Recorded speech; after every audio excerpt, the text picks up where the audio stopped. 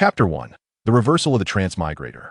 At the foot of the mountain, beside a small stream, a boy with algae green hair squatted by the water's edge, cupping his hands to wash his face repeatedly. Who is this Qin Shenlong? Why does he refer to me as Suoda? Suo Long crouched by the riverbank, reflecting on the words of that existence that had echoed in his mind moments before. Half an hour earlier. Ha ha ha. I can't believe I've become so. I surely won't lose my way. I shall trample the 4 emperors and strike down Luffy. I will pursue the empress and become the pirate king. Suoda, just give up resisting and let me consume you. Who? Suo Long felt an inexplicable aversion to the voice resonating in his mind.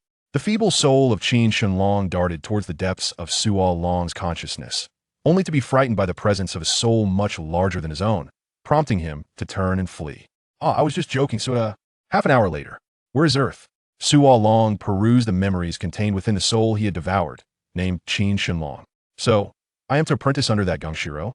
Gulialu. His stomach growled with hunger as he retrieved a rice ball and began to eat. He stuffed the rice ball into his mouth. Chewing it was somewhat cold and insufficient, vanishing after just a few bites. That's him. He was the one who attacked us yesterday and stole our rice balls. A child pointed at the figure by the river, followed by 2 adults approaching. Hey, you brat. Come here. A rather comical-looking adult with a sausage-like mouth brandished a wooden stick, glaring at him menacingly. Suo Long turned his head, casting a glance at the approaching trio, and licked the grains of rice from the corner of his mouth. Indeed, he had snatched a rice ball yesterday. Suo Long sprang to his feet and bolted, wading through the stream and sprinting towards the opposite mountain. He left behind the sausage-mouthed adult, who remained rooted in place, cursing angrily. As he ran, he continued to sift through the memories of Qin Shenlong in his mind. A year after apprenticing under Gangshiro, he would lose to a girl named Guina, losing a staggering 2001 times. Suo Long browsed through the recollections of his counterpart in the narrative of One Piece. This must be a lie. How could he possibly lose to a girl so many times? Suo Long felt certain that there was something amiss in this idiot's memories, yet the astonishing nature of the soul that had entered his mind made this scenario seem all too credible. After traversing the mountain, he arrived at a quaint village surrounded by fertile fields. Upon entering the village, Suo Long inquired with a passerby and discovered that this was Shuangyue village. He was to apprentice here? As he wandered through the streets, he sought the location of a dojo. After a prolonged search, he finally found it. Gulialu. Clutching his hungry stomach, he stood at the entrance of the dojo, scrutinizing the building. Hearing the faint sounds of ha-ha and the swish of bamboo, swords from within, Suo Long bent down and shouted with all his might. Is anyone there? Is anyone there? A man in a gray dojo uniform approached barefoot, squinting down at the boy munching on leaves. I have come to challenge your dojo. Please send forth your strongest fighter to face me. Starving and nearly desperate to swallow the leaves, Suo Long gazed at the squinting man, wondering if this was indeed the hidden master from Qin Shenlong's memories. A challenger? How rare it is to see one these days, Gangshiro mused, examining the boy who appeared to be from another village. Do not underestimate me, because I am just a child. I am destined to become the world's greatest swordsman. Suo Long clenched his fists, his eyes glinting with determination as he stared at Gangshiro. Gangshiro regarded the green-haired boy silently for a moment. Then I shall accept your challenge. If I win, I will take your dojo's signboard. Suo Long declared boldly, gazing up at Gangshiro, wondering if he was indeed the hidden master from Qin Shenlong's memories. And if you lose? Gangshiro inquired. Lose? Cough, cough. If I lose, I will join your dojo. Very well, Gangshiro nodded, turning to call out Guina.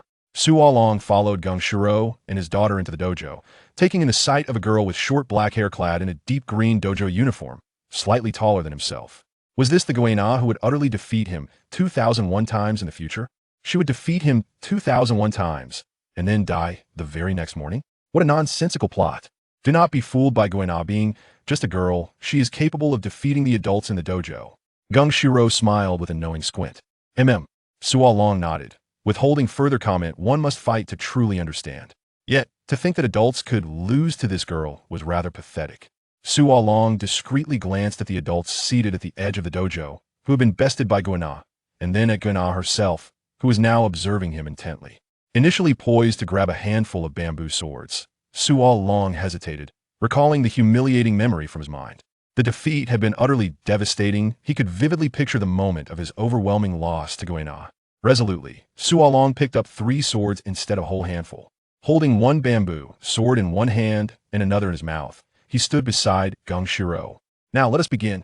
The three of them positioned themselves before the altar, with Gung Shiro in the center declaring, "Bow to the altar." Suo Long clasped the bamboo sword with both hands and bowed to the altar, then continued to bow toward his opponent. Guina, begin. With Gung Shiro's command, Suo Long immediately stepped back a few paces, holding his swords defensively before him, warily watching Guina's bamboo sword. TCH. Guina gripped her bamboo sword, observing the timid boy retreating several steps, shifting her stance around him. Just a boastful coward, is he? Guina thought to herself, then swiftly lunged forward, slashing her sword at Suo Long. Clang! The bamboo swords clashed, producing a crisp sound as Suo Long felt the impact reverberate through his hand. His left sword blocked Guina's horizontal strike, while his right sword thrust toward her. Clang, clang. Guina swiftly parried both of Suo Long's strikes, then aimed a downward slash directly at his face. Clang! The sword in his mouth failed to block the incoming strike, and Suo Long was struck on the head. He stared intently at Guina, recalling the force of her previous blow. He had been defeated, yet he was ravenously hungry. When would he get to eat? Have you learned the three-sword style? Guina queried, puzzled. No, today is my first time wielding a sword. Guina nodded in acknowledgement. Roronoa Zoro versus Guina. Zoro, utterly defeated, gained 1 point of swordsman experience. Current swordsman experience level, LV012500. Activated combination boost. When Zoro and Guina are together, each gains a 20 increase in attack speed. Suo Long listened to the voice within his mind.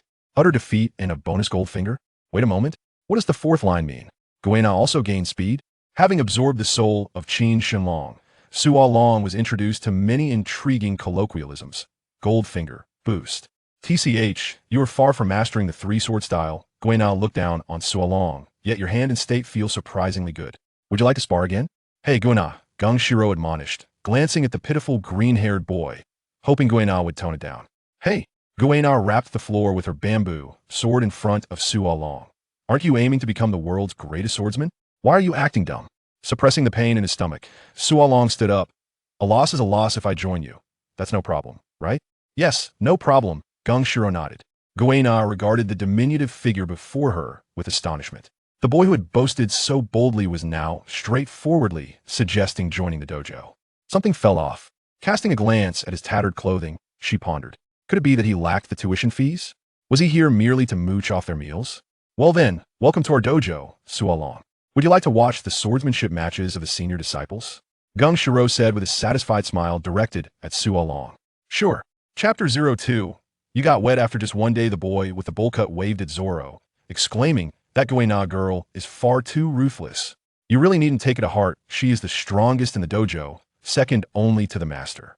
We wouldn't dare challenge her ourselves. Zoro approached the boy's left side and replied, thank you. As he glanced at the approaching girl, Zoro resolved within himself to redouble his efforts.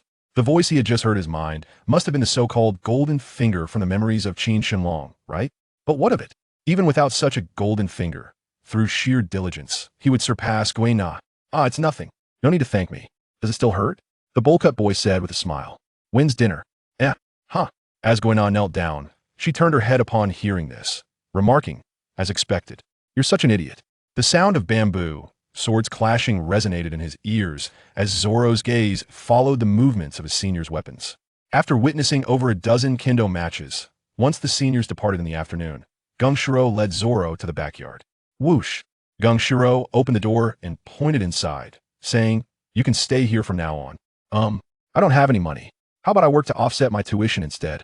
Well, that's acceptable.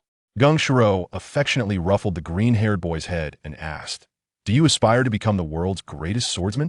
Of course, Zoro answered truthfully, tilting his head to look at his master while dodging the large hand that had tousled his hair. That is an exceedingly difficult endeavor. So what? Well, good luck. I quite like your spirit. Gung Shiro quietly walked away, leaving Zoro standing still with Guina approaching from behind. This is a kendo uniform, wear it tomorrow, Guina said, handing him a stack of clothes. You freeloading glutton. Zoro hesitated. He was indeed studying kendo, but his lack of funds was a concern. Hey, stop dawdling. I'm going to prepare dinner, come help out. All right. That night, in Shuangyue Village, at the Isin Dojo. Inside the room, Gung Shiro and his daughter stared in astonishment at the boy across from them as he devoured his meal. How many bowls of rice was that? Zoro shoved a piece of fish into his rice, mixing it all together before shoveling it into his mouth with wild abandon. That was his fifth bowl. To Zoro, this felt completely normal. He was only just beginning to feel slightly full. A full bowl of rice was consumed in mere moments, and Gung Shuro widened his eyes as he observed the boy tackling his sixth bowl, then glanced at his daughter Guina, who was on her third. He wondered, had he taken on a disciple or merely a bottomless pit? This appetite was simply abnormal. Guina finished her rice, set her bowl and chopsticks down, and watched Zoro devour his meal. Unable to best her, he was consuming twice as much as she was. Wait, that wasn't right. This was his seventh bowl. How could such a small guy eat so much? Those with large appetites surely had great potential, and it seemed her father had a reason for taking him in. She would have to keep an eye on this idiot's growth. Who knew? One day, he might surpass her. I'm full.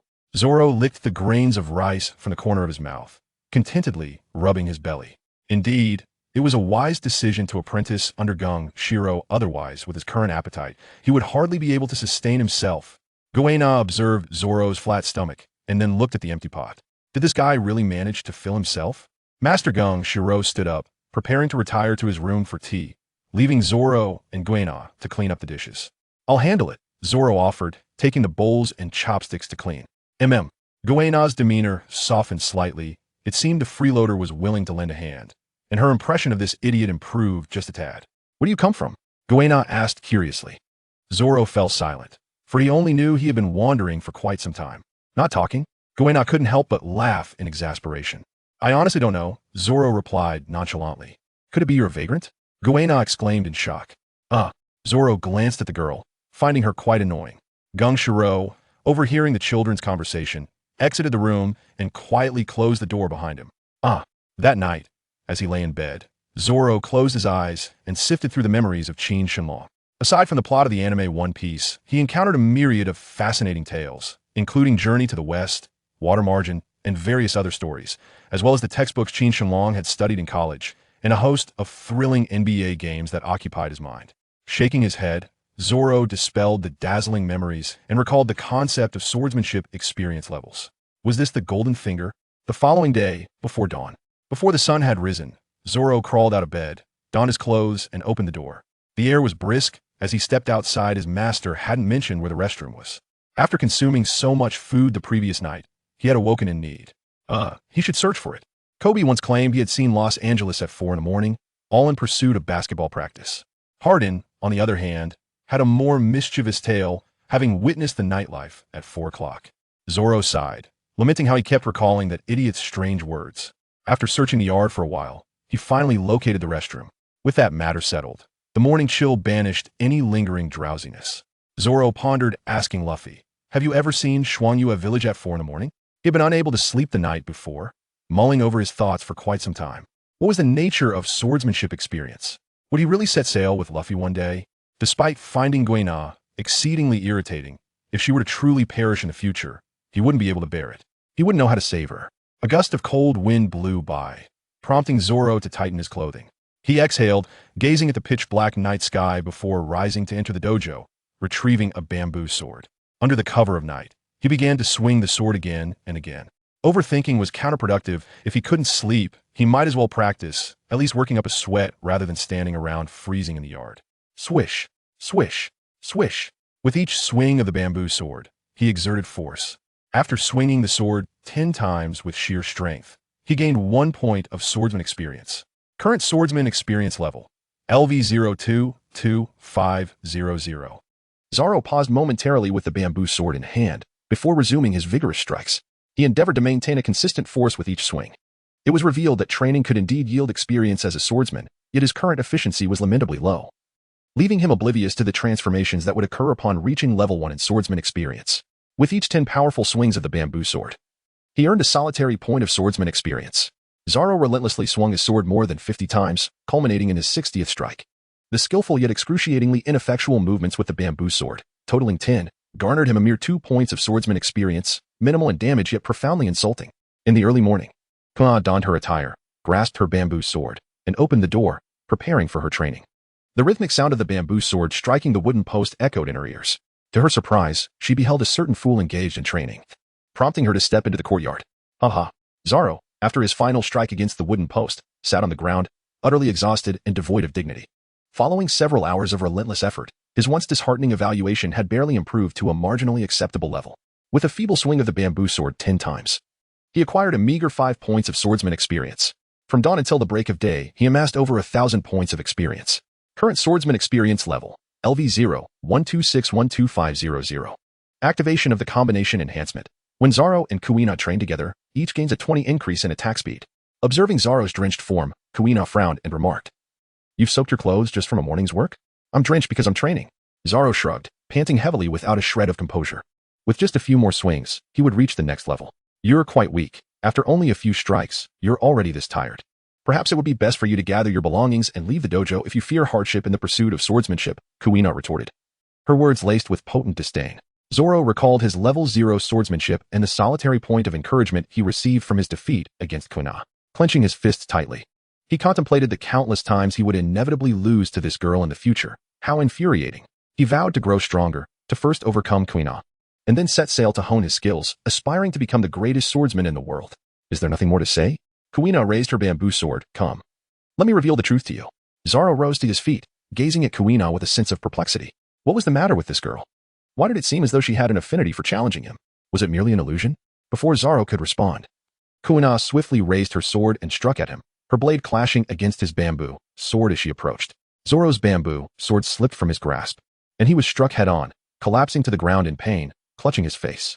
Roronoa Zoro faced off against Kuina, suffering a complete defeat. He earned 1 point of swordsman experience, currently at swordsman experience level, LV0, 12, 622, 500. Would you like to try again? Although you are quite weak, I find our matches incredibly enjoyable. Kuina, hands on her hips, looked down at the face-covered Zoro, her bamboo sword swaying enticingly before his eyes. With a 20 attack speed bonus, Zoro began to comprehend. The voice in his mind was indeed real. This time, in comparison to yesterday, he faced an even more direct defeat. Zoro silently rose to his feet, exclaiming, "Come on." Slap. "Ouch, ouch, ouch." Slap. "Could you refrain from striking my face? This is a contest." Slap. "Aye." Slap. Zoro rubbed the large bump on his head, sulking as he pushed around the rice on his plate. Glaring at Kuina, who was sipping her soup across the table, he had made a grave mistake, believing he would receive guidance from her. Instead, she had merely been curious about why his speed had increased when training with her, followed by an unexpected beating. Sigh. Yagushiro silently gathered the dishes, casting a glance at his daughter before quietly exiting the room. "I'm sorry." Kuina felt her cheeks flush as she recalled her impulsive behavior. How could she treat her junior disciple so harshly simply because of a pleasant sensation? It was utterly unbecoming of her. Yet, why did it feel as though her swordsmanship had improved significantly? This was no mere illusion. Zoro glared at Kuina, his mouth stuffed with a generous portion of rice. How insufferable this girl is. He called out for his senior sister to provide him with guidance. Yet Kuina seemed utterly indifferent. Had it not been for Master Kenshiro rising from his slumber, Zoro might have truly ended up with a face resembling that of a pig. The experience points, which had been painstakingly accumulated to 1262, were now a neat 1,300. "Thank you very much." After finishing breakfast, Zoro rose, preparing to venture outside for training. "Aren't you going to help me tidy up?" Kuina inquired, gazing at him. "Why not have another bowl?" "My face hurts. I'm going out for a run," Zoro replied, his lips twitching as he felt a shadow cast by this girl. "No way." Kuina stood up, promptly grasping Zoro's arm. "Have you forgotten how you arrived in Frostmoon Village? It's a small village. I cannot possibly get lost," Zoro asserted confidently, looking at Kuina. The memory of Qin Shenlong, who depicted himself as a hopelessly directionally challenged person in the tales of the Pirate King, was utterly absurd. "You wouldn't lose your way, would you? That would surely trouble father. What do you take me for? If I were truly directionally challenged, could I have found my way here to seek a master?" "Fool." Kuina gazed earnestly at him. "A lost wanderer, in any case, appears to be directionally challenged, doesn't he? Forget it. I shall train in the courtyard." Zoro turned away from the room, truly apprehensive that Kuina might once again brandish her sword at him. Within the dojo, there were 4 permanent residents: the master, Kushiro, his daughter, Kuina, the newcomer Zoro, who was indulging in free meals, and a certain gentleman, who had previously suffered humiliation at the hands of Kuina, only to be further harmed by Zoro. Indeed, in the original narrative, it was stated that Zoro had the capability to defeat this gentleman within the dojo. This individual was responsible for assisting Kushiro in teaching the disciples and would occasionally share tea with him, serving as an instructor. The original work only provided a glimpse of him, characterized by his bushy beard, and it seemed that his name was never mentioned. In the morning, the children of the village gradually arrived at the dojo, clad in their training uniforms, standing in rows and practicing their swordplay with spirited enthusiasm. Zoro stood behind Kuina, mimicking her movements with a bamboo sword, diligently practicing. A record of consecutive defeats numbering 2001? Such a notion was inconceivable. He would not permit it to transpire. Armed with knowledge of his own future and possessing that proverbial golden finger, he was destined to triumph over Kuina in due course.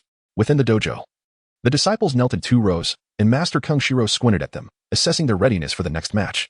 Zoro's name resonated in the air, prompting him to sharpen his focus, casting a wary glance at the figure seated opposite him. Was it her?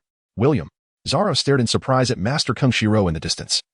His opponent was not Kuina. Zoro, I look forward to your guidance, exclaimed the boy with a bowl cut and sausage-like lips, who was, it turned out, named William. Likewise, William. Zoro replied, rising to his feet, finally taking a proper measure of his fellow disciples' appearances. The boy with the bowl cut and sausage lips, the pumpkin-headed lad with an abyss-like mouth, the sharp pepper-headed boy with squinty eyes, and another who bore a striking resemblance to a pea-headed brother. Did Master Kung Shiro's disciples all possess such a keen sense of crisis? Zoro and the man with the pot lid approached each other, exchanging courteous bows. Be cautious, for I shall not yield, William declared, gripping his bamboo sword firmly above his head, shouting as he charged toward Zoro, ready to strike. Crack. Snap. Zoro effortlessly deflected the descending strike from his opponent, swiftly turning his bamboo sword to land a direct blow upon William's visage. Roronoa Zoro triumphed over William with resounding success, earning 50 points towards his swordsman experience. Current swordsman experience level, LV0, 2,200-2,500. What an absurdity. It is merely a contest. Why all the commotion? Zoro pondered. The bamboo sword struck with force, leaving a crimson mark upon William's face. In the moment the sword parted from his cheek, William collapsed backward onto the floor, blood streaming from his nose. 1 point. That will suffice, Kayashiro declared, a satisfied glint in his eyes as he called an end to the match. Next up, Doug versus Brian, he announced, addressing the scruffy-bearded competitor. In the stands, Zoro glanced at William, who was clutching his nose in discomfort. I apologize for striking too hard. It's nothing, really. I was simply careless. I do not hold it against you. Then, after this, shall we engage in some more matches together? Absolutely. Zoro nodded, ceasing his whispered exchange with William. He had suffered a complete defeat at the hands of Kuina, gaining a mere 1 point of experience, while William had been utterly vanquished by Zoro, who consequently acquired a remarkable 50 points of experience. When it comes to comparisons and prowess, the outcome is unmistakable. At 4 o'clock in the morning in the dojo, the sparring session with William had undeniably opened the door to a new realm of leveling up for Zoro. As the matches concluded and Master Jinshiro departed, he left behind his disciples to engage in free practice and sparring. Zoro, shall we engage in another bout? I will not be careless this time, William proposed. Very well, Zoro replied. Zoro nodded without hesitation. At present, he and William were both novices, yet with Kuina's presence, Zoro benefited from a speed enhancement, allowing him to effortlessly triumph over William due to his swift advantages. Be cautious. This time I shall give it my all. All right. On the sidelines, with no opponents in sight, Kuina, who was holding a bamboo sword and observing the exchange of blows between the inexperienced fighters, was preparing to depart when she encountered a familiar scene. Tap. Clap. Zoro's left bamboo sword deftly deflected William's downward strike, while his right bamboo sword naturally struck William's face. Ouch, ouch, ouch. William crouched down, burying his head between his legs, tears and snot mingling together. Is he crying? Zoro appeared utterly bewildered, as the swordsmanship dojo primarily focused on honing practical combat skills, making it a commonplace occurrence to endure blows. Yet, why was he crying? No. I beg your pardon. On the sidelines, Kuina exhaled softly, observing Zoro's attempts to console the child with amusement. It came as no surprise to her. Despite having defeated Zoro countless times, she had never witnessed this oaf shed tears. At times, this fool even dared to glare at her. They were both merely children. So why was there such a stark contrast? To Kuina, it was entirely typical for those young ones to wail and whimper, but the fact that the foolish Zoro, after enduring so many beatings, still had the audacity to glare at her was indeed unexpected. Zoro squatted beside William, anxiously ruffling the boy's pot-like hairstyle. Despite his efforts to console him for quite some time, the tears continued to stream down William's face unabated. Wah, don't mess with my hair. I'm going to be a man of the Navy one day, William exclaimed, his eyes red as he pushed Zoro's hand away from his hair and suddenly stood up. Ha ha ha, a coward can never become a Navy man. Zoro could not help but chuckle, his palm striking the floor. In an instant, he transformed from a blubbering mess to a fierce declaration of his ambition to become a Navy man. While it may have seemed inappropriate to laugh, this little rascal was undeniably amusing. Do not laugh. William gritted his teeth, glaring at Zoro, his fists clenched. I aspire to be a Navy general, and I intend to capture all the pirates that plague our village. There is nothing humorous about this. Don't touch my hair. Ha ha ha. Zoro gently tapped William's head with his bamboo sword, remarking, a crybaby can never become a Marine, though a crybaby might marry a female Marine. William, biting his sausage-like lips tightly, struggled to contain the impulse to shed tears and shouted angrily, I'm not crying. I will continue to challenge you. I am not a coward. I aspire to be a Marine. Observing the indignant young boy, Zoro found himself momentarily taken aback.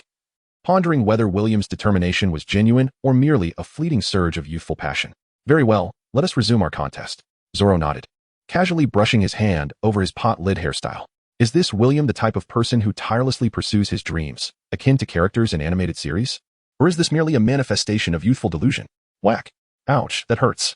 Zoro sighed as he crouched before William, observing this weepy soul. It appeared that physiological responses could indeed surpass the outbursts of a melodramatic nature. He chuckled softly.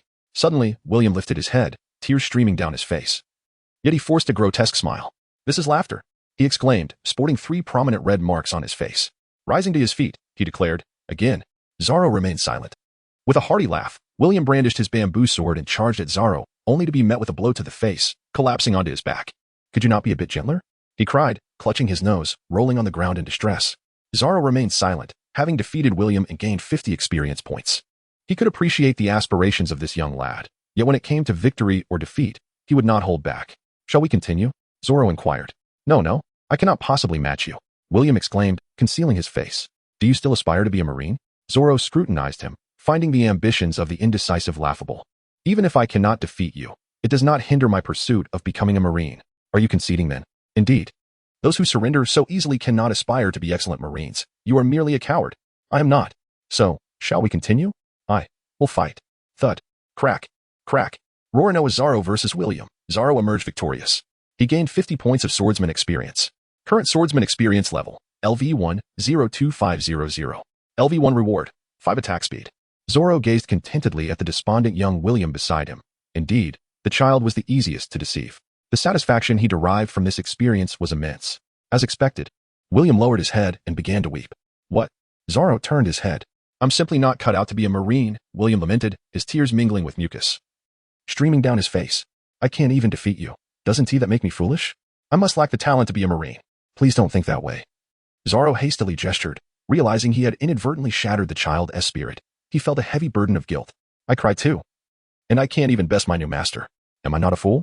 William's sobs grew louder, gradually drawing the attention of his fellow disciples engaged in practice. How does one console a child? I'm rather anxious. Everyone was merely playfully sparring at this level. Did it truly matter who won or lost? However, he feared that if he spoke up, his fellow disciples might retaliate against him. Everyone here is rather inexperienced. Why is it that every defeat William faces seems solely at his own expense? This is undoubtedly the finest opportunity to capitalize on the situation. Lift your head. Zoro patted the floor and fixed a serious gaze upon William. William, puzzled, raised his head, tears streaming down his face, a blend of endearing and comical. No crying, Zoro commanded. William's sobs abruptly ceased as he wiped his nose with his palm. Have you ever witnessed a kendo dojo at 4 a.m? Zoro reminisced about some inspirational tales from Qin Shenlong's memories and pondered for a moment before making slight modifications. William shook his head. 4 o'clock in the morning? At that hour, if I were to arrive at the dojo, Master Gengshi Lang would surely kick me out. The other senior brothers seated in a circle all nodded in agreement, casting a glance at their junior sister Kuina. You would undoubtedly face Master S. Wrath. Kuina, clutching her bamboo sword, looked at Zoro with confusion. She had seen the dojo at 6 a.m, but 4 o'clock seemed far too early. Everyone would still be sound asleep at that hour. Long ago, on an island named Pennsylvania, there existed a city called Philadelphia. I've never heard of it. William wiped the tears from his face. Does this island exist in the East Sea? Or perhaps in the South Sea? The other senior brothers whispered among themselves. Of course. You wouldn't know about the islands in the second half of the Grand Line. Zoro shamelessly fabricated a tale. In Philadelphia, there exists a dojo by the name of Raoul Mirian, where an inept apprentice named Kobe trains. He is remarkably short and consistently loses in competitions, never once emerging victorious. His master, filled with disappointment, has resolved to abandon him. How unfortunate he is. William gazed at Zoro, while the senior disciples continued to whisper among themselves, casting glances at the one with the pothead hairstyle. Each time Kobe suffered defeat, he was left to tidy up the bamboo swords and protective gear once the others departed. How pitiful, William remarked. Zoro sighed in relief upon witnessing William's lack of tears, pondering to himself how unfortunate it was for that fool. After all, Kobe had been mercilessly thrashing that group of high school students in Raoul Mirian. It seemed his words were merely to accommodate your feelings, creating a sense of empathy.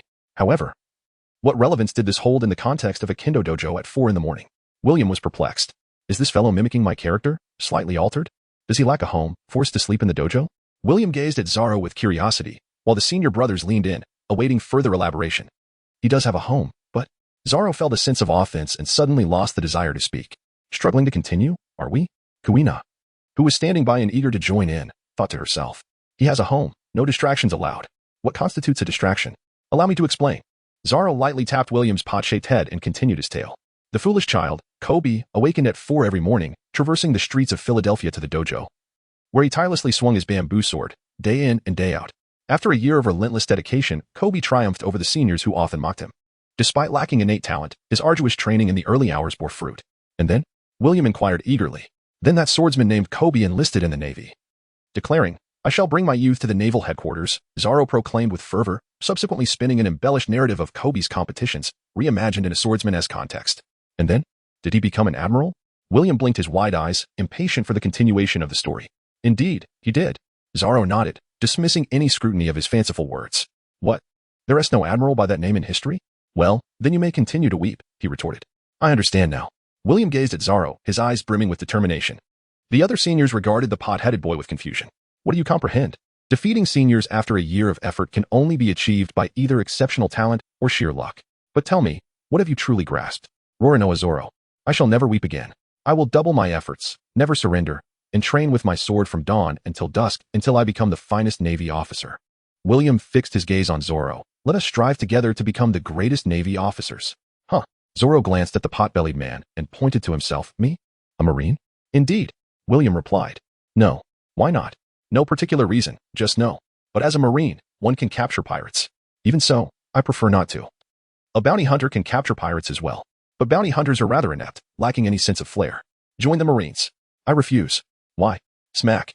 Zoro struck the floor with his bamboo sword, casting a fierce glare at the pot-headed figure, who recoiled several steps in fright. Clutching the bamboo sword, he departed from the dojo. In the recesses of Zoro's memories, the Navy was merely an organization established by the celestial dragons to facilitate the consolidation of their power. He yearned to set sail and hone his skills, aspiring to become the world's strongest swordsman. The vast seas and the Grand Line were teeming with delightful and intriguing islands. Why not embark on a journey to explore them? The presence of simple souls like William and Kobe within the Navy was more than sufficient. Upon reaching the outskirts of the village, he crouched by a babbling brook, scooping up the cool water with both hands to splash on his face, vigorously rubbing it in. A messenger seagull gracefully flapped its wings and descended slowly, approaching the hunched figure of Zoro. Zoro flicked the droplets from his hands and turned to regard the peculiar figure before him. A seagull adorned with a hat had a small red backpack hanging from its neck, beneath which dangled a bundle of freshly printed newspapers. The seagull took a couple of steps forward, fixating on Zoro, and gestured towards the newspapers suspended from its chest with its wings. Doesn't this human ever purchase a newspaper? How much does it cost? Zoro inquired. The newspaper-bearing gull rummaged through its small backpack, producing a 50 belly note for Zoro to glimpse before swiftly tucking it away once more. Do you truly believe I am worth 50 belly? Zoro sat to the side, indulging in food and drink without a single belly to his name, unable even to afford a newspaper. The seagull delivering the papers gazed at this young human in bewilderment, wondering if he was truly so destitute that he couldn't purchase a mere newspaper. How about you let me glimpse the headline? It suggested. If the title piques my interest, I might lend you some money for the paper. Zoro playfully teased the seagull. The bird, with one wing shielding the contents of the newspaper, briefly revealed the headline before swiftly retracting it, extending a wing as if to say, if you wish to buy the paper, you must pay, without at least 50 bellies. You are indeed deceiving me. It does not seem intriguing enough. I shan't purchase it. Farewell. Zoro noted the title, rose to retrieve his bamboo sword, and turned to leave. The new seagull observed as this human walked away, puzzled by the situation. Was merely glancing at a title sufficient? This individual seemed rather stingy, didn't he? In the afternoon, at the dojo's backyard, Zoro gripped his bamboo sword tightly, striking it forcefully against the wooden post, each swing executed with a consistent rhythm. When fatigue set in, he would take a moment to rest beneath the shade of a tree in the courtyard, catching his breath before resuming his relentless practice. To this day, he had managed to elevate his once lackluster technique to a commendable level. With 10 proficient strikes of the bamboo sword, he gained 8 points of swordsman experience. Although this may seem less efficient compared to William's method of striking, which yielded 50 points per hit, the exhilarating experience of accumulating points was undeniable. Nevertheless, this approach remained the most practical means of laying a solid foundation. Clap, clap. As the sounds echoed through the courtyard, Kuina gradually approached, observing the solitary figure diligently chopping at the wooden post. Ah, hey. Zoro swung his bamboo sword once more, striking fiercely against the wooden post, producing a resounding crack as his left-hand sword shattered. Currently, his swordsman experience level stood at LV 1-23402500. After gathering the broken pieces of his bamboo sword, Zoro settled beneath the shade of a tree, leaning against its sturdy trunk, panting for breath. If William were to arrive in the afternoon, defeating him 50 times would yield a swift 2,500 experience points. Yet, after a prolonged session of training, Zoro found himself exhausted and still lacking over 100 experience points. As Kuina prepared to approach, a small figure dashed past her, wielding a bamboo sword and heading towards the tree. "Zoro, let us have another match," William exclaimed, brandishing a bamboo sword in each hand, with another clutched in his mouth. "I have as many swords as you do, and this time, I will defeat you." Catching his breath, Zoro paused to contemplate, initially taken aback by William's appearance, recognizing the influx of experience points. However, the sight of William, with a sword in each hand and one in his mouth, struck him as strangely familiar. "Wait a moment, am I Zoro? This kid's three-sword style seems off." "Hey, you little brat, something is not right with you," Zoro remarked. "You're frightened, huh?" William, with the wooden sword clenched between his teeth, retorted, "I want to hold back." Zoro nodded, genuinely surprised that someone would dare to appropriate his signature style. "Come on, let us compete once more. I will surely win." William swung his bamboo sword, the one in his mouth bobbing up and down as he moved. "All right." In the corridor, Kuina sat down, observing the playful antics with indifference. "I wonder if William will end up crying." "I'm coming," William shouted, crossing his two bamboo swords in front of him as he charged toward Zoro, the sword in his mouth muffling his words. Thud. Zoro's bamboo sword in his left hand intercepted William's crossed swords at his chest, with a resounding crack. The sword in his right hand struck William's wrist, causing the bamboo sword to fall from his grasp. Zoro's bamboo sword gently tapped William's face. Smack. Ouch, ouch, ouch. William's face suffered yet another blow. To mimic my character is truly excessive. 06. Amusing William, slightly modified, Zoro observed as William sprinted into the dojo, gradually fading from view. The young boy remained true to his nature. He had once vowed to become the finest Navy officer, yet now regarded this endeavor as a mere game of pique. Nonetheless, it was a relief that he did not weep this time, a notable improvement. Before long, William returned, balancing 3 bamboo swords in his left hand, 3 in his right, and dramatically clenching 4 more between his teeth, standing proudly before Zoro. Wah. Speak in human terms. William released his grip, causing the bamboo swords to clatter to the ground. "Let us have a match. This time, I can defeat you," Zoro observed as the pot-headed individual retrieved the bamboo sword from the ground, struggling to once again insert the hilt into a sausage-like mouth. To be honest, witnessing this scene evoked a sense of discomfort on behalf of William. It was truly unexpected that the pot-headed character would resurrect the dark history from the original work and put on a performance. Zoro stepped forward, wielding his bamboo sword with a swift strike. The man with the pot-lid haircut dropped 2 swords from his right hand, only to have Zoro thrust his bamboo sword, prompting the pot-lid-headed adversary to hurriedly block with his left hand, which resulted in the loss of 2 additional swords. With a resounding crack, the bamboo sword struck William's head, compelling Zoro to sheath his weapon. Roronoa Zoro triumphed over William, achieving a resounding victory.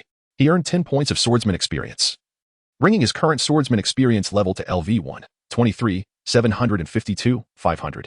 Zoro gazed at the bowl-cut figure, lost in contemplation. Moments ago, he had triumphed over the 3-sword style of the bowl-cut, earning 25 experience points, which was half the usual reward for a victory at level 0. Yet now, defeating the 7-sword style of the bowl-cut yielded him only 10 experience points, perhaps indicating the ease with which he had won. Should he continue? William cradled his head, crouching across from him. "Let us take a break," he suggested. Zoro, deep in thought, observed the oddly endearing little demon. "Are you tired?" William inquired. "You could say that," Zoro replied dismissively. 10 minutes later, Kuina, seated in the corridor, watched as the 1-sword style William succumbed to Zoro once more, prompting her to rise and depart.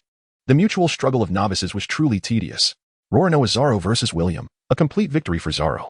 He earned 30 swordsman experience points. Current swordsman experience level, LV1, 24052500. Zoro waved his hand, dismissing the incessant pestering of the pot-headed imp, refusing to engage in a contest with him any longer.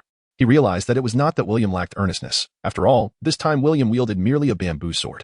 When he fought seriously, the outcome was still a swift defeat for him. William, inherently unable to match Zoro, had acquired a 5-speed attack bonus upon leveling up, enabling him to strike and block with greater swiftness. He had indeed grown stronger, yet his opponent remained woefully inept, resulting in the swordsman system awarding him considerably less experience. Otherwise, had he bound William and struck him once per second, the data would surely have exploded. Nevertheless, even if such data farming were feasible, he would refrain from it, as a newly formed friendship should not be so easily jeopardized. Night fell outside Windmill Village, alongside the rice paddies, with his hair swaying gently in the breeze. Zoro sat by the roadside, gazing vacantly at the moon. Earlier in the afternoon, he had accompanied Kuina to the village outskirts, where he discovered that the vast fields of rice before him belonged to the dojo. They were a meager plot compared to the land of that imbecile who sought to usurp him. Despite his grievances, he knew he had responsibilities to fulfill. He had promised to contribute to the household expenses, hence he followed Kuina to assist with the labor. While cautiously observing others at work, he attempted to emulate their actions. Indeed, apart from besting William, he possessed no other skills. Kuina, seated opposite him, glanced at the 2 bamboo swords resting at Zoro's feet. "How about a spar? We can return afterward." Zoro turned to glance at his opponent, pondering that with his recent upgrade granting an additional 5 attack speed, he should be able to exchange a few moves with her. Very well. The two rose to their feet, each grasping a bamboo sword, positioning themselves on opposite sides. Beneath the moonlight, the summer breeze stirred the grass in gentle undulations. Kuina, wielding her sword, parried the incoming strike, deflecting the bamboo sword with a flick of her wrist as she lunged toward him. Zoro's left-hand bamboo sword instinctively crossed in front of his chest to deflect the thrust, while his right-hand bamboo sword slashed towards Kuina. Kuina retreated, evading the attack. Zoro shifted his stance, wielding his twin swords in a poised position before him. His gaze locked onto his opponent. The gentle breeze ceased its caress, and in unison, both combatants sprang into action. Tap, tap, crack. Roronoa Zoro faced off against Kuina, and Zoro was defeated. He gained 10 points of swordsman experience, indicating progress. Kuina turned away, heading towards the village. But who bestowed upon you the audacity to believe you could surpass me? How pitiable your weakness is. Zoro rubbed his head, noting the absence of any swelling, which indicated that she had not exerted herself too forcefully.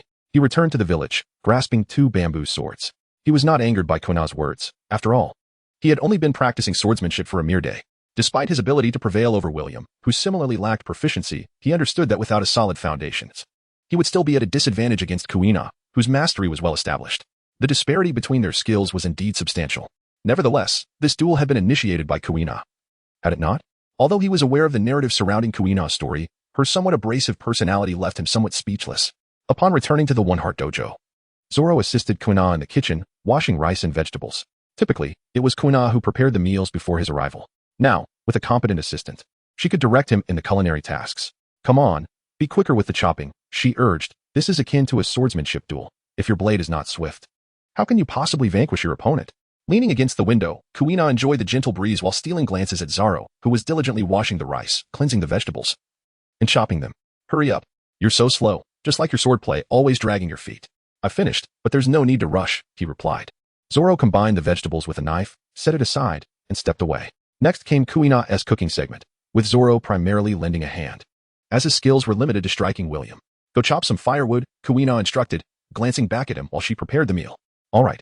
Suddenly, the door swung open, and Master Gungshiro, adorned with round glasses and sporting a single ponytail, entered, shutting the door behind him before taking a seat.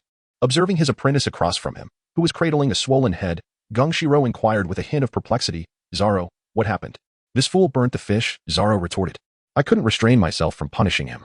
Gungshiro paused, then turned to his daughter, who was engrossed in her grievances, and expressed his surprise. Haven't you always been the one to cook? Zoro sat in silence, clutching a large bag, reflecting on his earlier task of chopping firewood. After he finished, he took up a bamboo sword to practice on a wooden post. By heaven's grace, he had merely touched the fish without truly frying it. Why should I be blamed for the fish burning when you were distracted by the outside? Never mind, it is best not to speak too much about my own indulgences. Yaguro, sipping his soup, glanced at his daughter and apprentice, feeling a slight headache. Zoro, how are you feeling today? Yaguro asked with a squint and a smile, observing his apprentice engrossed in his meal. I feel quite well. The senior brothers are very friendly, and I've even made a new friend. Zoro swallowed a mouthful of rice, mixing in a piece of fish, and continued to devour his meal with great enthusiasm. How does it feel to compete with your senior brothers? Gungshiro set down his bowl of soup, finally victorious. Haha, keep it up. Kuina sipped her hot soup slowly, observing Zoro gulping down the fish and rice. Is the burnt fish truly that delicious? Kuina remarked, disturbing the peace. Indeed. She picked up a piece of charred fish and began to chew. Alas, it was difficult to swallow. Watching Zoro feast voraciously, she felt a bit embarrassed and suggested, eat more vegetables, leave the fish aside. Zoro glanced up at her, picked up 2 pieces of greens, and continued his dedicated pursuit of sustenance. Having endured the hardships of wandering, he would never waste a morsel of food. Kayashiro and his daughter exchanged glances while holding their bowls. Kayashiro pondered aloud. What could Zoro have experienced during his time of wandering? His daughter replied, perhaps you should refrain from teasing him in the future. Guina, puzzled by her father's strange expression, failed to comprehend his thoughts and turned back to her meal. After they finished eating and tidied up the dishes, only Zoro and Guina remained in the room. Zoro lay sprawled on the floor, his hands rhythmically massaging his abdomen, eyes closed as he reminisced about the adventures of the Pirate King. Kuina knelt across from him, intrigued by the laid-back, green-haired fellow. Was his appetite insatiable? It seemed as though he belonged to an entirely different race. The fish had burned. She and her father had subsisted solely on vegetables, while Zoro had devoured all the unpalatable fish. Is it delicious? Kuina inquired. What? Zoro sat up abruptly. Fish meat. Is charred food truly delicious? Kuina suddenly felt a surge of curiosity towards this fellow. Has his sense of taste deteriorated? It is utterly unpalatable. Zoro grinned mischievously before resuming his reclined position to digest his meal. He was both gluttonous and inexperienced. Kuina, infuriated, cast a remark over her shoulder as she stood up, pulling open the door and departing. Zoro lay upon the floor, turning his gaze towards the wooden post in the courtyard outside. Today, he had ascended to the next level as a swordsman, gaining an additional 5 points in attack speed. However, he found himself unable to withstand the prowess of Kuina for long, ultimately succumbing to defeat. Before mealtime, he seized a moment of leisure to further hone his skills, elevating his swordsman rank to LV2. His current swordsman experience stood at LV2, 82, 500, with the LV2 reward granting him an enhancement of 3 in neural reaction speed. Although the increment appeared modest, its significance was paramount to his growth. As he continued to train, his innate strength burgeoned, amplifying the impact of such enhancements, a fact not to be underestimated. He anticipated that he would be able to endure more attacks from Kuina come tomorrow, as his reflexes had improved considerably. Rising from the floor, he exited the dwelling and approached the wooden post, grasping his wooden sword to resume his training. He resolved to cast aside any fanciful thoughts. As a novice, he must not aspire beyond his means, nor should he emulate the foolishness of the neighbor. The familiar sound of the wooden sword striking echoed incessantly in Kuina's ears, prompting her to open the window. So inexperienced and annoying, she muttered, with a swift motion. She closed the window, retreating to her slumber. In the early hours of the following day, a diminutive figure wielding a bamboo sword struck the wooden post with rhythmic precision. His swordsman experience now read LV2, 7, 282, 500. Suddenly, the window flew open, revealing Kuina, wrapped in her blanket, peering out at the disturbance caused by a certain imbecile.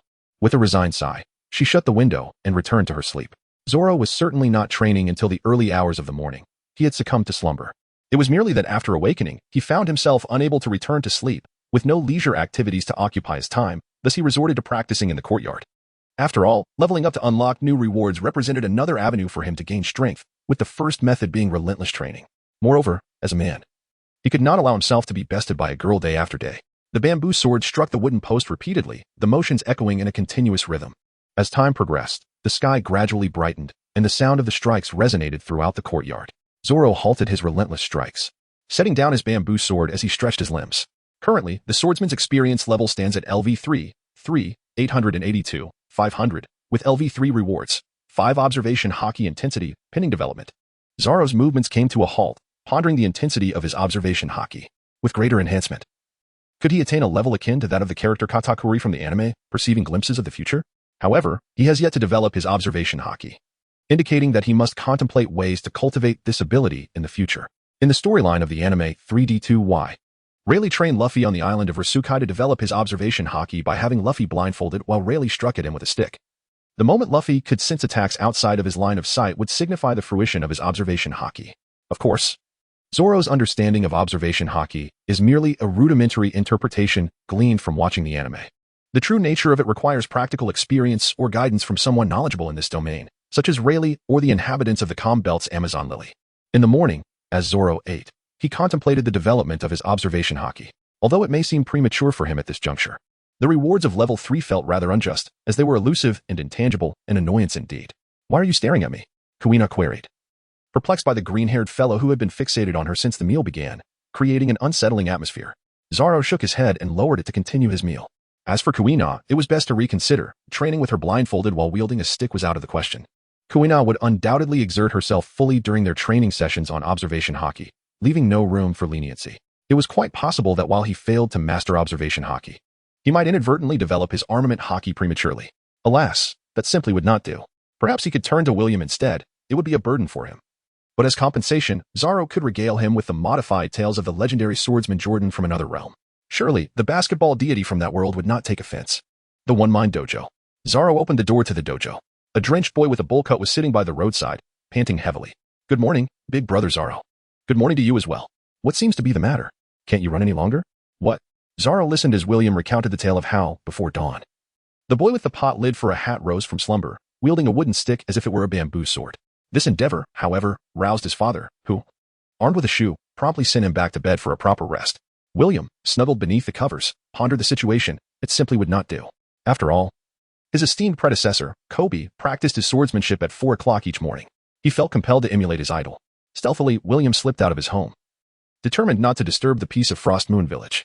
He ran in circles around the village, exercising tirelessly, neglecting breakfast, until exhaustion finally overcame him. Zoro chuckled. This child. So naive. Yet, he could discern the sincerity of William's determination to become an exceptional Navy officer. Did he truly aspire to be a distinguished member of the Navy? Zoro inquired, recalling that in the vast expanse of over 900 episodes in his mind, he had never encountered a naval officer named William. Of course, William gazed at him, his eyes filled with hope for the Navy.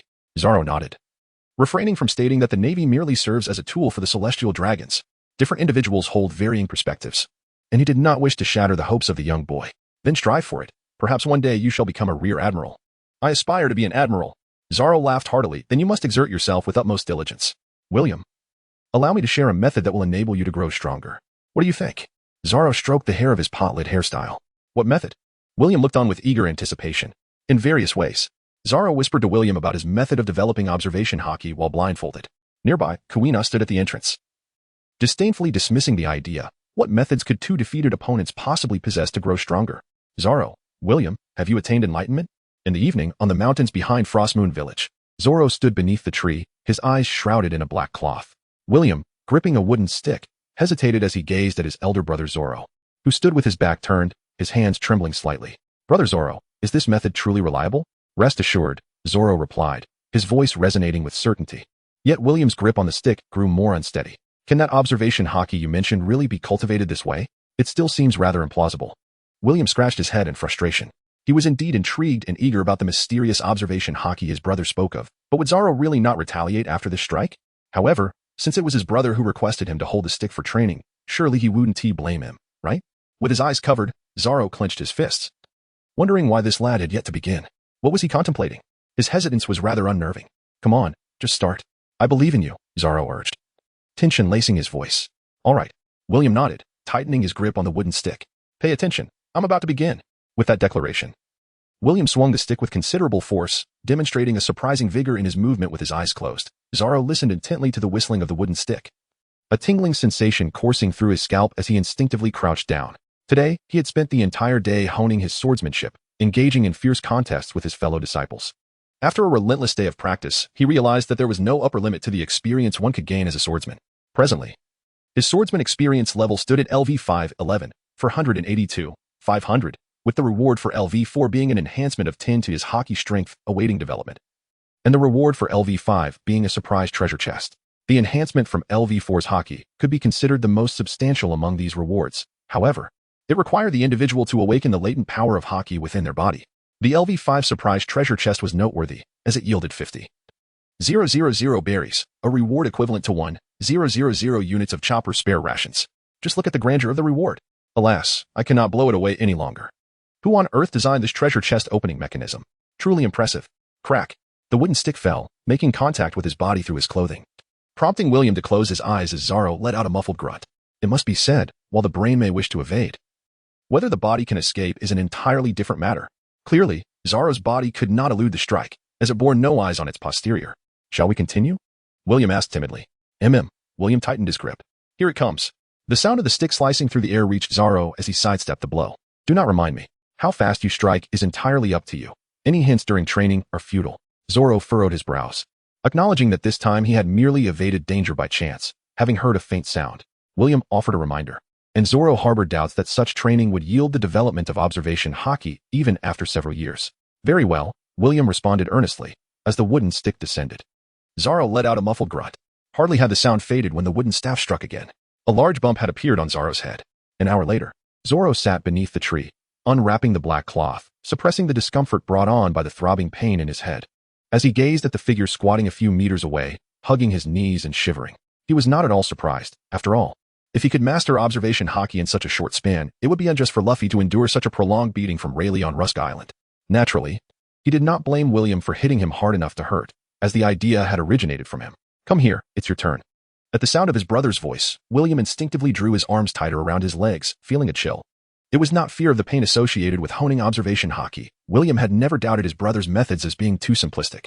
Zoro, is there no other way? He asked, running his fingers through his hair, anticipating how he would appear an hour later. Well, it seems this kid is still afraid of pain, Zoro mused. Don't you want to become a Marine? Upon hearing this, the boy quickly closed the distance between them. Listen closely, I shall repeat myself once more. Zoro picked up a wooden stick, weighing it thoughtfully, pondering that soon he would discover the quality of this implement. William sat obediently before Zoro, eager to hear his elder sibling once more expound upon the concept of haki. Haki, a latent power residing within all humanity, beckons to be awakened. Suddenly, I recall the animated character known as the Kung Fu Manatee, a martial arts enthusiast from Alabasta who eventually mastered the art of haki. It is worth noting that only a select few creatures possess the ability to harness this power, and such instances are exceedingly rare. The observation haki enables one to keenly perceive the presence of adversaries beyond mere sight, allowing one to sense their movements, numbers, and positions. Meanwhile, the armament haki envelopes the body like a formidable armor, enhancing both personal defense and offensive capabilities. Upon recalling the author Oda and the character Virgo, one cannot help but admire the latter's ability to envelop himself entirely in a cloak of black haki. The unspoken implications of those three words are better left unmentioned. However, Virgo's technique is undeniably both formidable and audacious. Zoro did not speak of Conqueror's haki, for it is a trait that some individuals possess inherently, while others may toil for a lifetime without ever attaining it. Our current training objective is to cultivate our observation haki, William remarked. Zoro nodded. The development of observation haki is not an endeavor that can be accomplished in an instant. It requires ample patience, unless one possesses exceptional talent. William, in agreement, continuously nodded. I shall keep it a secret. Ha!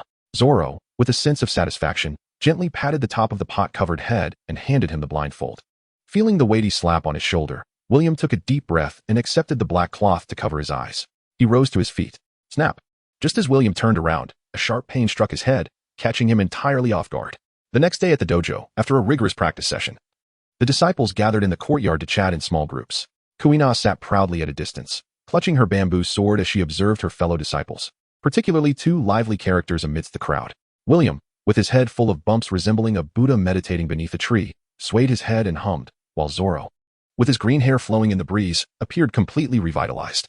William grimaced at his elder brother Zoro, pondering why. Despite everyone enduring an hour of training to hone their observation skills, he suffered sleeplessness from the pain, while Zoro, after a mere nap, seemed to have recovered fully, his head adorned with lumps. Did you use an eraser on those? He thought in disbelief. It was simply outrageous. They were not even on the same wavelength. Zoro gazed at William, whose head was adorned with the same multitude of bumps as yesterday, reflecting that, indeed, there exist genuine individuals in this world. One cannot merely focus on the likes of Luffy, a veritable anomaly. Take Usopp, for instance, lacking the monstrous potential to grow from a single blow dealt by Luffy. Devoid of the guidance from a master like Zoro, and certainly not possessing the enhanced physique bestowed by Frankie's modifications. Yet, astonishingly, this fellow endures the most brutal of beatings, only to emerge once more, vibrant and full of life, ready to boast. It appears you are the true embodiment of normalcy. Zoro glanced at William, feeling somewhat embarrassed. Master Gung Sihong slowly approached his disciples from the corridor, preparing to observe the competition and provide guidance. The bearded uncle followed closely behind, clearing his throat, prompting the chatting disciples to line up orderly. The courtyard fell into an instant silence. Looking at his obedient disciples, Gung Sihong prepared to select two favorites for the preliminary match. In the first round, Zoro was to face. However, Gung Sihong's gaze passed over Zoro, ready to call out William's name, when he noticed the large bumps on the child's head. His narrowed eyes revealed that calmness was no longer an option. Was this bullying in the dojo? The village of Shuangyue was not large, and everyone frequently crossed paths. Gung Sihong was always seen with a warm, amiable smile as the master of the kendo dojo. Such an incident occurring within his dojo left him pondering how he would face the villagers in the future. His gaze shifted away from Zoro and William to his daughter in the distance, a serene silence enveloping the scene. The disciples present turned to their silent master, sensing something was amiss. Following the direction of their master's gaze, they saw, Kuina. Kuina looked at her father's gentle smile with confusion, feeling an inexplicable chill. As her father stopped in front of William, the simple indication enlightened Kuina. With sincere and honest eyes, she exchanged glances with her father, as if to convey, I am unaware of this matter, I am innocent. Gung Sihong shifted his gaze from his daughter. He had raised her with great care and understood her well, though she could sometimes be less than endearing. His daughter would never lie. But who was responsible? Gung Sihong scrutinized his disciples, contemplating, as his gaze traversed past Doug and William. He fixed a serious look upon Zoro, his expression seemingly asking, my dear disciple, could it be you who did this? Zoro blinked his eyes repeatedly, wondering if his master was agitated, as his gaze flitted about incessantly, gazing into his disciples' earnest eyes. Gung Si Lang was convinced that this was not an incident of dojo bullying. Guina exclaimed in disbelief, no way, no way. Father, where did you learn to be so arbitrary in your judgments, without inquiring about anything? When something arises, you need not speak. Understanding relies solely on intuition. Zoro faced Guina, and the first round commenced. Gung Si Lang sat quietly to the side, his bushy beard resting beside him. Zoro approached with a bamboo sword, having diligently honed his skills throughout the early morning hours. He was rewarded with a 5 attack speed for reaching level 6 and a 3 neural reaction speed for attaining level 7. The enhancements included 1. 30 attack speed comprising a combination of 20 attack speed. 2. 6 neural reaction speed. 3. 5 intensity of observation haki. 4. 10 intensity of armament haki. Zoro and Kuina stood on opposite sides, exchanging formal greetings. The senior disciples on either side yawned, lacking any real anticipation for the upcoming duel. Kuina had already proven herself capable of besting even the seasoned adults in the dojo, let alone these mere novices who could only mimic sword swings. They could already envision Zoro facing yet another defeat that day. As the match commenced, Kuina swiftly swung her bamboo sword, and Zoro raised his left hand sword to parry the blow. Zoro swung his sword horizontally with his right hand, yet it was swiftly parried by Kuina's retreating bamboo sword. The sound of clashing echoed. Tap, tap, tap, tap. The two engaged in a fierce exchange, trading blows multiple times. The senior disciples gazed in astonishment at Kuina, who had Zoro on the defensive. Was she holding back? Why hadn't she defeated him in a single strike? Observing the fierce back and forth, which had exceeded a dozen exchanges, it was evident that although Kuina maintained the upper hand throughout, it had only been a matter of days. Has Zoro, who initially made his entrance only to depart, now matured to the extent that he can barely withstand Kuina's bamboo sword? Has Zoro already qualified to be a training partner for his senior sister? Zoro, responding instinctively, drew his sword with his right hand to parry Kuina's downward strike. With his left hand, he swiftly thrust his sword toward her, only to be met with her defense. Kuina retaliated with a reverse slash, which was intercepted by the bamboo sword held in Zoro's mouth. Observing the duel between his daughter and his apprentice, King Shiro's smile broadened. Some individuals are inherently gifted with the aptitude for swordsmanship, while others, despite diligent practice from a young age, may never match the achievements of those who study for merely a couple of hours each day. In Kung Shiro's eyes, Zoro was the most precious gem he could wholeheartedly nurture. Indeed, he believed that the wisest decision he had made recently was to adopt this apprentice. Clack! The bamboo swords met, and then swiftly separated. Kuina withdrew her sword, stepping back while frowning at Zoro. Though it had only been a few days since he had become her disciple, it was evident that his swordsmanship still bore traces of a rudimentary style. Yet, with each of her strikes, Zoro managed to rely on his instinctive reactions to barely deflect her attacks. Kuina felt an undeniable frustration. Despite the fact that Zoro's technique was rudimentary, his quick reflexes and speed created a disconcerting challenge. Zoro stood resolutely, his twin swords crossed in defense before him, fixating on Kuina, who towered over him by a head. His grip on the bamboo sword tightened, the perspiration in his palms rendering the hilt somewhat slippery. The sound of swift footfalls echoed in the air. 10 minutes later, the intensity of their sparring erupted in a flurry of strikes, bamboo swords clashing against one another. Zoro gasped as he parried, fatigue beginning to weigh upon him. Kuina raised her sword high above her head, her bamboo weapon descending with great force and momentum. Zoro hastily raised his dual swords in defense. With a resounding strike, Kuina's bamboo sword cleaved through his blades, halting mere inches from his face. Despite the apparent chaos of their exchange, she managed to withstand him for an impressive duration. As she sheathed her bamboo sword, Kuina pondered how she could boast of her triumph over a defeated opponent. Clearing her throat, she remarked, "But what does progress matter? Weakness is still weakness, especially for a boy like you." The senior disciples flanking them exchanged bewildered glances at Kuina's contradictory statements. She praised Zoro's improvement only to deride him moments later, creating an unsettling dissonance. "Isn't Zoro quite formidable?" whispered the sharp-headed Doug to his companion, William. "It is Kuina who is exceptionally strong," William affirmed with a nod. With that, Kuina departed, bamboo sword in hand. Zoro resumed his seat beside William, eagerly anticipating the upcoming matches among his senior brothers. "Zoro, your progress has been remarkable. I am confident you will achieve even greater heights in the future," remarked Gung Shiro with a smile. "Thank you, master. I shall not waver," Zoro replied earnestly. The matches continued, with the next bout featuring Tog against Doug, announced the bearded man. Gung Shiro refrained from further commentary towards Zoro, as he felt the need for additional observation of this disciple over time. One by one, the senior brothers stepped forward to engage in combat, their bamboo swords clashing in a flurry that unfolded before Zoro's keen eyes. The details of the matches are omitted for brevity. Big Brother Zoro. Big Brother Zoro? Zoro opened his eyes, casting a puzzled glance at William beside him. "Did you doze off just now, Zoro-san?" William inquired. I inadvertently fell asleep." "My apologies," Zoro replied with a yawn. It wasn't that he lacked seriousness. Rather, the raucous antics of the little children behind him had lulled him into slumber.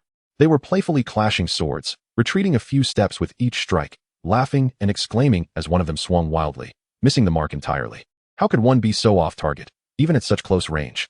Are their eyes already failing them at such a tender age? Zoro mused. "I apologize. The children's sparring was rather hypnotic. It is my fault. I shall strive to minimize my naps in the future." "Everyone has left, Zoro-san. Can we resume our training now?" William asked, a sheen of sweat glistening on his brow. Zoro rose to his feet, cradling his bamboo sword as he surveyed the desolate courtyard. He cast his gaze upwards towards the blazing sun at its zenith. "Has the mealtime arrived? Victory belongs to Roronoa Zoro." William was taken aback. Why did his elder brother think of food immediately upon waking, when mealtime was still far off? Had he truly become hungry after just a brief slumber? Oh, William, would you care to stay and share a meal together? Zoro clapped his companion on the shoulder, bursting into hearty laughter. Stop fixating on food. It's time for training. William, inexplicably incensed, resolved to endure the throbbing pain in his head to assist his brother in honing his kinbunchika haki. Yet, his brother incessantly spoke of meals. Is it not time for lunch yet? Ah, indeed. Then let us commence our training. Zoro playfully tousled William's bowl-cut hairstyle and stepped out of the courtyard. Are you still planning to venture up the mountain behind the village? Or perhaps to the northern beach, where crowds gather? Do you wish to be the center of attention? Oh, I see. Then let us remain on the mountain.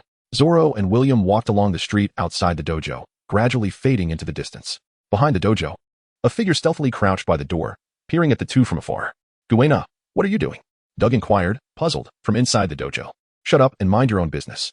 Guina retorted, casting a fierce glance at Doug while brandishing the bamboo sword in her hand. If you dare to speak out, I will challenge you to duels every day. Doug weakly nodded, covering his eyes to signify that he had seen nothing. When he lowered his hands, Guina had already vanished from sight. Doug felt a sense of bewilderment. What exactly was she up to? Rubbing his head, he turned around only to find his master, Gung Shiro, smiling at him from within the dojo.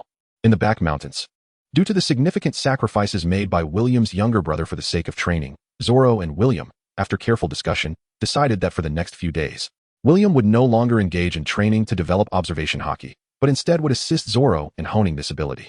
William grasped the wooden stick in his hand and handed a piece of black cloth to his elder brother. Brother, please wear this. Zoro gently caressed the soft texture of the black cloth in his hand, casting a hopeful glance at his younger brother. Have you not considered it? Mastering observation haki would place you as the foremost in the swordsmanship dojo, second only to the master. Rankings are of little consequence, William replied, shaking his head. The injury on my head poses a far more pressing threat to my life. Zoro helplessly donned a black cloth over his eyes and gradually turned his body. It was a pity. He had wanted to experiment whether the immense pressure would aid William in hastening the development of his observation haki. What a shame. Whoosh. Clap.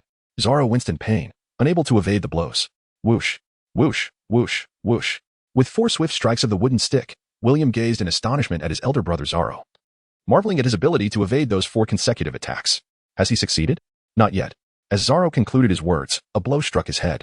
The fact that he had just evaded 4 attacks could only be attributed to the enhancement in his upgrade speed and neural reflexes today. Furthermore, his ability to anticipate and dodge the incoming blows by sound was still rather tenuous. Alas, he was struck thrice more.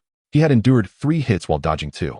4 hits while avoiding 3. William paused with the wooden stick in hand, somewhat perplexed by the unfolding situation.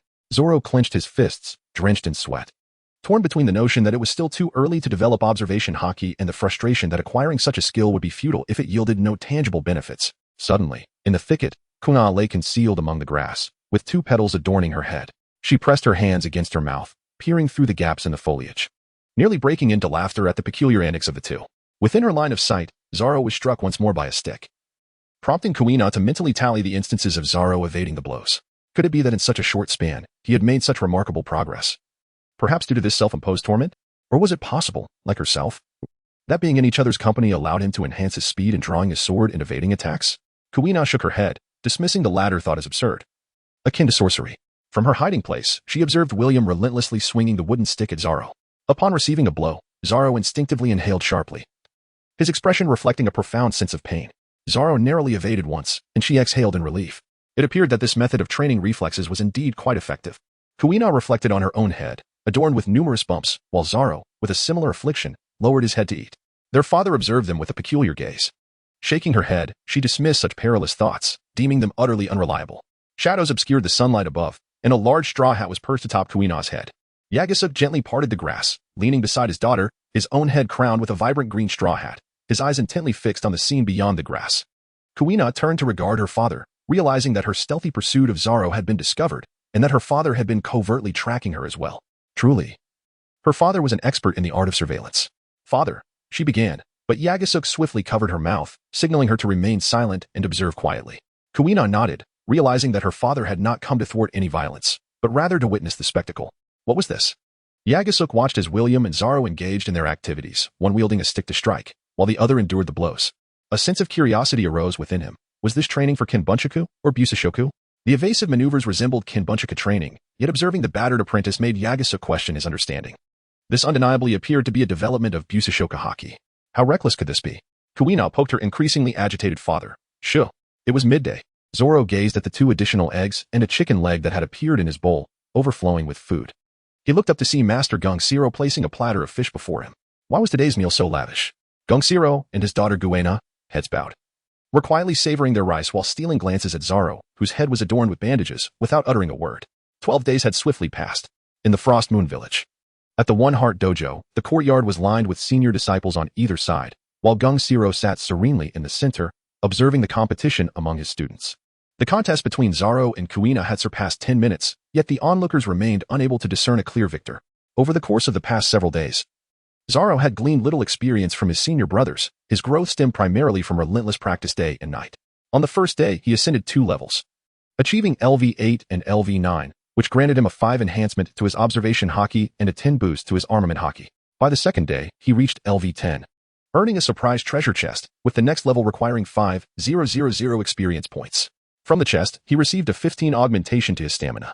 In the subsequent 10 days, he progressed 1 level per day. Apart from the treasure chests at LV15 and LV20, the rewards for other levels remained consistent, albeit with an additional point in each statistic. Zoro's enhancements were as follows. 1. 42 attack speed, including a combination of 20 attack speed. 2. 19 neural reaction speed. 3. 22 observation haki strength pending development. 4. 42 armament haki strength pending development. 5. 15 stamina. 6. 25 injury recovery speed.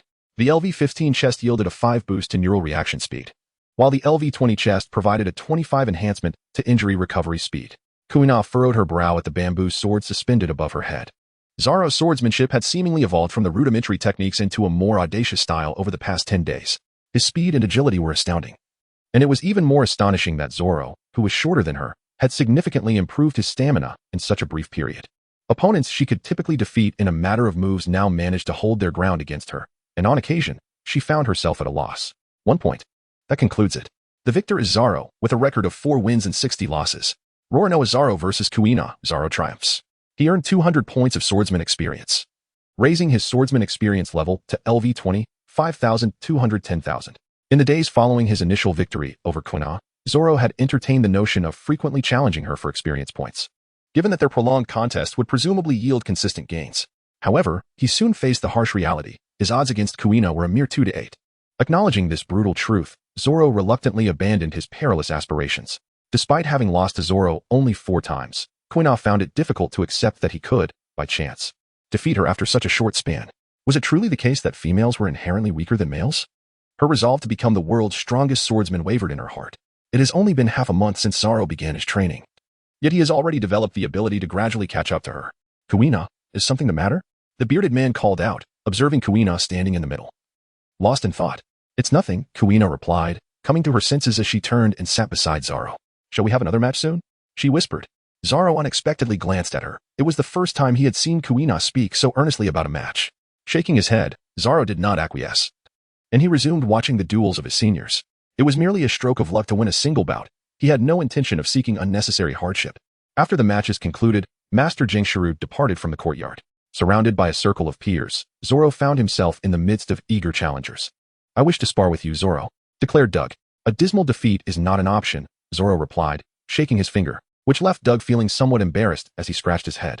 Ever since Zoro's bout with William, he had begun to draw upon the peculiar tales residing in Qin Shenlong's mind, initiating a fair exchange of storytelling competitions with his seniors. Within the sword dojo, he felt uncertain against Kuina and the bearded man, and as for Master Gungshiro, he was not even sure he could surpass him in recent years. Aside from these 3, the other seniors had already been drained of their usefulness. Come on, tell us another tale. Did Tangsun really marry the king of the kingdom of women? William exclaimed, shaking Zoro's arm while the other seniors followed suit, eagerly reaching out towards him. Ah.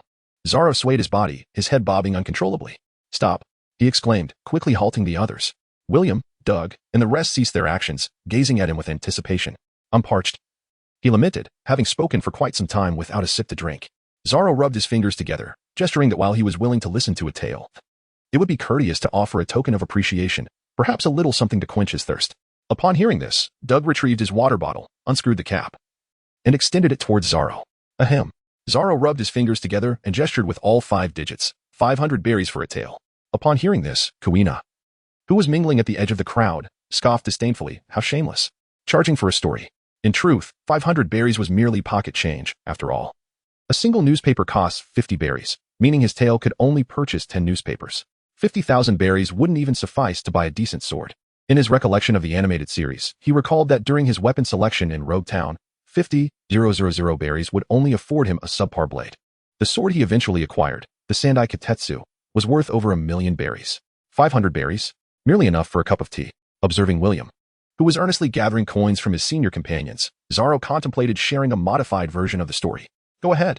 William held a few banknotes in his hands. A mix of denominations totaling 151 berries. Zoro was taken aback, utterly astonished. Could it be true? Clearing his throat, he refrained from collecting the belly. Rising to his feet and pacing back and forth, his fellow disciples sat in silence on the ground, eagerly awaiting the unfolding drama. Captain Tangsung, after acquiring the necessary documents, departed the kingdom of women along with his first mate, Sun Wukong, and crew members, Old Pig, Old Sha, and Old Bai. The queen of the kingdom of women gazed wistfully as Tang Seng's ship gradually disappeared from view. From that moment on, she found herself consumed by thoughts of him. And within a few months, she succumbed to a lovesickness that claimed her life. William was drenched in sweat, bemused by the stark contrast of this tale's tone compared to its predecessors. Was this narrative not rather superficial? Was this truly all there was? As William turned to inquire whether this was a spontaneous fabrication, he caught sight of Zoro vaulting over the wall and disappearing from the courtyard. Standing calmly to the side, Kuina observed the wall where Zoro had vanished without the slightest hint of surprise. It was precisely as she had anticipated. Outside the One Heart Dojo, Zoro climbed over the wall and strolled down the street. The memory of Qin Shenlong suggested that he was a complete navigational fool. Nonsense, utterly preposterous. Zoro wandered through the streets, attentively observing the various shops, resolute that as long as he remained focused, he could never lose his way. He retrieved a handful of banknotes from his pocket, those 50,000 berries he had acquired from opening a treasure chest, and to this day, he remained uncertain about how to spend them. Purchasing a newspaper seemed excessively frivolous, buying food felt unnecessary, and acquiring a fine sword was simply beyond his means. As he meandered along the bustling thoroughfare, his gaze fell upon a tavern in the distance, and he shook his head. He was still too young to venture inside. He had not accepted any of his senior brother's spare change, and had little inclination to share stories with them, opting instead to concoct a haphazard tale blending characters from Journey to the West with the backdrop of One Piece. He entered a bookstore, meandering through the aisles, holding a book on navigation in one hand, and another tome detailing various renowned swords in the other. The clerk extolled the virtues of the navigation book, proclaiming that mastering its contents would enable him to traverse the seas with ease. While gesturing towards the sword collection volume, he rambled on with fervor. Zoro remained expressionless as he observed the salesperson's pitch. I apologize, I was not paying attention just now. Could you repeat that? As he flipped through the catalog of renowned swords, he scrutinized each page with care. Although he lacked expertise in sword appraisal, he could still recognize the significance of the supreme great blade with 12 craftsmen, the great blade with 21 craftsmen, and the good blade with 50 craftsmen. Most importantly, while he might not fully comprehend the intricacies of the blade patterns, their elegance was unmistakable. With the catalog of exquisite swords in hand and a nautical book tucked under his arm, Zoro ambled down the street. Engrossed as if he were staring at a mobile device, he lowered his gaze to the sword catalog, and upon finishing a page, he glanced around for nearby sword shops. Finding none, he returned to his reading. At the entrance of the weapon shop, Kuina watched as Zoro, with his head bowed, walked past her, gradually moving farther away, nearly exiting the village. Hey, you fool, where are you going? Zoro hastily perused a page, imprinting the image of Snow's departure in his mind. Only then did he close the book and turn to glance behind him. I shall visit the sword shop to examine the blades. Zoro turned to Kuina and, with a slight blink at the shop name behind her, felt a twinge of embarrassment. Wasn't the store right here? Kuina's assessment of Zoro's severe lack of direction was further reinforced. Clearly, his inability to navigate was far more alarming compared to his progress in swordsmanship. Immersed in a book, he had hardly paid attention. Ha ha ha. Zoro chuckled awkwardly, insisting to himself that he was not directionally challenged. Clutching the meager sum of less than 50,000 berries in his hand, he reassured himself that he was merely there to take a look in advance. Just a glance, no purchase, for he could hardly afford it. Accompanied by Kuina, Zoro stepped into the weapon shop, his eyes gleaming at the array of gleaming cold weapons on display. His gaze fixated on the rows of swords and blades as he opened his collection of renowned swords. 12. What a deception. His eyes darted back and forth between the swords and knives on the shelves. Zoro swallowed hard, gazing at the array of swords hanging on the wall. These were authentic blades. After half a month of handling bamboo swords, he was now ready to touch the real deal. He felt both nervous and exhilarated. The emaciated middle-aged shopkeeper rested his chin on his hand, stifling yawns as he nearly dozed off. Feel free to look around, pick what you like. But if you're not buying, just turn right upon exiting. Hearing the footsteps inside, the shopkeeper opened his eyes to glance at the child from the swordsmanship dojo, then closed them again, continuing to yawn. If you're not here to buy, just browse quietly. Keep it down when you leave so as not to disturb my slumber. Zoro gazed at the shopkeeper in silence, pondering whether such an attitude was truly acceptable. Kuina stood beside him, her eyes not even glancing at the swords displayed in the shop. It was merely a chance encounter with Zoro that led her to enter and take a look. In comparison to her family's treasured Wado Ikemanji, the swords in the shop seemed utterly worthless. She tugged at Zoro's sleeve and whispered, "You don't have any money, do you?" "I'm just here to look." Zoro replied softly, "Indeed, it is better not to mention this amount of money." The trouble of explanation aside, it is lamentable that he cannot even afford a decent sword. Kuina nodded in agreement, stifling a yawn as she gestured towards a rack lined with swords. Look. Once you have finished, hurry home for dinner." Zoro paid no heed to the disinterested Kuina, engrossed in the collection of renowned blades in his hands, while his gaze lingered on the glistening edges of the swords displayed on the rack. The mere discovery of a prized sword amidst a heap of refuse could bring him joy for an entire year, and even if he were to find none, what of it? At least he had indulged his eyes, for the purpose was to behold authentic blades. One after another, Zoro eagerly flipped through the collection of exquisite swords, relishing the experience repeatedly. There were European swords, those resembling Tang's swords, and even hefty cleavers. A plethora of weaponry was at his disposal. Meanwhile, in Kuina's eyes, the green-haired fool fumbled with one blade, and then another, lingering on a single blade's pattern for far too long. Was it not all mere trash? Was there truly any distinction among them? A myriad of weapon designs unfolded before her. Zoro's gaze was drawn to a knife with a verdant green hilt nestled among the wooden barrels. He stepped forward and extracted the blade. The hilt gleamed in a vibrant green, complemented by a golden guard, while the scabbard was adorned with a green upper half and a white lower half. Zoro may not articulate highly specialized adjectives, yet he feels a surge of excitement as he gazes upon the familiar blade. Is this not the very Shigure wielded by Dazuki in the anime? It bears an uncanny resemblance. Zoro swiftly flipped the pages of his treasured sword collection to the one featuring Shigure. With the blade facing upwards, he grasped the hilt, using his thumb to push against the guard, drawing the sword along its spine. Zoro held the sword upright, contrasting it with the Shigure in the collection. It was evident that this was not the Shigure at all. Beside him, Kuina delivered a merciless blow, recognizing the difference with just a glance. What a fool. Haha. That whole barrel is filled with worthless blades. If you want one, it's 40,000, chuckled the middle-aged man behind the counter. Zoro held the sword in his hand. Having examined all the blades within the room, the sword contained within the barrel was entirely new. According to the proprietor, the craftsmanship of this weapon was likely subpar, which accounted for its price of 40,000. Nonetheless, despite its inferior quality, it remained a genuine sword, and indeed, it was not excessively expensive. Zoro felt a flicker of interest. Should he purchase it for some amusement? Kuina frowned, knowing that the Isshin Dojo possessed genuine swords. But Zoro had only been apprenticed for half a month, and Master King Shiro was reluctant to allow him to handle one just yet. Of course, aside from their prized Wado Ikemanji, all other authentic swords at the Isshin Dojo appeared as mere trash in Kuina's discerning eyes. Nevertheless, since she was moving away tomorrow, she declared, "I'll sell it to you for 20,000 berries."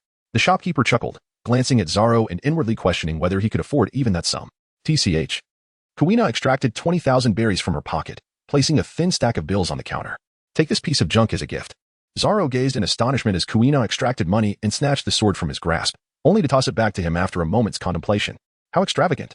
What are you staring at? Let's head home for dinner. Kuina shot Zoro an annoyed glare before leading the way out of the shop. The shopkeeper watched the two depart with delight, finally having sold a sword before his move. Zoro held the gift he had received, his arm cradling 2 books. As he trailed closely behind Kuina, he glanced at the authentic sword nestled in his embrace, caressing the hilt, his thumb sliding over the guard, admiring the intricate patterns along the blade. Then, he turned his gaze to the enigmatic Kuina, who had unexpectedly bestowed this gift upon him. For a moment, he was taken aback. "Have you decided on a name for the sword?" Kuina suddenly inquired, glancing back at him. Zoro shook his head, pondering. Kuina remarked nonchalantly, "How about Iron Shard?" Zoro jested, "It sounds rather unpleasant." Kuina shook her head in disapproval. "Lake Toya," Zoro suggested. "No way, I purchased the sword." "You must come up with a more pleasing name, or I shall reclaim it," Kuina threatened. "Sharkskin," Zoro proposed. "What a ridiculous name," Kuina retorted. Always feeling that Zoro had not given the matter much thought, Zoro gazed at the sunlit blade of his sword, which shimmered with a chilling radiance. The patterns along the edge resembled the frothy waves stirred by a tempest upon a tumultuous sea. The cold light danced in rhythm with the movements of the weapon. Whispering the name, Silver Wind, Kuina cast a fleeting glance at him before turning away, resuming her journey toward the Ichishin Dojo. Reluctantly, after a moment, "It would be wise for you to reconsider." Upon Kuina's return, she proceeded to prepare a meal. Zoro sat in the courtyard. The collection of renowned blades closed beside the maritime navigation books. He picked up the Silver Wind at his side, slowly drawing the blade from its sheath, the sunlight reflecting off the blade as he became entranced by its intricate patterns. Master Gungshiro approached from a distance, smiling as he picked up the nearby collection of esteemed swords. "May I take a look?" he inquired. Zoro promptly sheathed the silver wind, saying, "Master, please feel free." Kayashiro looked at his anxious disciple with surprise, as Zoro's hand remained tightly grasped around the silver wind, suddenly enlightened. With a resigned smile, Kayashiro thought to himself that it was quite normal for a swordsmanship dojo to possess a genuine sword. After all, he had no intention of taking his disciple's belongings. After reviewing the catalog of renowned swords, Kayashiro shook his head and remarked, "This book does not comprehensively document them. Master, have you encountered many famous swords?" Zoro inquired with curiosity about the origins of his master, Gungshiro. He had always been intrigued by this matter. Having glimpsed into the memories of Qin Shenlong, he learned that there were many speculations in that world regarding Gungshiro being a significant figure from Wano country. However, the truth of such claims remained elusive to Zoro. It was evident, nonetheless, that when the animation spoke of a swordsman in this world whose blade could not be severed, it referred to the haki known as Flowing Cherry in Wano. This squinting-eyed master undoubtedly possessed formidable strength, and in his youth, he must have encountered some renowned blades. Indeed, this one here, Gungshiro laughed heartily. Zoro touched the silver blade in his hand and exclaimed, "What a joke. Time for a meal." Kuina called out, "Zoro, come help serve the food." "Oh, I'm coming." Zoro sheathed the silver blade and hurried over. Kangshiro picked up a sword and set aside the renowned blade. Glancing at the nautical manual, Kangshiro was somewhat astonished. Thinking of setting sail at such a young age? Training had gained another participant in the world of One Piece. Aside from the red line that separates the continents and the scattered islands across the seas, the planet is predominantly water. It can truly be said that the ocean reigns supreme on this planet. If one were to name it, Mercury would be most fitting. Since he was already aware of the storyline, it would be unreasonable not to embark on a voyage. Zoro leaned against a wooden post, perusing a nautical book. As a swordsman, he could easily entrust maritime matters to a true navigator. However, finding an exceptional sailor in their small village was hardly feasible.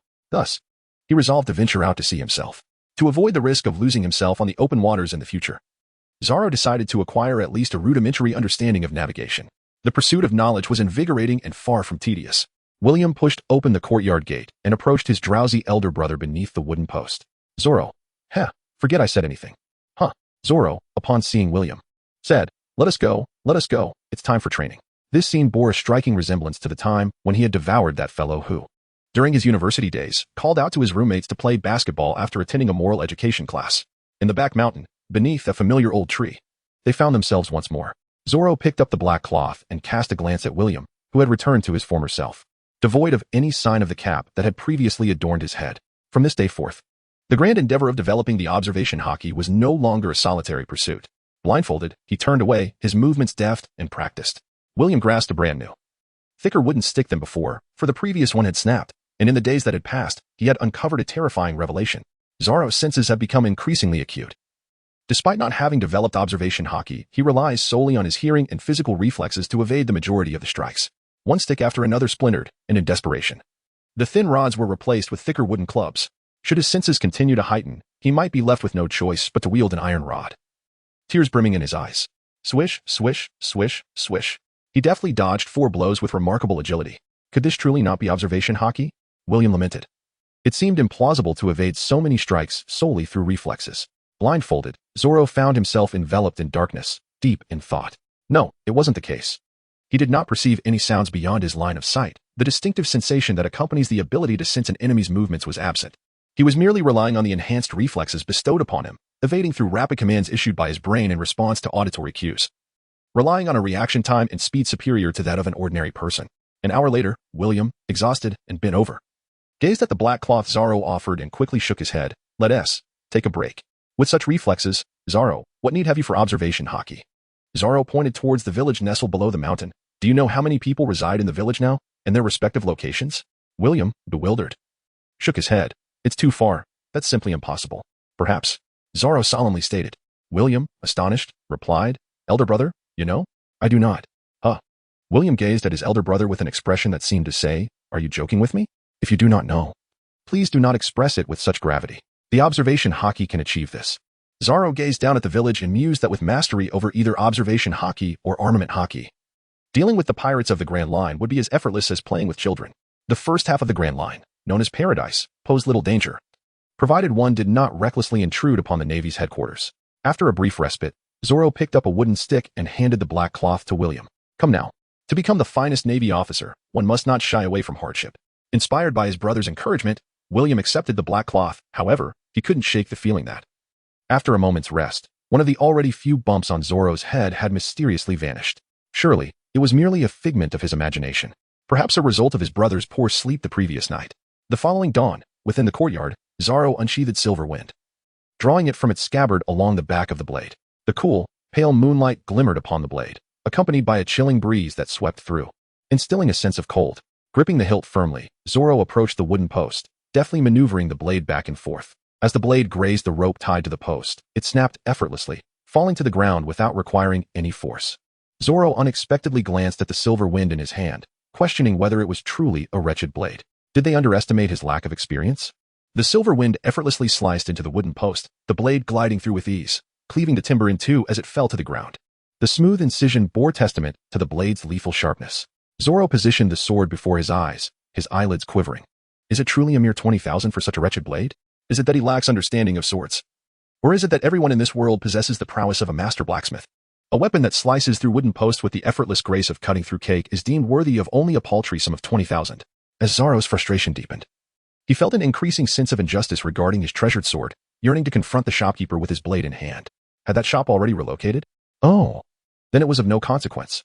Grasping his sword, Silver Wind, Zoro commenced his practice with genuine steel. Whoosh! The door creaked open, and Kuina emerged, draped in a blanket. Settling down in the corridor to observe the relentless and tireless hacking motions of a certain fool in the yard. Yawning, Kuina watched for a moment before returning indoors. Rustling as she changed into proper attire, equipped with a bamboo sword, and ventured back outside. Even a foolish bird knows to rise early and practice diligently. She, however, harbored aspirations of becoming the world's strongest swordswoman, and even if it meant sacrificing sleep for beauty, she was determined to stifle a certain someone's momentum.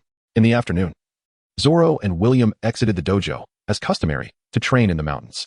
Kuina trailed closely behind them. William leaned in and whispered into Zoro's ear, "Zoro, is it truly all right for her to follow us?"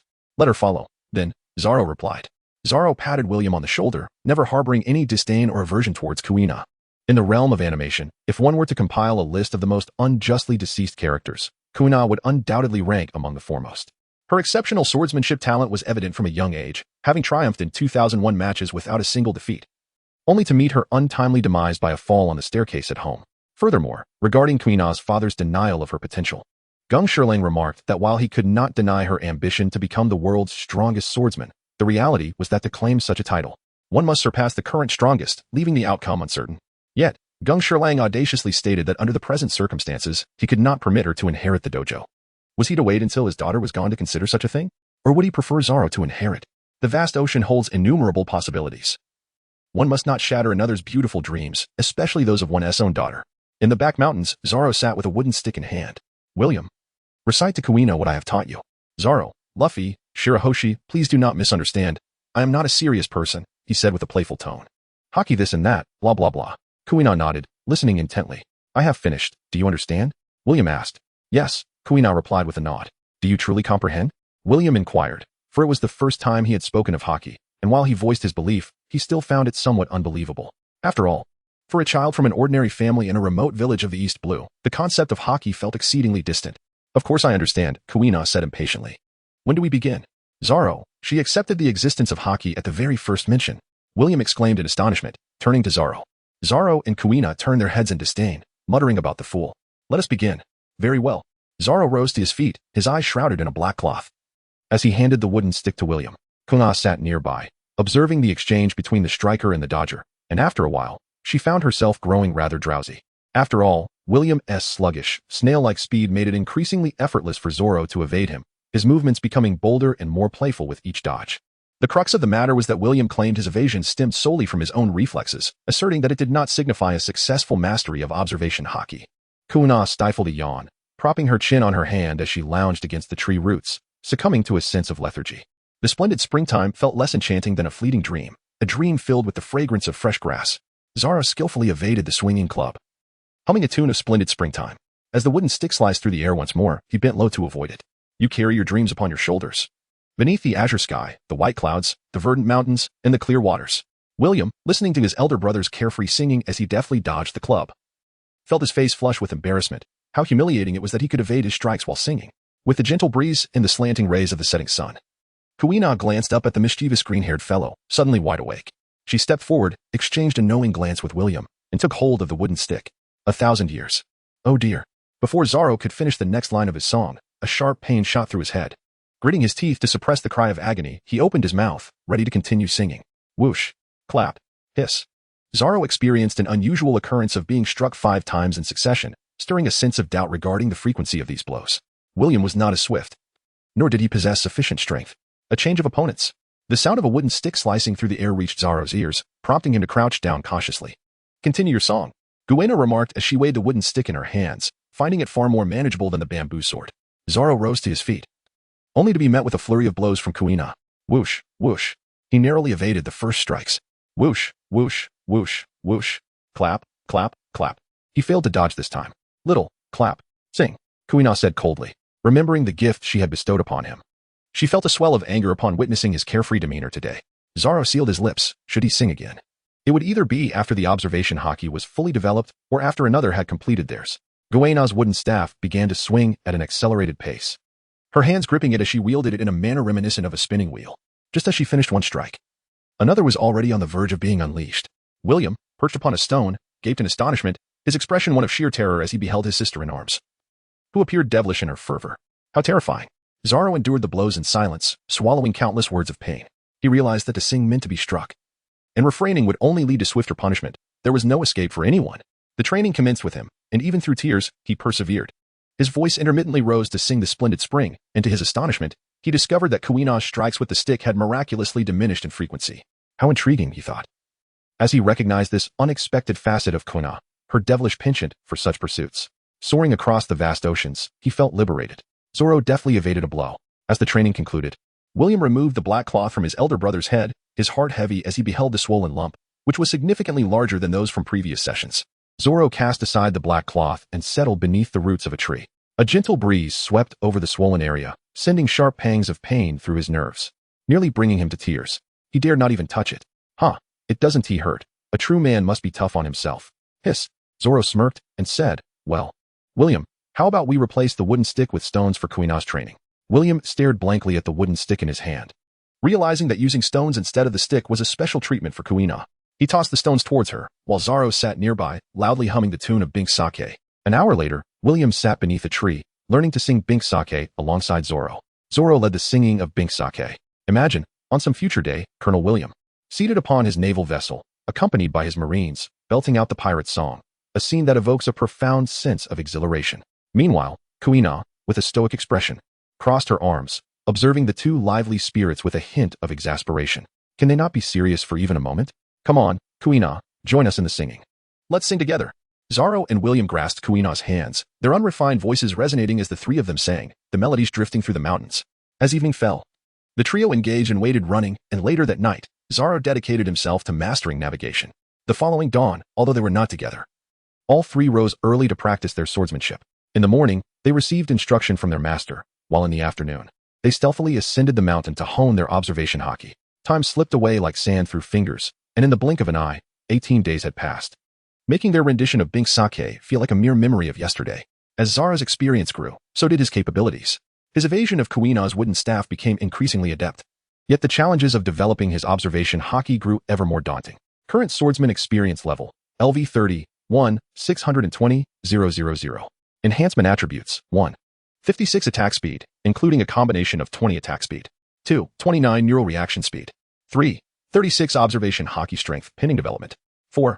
66 armament haki strength pending development. 5. 15 stamina. 6. 30 injury recovery speed. On the 8th day, upon reaching LV 25 and opening a treasure chest, Zoro was nearly frightened out of his wits. Acquiring the White Star's bra grants a 5 speed enhancement, while recycling it offers 5 injury recovery speed. Evaluation. Would you prefer to run swiftly or stand firm against blows? Zoro hesitated not for a moment. Was there any need for contemplation? Ahem. He is a man of unimpeachable integrity. How could he possibly leave behind evidence sullied by others? It must be retrieved. To speak frankly, if he were to extract such a colossal item, concealing it would be a challenge. Especially with the fear that just as he finishes, Kuina might enter the room. Haha, do you like the gift I purchased for you? One can easily envision Master Kayashiro pursuing him with the sword Wad Ikamanji, having slaughtered half of East Blue in the process. This must not happen. Zoro is a true man who endures all harm while standing. How could he possibly accept something like this? The enhancement of injury recovery is truly enticing. The pirate crew that vanished without a trace. At the beach north of Windmill Village, waves crashed against the sandy shore, rolling shells in their retreat. A damaged pirate ship rode the waves, its sails billowing as it approached the coast under the cover of night. The flag fluttered, swayed by the sea breeze. Captain George. Windmill Village lies ahead, the navigator pointed towards the distant island. With his braided beard, George laughed boisterously. Ha ha. Once we seize their treasures, we shall flee. Let us see how those pesky pursuers can catch me. Captain, you are a pirate with a bounty of 1,000,000 berries. Those Navy men are no match for you. The navigator flattered, although he knew full well that their battered ship had reached the end of its rope. Pursued relentlessly for 5 days and nights by a certain Colonel Zephyr, he still sought to curry favor with the captain. After all, in these dire times, the only one capable of ensuring his escape was the captain. Beneath the shattered windows lay 2 pirates, while on the deck, a dozen others stared vacantly at the sky. Captain George stood at the bow, gazing at the outline of Windmill Village, his eyes gleaming with greed. If he could plunder once more, he would take a portion of the loot and flee. After hiding for a time, they could recruit more men and form a new pirate crew. Ever since the man named Roger met his demise, the age of pirates had commenced, and the seas were rife with fools clamoring to become pirates. George cared little whether his crew were ruthless marauders or navigator dreamers, for they would ultimately serve as mere cannon fodder, either abandoned, captured by the Navy, or sacrificed in battle on his behalf. That madman Zephyr from the 153rd Division had pursued him like a rabid dog for robbing a small village, causing George to break out in a cold sweat at the thought. He was not ready to die. Preparations for abandoning ship and fleeing must be made promptly. A brilliant beam of light streaked across the night sky, heading straight for the pirate ship. George's eyes reflected a hazy glow, and before he could utter a word of inquiry, the beam made contact with the vessel. In that instant, the light transformed into an explosion, filling the air with a deafening roar. The already damaged pirate ship was obliterated, half of it blown away, while the remaining structure disintegrated instantly. The navigator, Greg, was thrown from the ship, clinging to a floating plank. As the dizziness faded, he felt a sharp pain in his chest. Upon inspection, he discovered a gash inflicted by a shard of flying debris. Enduring the agony, navigator Greg lifted his gaze, and all around him were fragments of the ship and the lifeless bodies of pirates drifting upon the surface of the sea. Turning his head, he was nearly paralyzed with fear as he beheld the once mighty Captain George floating nearby, a splintered plank having pierced through his skull, crimson liquid mingling with the seawater. The horrifying sight of bodies, one after another, helplessly bobbing with the waves surrounded him. Oh, Greg was utterly terrified, his mind unraveling as he frantically paddled through the water, desperately swimming towards the small island. He had been at sea with Captain George for 5 years, never participating in the plundering but always enjoying the spoils. He had witnessed the gruesome aftermath of their raids etched into his memory. As a navigator, he had always been tasked with steering the ship to the captain's desired destinations. Even when pursued by the Navy, he was merely a protector assigned by the captain. The most he had experienced were the tremors of cannon fire causing the ship to sway, leaving him shivering in fear. In those 5 years, he had never encountered anything as terrifying as the scene he had just witnessed. Desperately swimming, Greg recalled the attack from the unknown assailant, a singular beam of light that had annihilated the entire George pirate crew in an instant, erasing the band of pirates who had been pursued by Colonel Zephyr for 5 days and nights. The briny seawater mixed with blood as Greg cried out, striving to banish the horrifying image from his mind. The sea breeze rustled the sails adorned with seagull insignias, creating a chorus of sounds as the canvas billowed. At the prow, Colonel Zephyr, with his spiky hair and a cigarette dangling from his mouth, rubbed his dark circles and tightened his justice cloak. Fixing his gaze upon the distant sea, Colonel Zephyr, perhaps you should rest in the lounge for a while, Lieutenant Norman expressed concern, observing the deep shadows under the colonel's eyes. Huh? Zephyr shot him a glare, his calloused hand slapping the cannon on the bow. This is the perfect place to sleep. But Colonel Norman pressed on, still worried. You are so bothersome. I will sleep once I capture that scoundrel George. Zephyr raked his fingers through his spiky hair, fatigue evident on his face, his eyes locked onto the sea. Colonel Zephyr, I see remnants of the George pirate crew. Norman's expression shifted from excitement to fear as he pointed towards the scattered debris floating on the water, alongside the bloated corpses soaked by the sea. His mouth agape and eyes bulging, he exclaimed, This must be the work of the king of the near sea's wrath. Swiftly, Norman summoned men to salvage the shipwreck and recover the bodies of the pirates. Reporting to Colonel Zephyr, we've located a body presumed to be Captain George, Norman saluted. Zephyr nodded grimly, approaching the corpse lying on the deck, its head barely recognizable. Based on its attire and physique, it indeed resembled Captain George. But the face was so mangled that confirmation of identity would require further verification. How many bodies have we retrieved in total? Zephyr inquired, turning to Norman, his bloodshot eyes betraying his agitation. A total of 37, but one is missing. The navigator Greg, who had a bounty of 100,000 berries, Norman reported. Zephyr's expression darkened. Seal off all exit docks on that island. We must capture Greg. Indicating the small island before them, Zephyr continued.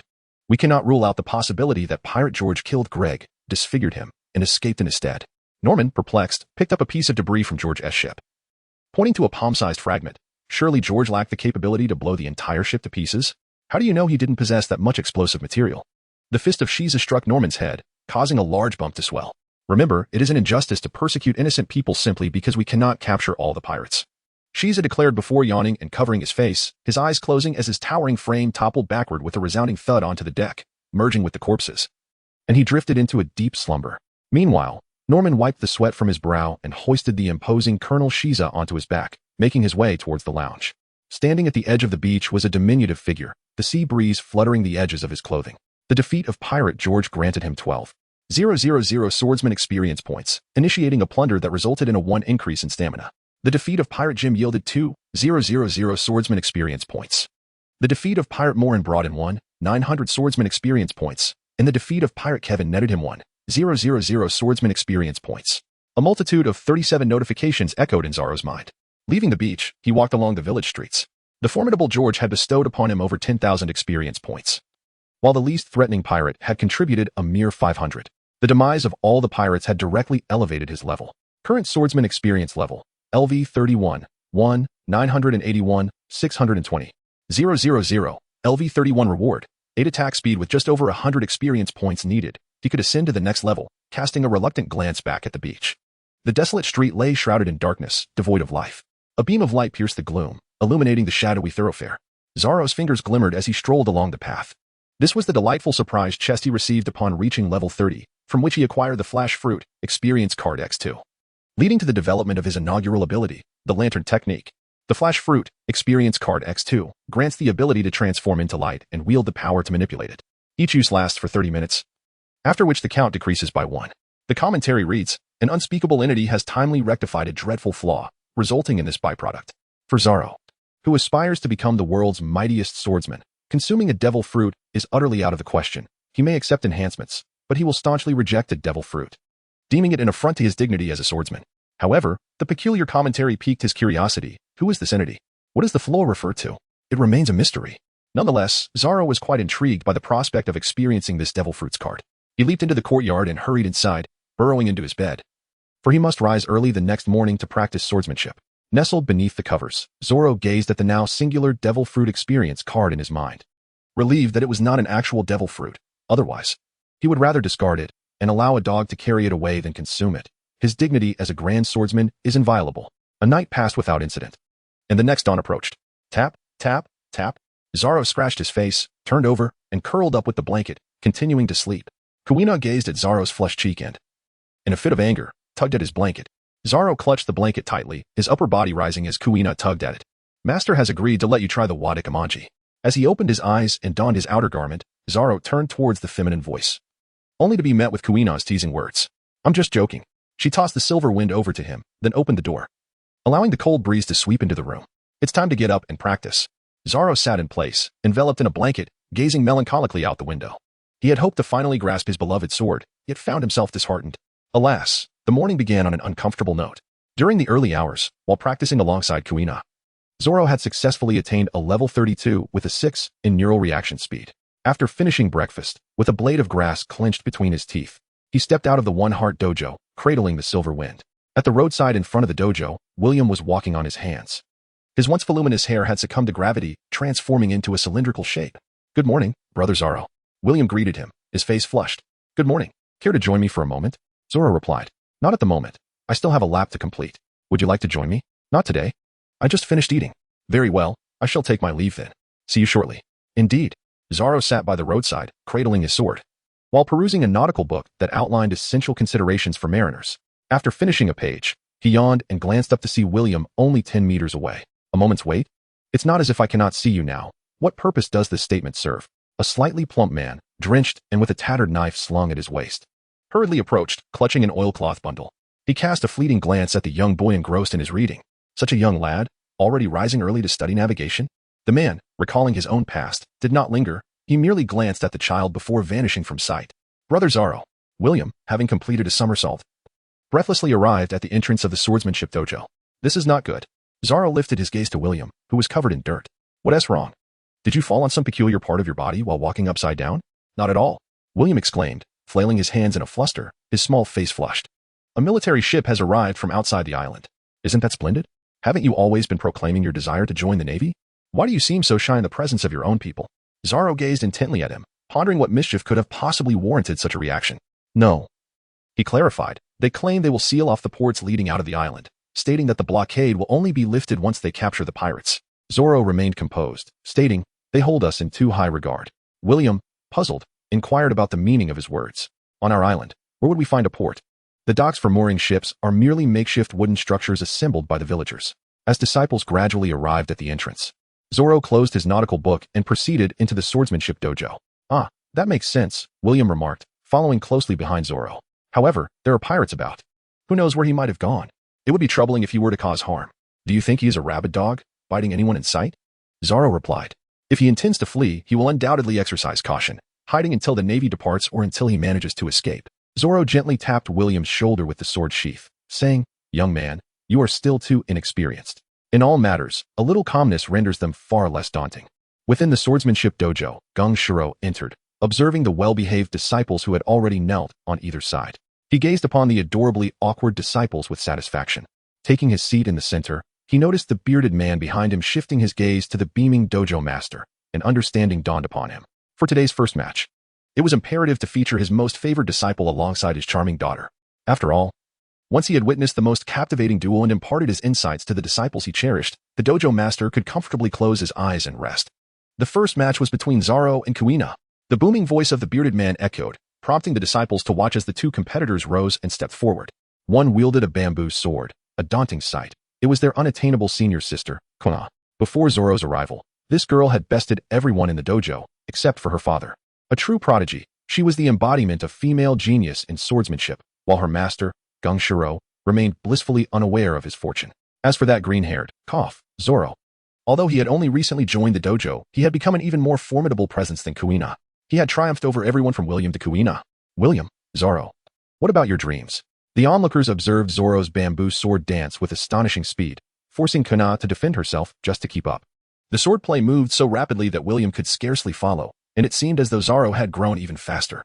William was certain of one thing. Over the past month, Zoro had been on a trajectory of exponential growth, becoming increasingly swift. This transformation was nothing short of a revelation to him. If Zoro were to join the Navy, surely a great naval officer would emerge in the future. William's gaze remained fixed on the figure performing the intricate swordplay, his heart brimming with enthusiasm. He was determined to convince Zoro to acknowledge the Navy and join him in its ranks. People often claimed that the East Blue was the weakest sea. Yet in William's eyes, even the weakest sea harbored rampant pirates who pillaged villages and abducted people annually. Tranquility was merely the facade of the noble elite in their cities. William aspired to join the Navy and apprehend all the pirates plaguing the East Blue. One point, that concludes it. The victor is Zoro, with a record of 90 wins and 75 losses. The bearded man declared, as Zoro and Kuina separated, kneeling on opposite sides. Zoro, do you have any dreams? William whispered softly.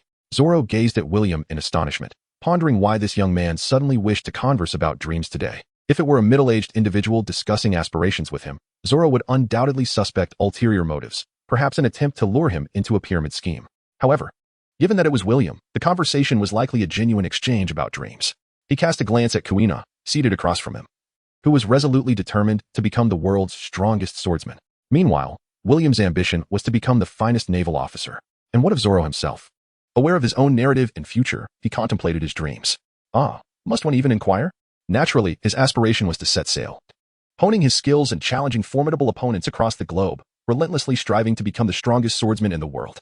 Zoro held great admiration for Kuina's ambition to be the strongest swordsman as well, yet admiration alone would not sway him from his own dream. He had already reached a level where he could defeat Kuina, thus, his next objective was to earn his mentor's recognition and embark on his journey at sea. In the world of One Piece, whether wielding swords or blades, all considered themselves swordsmen. It would be utterly disrespectful for Zoro to suggest, you shall be the strongest swordsman, and I shall be the greatest swordsman with a blade. However, to set sail without striving for supremacy would be rather lackluster. Imagine the wealth of experience gained from besting Mihawk. While rescuing Kuina was undoubtedly a priority, defeating Mihawk remained an essential goal. Zoro pondered for a moment. To venture out to explore the world while simultaneously vanquishing the strongest foes. Join the Navy, William said earnestly. By pursuing pirates, you will be able to fulfill your ambitions. Zoro patted William's head and remarked, the Navy cannot afford leisure. He refrained from expressing the latter half of his thought. Having acquired a wealth of knowledge about this world, he found it difficult to comprehend the very existence of the Navy. As long as one possesses exceptional talent and ascends to the rank of admiral, one can go wherever they please. William Novelli declared. The Navy also has its own interpretations of strength. Zoro chose to disregard William, pondering whether an admiral would stoop to such menial tasks for the celestial dragons. The games played by the celestial dragons, to put it bluntly, are akin to slavery. He feared he might succumb to the temptation of striking them down. With Master Kushuru departing, the remaining disciples were left to practice among themselves. Kuina approached Zoro. Let us have another match. Zoro nodded in agreement. The dazzling shadows of the flying sword mesmerized the onlooking senior brothers. In no time, as the wooden sword shattered, Zoro triumphed once more over Kuina. Kuina silently retrieved her wooden sword and stepped aside to train alone. Zoro observed Kuina, who was diligently training in silence. It was not merely a matter of diligence. He had devoted himself to relentless practice, coupled with enhancements, while Kuina was left with nothing but her tireless efforts. If there existed a devil fruit capable of complementing a swordsman and compensating for the weaknesses of a female swordsman, Kuina might stand a chance of surpassing him in swordsmanship. However, it was likely that Kuina would not choose to consume such a devil fruit. In the streets, Zoro, cradling his sword Silver Wind and with 2 books tucked in his pocket, made his way towards the back mountain. Observing the absence of marine soldiers outside the village, he dismissed the thought, assuming it was merely a precautionary measure to seal off the sea route. Upon reaching the familiar old tree, Zoro settled down and began to delve into his maritime knowledge. Rustle. From the thicket, a snow-white rabbit emerged, nibbling on the grass with its paws, occasionally lifting its head to cautiously survey the distant humans. Whoosh. With a swift motion, Zoro approached. The blade of Silver Wind pierced through the rabbit's pristine fur, impaling the small creature into the ground, the majority of the blade embedded in the earth, leaving only the hilt exposed. Zoro extracted the blade along with the rabbit from the earth, exclaiming, "Another meal, another meal." The crackling of the firewood resonated, and the heat in the air carried with it a tantalizing aroma of meat that danced upon his taste buds. He tore off a portion of the rabbit's leg, devouring it voraciously. Only when satiated could he muster the strength to train, and with a full belly could he find the energy to study navigation. The rustling of familiar grass and the sounds of the surroundings brought a sense of comfort. Zoro raised his head with excitement, gripping the silver blade by his side. In the next moment, the sword shot forth, piercing the thicket. A feast has been added. Zoro clutched a rabbit leg in his hand, his mouth filled with meat as he dashed towards a thicket that reached his height. One more rabbit would suffice, but ideally, a wild boar would be even better. Zoro pushed aside the tangled wild grass, and what he beheld left him utterly astounded. A slightly plump man, drenched and seated awkwardly on the ground, found himself mere inches away from a silver blade that had plunged deeply into the earth beneath him. It had nearly claimed a life, striking terror into his very being.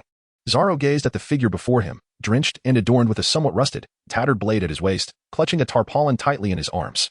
The stout man's mouth hung agape in an exaggerated expression of shock. Greg, horrified, glanced at the menacing weapon and then lifted his gaze to the child who had emerged from the thicket before him. He had narrowly escaped death. His heart raced violently, making it impossible to calm himself. Rising, he reached out towards the figure, determined not to let the Navy discover his presence here. The terrifying scene from last night still echoed in his mind, yet upon reflection, he realized that as long as he evaded the Navy's pursuit, he would ultimately be free. He had finally escaped George and could now venture towards the other seas he longed for. This was the greatest aspiration of his life as a navigator. Zoro sidestepped to evade the hand reaching for him, a rabbit leg clutched between his teeth. With a hand planted on the ground, he retaliated with a flying kick, sending the dubious man crashing back to the ground. Seizing the opportunity, he drew his blade, Silver Wind, from where it was embedded in the earth, positioning himself before his adversary. Greg's gaze fixated on the glimmering edge poised against his throat, his heart racing tumultuously. The thrill was overwhelming. Just last night, he had endured an unimaginable explosion, and now he found himself facing death at the hands of a mere child. Being a navigator was proving to be an arduous endeavor. In the past few days, Greg could only describe his experiences as surreal. His pirate crew had been relentlessly pursued by a naval captain, mad with fervor, for 5 days and nights. In 5 years, he had never encountered such a diligent member of the Navy. Then, last night, he witnessed the most terrifying and unknown assault of his life. Half of the ship was obliterated, the vessel itself shaken to the point of disintegration. The captain had perished, and he had thought that perhaps hiding would grant him survival. Yet here he was, captured by a child. Tears streamed down Greg's face, betraying his stoic facade. It is said that men of the sea do not shed tears. But what he had experienced was simply too surreal. What do you intend to do? Zoro inquired, his gaze unwavering. Gurgle. After a night spent in hiding, Greg departed from the wreckage of the ship, clutching his beloved oilcloth-wrapped nautical charts. He had eaten nothing, and his stomach protested audibly. Are you hungry? Zoro inquired. Having devoured the rabbit leg and discarded the bone, Greg cautiously glanced at the cold, glimmering blade, sitting on the ground. He met the child's gaze and nodded. I shall reward you. Please, grant me some food. I sincerely apologize for my earlier actions. Zoro sheathed his sword, Silver Wind, and turned away from the thicket. Greg, feeling a tumult of anxiety, gazed apprehensively at the undergrowth. In that moment, he felt as vulnerable as meat upon a chopping block. Entirely at the mercy of others, whether to be dealt with by his adversary or handed over to the Navy was beyond his control. What are you dawdling for? Shall I stuff you like meat? Zoro's voice echoed. Startled, Greg scrambled to his feet and hurriedly emerged from the thicket. Zoro tore off a piece of rabbit meat and handed it to him. Greg bit into the succulent rabbit flesh, his cheeks bulging with each mouthful. As he devoured the meat, tears streamed down his face, leaving one to wonder whether the sounds he made were those of weeping or the noises of his hearty consumption. Zoro wiped his hands and pulled out the nautical book, glancing up at the somewhat plump man who resembled a starving ghost, and smiled. It reminded him of the time he had just been taken in by Master Kung Shiro, when he had devoured rice that very night.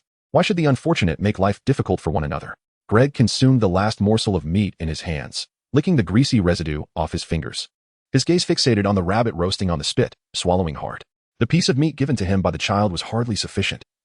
Yet out of respect for the knife near the child's hand, he merely watched the meat on the spit, hesitant to seize it for himself.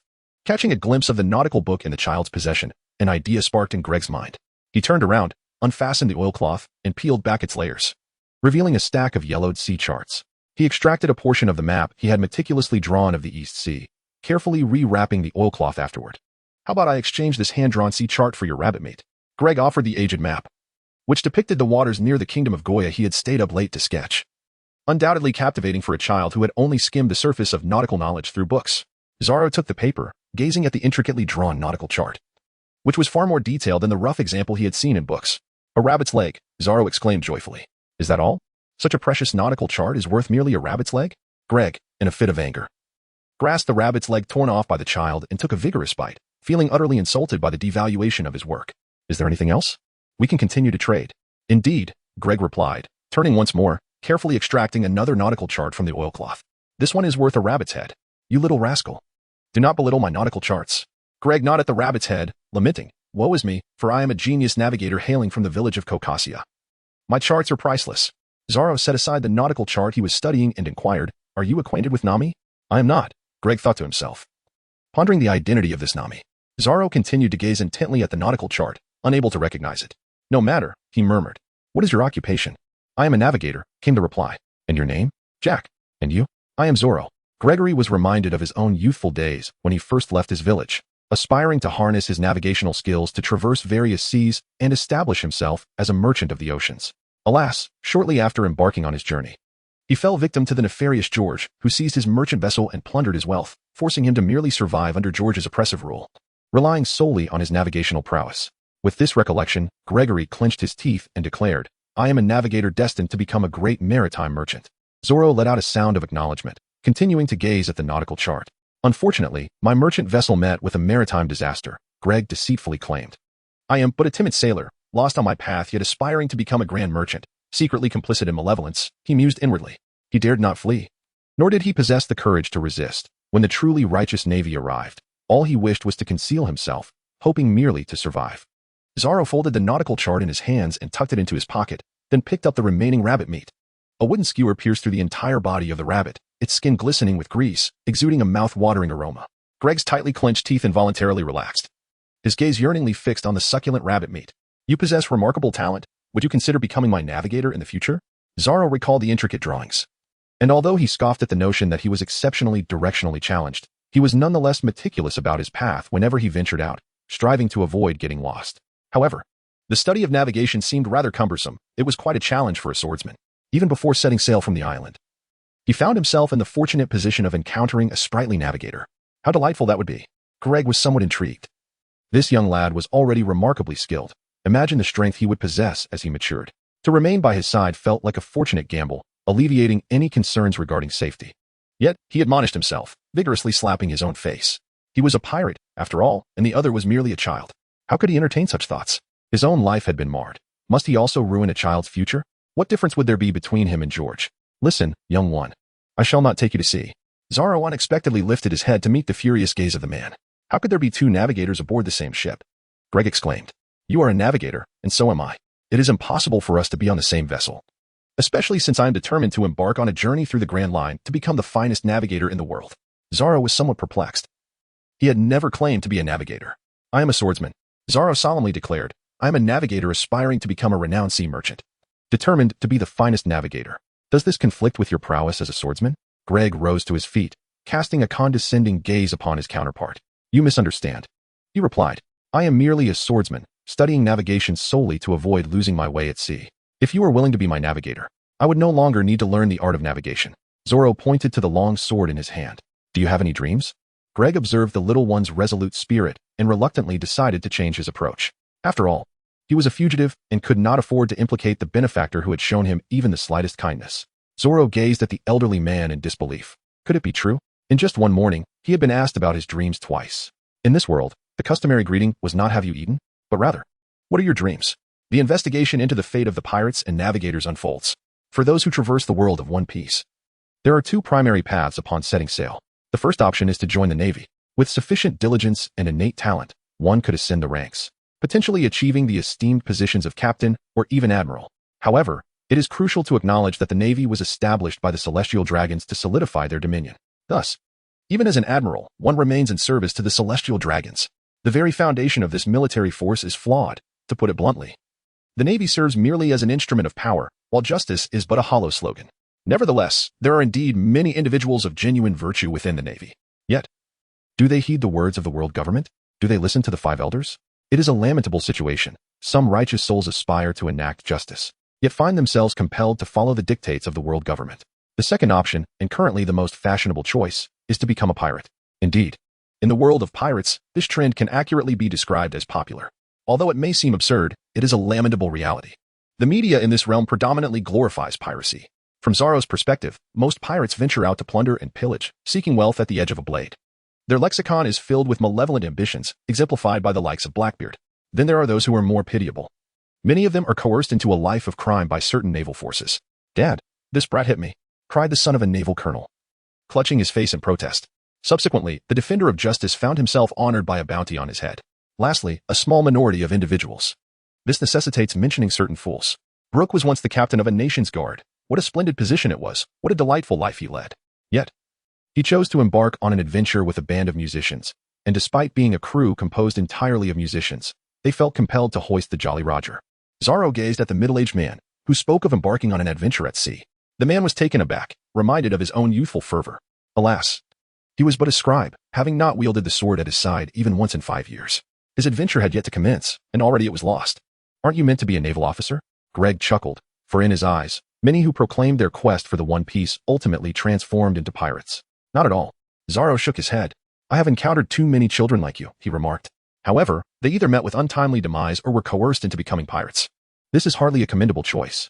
Zoro grasped the blade in his hand and declared, Then I shall slay those who have placed a bounty upon my head. Greg was momentarily taken aback, recalling the astonishingly powerful stranger he had encountered the previous night. It was indeed true that at a certain level of strength, an alternative option emerges. As his heart raced, Greg fixed his gaze upon the youthful figure before him. He endeavored to dispel the ominous thoughts swirling in his mind and forced himself to regain composure. Unwrapping his oilcloth bundle, he retrieved a portion of the nautical chart and tossed it toward the boy. Begone. After a mere exchange of words, you dare to propose that I serve as your navigator? Truly, you are but a child. The middle-aged man snatched the entire rabbit from Zoro's grasp and hurried into the underbrush, clutching the bundle tightly. Zoro gazed in silence at the individual squatting amidst the hay, gnawing on rabbit meat, pondering what could possibly provoke such a temper. For the next 2 days, due to personnel shortages within the Navy, they continued to block the sea routes. However, several small detachments of naval forces were scattered, conducting an inefficient house-to-house search throughout the villages of the quaint town. Every day, Zoro would visit, randomly capturing an adorable little creature to roast and share with Greg. This peculiar fellow, unable to contain himself for even a day, resumed their conversation the next day, imparting some nautical knowledge along the way. Curiously, this man, who clearly could not even steady a sword, expressed a desire to engage in a duel with him.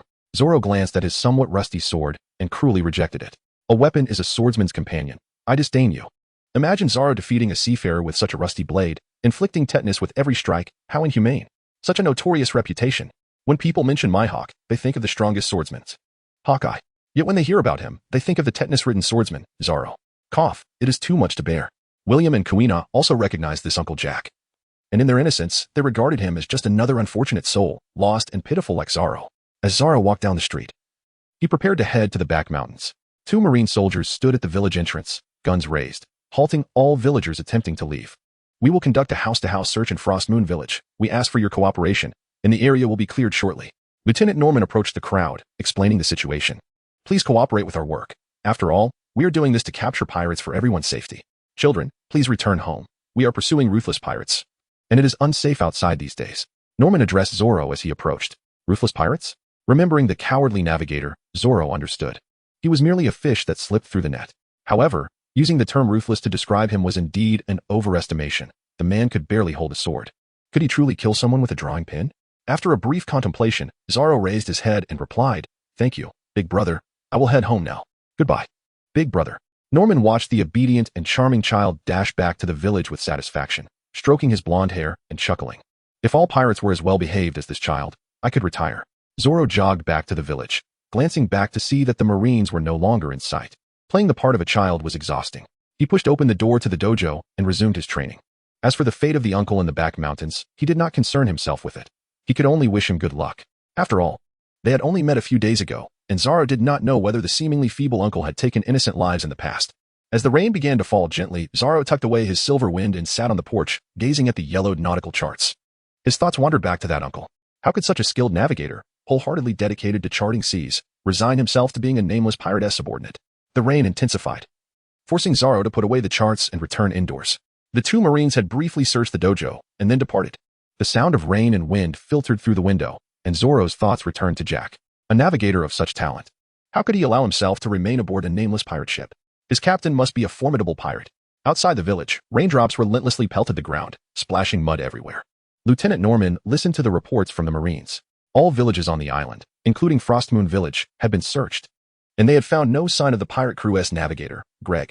Convey the order to destroy all vessels on the island, large and small, to prevent the pirate from escaping, and then organize teams to search the mountains. Finally, relief was in sight. Hiding beneath a tree, Greg curled up, clutching his legs, cold and shivering. A sneeze escaped him, followed by the grumbling of his stomach. Greg shoved the oilskin-wrapped nautical chart into a crevice in a nearby tree, drawing out the rusty knife strapped to his waist and lunging at a wild boar that hurried past. Thud! He fell into the mud, clumsily missing the creature entirely. The wild boar paid him no mind, vanishing into the rain. Greg sat in the muddy ground, laughing heartily. At over 30 years old, he felt utterly useless. Calling himself a fool, he thought of the meals and drinks brought to him by the three children over the past few days, muttering self-deprecatingly. Sitting there in the rain, he stared blankly down the mountain. The three little ones wouldn't come today. The rain was too heavy. However, as he rubbed his hungry belly, Greg's spirits dampened. This fool who could barely wield a knife would surely go hungry today. During the day spent with the children, Greg had contemplated much. Though he considered himself a pitiful soul forced into service by Captain George, in the eyes of the Navy, he was still a thief. That fact could never change. No matter where he escaped, he would always be labeled a thief. Even if he fled as a navigator, only pirates would accept him. Could he pursue his dreams under the weight of such a title? Lying in the mud, Greg thought, perhaps death would be preferable. That thought required immense courage. Yet, considering that death would be painful, he quickly dismissed such a terrifying notion. Achoo! Greg sat up, his clothes muddy as he trudged down the mountain. Hungry. As he walked along the muddy path, his cold lips trembled, and he shivered, wrapping his arms around himself. The rusty knife at his waist swayed as he trudged through the mud, his mind wandering to various thoughts. How hungry he was. If only he had successfully escaped the George pirate crew, he wouldn't be in this predicament. But that was unlikely. He'd either starve to death or be killed by the pursuing Captain George. He couldn't navigate. It would be he who got lost and starved first. Those three children, what a bright future they had. How wonderful. Greg had not taken Zoro's words seriously. No matter how powerful a child might be, he remained just that, a child, with thoughts that were eternally innocent and not to be taken literally. Perhaps now they were declaring they wanted to be pirates, only to grow up to become admirals in the Navy. Children's words are not to be taken seriously. Who knows what the future holds? The Marines in the village had already dispersed. The rain continued to fall, but along the coast outside the village, crowds of villagers gathered. Do not destroy the ships. We rely on them to make a living. We implore you. Crack. The Marines raised their weapons, forcing the villagers back. The leading villager opened his mouth to speak, but dared not utter a sound, retreating anxiously. Everyone, listen to me. Lieutenant Norman waved his hand, signaling the Marines to lower their weapons, and turned to address the villagers. I understand your feelings, but please also understand our position. We have pursued the George pirate crew for 5 days and nights. Now only one pirate named Greg remains hidden on the island. Pirates are cruel and merciless. We have no choice but to destroy the vessels to prevent his escape. Rest assured, we will capture him within the next few days. Once the pirate is caught, you can build new ships. Please cooperate with our work. What about our losses? Will you compensate us? A villager stepped forward but was quickly pulled back by the village chief, who apologized to Lieutenant Norman and scolded the villagers to return to the village. Are you trying to get yourself killed? Endure for a moment. Once they depart, we shall construct a modest fishing vessel with just a few planks of wood. The villagers gradually dispersed from the shore, while the village chief quietly reprimanded and tugged at the outspoken villager, leading him back. At the village's edge, Zoro and William took refuge under the eaves, observing the unfolding events in the distance. Brother Zoro, what is the name of the person they are after? William inquired, craning his neck. I couldn't catch it clearly, Zoro replied. Zoro shook his head. William turned to observe the Marines demolishing the fishing boats along the coast, lost in contemplation. Brother Zoro, isn't their behavior a bit excessive? It is clearly their own incompetence, yet. William left his thoughts unspoken, feeling a twinge of doubt regarding his long-held aspirations. The Navy, in the name of justice, could infringe upon the interests of the villagers. What, then, are they truly safeguarding? Zoro patted William on the head, advising him not to project the actions of certain individuals onto others. Moreover, William, remember that differing perspectives arise from varying stances. Of course, these individuals indeed possess a notable lack of intellect. Listening to his elder brother, William nodded, albeit with limited understanding, recognizing that his brother clearly wished for him not to relinquish his aspirations so easily. Brother, isn't that Uncle Jack? The chill was biting, and hunger gnawed at him. As Greg strolled along the street, he managed to purchase a bag of bread with the scant coins he had left before a shop closed its doors. Curiously observing the desolate thoroughfare, he pondered whether the Marines were still pursuing him. Chewing on the bread amidst the rain, he mused if the Navy had retreated.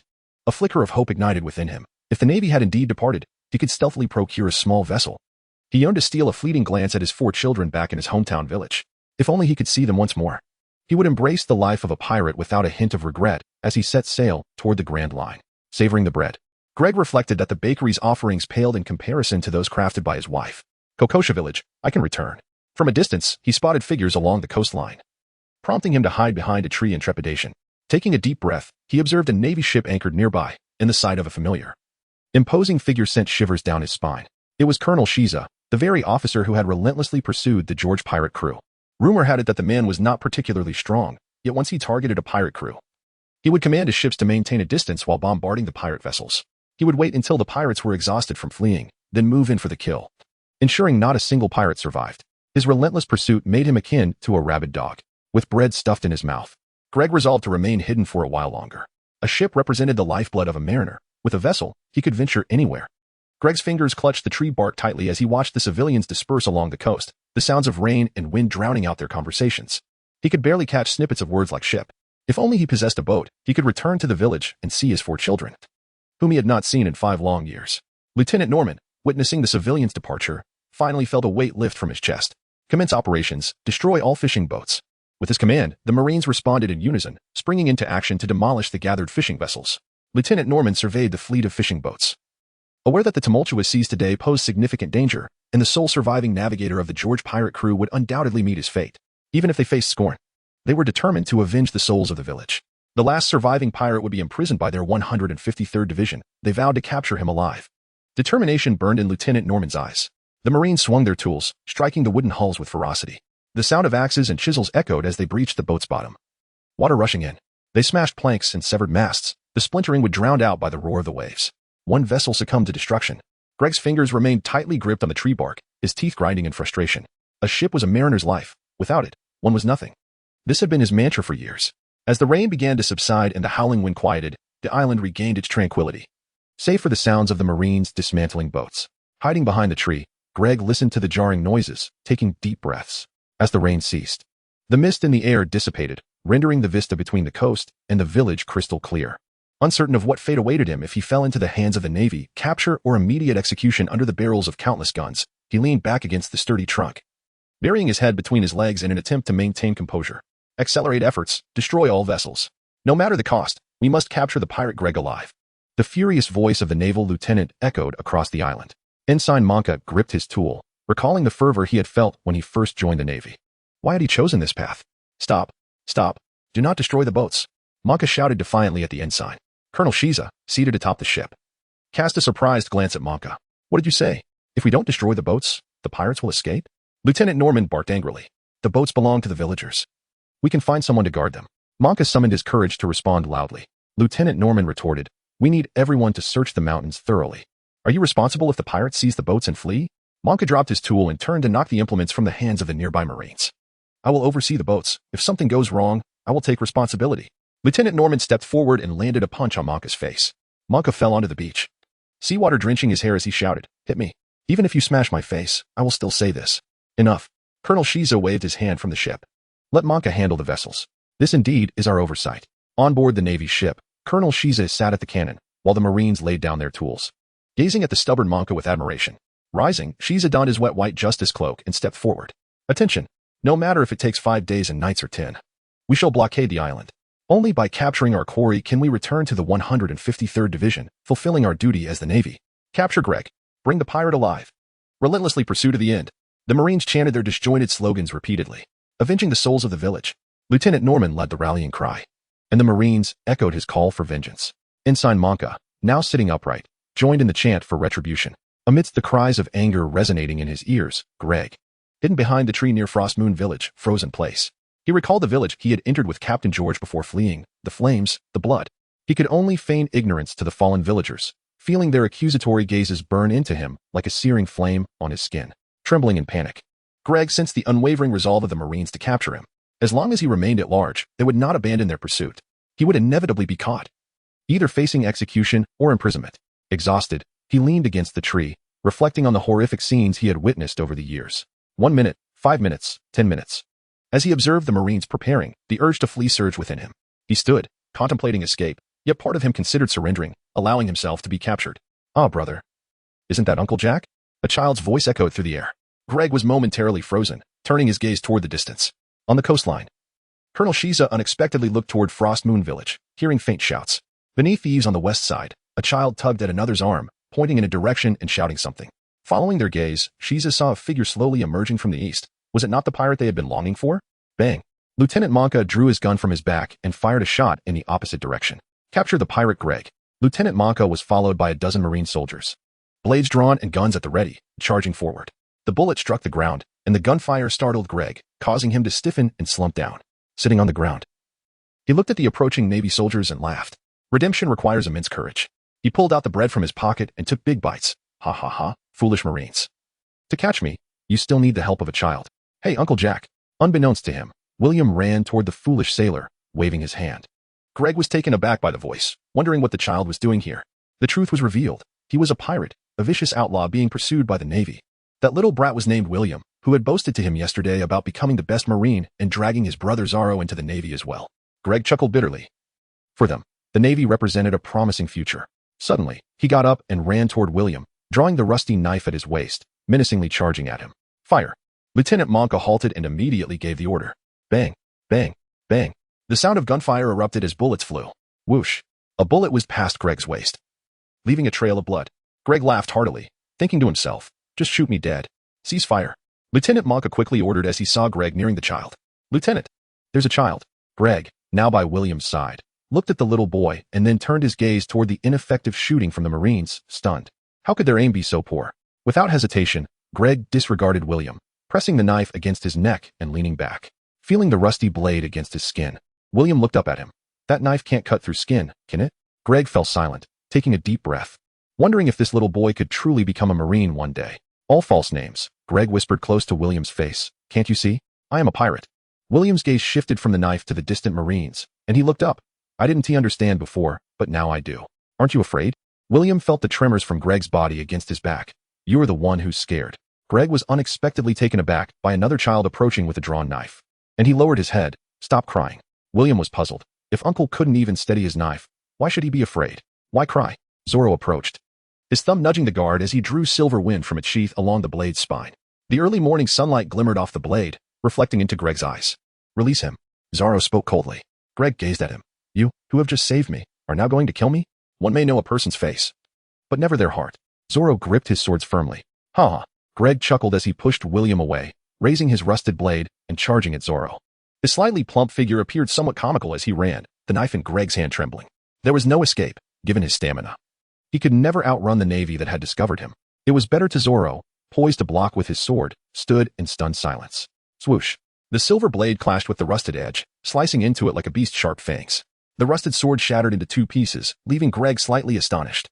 Zoro was equally astonished. He never anticipated that the silver wind could be so extraordinarily sharp. With a swift motion, Greg charged forward, gritting his teeth and deliberately colliding with the blade. The gleaming edge pierced through flesh, tearing apart the delicate tissue of his body. Zoro stared vacantly at the man gripping his hand, who was pierced through by silver wind, kneeling in a puddle with his head resting against him.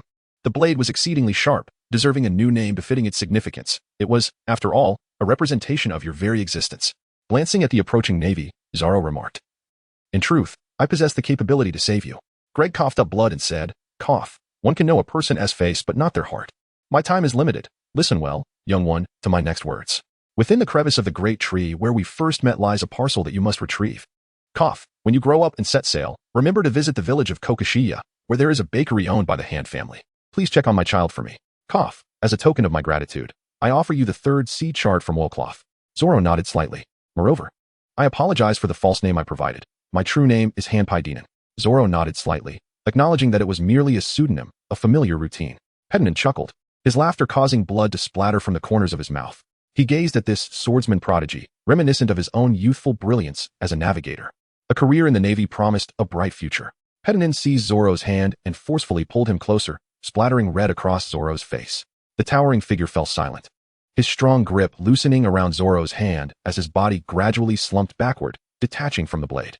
Lieutenant Monka, accompanied by his men, began to remove the lifeless pirate. Casting a silent glance at the extraordinary child, Lieutenant Norman stood beside this familiar boy, reflecting on how rare it was for a once gentle child to take the life of a pirate. However, he refrained from making any unnecessary remarks. Children of the sea, particularly in this era of rampant piracy, often matured swiftly. Giving the boy a gentle pat on the head, Norman remarked, "They are merely pirates, the refuse of the ocean." "You did well." Zoro, clutching the silver wind, remained unresponsive, maintaining the posture he had assumed when he struck down Pedinant.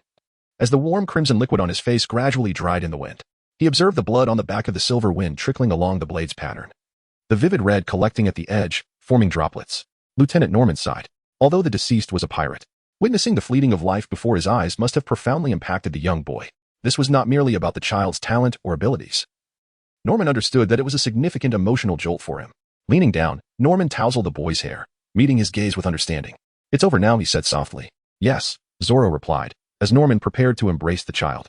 Zoro stepped back a couple of paces, sheathing his long sword, narrowly avoiding an additional wound. Lieutenant Norman was momentarily taken aback by the disdainful gaze directed at him. There were no tears in the boy's eyes, nor was there any trace of fear. It dawned on him that these were mere figments of his imagination. That gaze, Norman observed Zoro's unflinching expression after slaying the pirate, solidified his belief that this boy, when grown, would either become a world-shaking pirate or a naval commander that instilled terror in the hearts of pirates. "I look forward to seeing you at the 153rd Division," Norman remarked. As shadows obscured the sunlight, Zoro looked up to behold a towering figure before him. Standing like an iron tower, Colonel Caesar, draped in a white cloak of justice, placed his hands on his hips, scrutinizing him with eyes that bore deep dark circles. Of course, one must momentarily overlook the glaring hedgehog hairstyle atop his head. "What is your name, young lad?" boomed Colonel Caesar. Zoro strained as he tilted his head to gaze upon this towering figure, who loomed even taller than Norman. "Can't you simply crouch down when speaking to a child?" "I am Shuangyue, from the swordsmanship dojo in the neighboring village of Frost Moon." Zoro pointed at the weeping William beside him, saying, "He is called Hongdu, hailing from the neighboring village." Shiza nodded, committing the name Hongyin to memory, for he recognized this as a beacon of hope for the future of the Navy. Removing the navy cap from his spiky-haired head, Shiza extended the hat towards him. "I bestow this cap upon you, with the hope that one day the roster of the Navy will include a commander by the name of Hongyin." Shiza endeavored to soften his intimidating visage into a smile, aiming to appear more approachable. Zoro's hand abruptly opened, revealing his broad palm. "I refuse to wear it, as my hat has been drenched by the rain." Weiser's smile faltered. The future hope of the Navy seemed rather unappealing. However, recalling the fearless young swordsman who could boldly eliminate pirates, Weiser broke into a hearty laugh. "I look forward to your enlistment." The sky was clear, the tempest long gone, and in the distance, seagulls, having sought refuge from the rain, flapped their wings and ascended towards the heavens, gradually fading away. Observing the Navy personnel returning to their ship with Ferdinand's lifeless body, Zoro wiped the blood from his long sword with his clothing before sheathing it. Approaching the weeping William, Zoro gently patted his head. He was a pirate. William sobbed in agreement. "He is gone," read Zoro, without glancing back at the still sobbing William, proceeded towards the village. "Who is Hongdu?" William inquired, perplexed, as he trailed behind his elder brother. "Cough, cough. Do not concern yourself with such matters. It is evidently just the two of us. Did Hongdu not say I was referring to you?" "No, you misheard." "Then who exactly is Hongdu?" "You are quite bothersome." The sound of red echoed in agreement. It has been 2 days since the Navy departed. On the back mountain, Kuina's wooden stick fell to the ground. Resting on the grass as she gasped for breath, Zoro untied the blindfold, ruffled his hair, and settled down on one side. Although he had yet to develop his observation haki, his reflexes had become increasingly swift. The weather was splendid, with sunlight filtering through the leaves and warming his skin. A seagull approached, adorned with a sailor's hat, and carrying a small backpack around its neck. It glanced at Zoro before turning and soaring towards Kuina on the other side. Zoro leaned against the tree. "Hey, bring me a newspaper." The seagull glanced at him, one wing shielding the newspaper while the other extended outward. First, the money, it thought. Having heard from its fellow birds that humans can be deceitful, Zoro produced 50 berries and extended them forward. The seagull accepted the money, retrieved a newspaper, and handed it to him before flapping its wings and taking flight. As it soared away, the seagull cast a puzzled glance back at the human, questioning whether he was a deceiver. Zoro leaned against a grand tree, unfurling a newspaper. The first thing that caught his eye was a bold headline: "The completion of the sea train in Water 7. The first railway is now operational." Zoro glanced at the news, astonished to discover that even in the East Blue, reports from the Grand Line were being circulated. The scope of this news agency's operations was truly remarkable. The inaugural railway in Water 7 had just been inaugurated, while the report indicated that Tom's workshop was diligently continuing its endeavors. If this were the case, it suggested that the world government had been keeping a close watch on the fisherman shipwright, Tom, and his two apprentices, Frankie and Icebug, for quite some time. Once all tasks were completed, the CP5 chief, Spandam, would arrive to conclude matters. Spandam demanded the blueprints of the Pluton. When his demands were unfulfilled, he resorted to slandering Tom and his apprentices, seeking to raid their workshop. This baseless accusation ultimately led to Tom's tragic demise. In Zoro's perspective, even had Tom surrendered the blueprints, the world government would still have orchestrated his execution. Trustworthiness from the world government? Such naivety was unfathomable. As he neared the end of the newspaper, he stumbled upon a modest headline in the corner of the second page: "The Hope of the East Blue. The boy red-haired who slays pirates." Zoro burst into laughter. "Pardon me, ha ha ha. This is absolutely hilarious. Though it's merely a simple headline with no actual content, accompanied only by a blurry distant image. Yet even the ubiquitous newsbirds believe his claim about the name Kuina Otoya. Ha ha ha, Kuina Otoya." Zoro gazed with delight at the news article nestled in the corner. Although it occupied a trivial space in the minor news section, the names of the protagonists were utterly incorrect. Indeed, the hope of the East Blue Navy is none other than Red Sound. What concern is it of Roronoa Zoro? By the way, let us add a mention of Red. In Frostmoon Village, within the One Heart Dojo, the room was occupied by the bearded man and Kayashiro, who knelt on either side, sipping tea. Kayashiro's eyes scanned the newspaper in his hands and caught sight of a particular subheading, causing his expression to subtly shift. Ahem. Who is Red Sound? Gazing at the blurred distant image, it seemed to depict outside their Frostmoon Village, and though the young boy's face was indistinct, that striking green hair was unmistakable. Puff. In the back mountain, Zoro once again covered his eyes. Finished with the amusement? Time to train harder. Kuina and William stood on either side, each wielding 2 wooden sticks. They were determined, no matter how quick his reflexes. He could not evade the assault of 4 sticks simultaneously. With the continuous whooshing sounds of the wooden sticks slicing through the air, Zoro remained on high alert. The intensity of the current training had escalated immensely. Truly, without the development of observation haki, one could easily fall victim. Kuina and William, seasoned from rigorous practice, wielded their sticks with growing proficiency, creating a flurry of shadows as they swung. Zoro once again recalled the terror governed by the great stick. Half an hour later, with a resounding crack, the wooden stick shattered as if it had struck iron. Kuina and William gazed in astonishment at Zoro, whose head was enveloped in a layer of black haki. Kuina halted her swings, releasing the stick to reach out and touch the formidable aura before her. Still unable to regain her composure, William glanced at the broken stick in his hand, then at the haki adorning his elder brother's head, his gaze oscillating between the two. Was that haki? Doubts began to creep into William's mind regarding the concept of haki he had trusted for so long. Could it be that his brother had made a mistake in teaching him? The trio took a moment to collect themselves, and 10 minutes later, they sat together in a circle. Zoro clenched his fist, the black haki enveloping it. Kuina placed a wooden stick beside him, suggesting, "Let us give it a try." Zoro took a deep breath, his fist crashing down upon the wooden stick. At the moment his fist met the wood, the other two instinctively widened their eyes, taking tense breaths. His punch struck with the force of a heavy machine forging metal, shattering the stick into 2 halves, which Kuina promptly picked up, with a serious expression. Kuina gazed at Zoro and suggested, "Perhaps it is time to reconsider your approach." Zoro nodded in agreement. "Let us use a real sword." The two exclaimed in unison. William, his face pale with fear, waved his hands frantically. No, that is too dangerous. Let us choose something else. How about a gun?" Zoro and Kuina spoke in unison. William broke into a cold sweat, exclaiming, "Are you two truly speaking in a manner that makes sense? Let's choose an option devoid of peril." Zoro and Kuina locked eyes, pondering what could possibly be devoid of danger. After much contemplation, neither could conceive of a scenario where the mastery of observation haki could be achieved without peril. Having discarded William upon the mountain, the duo resolved to return to the dojo to deliberate on their future training regimen. Considering the unexpected development of Zoro's observation haki leading to the emergence of armament haki, their enthusiasm for further training had waned. With their swords slung over their shoulders, Zoro and Kuina traversed the path. Kuina remarked, expressing her disdain for William, the timid yet boastful boy, questioning the existence of a secure method to accomplish feats beyond the reach of ordinary individuals. Zoro nodded quietly, uttering no further words. People do grow. And what William will become in the future remains an enigma to all. As he stepped into the courtyard, Master Kushiro, clad in loose-fitting garments, stood at the entrance. A gentle smile gracing his features as he regarded Zoro. Kazan, you may return home now. I wish to speak with Zoro. Yes, father, Kazan replied, casting a dubious glance at her father before turning to leave. Could it be that father is secretly observing again? Has he discerned Zoro's mastery of observation haki? Master. Zoro followed Yasujiro into the house and took a seat. Yasujiro perused the newspaper, sipped his tea, and then leisurely began to speak. On the day it rained. Were you not inside studying navigation? Zoro gazed at Master Yasujiro, pondering how his mentor could possibly know that he was not in the house at the time. Had he perhaps gone in search of him? This was troubling.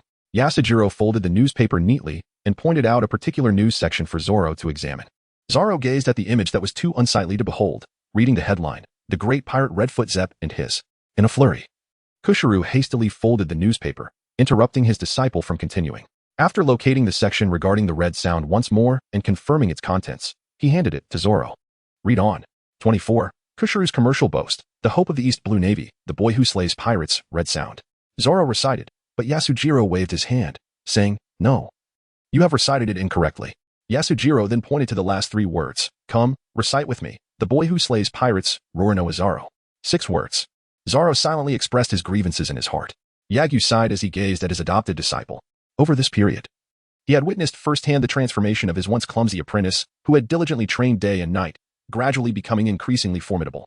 Although the duration of this change seemed rather brief, while others measured progress in years, his obedient disciple did so in months. This remarkable growth illuminated the exceptional talent Zoro possessed in the art of swordsmanship. It deepened Yagyu's respect and affection, causing him to treat Zoro with the warmth of a father. I am sorry, master, for that day. Zoro recounted to his master the events of the past few days, detailing his encounter with the pirate Pedinin and the unexpected conclusion that led to Pedinin's demise. Indeed, your progress during this period has astounded me, his master remarked. To be frank, you are the most gratifying disciple I have ever had. Yasuhiro declared as he set down the newspaper. Zoro was taken aback. Master, is this your way of boasting about your apprentice? However, pirates are indeed ruthless villains who kill without a second thought. Until you mature, it would be wise to keep your distance from them, for their ferocity is beyond your current imagination. Yoko looked sternly at his obedient disciple, almost losing such a contented student. He expressed gratitude for Pedina's astonishing incompetence. Very well. Master, I comprehend.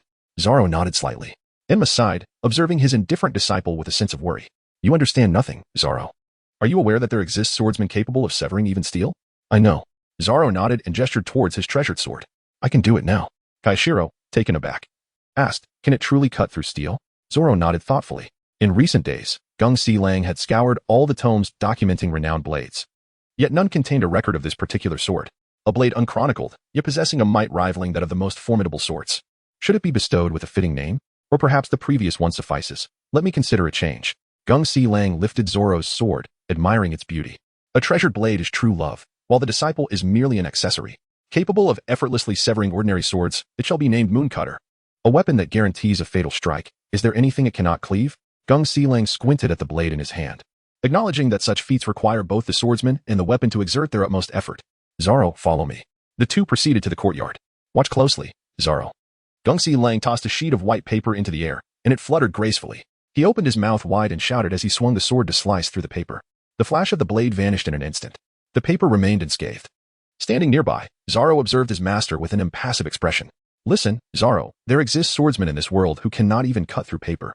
Yet, such individuals possess the ability to sever iron, and even harder materials. With that, Gung Si Lang entrusted the moon cutter to Zoro. Zoro nodded, gazing at the cherry blossoms scattered by the wind. He drew his sword, enveloped it in armament haki, and unleashed 3 swift slashes of the moon cutter. The cherry blossoms shattered. Zoro, without any surprises, has just awakened his armament haki. The ability to imbue his blade with this power is a testament to his enhancement. And it is entirely normal for him to lack the mastery exhibited by his mentor due to inadequate control. Yusaku's eyes bulged, and his mouth gaped open. What? Cough, cough. Armament haki? Zoro silently thought, Master, if you wish to speak of flowing cherry blossoms, do so. I shall not expose you. King Shiro cleared his throat. Regaining his composure as a masterful practitioner, and remarked, "Indeed, it is commendable to have developed armament haki at such a tender age. However, the cherry blossoms have shattered." After a brief pause, Kung Shiro pondered for a moment and continued, "When you can draw your sword without causing any harm to the cherry blossoms, I shall refrain from imposing further demands upon you." Zoro gazed at the departing figure of his master, then turned back to endure the relentless training under the cherry blossoms.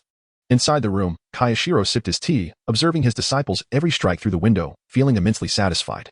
However, during his earlier clandestine surveillance, his obedient pupil was not practicing the observation haki, so what was this unexpected awakening of the armament haki? Something was amiss. Zoro gazed at the cherry blossoms, shattered by the sword known as Shuangyue, enveloped in haki, and shook his head, continuing to swing his blade. The haki wrapped around the sword's body rendered the already extraordinarily sharp Shuangyue even sharper. After delivering a series of relentless strikes, Zoro finally sensed it. Shuangyue seemed to subtly influence his haki, enhancing its sharpness.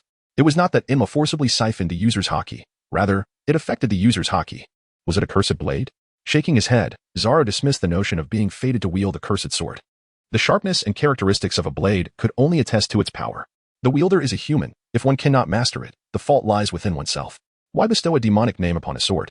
With a resolute belief in his heart, Zoro devoted himself even more fervently to his training. In the evening, at the entrance of the tavern in Windmill Village, Zoro, cradling his sword, Shuangyue, sat by the roadside, observing the ebb and flow of passers-by. In recent days, a few pirate ships had occasionally docked at Windmill Village. However, unlike the notorious George pirates, these marauders, though brash, merely sought to procure supplies without indulging in rampant violence or plunder. Upon disembarking, most of these pirates would first rush to the tavern to quench their thirst, perhaps engaging in minor bullying. This somewhat dilapidated and unkempt tavern had become a favored gathering spot for them. Ever since that fateful night when he vanquished the George pirates and reaped a considerable bounty of experience, Zoro had developed a keen interest in these pirates. The prospect of gaining substantial experience from dispatching a crew of minor pirates had significantly alleviated the burden of his arduous training. Rising to his feet, grasping Shuangyue firmly, Zoro strode into the raucous tavern. The modest establishment housed merely 7 tables, each occupied by 6 boisterous pirates, who, amidst hearty laughter, pounded the tables as they guzzled their beer. Zoro cast a sweeping glance at the patrons within the establishment, all of whom were pirates. The villagers had vacated the premises at the arrival of these marauders. Beer bottles rolled haphazardly across the floor, their contents spilled in chaotic disarray. At the bar, Captain Duke, adorned with a pirate hat, lowered his gaze to the young boy who had taken a seat beside him. Captain Duke regarded the lad with a mixture of surprise and curiosity, setting down the bottle in his hand. Despite the fact that the boy wielded a genuine sword, to Duke, he remained merely a child. While the other villagers had fled in terror at the mere mention of the pirates' names, here was a brave little one daring to sit beside him and observe their revelry. With a hearty slap on the table, Duke boisterously proclaimed, "Bring this young lad a mug of beer, ha ha ha." Zoro silently retrieved a bounty notice from his pocket and began to compare it. The first battle, the mastery of armament haki and the 3-sword style. As he flipped through the bounty papers, he raised his gaze to observe the pirates within the room. None of the bounties in his hand belonged to the pirates present. He pushed aside the beer-filled cup that Duke had slid toward him and inquired of the bartender, "Do you have any bounties?" The bartender looked at the boy, completely disregarding Captain Duke, in astonishment. After a moment of hesitation, he reached behind the bar and handed Zoro a handful of bounty notices. "Captain, this little brat is ignoring you entirely, ha ha ha." A pirate with his head wrapped in black cloth laughed uproariously, slapping the table. Captain Duke joined in the laughter. "You've got some guts, little one. How about joining my crew as a pirate, ha ha ha." Hearing the captain's jest, the pirates in the room erupted into laughter. "Did you hear that? The captain is inviting a little brat onto the ship. I remember the last little one who boarded was tossed into the sea, right? Ha ha ha."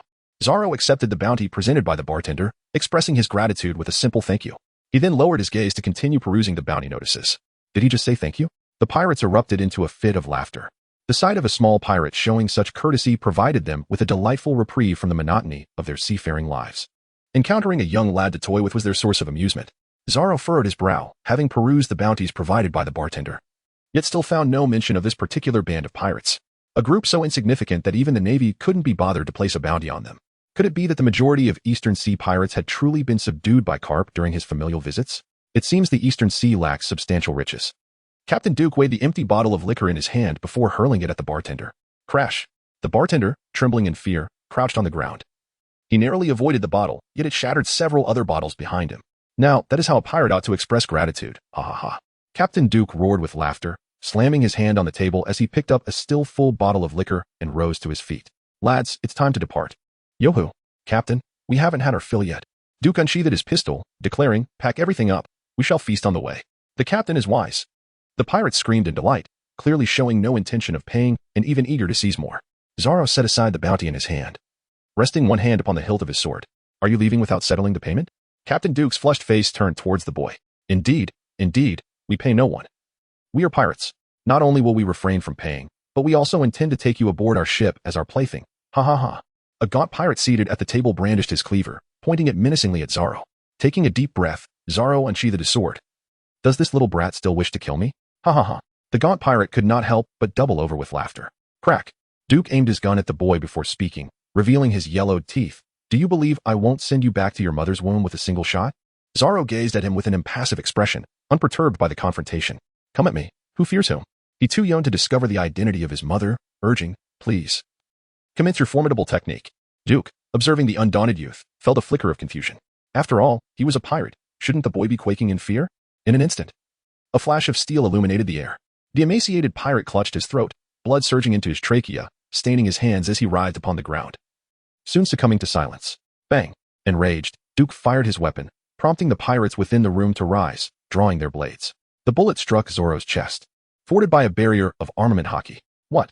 Duke exclaimed in astonishment, witnessing the steel-like haki deflect the bullet. Having lived his life without ever venturing to the East Blue, he had never even heard of haki. The very notion of devil fruits was but a whisper of rumor to him. As he regained his composure, the boy he had mocked stood atop the table, a long blade poised at his throat. Duke, tense, swallowed hard. The blade grazed his neck, leaving a small incision from which blood trickled. Duke's entire being froze. This boy truly dared to take a life. The pirates encircling Zoro hastily retreated, fearful that the boy might unleash his fury once more, threatening their captain with dire consequences. Zoro spoke coldly. Duke waved his hand, and the pirate subordinates hurriedly jogged over to pay the bartender, including compensation for the damages. Zoro spoke once more.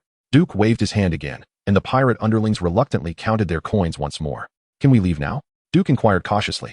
What is your bounty? Zoro inquired, yet he did not relinquish his sword. I yearn for a bounty as well, but having lived over 40 years, I have yet to receive one. Duke felt the cold edge of the blade inching closer to his neck, his legs trembling in fear. How pathetic you are, Zoro silently scoffed. To have lived for over 4 decades without a bounty is a testament to one's utter failure as a pirate.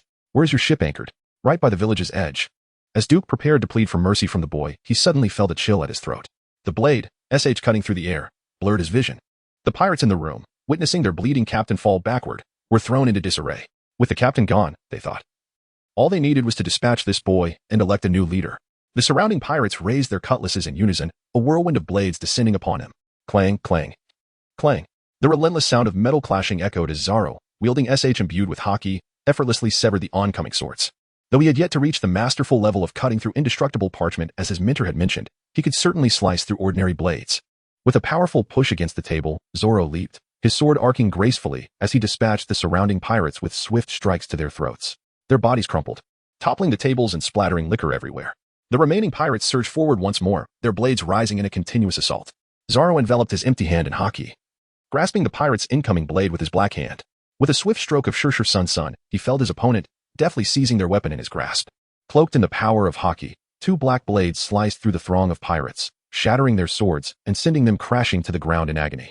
Zoro, relying on his extraordinary reflexes and speed, deftly evaded the blades. With 2 black swords in hand, he repelled the pirates, glancing at the remaining few beside him. There were still dozens of pirates left. He was cutting too slowly. The bartender peeked out from behind the bar, silently wishing good fortune upon the young boy before retreating once more. Placing Shuangyue at his mouth and biting down, Zoro took a deep breath, picked up a nearby cutlass, and enveloped all 3 swords with his haki. In a deep voice, he declared, "Come forth, you pathetic pirates. It is time for me to expedite your demise. Damn it. Whoever kills this arrogant brat shall become the new captain. Charge." Guina remarked. Is he a pig? The pirates surged forward, their numbers overwhelming. This little brat had dared to provoke them time and again. In the cramped space, they encircled him, swinging their weapons with ferocity. The 3 spinning black blades twirled like propellers, swiftly slicing through the attacking swords. The pirates froze, clutching their broken blades, staring in awe at the boy skillfully wielding 3 swords. In these past days, Zoro had not neglected his training in the 3-sword style. The bartender, covering his head, cautiously lifted himself from behind the bar to survey the now tranquil tavern. Zoro sheathed his sword, and the pirates surrounding him lay sprawled on the ground. He amassed a total of 400 points of swordsman experience. Current swordsman experience level, LV 35, 440, 020, 000. LV 34 reward, 13 enhancement to haki strength. LV 35 reward, surprise box. After rummaging through the fallen pirates, Zoro placed some berries on the bar counter to compensate for the damaged tables and chairs. The bartender nodded in silence, daunted by the fact that this devilish young lad had just dispatched a horde of pirates. Zoro paid no heed to the peculiar gaze of the onlookers as he turned to approach the pirates. He tore the garments of the pirates into strips, binding them together, and gathered a few intact swords. Observing the 7 well-preserved blades secured by the makeshift rope, he mused that Shuangyue was still too sharp. He needed to hone his mastery of haki further. Though the 7 swords were merely ordinary, Zoro was confident that he could sell them for a decent sum. The bartender, witnessing the notorious young killer carrying a bundle of swords, finally dared to emerge from his concealment. As Zoro strode through the streets with blades in hand, he noticed a newly opened weapon shop and decided to enter. This establishment was evidently smaller than the previous one. After an extensive negotiation with the proprietor, Zoro successfully raised the price of a second-hand sword from 30,000 berries to 34,000 berries. Zoro acquired 2 new pirate swords for his own use, selling the remaining 5. Witnessing the shopkeeper place those 5 worn blades into a wooden barrel marked with a price of 50,000, Zoro inwardly cursed the man's greed. With a pouch containing 170,000 berries in hand, he exited the weapon shop and made his way toward the village's coastal beach. At the village dock, only a small pirate ship was anchored. Zoro climbed aboard the vessel, gripping the rope. To be frank, the ship was indeed quite diminutive. He pondered how it could accommodate dozens of pirates. Did they all sleep huddled together on the floor? The thought repulsed him. As he walked across the deck, Zoro distinctly felt something sticky beneath his feet. Glancing down, he saw the deck's planks, stained with an unidentifiable filth, filthy beyond belief. These scoundrels did not fear illness from their neglect. They were remarkably reckless. Drawing a blade seized from a pirate, he struck the wooden door 3 times. With a swift motion, the door splintered into several pieces, falling onto the deck. Employing the Russian method of door breaching, he succeeded. Entering the ship's cabin, Zoro began his search. 10 minutes later, Zoro gazed at the cloth bag in his hand, which contained a meager sum of 600,000 berries. How had this band of pirates managed to descend into such poverty? He turned towards the captain's quarters. With a swift flash of his blade, he shattered the door to the captain's chamber. It was not a matter of bravado. The wooden door was simply too stubborn to yield, and wielding his sword was the more practical choice. As long as the money remained untarnished, he had no qualms. Inside the captain's quarters, he rummaged through the contents and unearthed several nautical charts. A brief glance revealed that they were merely duplicates of those within Pedinen's oilcloth, albeit rendered with far greater precision. In comparison, the charts aboard the ship were little more than rough drafts. Recalling Pedinen, Zoro remembered that he had chosen not to rescue him. It was not due to Pedinen's unwillingness to serve as his navigator. At that moment, he could have utilized his last devil fruit experience card to eliminate the Navy officers present, but what would have followed? He could have fled. But what of William and Kuina, who would be left entangled in the aftermath? A mere acquaintance like Pedinen was not worth such a risk. Furthermore, that experience card was merely an external tool. His own abilities did not permit him to engage in reckless behavior. He opened the LV-35 surprise box and discovered a 10 enhancement to his armament haki strength. With renewed purpose, he exited the cabin and leapt from the pirate ship into the sea. Zoro cast a disdainful glance at the pirate ship. Drawing his sword, Shuangyue, the blade shimmered with a glint of light. He cleaved a massive gash into the vessel, causing it to take on water and gradually sink beneath the waves. The following afternoon, Zoro and Kuina engaged in a genuine sword duel in the mountains behind. Zoro wielded 2 swords in his hands, with the blade of Shodai Kitetsu clenched between his teeth, clashing once more with Kuina's wad Ikamanji before separating again. The 3 blades collided repeatedly with her single sword as Kuina narrowly evaded the razor-sharp edge. A stray lock of hair drifted away on the breeze. Zoro advanced, parrying with his sword, Moonslayer, to block Kineman's attack, one blade poised against Kuina's wrist and the other against her throat. Again, Kuina exclaimed, "All right." The 2 then separated, only to launch themselves at each other once more. Kuina could hardly believe that when she first encountered him, she had effortlessly defeated him in their sparring match. Yet now, in such a short span of time, Zoro had astonishingly developed to a level where he could easily surpass her. His rate of growth was nothing short of remarkable. Although she was 2 years his senior and they had trained for the same duration, she found herself bested by Zoro in such a brief period. Zoro sheathed his swords, including the Shuangyue, and took up a nautical chart, deep in contemplation. Where's William? He pondered. Who knows? Perhaps that coward has given up. Impossible. Do you truly believe in him? Of course. On what grounds? Guina turned her head, gazing at Zoro with a quizzical expression. The chart obscured his face, rising and falling as he studied it. Leaning closer, Guina pulled aside the chart, revealing that he had fallen asleep. He can fall asleep just like that. Is he a pig? That morning, the 3 of them had devised a perilous training regimen. To cultivate observation haki, there were no shortcuts. To attain formidable strength, one must not cower. Consequently, by the afternoon, only Zoro and Guina ventured to the back mountain. The 2 engaged in earnest sparring matches, with Zoro emerging victorious in each of the 5 or 6 encounters. Guina, wielding the Wadakamanji, practiced beneath a tree while Zoro slept nearby. Unlike Zoro, she had little expectation that the boastful boy would show up. He spoke incessantly of aspiring to be the finest Navy officer, yet faltered at the first sign of adversity. It was foolish of Zoro to encourage him and insist on continued training together. She, as a girl, understood far better than William that to grow stronger, one must not fear pain. Zoro, I'm here. A small boy raced up the hill, clutching something wrapped in black cloth. Guina halted her practice, casting a puzzled glance in his direction. William came to a breathless stop nearby, his body covered in welts, holding a peculiar object. His face, head, arms, and hands were all swollen from bee stings as he cheerfully exclaimed, Guina, with this, we can definitely develop observation haki. Is that a beehive? Guina gasped, staring at William, who was adorned with welts. Yes. If we can dodge these little creatures, wouldn't that be the key to mastering observation haki? William beamed, patting the black cloth-wrapped beehive, which revealed small movements beneath the fabric. Guina turned away, grasping Zoro's ear. Wake up, the intense training is about to commence. Zoro slumbered peacefully, showing no signs of awakening. William, cradling his honeycomb, approached with curiosity, observing his steadfast elder brother in repose. I apologize, William, for previously labeling you a coward, Guina remarked, tugging at Zoro's ear. It's quite all right, William replied, rubbing his head and lowering his gaze in embarrassment. If he remains asleep, we cannot engage in our rigorous training. Guina lamented, gently patting Zoro's face. Let Zoro rest a little longer. After all, he is more diligent than any of us. William, unconcerned, sat up to take a break. Will the bee suffocate after a while? He pondered. Surely that must be the case, right? Indeed, that does seem to be the case. Zoro opened his eyes, drawing his sword, Shuangyue, with his right hand while covering the bruise on his face with his left. He warily observed the two individuals, who bore dubious intentions. What are you up to? He inquired. Hee, Kuina, one of them responded with a chuckle. Hee, William, the other added. William gestured towards the beehive on the ground, which was wrapped in cloth and tethered with a rope. A beehive, huh? If you can evade these little creatures, you could undoubtedly develop your observation haki. And what if I fail? Zoro inquired. Shall we endure the stings together? William, brimming with joy, replied, I possess the power of armament haki.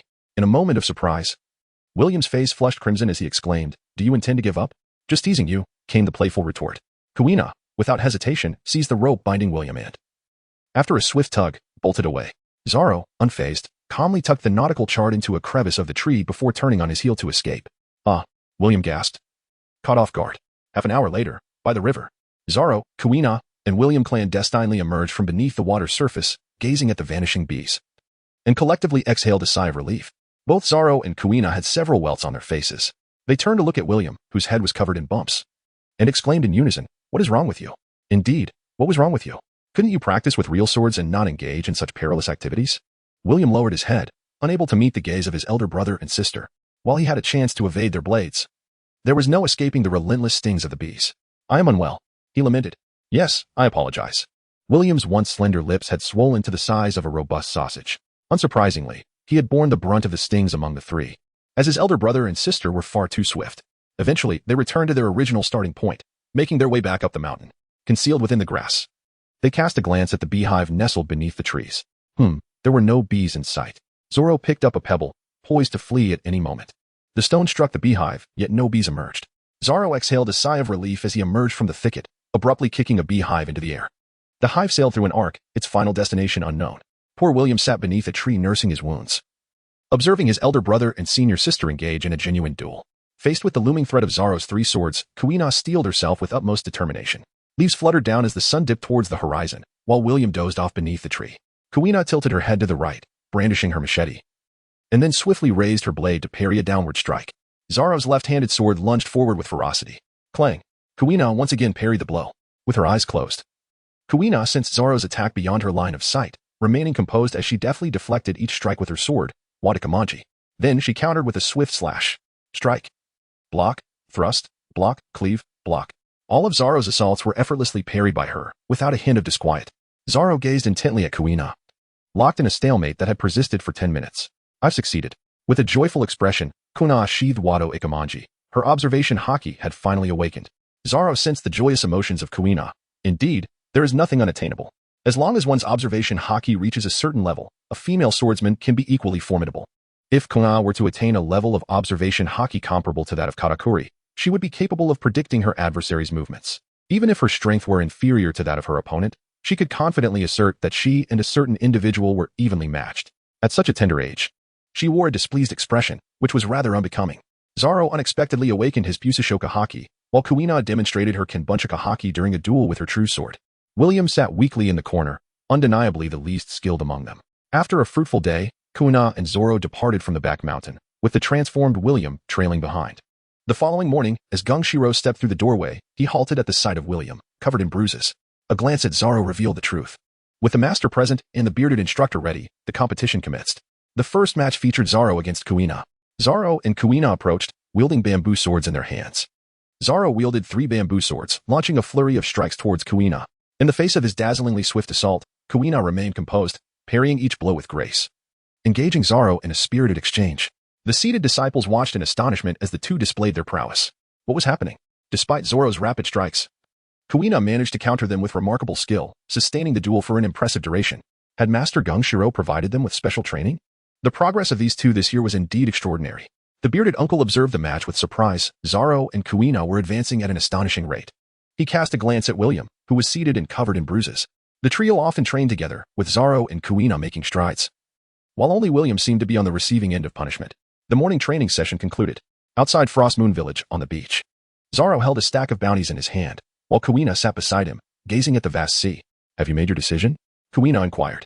Zoro lifted the bag resting upon the stone surface. I intend to amass 10 million berries, and then acquire 2 fine swords. Kuina glanced at him and inquired, and then? I shall gather more funds and, upon setting sail, construct the finest vessel. After all, it is only by venturing into the sea that one encounters greater challenges. And formidable adversaries reside within the Grand Line. Kuina pondered for a moment but refrained from responding. To set sail? She harbored the same intention. Yet she was reluctant to articulate it so soon. What about William? He has his own path. He will join the Navy, and I shall not carry him along. Zoro, after speaking, raised his finger towards the sea. The Jolly Roger of the skeleton pirate billowed in the wind as a pirate ship sailed towards Frost Moon Village. Look. The money is coming, he remarked. Following the direction of Zoro's gesture, Kuina turned her gaze towards the approaching vessel. The two seized the bounty posters and stood up.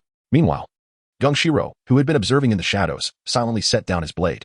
The pirate ship docked at the shore, and a dozen individuals disembarked. At the forefront was a bald pirate wielding an axe, followed by 5 lackeys who descended the ship in a scattered formation. Zoro compared the bounty in his hand with the bald-headed figure leading the way, then turned to look at Kuina beside him. What do you think? Kuina shook her head. Not like them. Trash? Indeed, mere trash. Zoro unsheathed his sword, deeming it unnecessary to wield the Shuangyue against such feeble pirates. Kuina was poised to draw her Wado Ikamanji. But Zoro swiftly intervened, asserting that there was no need for her to engage with such trivial adversaries.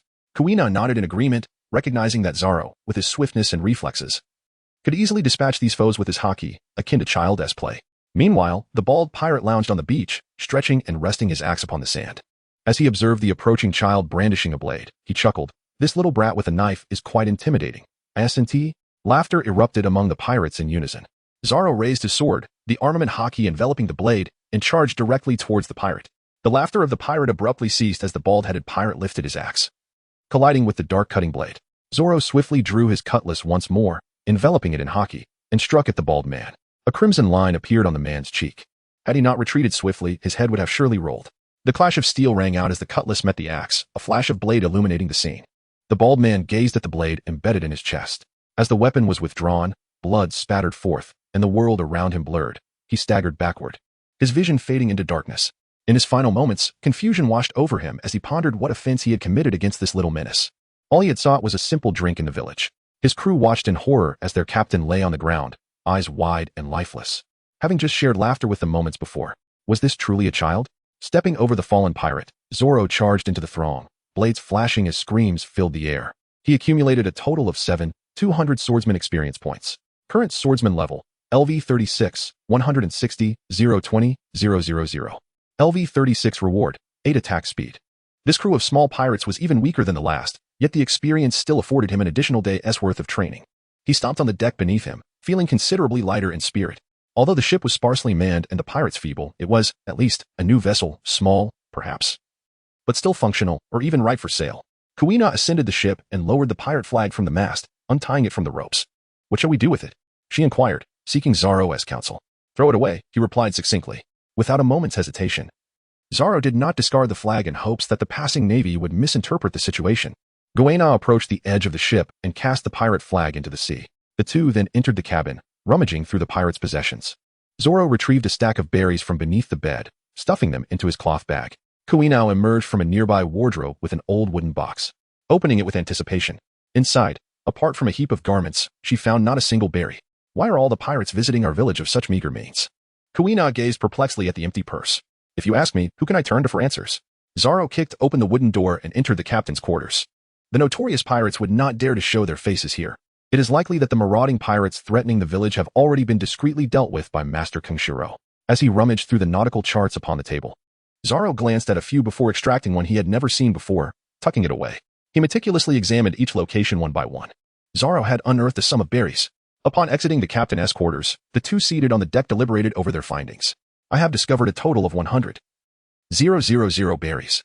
I have amassed 400,000 berries. All the berries were placed into Zoro's cloth bag. These pirates were remarkably inept in their dealings. How could they possibly have accumulated merely 500,000 berries aboard their vessel? What purpose could that serve? Zoro and Kuina gazed at the scattered blades strewn across the deck.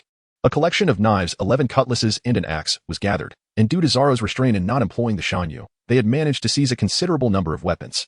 Kuina lifted 6 knives bound together by a rope, while Zoro held 5 in his left hand and an axe in his right as they disembarked. From behind a distant tree, King Shiro watched his apprentice and daughter in safety, releasing a sigh of relief as he lowered the weapon in his hand and stealthily returned to the Isen Dojo. Inside the weapon shop, Zoro and Kuina faced off against the bald shopkeeper. 1 knife for 29,000 berries. This axe is decent. Let us say 31,000 berries. That is unacceptable. Last time, it was 34,000 berries for a knife. How can you maliciously lower the price? I hadn't anticipated that business would be so challenging for your village. Each knife is worth at least 34,000 berries. Indeed, it must be 34,000 berries for the knife and 36,000 for the axe. At most, I can offer 31,000 berries. Otherwise, I won't take them. In that case, no one from our dojo will purchase your weapons. I, Hong-in, also represent the neighboring village, and we too shall refrain from buying your wares. After a lengthy yet cordial negotiation, Zoro sold a knife for 35,000 berries and the axe for 36,000 berries. Gripping the bag containing 169 million berries, Zoro exited the shop with satisfaction. It had not been an easy journey, but after several encounters with pirates, he had finally surpassed the million mark. Handing the bag filled with 169 million berries to Kuina, he patted her shoulder. Please, call me Zoro Million. What shall we do about that ship? Kuina inquired. It may be a bit small, but it's a new vessel and will suffice for practice. Zoro entered the dojo and spoke. All right. Inside the dojo, he encountered William, who was engaged in training. Zoro placed his pouch in his bedroom and, accompanied by William, made his way to the beach. By the dock stood 3 children. Zoro, with 3 swords strapped to his back, held the ancient blade Kitetsu in his arms, while William, covered in wounds, stood beside him. William gazed at the small boat before him, his eyes brimming with anticipation, then turned to his elder brother. Did you truly seize this from the pirates, brother? Zoro playfully tugged at William's hair. Shall we go up and take a look? Is it really possible? Let's do it. Children by the seaside universally cherish the allure of ships. The vastness of the ocean signifies the commencement of adventure. Sitting on the edge of the boat, Zoro grasped his sword, Shuangyue, while Kuina observed William scampering across the deck. Zoro, what do you aspire to do once you set sail? Adventure. Of course, indulging in feasting and revelry, all the while aiming to conquer the strongest and make them acknowledge me as their master. Zoro remarked with a smile. Is that truly possible? Guina expressed her disbelief. How could that be? You still aspire to become the strongest female swordsman? Zoro retorted. Kuina fell silent. Indeed. It was precisely because she believed in her own capabilities that she firmly held on to her conviction of becoming the strongest swordsman, regardless of what others deemed impossible. Her own belief sufficed. The dual-colored haki surged forth as the waves stirred, merging seamlessly with the horizon, where the sea and sky were equally azure. Zoro stood at the railing, quietly gazing at the surface of the sea. Kuina and William, armed with 2 guns, stood behind him. Shall we begin? Since their last encounter with the bald pirate, Zoro and Kuina had been eagerly anticipating another, yet not a single pirate ship had graced their shores. Stationed in a small village, they foolishly hoped that pirates would come to them.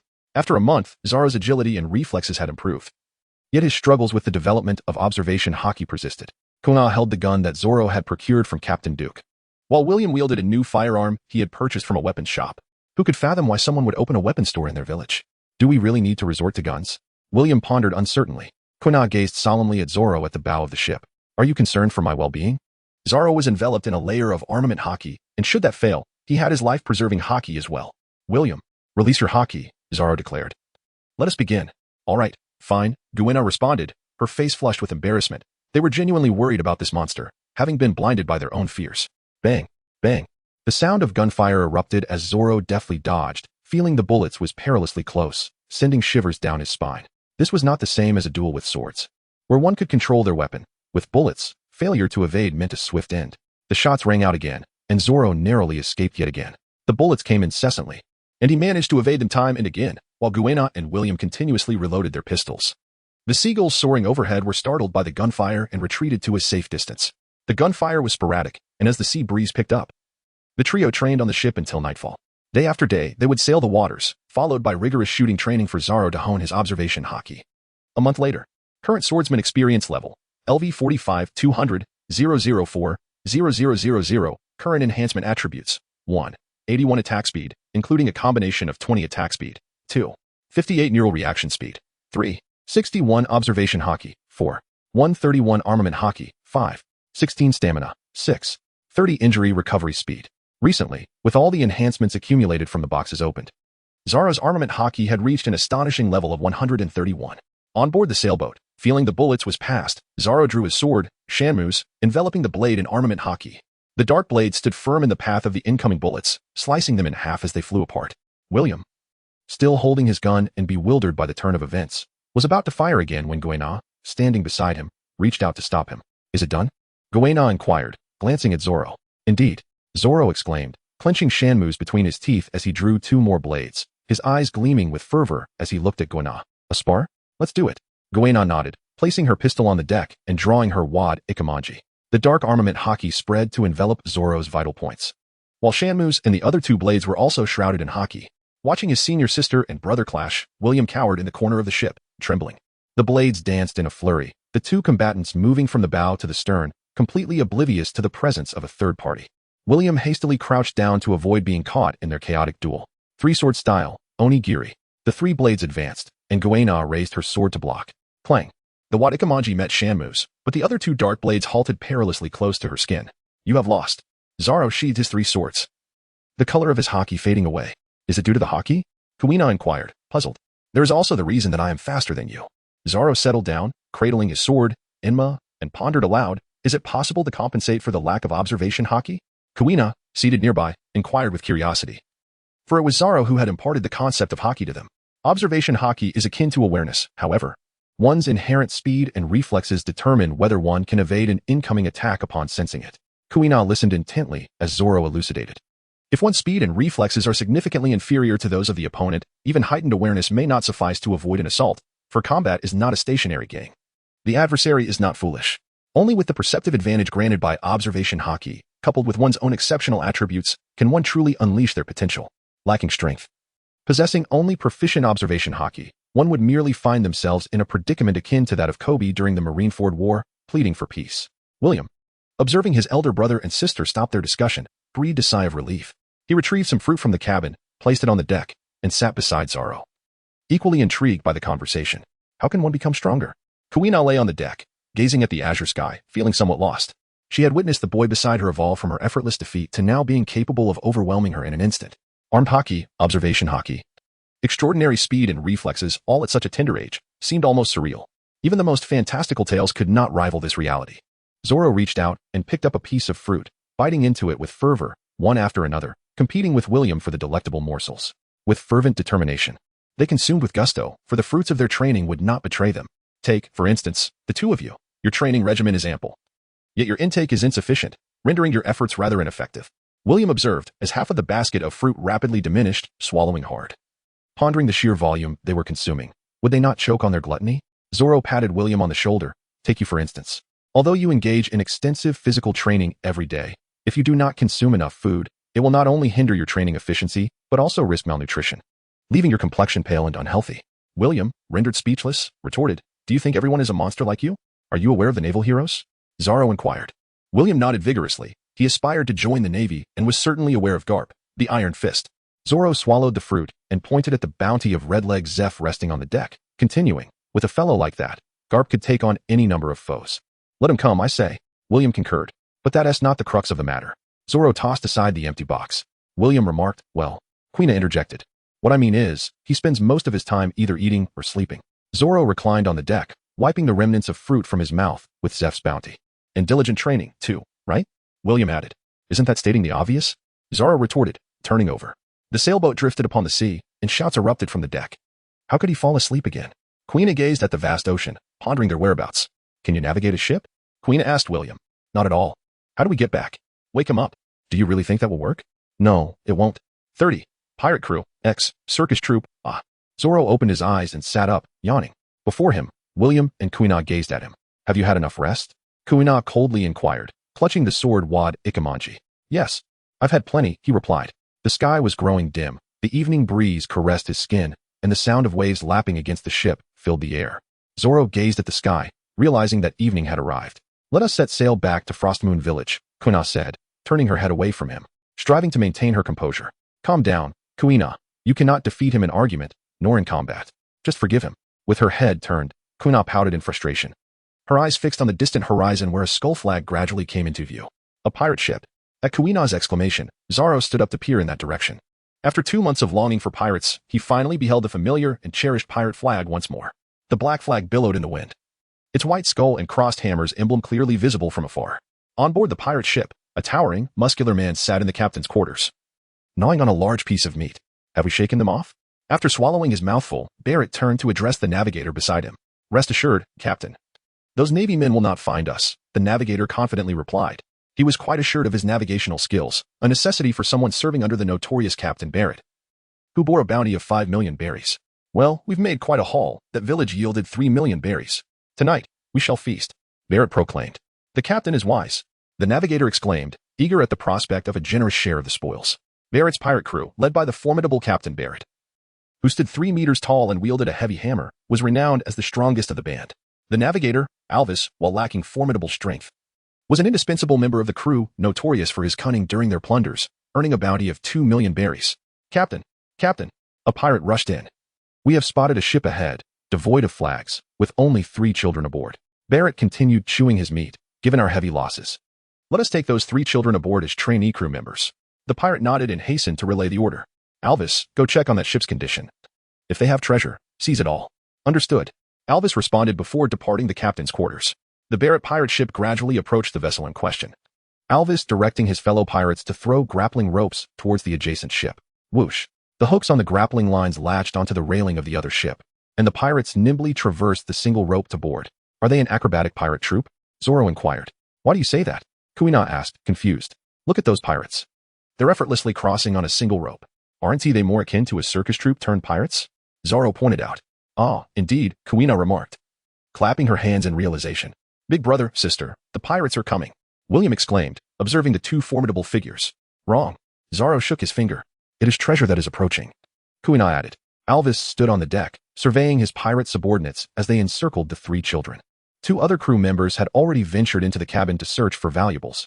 Zoro unsheathed his sword, Shuangyue, along with 2 other blades, while Kuina drew her sword, Wado Ikemanji.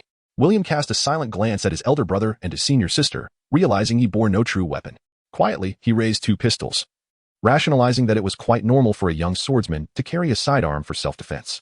3-sword style, color of conqueror's haki, Zoro, he proclaimed.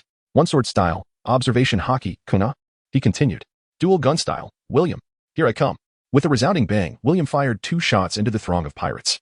The pirates were taken aback. They had assumed they were merely facing 3 insignificant children. One had drawn 3 swords, each enveloped in an eerie darkness. While the girl wielding a single sword seemed somewhat normal, they could not fathom why their attacks failed to connect. Most astonishingly, another, sporting a bowl-cut hairstyle, had drawn 2 guns, causing 2 pirates to collapse instantly. In the era of great pirates, had it truly come to the point where even youngsters were vying for their territory?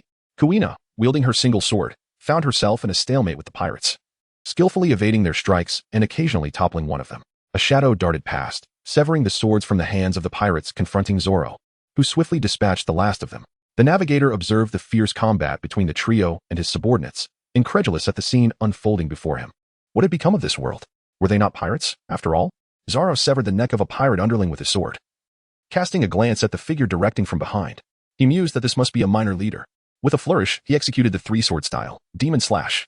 3-blade shadow swept across, toppling the minor leader. The navigator lay sprawled on the deck, 2 stab wounds marring his abdomen alongside a horrific gash, blood pooling steadily on the planks. His head lolled to one side, life extinguished, as he deflected the oncoming strikes from the pirates. Zoro shot a puzzled glance at the minor leader, wondering how he could be so feeble. Brother Yalvis is dead. The pirates halted, their weapons momentarily forgotten. Staring blankly at the navigator's lifeless form upon the deck. It was over. What was the point of continuing this heist when they no longer even knew where to set sail? Zoro spoke little, raising the sword in his hand and seizing the opportunity amidst the pirates' momentary pause to charge forward. Bang!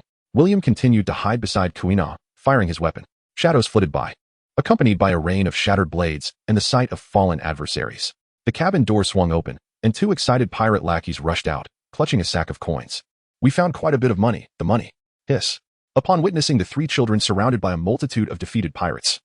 The two lackeys were momentarily stunned, their expressions a mix of terror and absurdity. Zoro, with his three swords now devoid of any armed aura, turned his gaze towards the cabin entrance. Drop it. Click.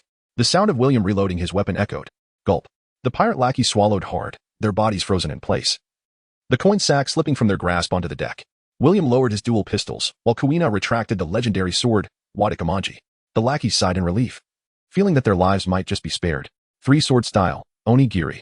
The pirate uttered a hesitant response. Zoro kicked the two pirates at his feet. On the opposing pirate ship, the captain Baroque glowered at the fallen navigator, grasping a heavy hammer from the deck. With a firm stance on the deck, Baroque vaulted over the railing, brandishing the hammer as he leapt onto Zoro's ship, crashing down and shattering the deck beneath him. Behold! This fellow can leap with a heavy hammer. Surely, he must be a graduate of a circus troupe. Zoro's family of three stood together, as Kuina prepared to draw her sword, only to be halted by Zoro's intervention. Leave this kind of pirate to me. Barrett's hands gripped the edge of the gaping hole in the deck, and he sprang forward, the hammer whistling through the air towards the green-haired youth before him. Clang! The three swords clashed against the hammer, with Enma slicing into the heavy weapon. Both Barrett and Zoro recoiled from the impact, gazing at the marks left on his hammer. Barrett was left incredulous. How could a blade possibly carve into his hammer? Zoro's hands ached from gripping the sword, and his teeth throbbed with discomfort. This fellow possessed an astonishing amount of strength. Zoro once again enveloped his blades in haki. Barrett cautiously observed the green-haired imp before him, who had employed that peculiar ability once more. What manner of power is that, green-haired brat? Barrett shouted. Green-haired. I am inquiring about your ability, green-haired one. Kuina interjected. William? Three-sword style. Oni slash. In a fleeting moment, three blade silhouettes darted through the air, and the heavy hammer transformed into four fragments that fell onto the deck. Pirate Barrett glanced down at the three ghastly wounds on his chest. How? Bang. Barrett collapsed. Defeating Pirate Barrett awarded 30,000 swordsman experience points. The plunder activated, granting a 3 boost to stamina. In total, 52,500 swordsman experience points were acquired. Other pirates are omitted for brevity. Current swordsman experience level, LV 46, 3, 250, 040, 000. LV 46 reward, 9 attack speed. Zoro sheathed his sword after wiping the blade of Shuangyue clean on his pirate attire. While it is true that his hair is indeed green, he could tolerate his close friends teasing him for a while. However, being called Seaweed Head by strangers infuriated him. Taking a deep breath, Kuina handed him 2 bounty posters, reminding him to stay calm. After all, these 2 individuals were quite valuable. Zoro gazed in astonishment at the bounty displayed. Barrett, the hammer, with a staggering reward of 5 million berries, and Yarvis, 2 million berries, both marked as dead or alive. Was this truly the measure of their worth? He had yet to unleash his second strike, and already, the captain and first mate of the pirate ship had been swiftly dispatched by him. Did this truly warrant such a sum? Perched on the deck, Zoro surveyed the gaping hole created by Barrett's assault. Over 50,000 experience points were at stake, with Barrett alone contributing 30,000 to his tally. While it may seem that Barrett was not particularly formidable under the onslaught of his three-sword style, the experience gained was undeniably substantial. Nonetheless, he noticed that Barrett's crew was somewhat lacking. Let us proceed to the pirate ship and collect our deal. Aboard Barrett's pirate vessel, Zoro felled 2 guards of the pirate crew with his sword. It was peculiar that such a vast pirate ship harbored merely 20 or so individuals. It was rather unusual, as one would expect at least 30 or 40. He kicked open the wooden door and stepped into the captain's quarters. Meanwhile, a naval vessel from the 153rd branch was sailing, with a figure draped in a white cloak seated atop the artillery. Colonel Shiza rubbed his spiky hair, gazing intently at the horizon as the sea breeze whipped around him. Norman stood behind him, casting a worried glance at his old superior. He and Monka had accompanied Colonel Shiza the longest, and once again, Shiza had succumbed to his old habit. Merely upon hearing the sailors report a sighting of the pirate Barrett, the colonel had taken his crew aboard and departed from the 153rd branch, relentlessly pursuing the pirate. Initially, they had caught up with Barrett, and after a fierce battle, Barrett suffered dire losses and fled in panic. The crux of the matter was that for many years, Shiza would relentlessly chase any pirate he encountered, regardless of the distance. He had been addressed as colonel for 4 years, while his lieutenant Monka had endured the same title for just as long. The current 153rd branch was regarded highly by the civilians on the island they governed, for the stubborn temperaments of their superiors had prevented them from receiving promotions for many years in their relentless pursuit of criminals. Norman felt genuine concern for the entire crew of the 153rd branch. If Shiza continued his headstrong ways and dared to defy his superiors, they would indeed become the most hopeless base for promotions in the East Sea. The 153rd branch was a refreshing current in the East Sea. Norman sighed, feeling powerless. After some time at sea, a sailor in the lookout tower lowered his telescope and shouted excitedly, "Colonel, we've located Barrett's pirate ship." As Shiza, still toying with his spiky hair, rose to his feet, his white cloak billowed dramatically in the wind. "Capture the pirates." At that moment, Zoro emerged, dragging a chest behind him. He and Kuina, along with William, had counted together, revealing a sum of 3 million berries contained within. Kuina followed, carrying 2 money bags and announcing, "There is an additional 500,000 berries here." William appeared, cradling another bag and placing it beside the chest. "This amounts to 1 million berries. What a bountiful harvest." Zoro grasped the berries within the chest, having directly uncovered 5 million berries this time, coupled with his savings. And should they surrender Barrett and Alvis to the Navy, their total deposits would surpass 10 million. When they officially set sail, he was determined to exchange those 2 cutlasses obtained from pirates. With exhilaration coursing through him, Zoro raised his gaze towards the approaching Navy ship in the distance. Ah! A veritable cash machine. As the 2 vessels drew alongside each other, Colonel Zephyr, rubbing his spiky hair, gazed with frustration at the trio of armed youngsters before him. "I'll take it slow. You may proceed as you wish." Turning away, he clenched his fist against his forehead.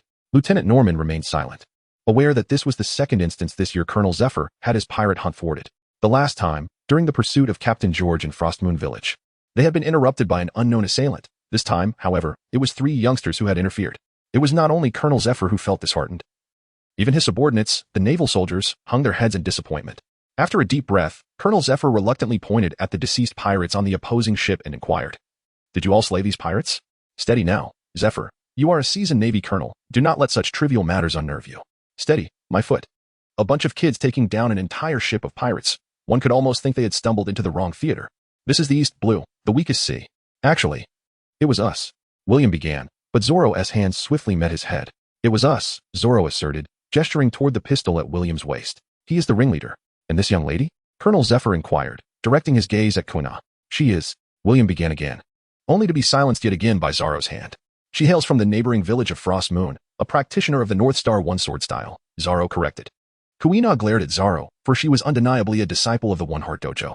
"You are called Red Sound, are you not?" Colonel Zephyr asked the leading figure, Zoro. "Indeed," Zoro replied nonchalantly. "And you are Red Crossing, correct?" Zephyr turned his attention to William. Zoro patted the bewildered William on the back. "That's just how it is with Rondo. He tends to be a bit shy around strangers, right, Rondo?" William appeared to grasp a hint of understanding. Hongin, Yuli, and Rondo were all gathered there. Shiza observed these 3 children, unaware of any swordsmanship style known as Beichini Dairyu. However, since all 3 were from that dojo, it seemed prudent for him to visit the neighboring village of Shuangyue in search of Beichini Dairyu. After all, the ability to cultivate 3 swordsmanship prodigies surely indicated the presence of an exceptionally talented dojo master. "Little ones, would you care to join the Navy? I want to wield my sword 1,000,000 times. I aspire to be the finest Navy officer," William declared, shaking his fist energetically. "And what about you?" Colonel Shiza inquired, turning his gaze towards Guina and Zoro. Guina turned to Zoro, seeking his thoughts, for the invitation to join the Navy was a significant matter for them. "I'll think it over. I'll give you an answer when I turn 17. Zoro pondered internally, contemplating the chaos he might unleash if he couldn't restrain himself from cutting down those who betrayed. "I feel the same way," Guina replied, glancing back. "I shall await your response." Colonel Shiza removed his hat and extended it toward Zoro. Zoro slowly pushed aside the hat held by Colonel Zeiss, remarking on the dandruff. "It's better not to wear it." The Colonel's hand, clutching the hat, froze in place, a mix of embarrassment flooding over him as he stammered about the flakes. Awkwardly, he ruffled his spiky hair before donning the hat once more, laughing nervously. "Ah-ha-ha. I shall return and shave my head bald." Zoro. Kuina. William's inner thoughts. What an adorable naval officer. Say's inner thoughts. Not adorable at all, that green-haired brat. "Would you like to visit our branch 153? Say suggested, undeterred. "Perhaps these little rascals will suddenly aspire to join the Navy upon witnessing the base. Although they are indeed quite young, their strength is remarkable." "Sure," Zoro replied. Colonel Say felt a surge of excitement within. There was hope.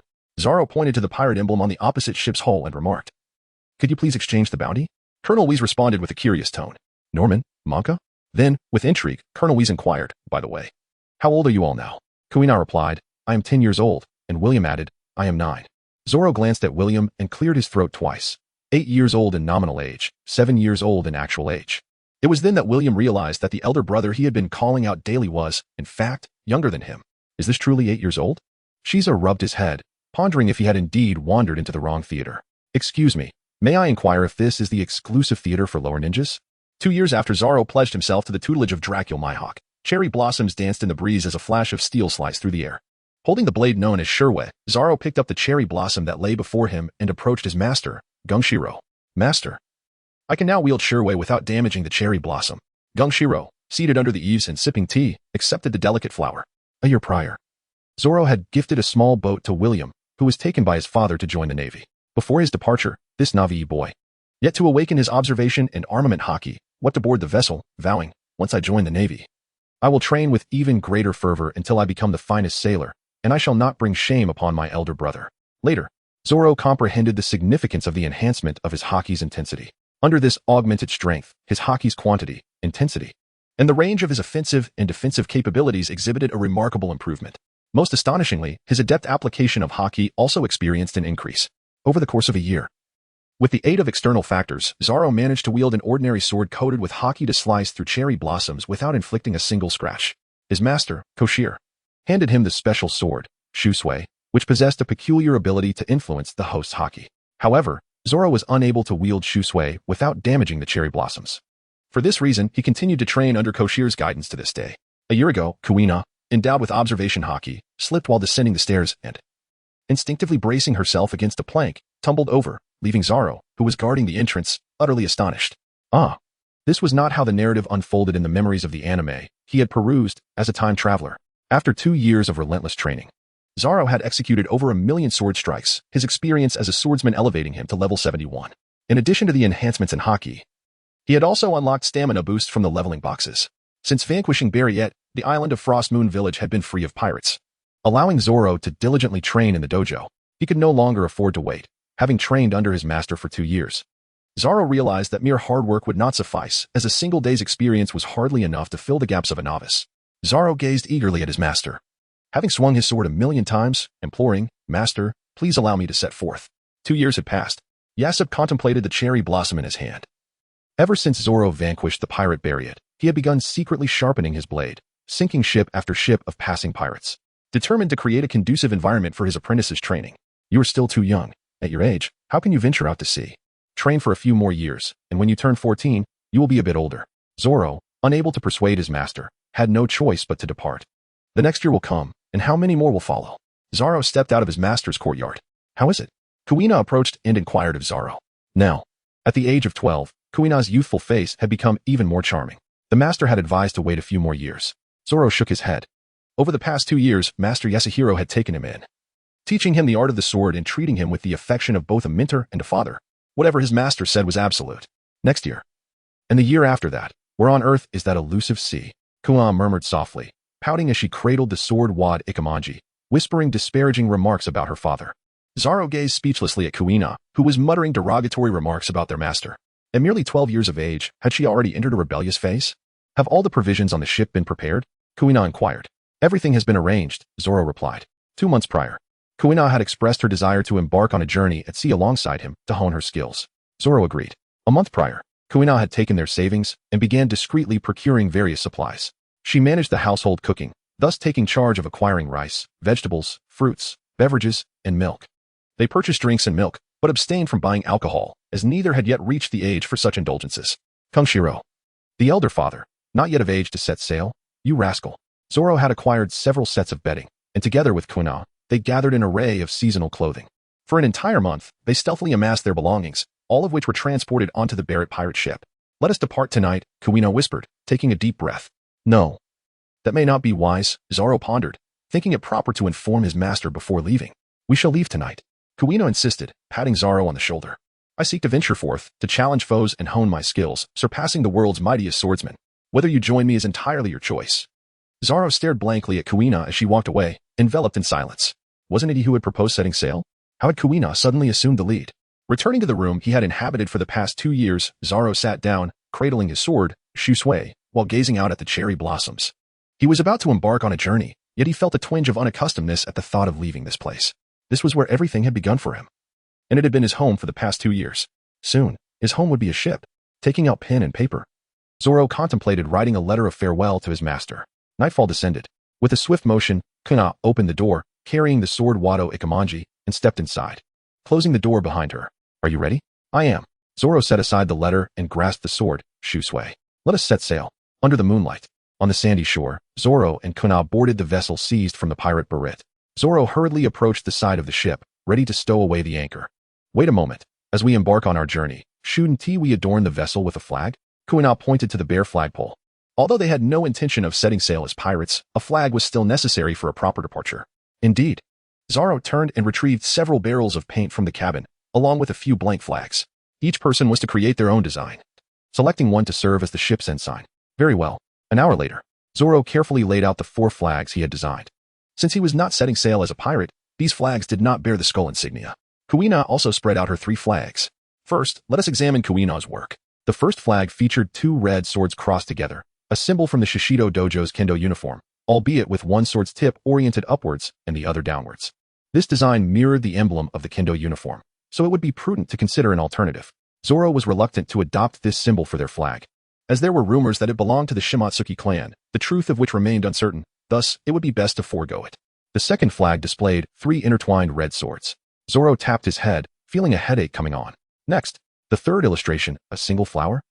Zoro lifted his head and gazed at Kuina, realizing that her flag drawing skills were on par with those of the legendary Minato Namikaze. All 3 of Kuina's submitted flags were eliminated. Kuina then examined the flag that Zoro had drawn. The first one depicted a group of individuals clad in black robes wielding sickles, their masks emblazoned with the letter F.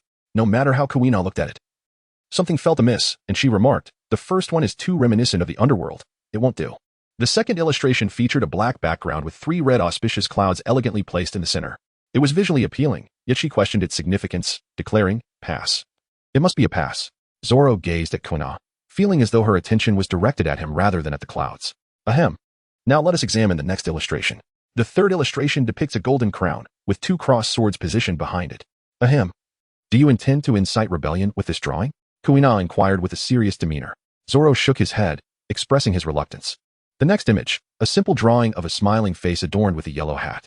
Kuina nodded in agreement, stating, let us go with this one. A cheerful expression is always uplifting. Such a banner carries a wonderful meaning. Zoro wiped the beads of sweat from his brow, relieved that he had not been completely eliminated. The Straw Hat Pirates took inspiration from the foolish straw hat perched atop Luffy's head, alongside the smiling visage. If the flag were to be rotated counterclockwise by 90 degrees, and the teeth of the simplistic smiley face were disregarded while covering the left half, it would resemble A.D., Luffy and Law. How shameless. Even this is copied. With the flag secured, the Straw Hat's smiling emblem fluttered gracefully in the wind. Zoro stowed away the anchor. Are you ready? Let us set sail and venture into the sea. By the edge of Frostmoon Village, Gungshiro stood, holding 2 farewell letters, watching as the vessel gradually receded into the horizon. As the ship, carrying his disciples and daughter, faded from view, Gungshiro remained rooted in place, silently bestowing blessings upon the children. He recognized the significant progress and transformation of his daughter, as well as the stagnation in his disciples' swordsmanship, which had not advanced for quite some time. They required further honing. With a sigh, Gungshiro seated himself, gazing out at the ocean, aware that he could temporarily sink those pirate ships for his disciple. However, he could not shield them indefinitely. The swordsman must embark on his journey. As the cherry blossoms fall like blades, the swallows return to familiar shores. Beneath the night, the waves gently lapped against the slowly sailing vessel, its flag fluttering in the sea breeze. Captain's quarters. Zoro and Kuina gazed at the pile of supplies, where a sword lay alongside a note. The message read, worry not about your early departure.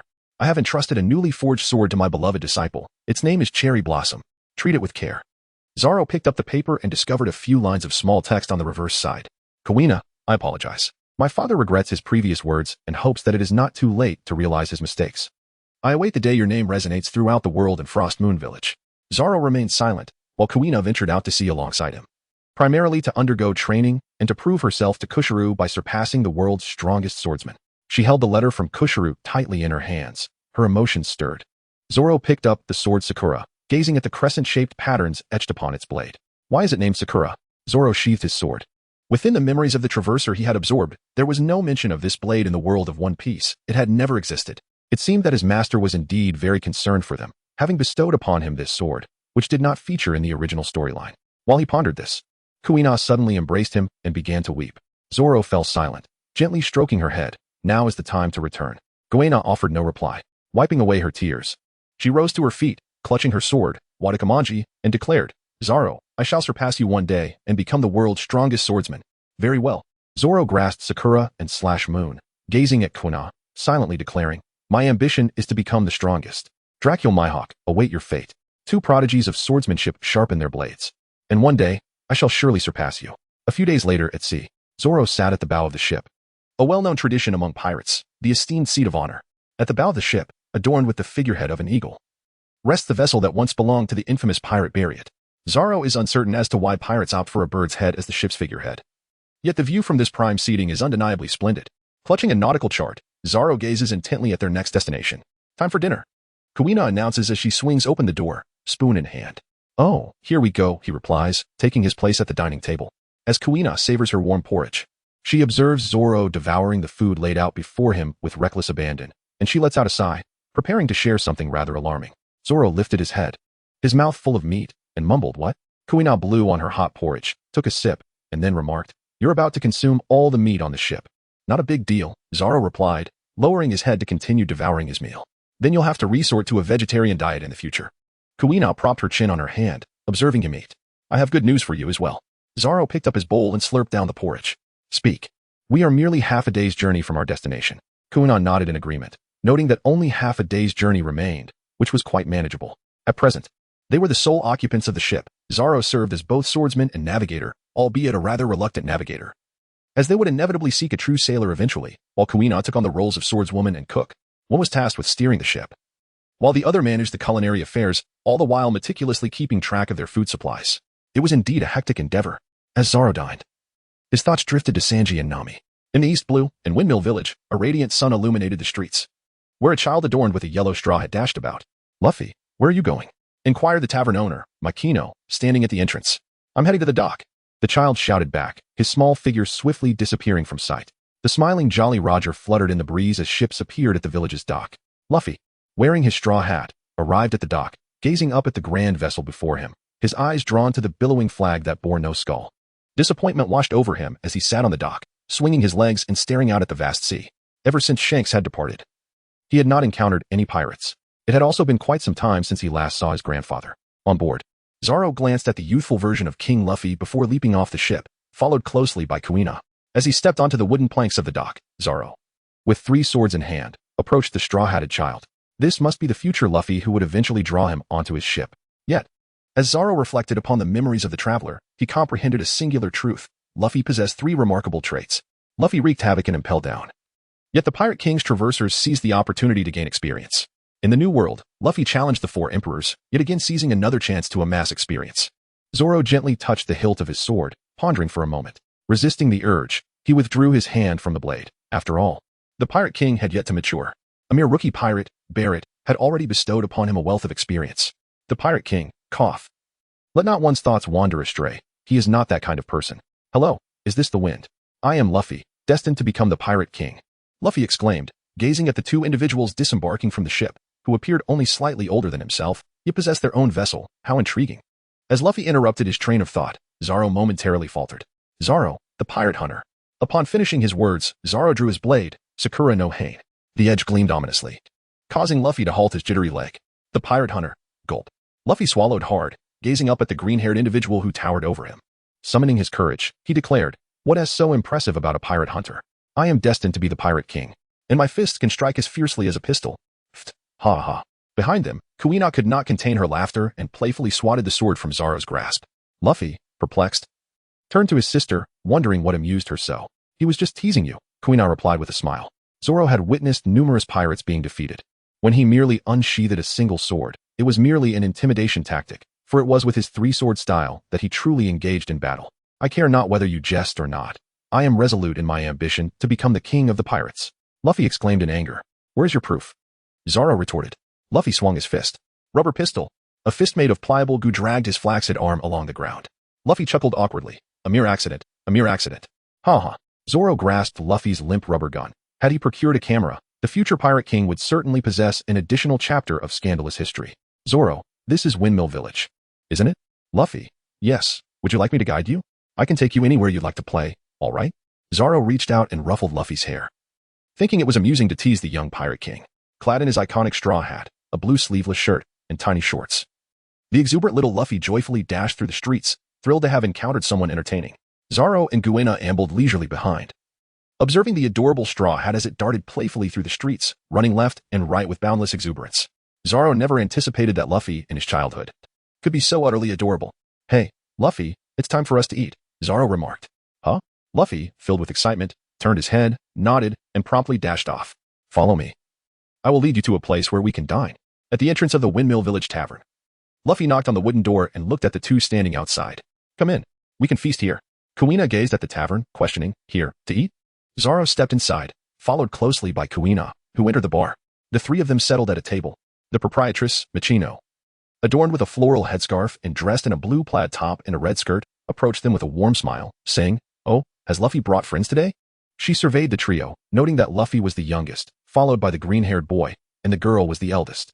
Although the two children carried swords, to her, Luffy's companions were merely children. This is Zoro, and she is Kuina, both new friends of mine. We're here to eat," Luffy announced. "Very well, please wait a moment." Michino replied with a smile, before turning to leave. "Luffy, is it really alright to eat here?" Kuina inquired. "Don't worry. Michino's cooking is delicious, and I'm treating," Luffy assured her. "When I grow up and become the Pirate King, I'll pay with one piece." Coughing lightly, Kuina pondered the coins in her pocket, deciding it would be best if she paid. "Hey, Zoro," Luffy called out, turning his gaze towards him.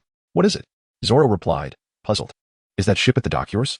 Luffy asked curiously. "Yes," Zoro answered. "That's incredible. Are you two planning to become pirates?" Luffy exclaimed. Kuina, who was sipping water, suddenly spat it out. "Pirates? I never thought about it," she stammered. Zoro added, "Isn't the food good? It's such a pity. Such a fine ship would be wasted if you don't become pirates," Luffy said, resting his chin on his hand, swinging his legs in his chair.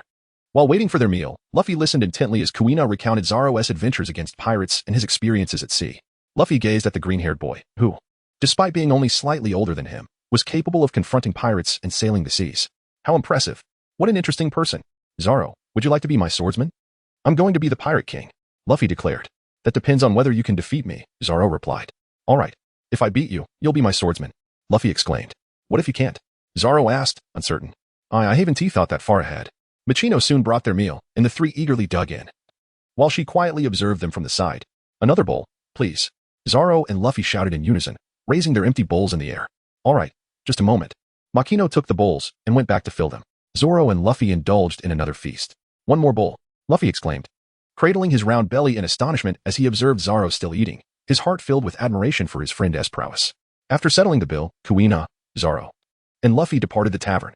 As they walked along the path, Luffy sprinted ahead, asking, "How many days will you stay in Windmill Village?" "Just until we replenish our supplies," came the reply. "So soon?" Luffy followed closely behind. With Shanks having just left and his grandfather being absent for quite some time, he lamented, "Everyone is leaving so quickly. I have no friends. It's so dull." Outside the village, Zoro inquired again, "Are you certain you wish to challenge me?" "Yes. I want to fight you. If I win, you shall become my swordsman," Luffy declared with a nod. Kuina interjected, "And if you lose?" Zoro, intrigued, asked, "What happens then?" "If you lose, you must promise to keep me entertained," Luffy replied eagerly. Zoro paused, contemplating the notion of becoming a mere jester. "Absolutely not," Luffy retorted, clenching his fist. "I can entertain you, but I refuse to be some sort of comedian." "Then if you lose, how about changing your ambition from Pirate King to Adventure King?" Zoro suggested. "I choose to be a comedian," Luffy pouted, incredulous at the suggestion. After all, becoming the Pirate King was his ultimate dream. End of chapter. Theater. Zoro entrusted 3 swords to Kuina, bidding her to observe from the sidelines. "Come on, Luffy, aren't you eager to compete with me?" Zoro remarked. Luffy, gazing at Zoro's empty hands, pouted in confusion. "What is this? A swordsman without his weapon shows utter disrespect to his opponent. You must take up your swords." Zoro shook his head, declaring that without a sword, the challenge was diminished. "If you choose not to wield a blade, do not blame me for striking you to tears." Luffy clenched his fists, feeling emboldened by the absence of weapons. With his fist raised, Luffy charged forward, delivering a powerful blow. Zoro stood his ground, his body subtly shifting to the right to evade a punch. He seized Luffy's arm and delivered a sharp flick to his head. "Ouch!" Luffy crouched on the ground, cradling his head in his hands. Kuina stood behind, watching helplessly as Zoro bullied the child. Was it his nature to torment the young? Before they set sail, he had picked on William, and now it was Luffy's turn. In Windmill Village, by the seaside, a naval ship anchored nearby. An elderly man dressed in a white suit and draped in a cloak of justice stood at the dock. with his left hand in his pocket and his right engaged in a rather unrefined act of nose-picking. Vice Admiral Garp flicked his fingers and waved at the ship, expressing his gratitude for their transport. "Thank you for bringing me here. You may depart now." The Navy personnel remained silent. Garp turned his head, casting a glance at the nearby vessel before ambling towards the village. As he strolled through the village streets, he greeted the villagers warmly. "Oh, you mean Luffy?" Village Chief Slap pointed in a certain direction. "I just saw Luffy leave the village with 2 other children. But honestly, Garp, you fool. Couldn't you keep that boy with you? We've been taking care of him these days, and he is quite pitiful. Ahem, I've returned to look after Luffy. After all, until next time." Garp laughed heartily and dashed off in the direction indicated by the chief. "Hey, you idiot. Are you even listening to me?" Chief Slap fumed. Hands on his hips, scolding loudly, his striped hat bobbing with indignation. Zoro smirked mischievously at the sulking Luffy, finding amusement in the antics of the young pirate king. Kuina trailed behind, observing the 2 boys ahead of her, one grinning without restraint, the other pouting in frustration. Indeed, they belonged to the same ilk. As they walked, an elderly gentleman in a white suit and cape approached them with remarkable agility, leaving a trail of dust in his wake. "Grandpa." Upon seeing his grandfather, Luffy's spirits lifted slightly, though the recollection of his grandfather's fearsome iron fist soon caused him to pout once more. "Luffy, your grandpa is here to see you." Garp stood before the trio, affectionately ruffling his grandson's hair. "Bah, stinky grandpa." The old man appeared to be struck by 1,000 needles of disappointment. "Ah, and who are these little rascals?" "My friends, this is Kuina, and he is the stinky Zoro." The 4 of them strolled down the street as Garp absent-mindedly picked his nose while listening to Luffy's introductions. Upon arriving at Miss Makino's bar, Garp took a moment to express his gratitude to her for looking after Luffy in recent days. "What? Luffy, you lost to Zoro?" "Ah ha ha ha."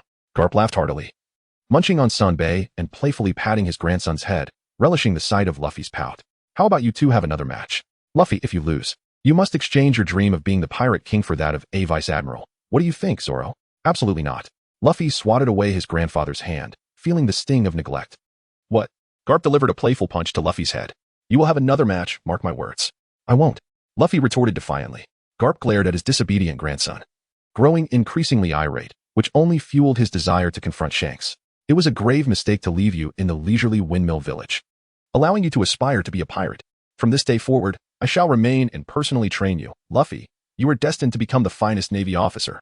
Garp landed another playful punch on his grandson, then turned to the 2 astonished children. "Would you like to join in the special training?" Zoro cast a glance at Luffy, who had transformed into a flat-headed rubber man, and promptly shook his head, jesting that he could hardly be certain whether his haki could withstand Garp's formidable iron fist of love. Zoro and Kuina spoke in unison. "No need.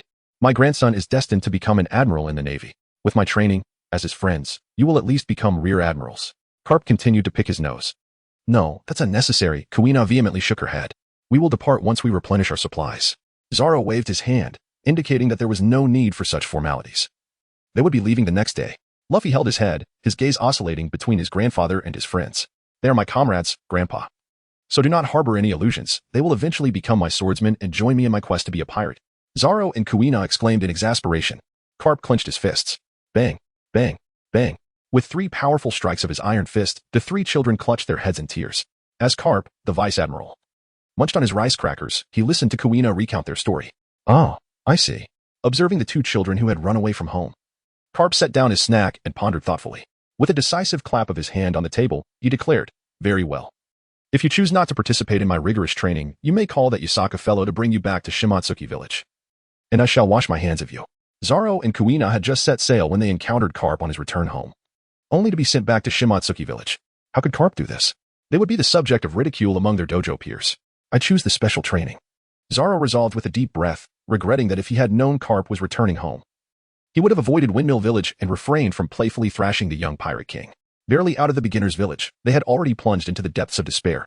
Kuina nodded, helplessly resting her head on the table. They had just begun their voyage, yet their journey had come to an abrupt end.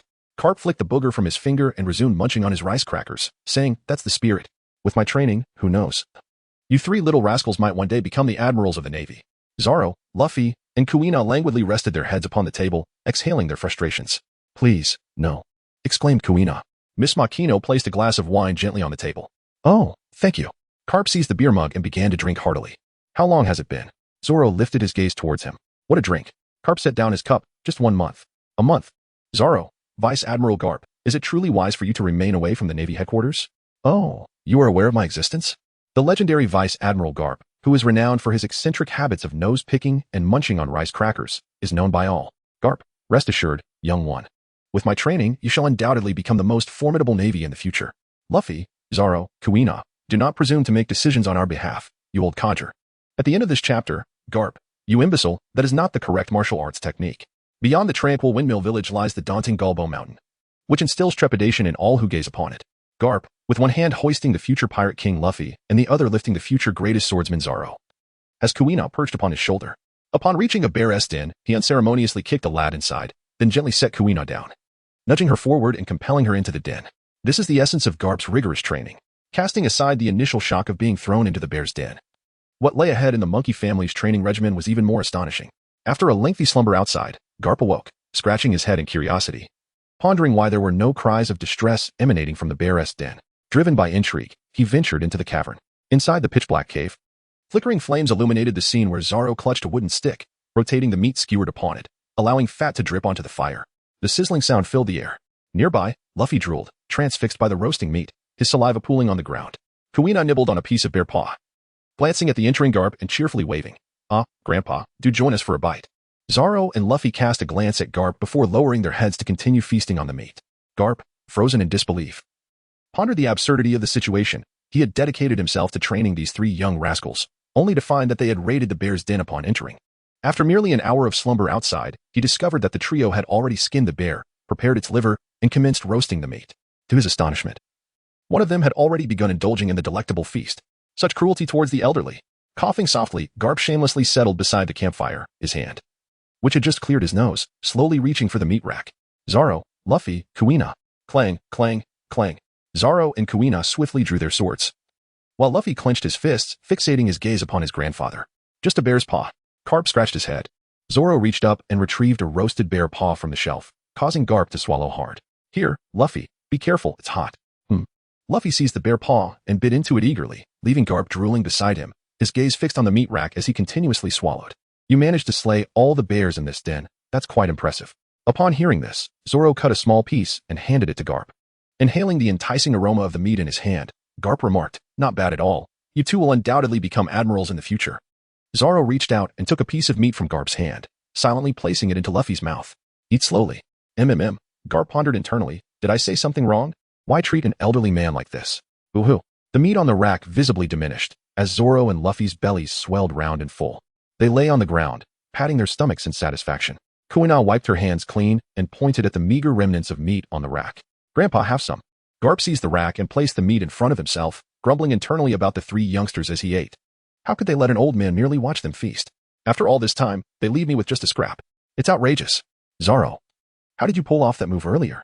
Luffy, rubbing his belly, turned to his side. "What move?" Zoro replied, puzzled. Time rewound to when Zoro and Luffy were kicked into the cave by Garp. Just as Luffy rose from the ground, he retrieved his straw hat, dusted it off, and donned it once more. He gazed into the dark cave, faintly seeing Zoro's silhouette before him. In the shadows, a massive bear loomed over Zoro, roaring ferociously. The bear's paw swung towards him, and Zoro, his smaller frame leaning slightly, evaded the strike. Luffy, seated on the ground behind, could only discern the vague outline of Zoro unleashing a punch that sent the great bear crashing to the floor. With a single blow, the bear was vanquished. Then, Luffy beheld the flickering flames, revealing Zoro in the distance, preparing the ingredients. "Can I see you throw a punch like that again?" After listening to his grandson's recounting, Garp scrutinized Zoro with a serious expression, assessing this extraordinary child. With such a physique, he cannot be of giant lineage. Perhaps a fishman? Yet he bears no aquatic features. Just an ordinary human, yet capable of delivering such a devastating blow to a bear. Remarkable. Zoro gazed at the old man's expectant eyes, silently nodding as he remarked, "Grandfather, you dig your nose with the same hand every day, eat senbei without washing your hands. You are rather unkempt." Kapu retorted, "You rascal. I meant for you to throw a punch, not to hurl insults."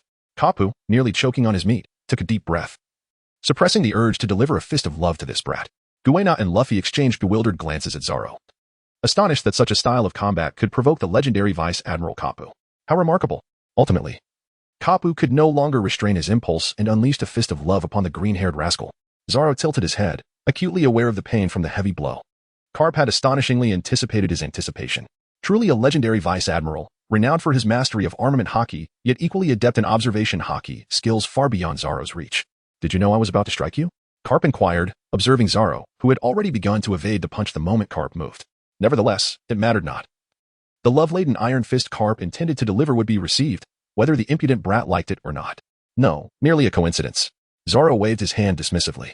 As soon as he finished speaking, he sprang to his feet and fled. Carp's fist, a swift strike, landed right before the impudent boy. Duong, the iron fist. Imbued with the profound affection of an elder, was simply unavoidable. Sitting on the ground, Luffy bit his finger in shock, gasping in disbelief. Was his grandfather truly intent on harming Zoro? It was the Conqueror's haki and the armament haki, ha ha ha. Carp observed the armament haki enveloping Zoro's head. Just as he was about to throw a punch, the boy bolted. However, could a mere child outrun a swift strike? No, even with enhanced speed, he could not escape. The truth remained. No matter how much he amplified his abilities, Zoro was still an easy target for Carp. Holding his head, Zoro nearly succumbed to tears. You little brat. Join the Navy with me. Carp exclaimed joyfully, his gaze fixed on Zoro, his delight growing with each passing moment. Increasingly eager to forcibly enlist all three little miscreants into the Navy, returning to his homeland in the East Blue to visit his grandson. He stumbled upon a dual-colored haki swordsmanship prodigy. What a delightful surprise. No, Zoro shouted, enduring the pain. His aspiration was to become the strongest swordsman and roam freely. Once Luffy matured, he could seize the opportunity to gain a wealth of experience. Wasn't that preferable to toiling endlessly in the Navy? Although serving in the Navy might allow participation in the Marineford War, it came at the cost of relentless work. Just look at how the nearby Admiral Garp had grown weary and bald from stress. No, both Kuina and Luffy chimed in by the campfire. At the chapter's end. A brief note. Please refrain from excessive comments in the chapter's theater, as the author is too inept to pin them, rendering them invisible to readers. Chapter 37. The Grand Feast at Galbo Mountain. Carp, feeling somewhat embarrassed, gazed at the three little ones who had mercilessly rejected his offer. Sitting dejectedly by the fire and staring blankly at the bones scattered on the ground. The burdens of old age weigh heavily. He could force the three children to stay for rigorous training, yet the concept of joining the Navy held different significance. If the youngsters were unwilling to become Marines, no matter how much he compelled them into the ranks, they would never acknowledge themselves as such, eventually running away like his own rebellious son. Perhaps it was best not to force the issue. After all, a fruit that is coerced does not taste sweet. Observing the old man sighing in despair, Kuina felt a twinge of concern. She began to offer some comfort, but before she could finish, Carp had already fallen asleep. Zoro returned to his seat, observing Carp, who had fallen asleep at the spot, and let out a sigh of relief. Fortunately, Vice Admiral Carp was a magnanimous individual, not insisting on their enlistment in the Navy. Look, Luffy, your grandfather has fallen asleep while sitting. How impressive. Guina remarked, glancing curiously at Luffy. Meanwhile, Luffy was asleep. Bubbles emerging from his nose. Suddenly, with a pop, the bubble on Luffy's nose burst, rousing both him and his grandfather simultaneously. Zoro, impressive. Kuina, a true talent. That evening, at the foot of Mount Galbo, Garp carried a troublesome boy in one hand while a little girl perched on his shoulder, making their way to the entrance of a cave. Grandpa, I want to eat, Luffy exclaimed, his small hand patting insistently at Garp's wrist. Meanwhile, Zoro, held in Garp's other hand, was soundly asleep. We'll have dinner after the special training, Garp declared, maintaining a stern expression. But I want to eat now. Luffy continued to pester him. Garp glanced sideways at Kuina on his shoulder and offered her a smile.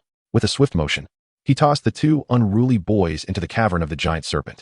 Settling down beneath a large tree with Kuina still on his shoulder, Garp asked, Little Kuina, would you like to hear the tale of my pursuit of the Pirate King, Roger?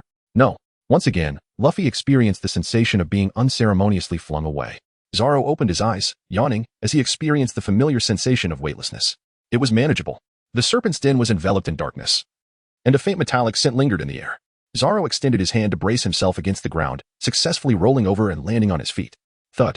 Luffy's face collided with the ground, scraping as he landed. Stretching leisurely, Zoro activated his observation haki, sensing the surroundings. A colossal serpent coiled menacingly on the nearby ground. 1, 2, 3. Zoro counted carefully, discovering that within the cavern there resided a staggering total of 13 colossal serpents. Hissus. One of the giant snakes raised its head, having detected its prey. In the realm of nature, the sensory abilities of serpents are unparalleled. The massive serpent lunged toward its quarry. Luffy glanced around, seeing nothing, muttering incessantly about the foul old man. Bang! One of the colossal snakes met its demise, its head bursting, collapsing helplessly before Luffy. Bang, bang, bang. Zoro, endowed with the ability of observation haki, navigated the depths of the cave with swift agility. His fists, enveloped in armament haki, delivered a powerful blow to the advancing serpent's head. The force of his strike pierced through the creature's skull, causing its colossal form to collapse lifelessly. Yet another giant serpent lunged at him from behind. With his feet cloaked in armament haki, Zoro executed a swift spinning kick, driving his foot into the creature's head. A flicker of flame illuminated the cave as Zoro constructed a makeshift roasting rack and approached Luffy. Do you fancy grilled snake meat? It's delightfully crunchy, he inquired. Absolutely. Luffy responded enthusiastically. Zoro turned and approached a plump giant serpent, seizing its tail and dragging it aside. He tore open the serpent's belly, extracting its entrails with ruthless efficiency. Once he had completely processed one serpent, he continued to rip the succulent meat into pieces, skewering them onto wooden sticks. He placed the skewers of serpent meat onto a makeshift grill, and then he pulled out a piece of cloth from his pocket to wipe his hands. Soon, it would be time to feast. Hooray! Although he wasn't particularly skilled in cooking, barbecuing was a simple enough task, wasn't it? The crackling of the wood echoed as sparks flew. Observing the 3 skewers of perfectly roasted serpent meat, Zoro handed one to Luffy, while keeping 2 for himself. Stepping out of the cave. Outside the cave, little Kuina, just listen to Grandpa tell a story. No. Carp suddenly lifted his head, glancing toward the snake cave. Sensing the aroma wafting through the air, Zoro emerged from the cave, holding a skewer of serpent meat and approached the 2. He offered one skewer to Kuina before turning back toward the cave. Kuina took a bite, leaping off Carp's shoulder and darting toward the snake cave. Little Kuina, let Grandpa have a bite. No. Carp, with his mouth agape, drooled as he sat on the ground, resembling a senile old man gazing down the street.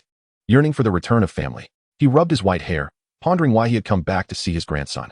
Inside the cave, Zoro, Luffy, and Kuina were seated around the crackling campfire, savoring skewers of snake meat. However, the snake they were roasting was rather plump, lacking the delightful crunch that Zoro had teased Luffy about. Kuina thoughtfully retrieved some spices from her pocket, sprinkling them over the skewers on the grill, enhancing their flavor. Just then, the aroma wafted through the air, attracting Garp, who approached the fire, took a seat, and reached out for a skewer. With a swift motion, he was met with a sharp clap. Zoro smacked Carp's claw and pointed towards a skewered serpent embedded in the ground. Carp looked puzzled. Old man, if you want to eat, you should roast it yourself. Luffy sneered disdainfully at Carp. Is this my grandson? Carp mused. The following day, on the verdant lawns of Gull Mountain, Carp sat on the grass, troubled as he watched the 3 young ones devour meat voraciously. Initially thrilled by Zoro's dual-colored haki, Carp's excitement dwindled as Zoro's armament haki proved ineffective against Carp's love fist. Consequently, Carp dismissed the significance of Zoro's armament haki. Love fist, after all, was a hammer that struck all in its path. Carp had first tossed them into the rare gigantic snake cave of Gull Mountain, only for Zoro to eradicate a nest of colossal serpents with his no-sword style. Even now, the serpent meat remained uneaten. The aroma of snake stew simmering in a large pot wafted through the air. Nearby, Carp had gathered a colossal tiger, a massive bear, an alligator, and a pack of wolves, each with a sizable bump on their heads, obediently sitting beside him. The animals trembled as they watched Zoro skillfully skinning the giant serpent. This human child must be a demon. Sighing, Carp lamented that he had returned to provide Luffy with specialized training. Yet it had turned into a grand banquet on Gull Mountain. Observing Zoro expertly slicing the meat after skinning it, Carp shook his head. It seemed today he would need to personally step in to train this boy. After all, Luffy's good friend was also his grandson, Carp. At the end of the chapter, a theatrical note requested readers to click for more details. Carp, the old man, was finally leaving. For Zoro, Luffy, and Kuina, this past month had felt like a descent into hell. Since the Grand Serpent Stew feast, Carp had intensified their training regimen. He hurled boulders at them, took turns sitting on the 3 children while they performed push-ups, and had Zoro bear the weight of a boulder on his back while doing push-ups. Carp even caught sea beasts to barbecue for their nutritional needs, though that last one was somewhat questionable. Zoro nearly thought he had entered a Dragon Ball scene.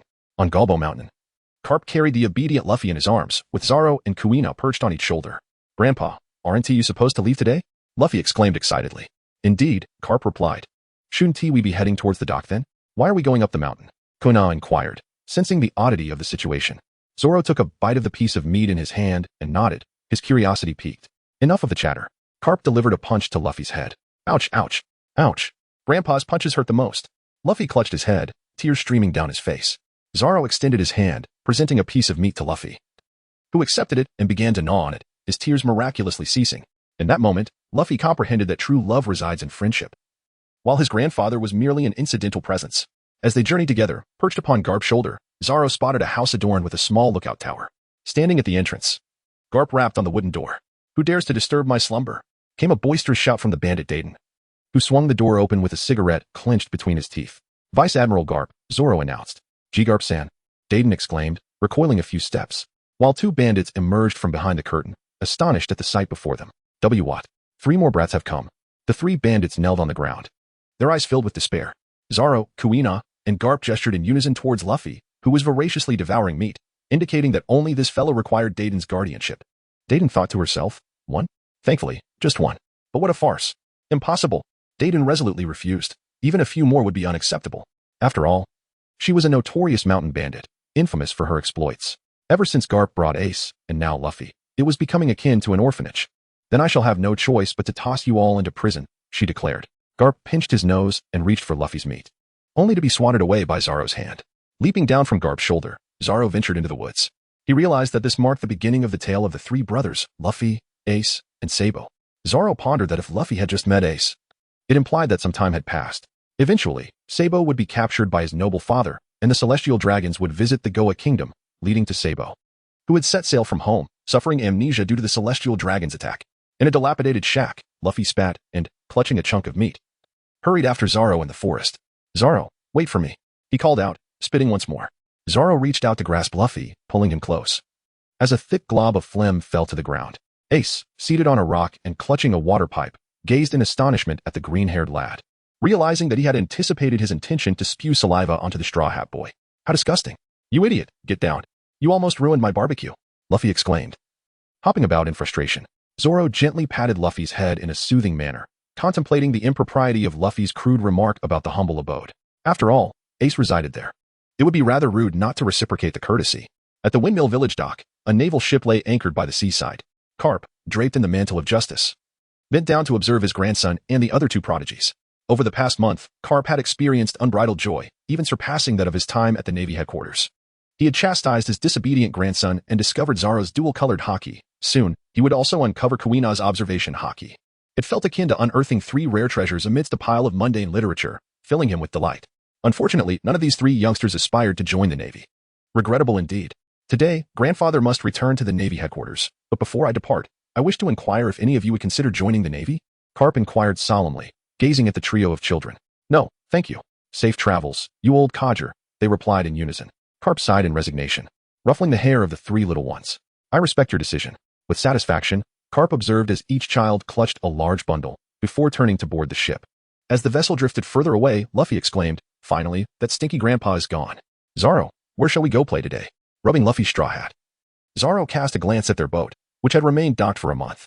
"Luffy, you should heed your grandfather's advice and stay with Dayton. I won't always be here with you." "Why not? It's so much better when the three of us are together." "That Dayton family is simply insufferable," Luffy retorted. Clutching his straw hat tightly, Zoro gazed thoughtfully at Luffy. His visit to Windmill Village was driven by a dual purpose, one of which was a mischievous inclination to give the future pirate king a good thrashing, a feat he had accomplished a month prior. As for the other purpose, it was to seek out a character crafted by the animators. This individual, who allegedly possessed Conqueror's haki, named Nagyuri, had sparked discussions among netizens. Some claimed he had intimidated Kuma with his Conqueror's haki, while others suggested he wielded advanced armament haki. Regardless of the truth, Zoro found himself deeply intrigued by this person. "I will eventually depart from Windmill Village. You cannot always be alone," Zoro remarked, giving Luffy's head a light tap. "Then take me aboard your ship. A pirate cannot set sail without his captain," Luffy exclaimed, gripping Zoro's shirt, his eyes alight with excitement as he gazed at the flag atop the vessel. "If Kuina can sail, why can't I?" "No way. You are far too weak. How can a captain be outmatched by his own crew?" Zoro retorted, ruffling Luffy's hair before turning toward Gulbo Mountain, with Kuina trailing behind. "I am a jester. A captain's role is to bring joy to his crew," Luffy shouted, standing firmly in place. Zoro, in a state of confusion, pondered the peculiar behavior of Luffy, who should not be proclaiming, "I will defeat you and make you my crew." "Luffy, where has your fiery temperament vanished to?"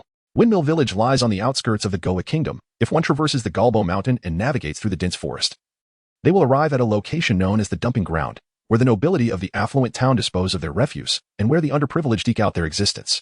Standing at the edge of the city wall, one is confronted by vast mounds of waste behind them. Zoro encountered a nation so peculiar for the first time. All refuse was discarded beyond the city walls, creating vast mounds of garbage that surrounded the fortress. The filth and disarray were appalling, yet the aristocrats and royals, perched high above, seemed to believe that this practice effectively excluded all disorder from their realm. Should a plague strike, with such proximity, Zoro surmised that the nobility would surely meet their doom. Such absurdity. Behind Zoro, Luffy inquired with bewilderment, "What are we doing here?" Zoro chuckled, "I'm purchasing something entertaining." Luffy inquired, "Can it be eaten?" At the city gate, a guard, donned in a gas mask and wielding a long rifle, observed the approaching trio of children and commanded them to halt. "Stop. What is your purpose here?" Zoro remained silent, reaching into his pocket to retrieve a handful of berries, which he tossed over. "Ah, please take care." The city guard, clutching the berries, felt an overwhelming joy, realizing even a child could bestow such a sum upon him. As they passed through the city gate, the trio arrived at a bustling pedestrian street, a place known for harboring rogues and ruffians. Zoro walked ahead, with Kuina and Luffy trailing behind. He was eager to explore the central street, hoping to find something of interest. Aimless ruffians either leaned against the walls or sat on wooden crates, boasting to one another. Upon noticing the three well-dressed youngsters approaching, the ruffians' attention shifted towards them. One by one, they rose to their feet, and a man with wavy hair, sporting a hat and glasses, approached them, wielding a pipe in his hand. "Hey, kids. Hand over all your money. If you don't have any, we'll summon your parents to pay for your release," he bellowed, striking the ground forcefully with the pipe. Zoro glanced at Luffy and inquired, "Do you possess any money?" Luffy shook his head in response. "I do not." Zoro turned to Kuina and asked, "Do you have any money?" "I don't have any either," she replied, her hand reaching for the Wado Ikamanji. Zoro gazed at the thug before him, who was wielding a water pipe, and inquired, "Do you possess any wealth, sir?" "Huh." The man with wavy hair stared at him in astonishment, wondering if this was some kind of jest. Whoosh. The water pipe swung towards Zoro. Crack. Zoro reached out and grasped the water pipe. "It seems you are quite wealthy. Would you be so kind as to share half of the money you've acquired through your ill-gotten gains?" "Let go." The man with the wavy hair tugged fiercely at the pipe, but Zoro leaped up and delivered a kick to his face, sending the man sprawling to the ground. Silence implies consent. Zoro unsheathed his sword, and Kuina followed suit. Together, they charged at the ruffians. Luffy picked up a pipe from the ground, shouting wildly as he rushed forward. 5 minutes later, Zoro pondered over the wallet filled with berries in his hand, finding it somewhat lacking, and casually tossed it to Luffy. In the heart of the town, as the nobles strolled along the streets, adorned in their splendid attire, Luffy inquired, "Zoro, why do they dress so differently from us?" "Because they are nobles," Zoro replied. "What does it mean to be a noble?" Luffy asked, perplexed. "Shouldn't all people be treated equally?" "They are those who can be slaughtered for a substantial sum of money," Zoro whispered with a mischievous tone in Luffy's ear. "Huh?" The transponder snail. A creature that exists in the world of One Piece is a type of wild animal that willingly allows itself to be captured and used as a communication tool, in return for sustenance provided by humans. As Zoro embarks on his journey, he inevitably requires a transponder snail to communicate with his companions. However, he lacks a microphone and the knowledge to operate one. While strolling down the street, Luffy gazes around, intrigued by his surroundings, nobles adorned in resplendent attire and elegantly made-up ladies. Luffy has always sensed that the smiles of these individuals appear rather rigid, devoid of the genuine joy that their expressions suggest. Zoro truly discovered a shop that sold transponder snails. Standing before the entrance, he patted Luffy on the shoulder and said, "Stop looking. Let us go inside and procure some delightful items for you." "They laugh so awkwardly," Luffy remarked. "Laughter is not meant for display, so it's naturally awkward." Zoro replied with a chuckle. "Welcome, young ones. What can I assist you with?" The shopkeeper emerged. "We would like 3 juvenile transponder snails," Zoro stated. They then exited the city gates. Zoro handed a red juvenile snail to Luffy and a white juvenile snail to Kuina, while he retained the remaining green snail for himself. Luffy gazed at the juvenile transponder snail in his hand, its tiny shell adorned with a microphone, a wire connecting the microphone to the shell, while the opposite side displayed the digit 09. He reached out and gently poked the slumbering creature, inquiring, "What purpose does it serve? Is it edible?" Suddenly, the juvenile transponder snail awoke, staring at the human before it, contemplating whether it could escape in time. Bang! Zoro struck Luffy's head with his fist. "You fool. This is for making calls. Once you nurture it, it will resemble you, and a number unique to you will appear on its shell. It can call you." Luffy understood. Indeed. Zoro retracted his fist. "But you must still leave." Luffy, feeling dejected, lowered his head. The recently acquainted Zoro and Kuina were departing, leaving him without friends. Was he to seek out that detestable ace? Absolutely not. "I will consider leaving over the next few days," Zoro stated, mentioning that he intended to look for the old pirate named Nagli. If he could not find this individual, he would depart. That evening at Dayton's home, Dayton sat on the floor while the mountain bandits occupied the room, casting glances at the 3 small children seated opposite him. "I've brought Luffy back. I hope you can take care of him from now on," Zoro said to Dayton. "What? I thought that brat was lost, leaving me in vain excitement," Dayton replied, puffing on a cigarette, his words contradicting his feelings. "Well, we won't disturb you any longer, Kuina, and I should return to the ship." Zoro reassured Luffy with a pat on the head before bidding farewell to Dayton. You could actually stay here if you pay," Dayton offered, glancing at the 2 departing children with concern. "No need. We can take care of ourselves," Zoro responded with a smile as he and Kuina exited the house. "Hey, I can take care of myself too," Luffy shouted, rising to his feet. Just as he was about to run, Dayton struck him on the head. "Carp's grandson is truly troublesome," Dayton remarked, smiling as she waved goodbye to Zoro, urging him to be careful on the way. Back on the ship, Zoro placed the young transponder snail on the table and fed it with leaves. During the day, he had not encountered Nagli at the junkyard. However, there was no rush. He planned to stay in Windmill Village for another fortnight. If he could locate the old pirate within that time, he would inquire about his mastery of Conqueror's haki or advanced armament haki. "When are we leaving here?" Kuina asked, also amusing the transponder snail. "Just a little longer." Zoro yawned. "What are we waiting for?" Kuina questioned, puzzled. Carp had left, and there was no one to train them rigorously. What were they waiting for? To find a pirate forgotten by the sea, Zoro replied, pulling a bounty from a nearby drawer.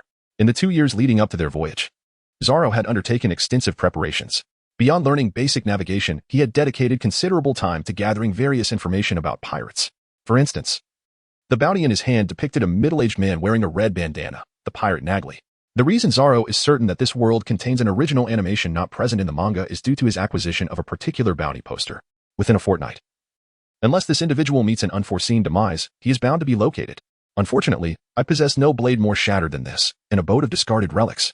An elderly man, adorned with a tattered top hat and orange-tinted spectacles, his hair in disarray, shoulders a large burlap sack. He scavenges among a mound of refuse, retrieving a pristine wooden plank and placing it into the sack.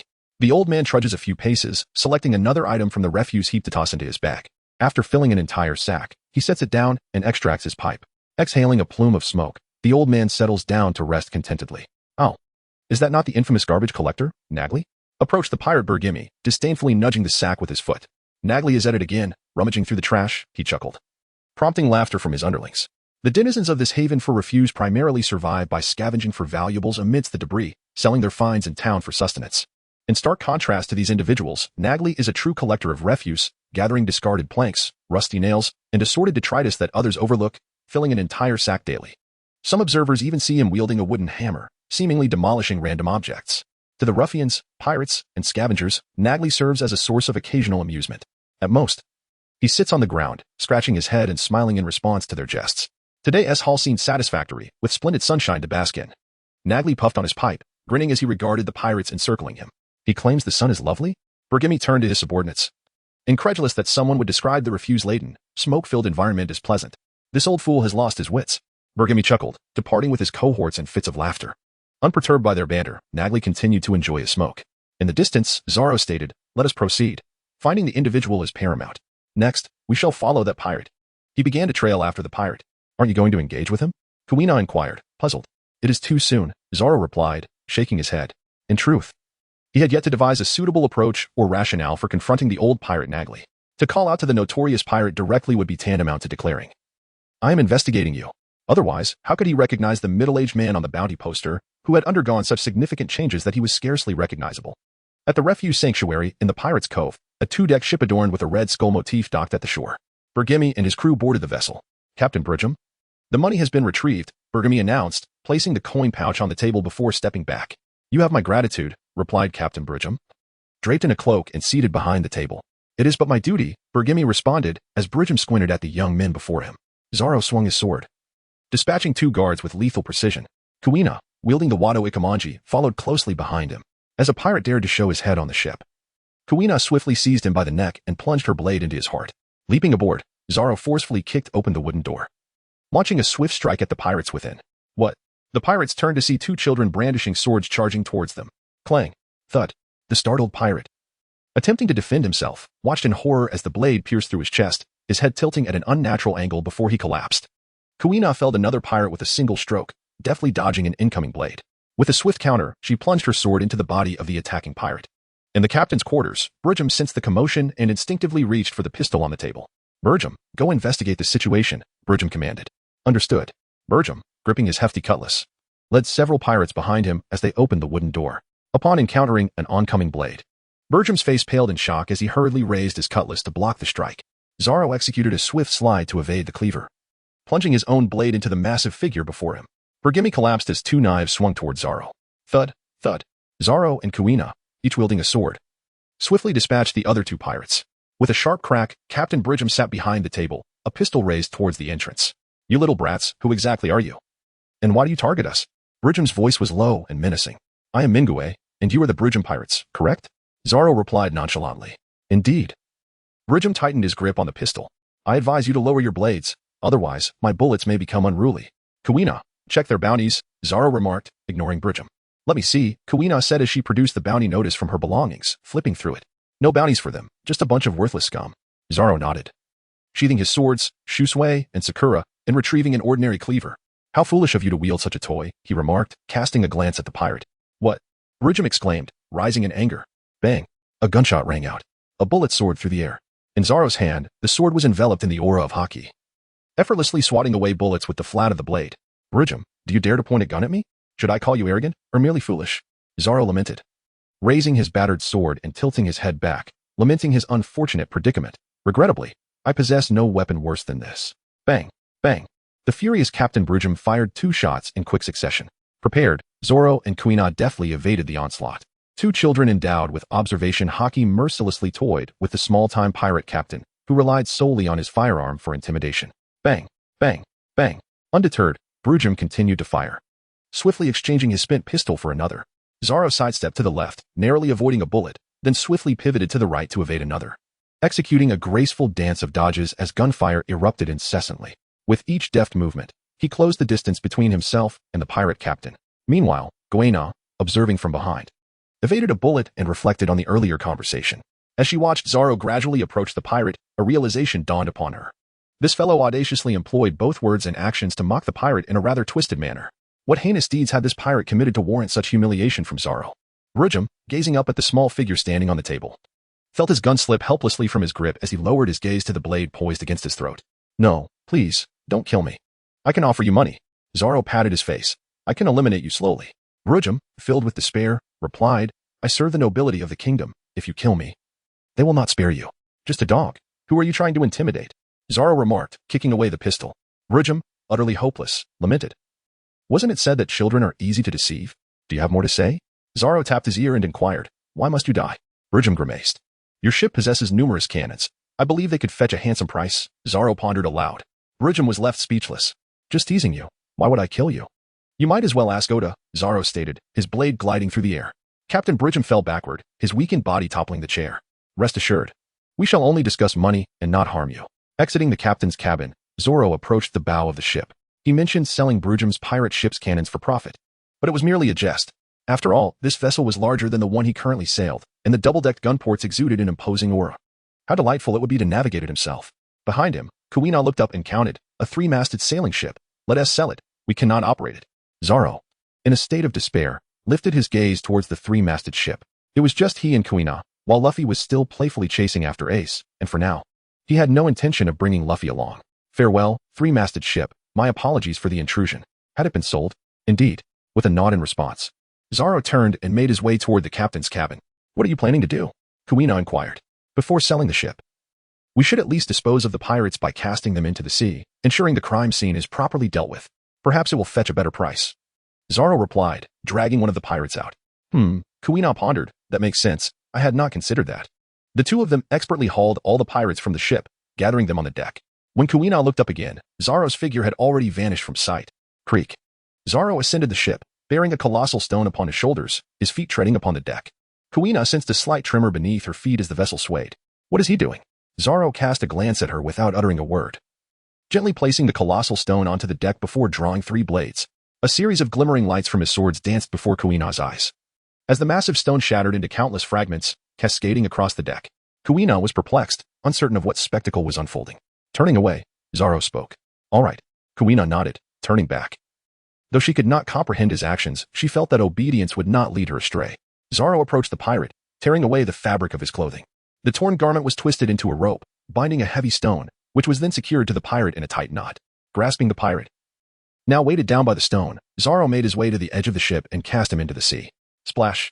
Kuina turned curiously, gazing at him with a puzzled expression. She turned away, acknowledging the scene. Oh. Kuina obediently turned her back. 1 bound, 1 sunk. The stones on the deck gradually diminished, and the number of pirates dwindled as well.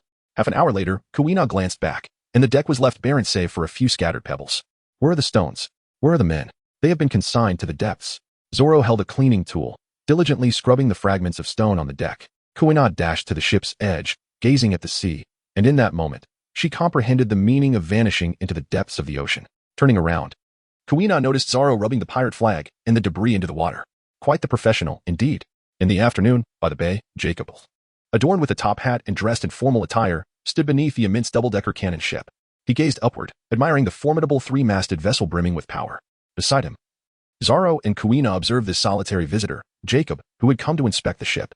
Compared to this reassuring warship, my interest lies more with the 2 young individuals.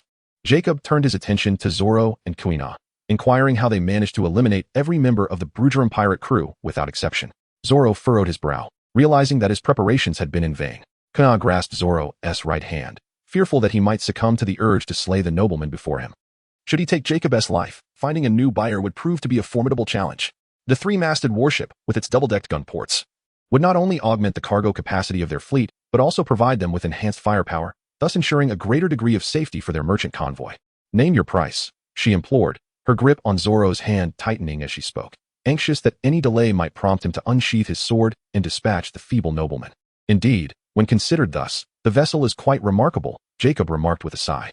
"Alas, it is a pirate ship, and that carries a certain stigma." "How does 20 million berries sound?" "Each cannon valued at 500,000 berries, and the ship itself at 8 million berries." Clang. Zoro drew his sword with his left hand, the blade slicing through the air, causing Jacob's cigarette to split in two, leaving him drenched in cold sweat. Clang. Guina unsheathed her sword. What did she? Her gaze fixed intently on Jacob, who had offered far too little. Jacob wiped his brow, hastily adjusting his offer to 25 million berries, insisting that it could not be raised further. "The presence of a pirate ship would undoubtedly have a detrimental effect on my Jacob Trading Company, and I still needed to make some modifications to it later on." Zoro gently patted Kuina beside him and said, "Step aside, Kuina." Oh, Kuina moved to the side, uncertain of how Zoro intended to deal with this unscrupulous merchant. Zoro stood at the bow of the ship, firmly grasping the blade of Shuangyue, his gaze fixed upon the crimson skull at the ship's prow. Jacob looked on in confusion as this little fellow leaped onto the vessel, perplexed by his intentions. Guina, observing Zoro as he ascended to the bow with his sword, seemed to comprehend his purpose, having shared 2 years of rigorous training with him. In a flash, the blade gleamed, and Jacob was left aghast as he witnessed the crimson skull tumble into the depths of the sea. It dawned upon him how these two youngsters had managed to obliterate an entire pirate crew. With a stiff neck, he turned to see the green-haired boy approach him, prompting Jacob to take a fearful step back. "Do not be afraid. We only discuss money, not lives," Zoro remarked coolly.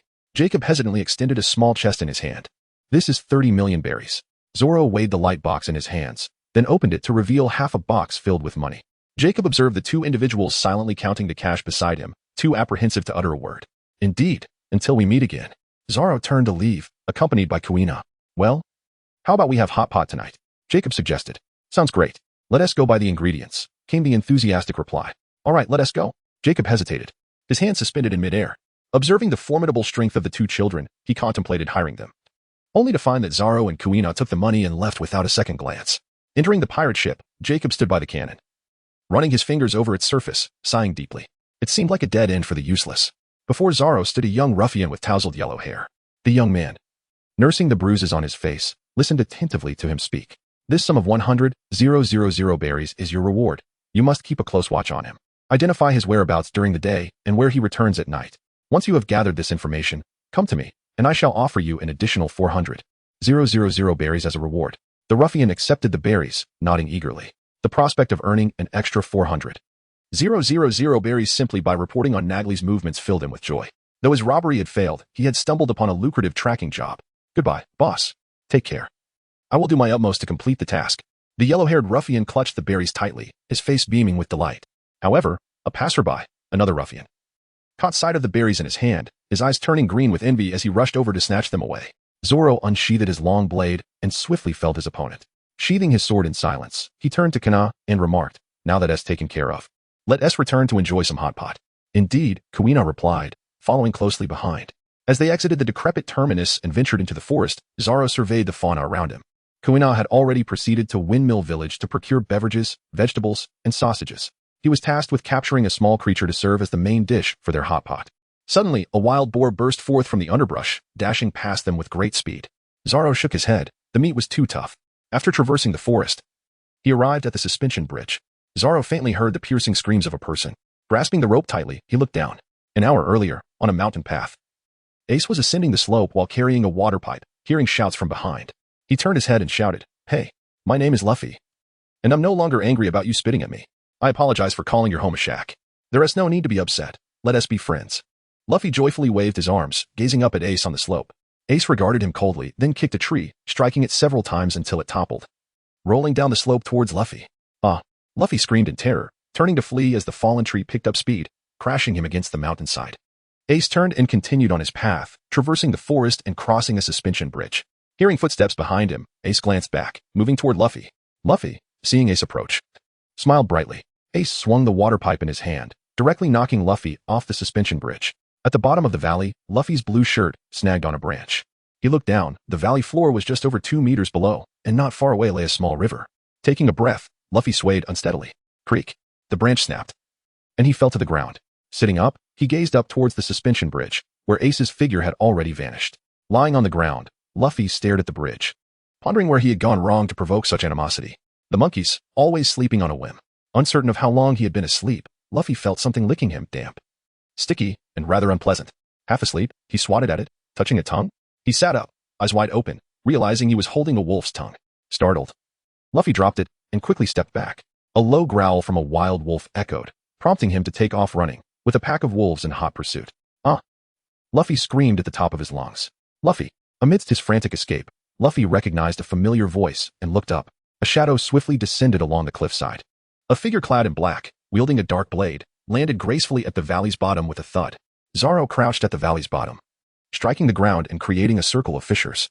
Enveloped in a layer of armament haki, he charged directly into the pack of wolves, wielding 3 blades. With a series of swift strikes, he dispatched the oncoming wild wolves, their forms falling one by one. Zoro charged forth, his blade flashing as he felled wolf after wolf. The Alpha, hiding among the pack, observed in dismay as his comrades' claws proved futile against this formidable foe, and swiftly turned to flee. After dispatching the last of the wild wolves, Zoro drew the pistol at his waist and fired several shots at the retreating Alpha. A bullet struck the creature's hind leg, sending it tumbling to the ground. With a swift motion, Zoro approached and delivered the final blow to the fallen leader. Wolves are notoriously vengeful. Zoro would not spare a single one, even with a firearm at his disposal, when dealing with such creatures. There is no need for the sentiment of sparing a cornered foe. One must eliminate the threat without hesitation. Zoro.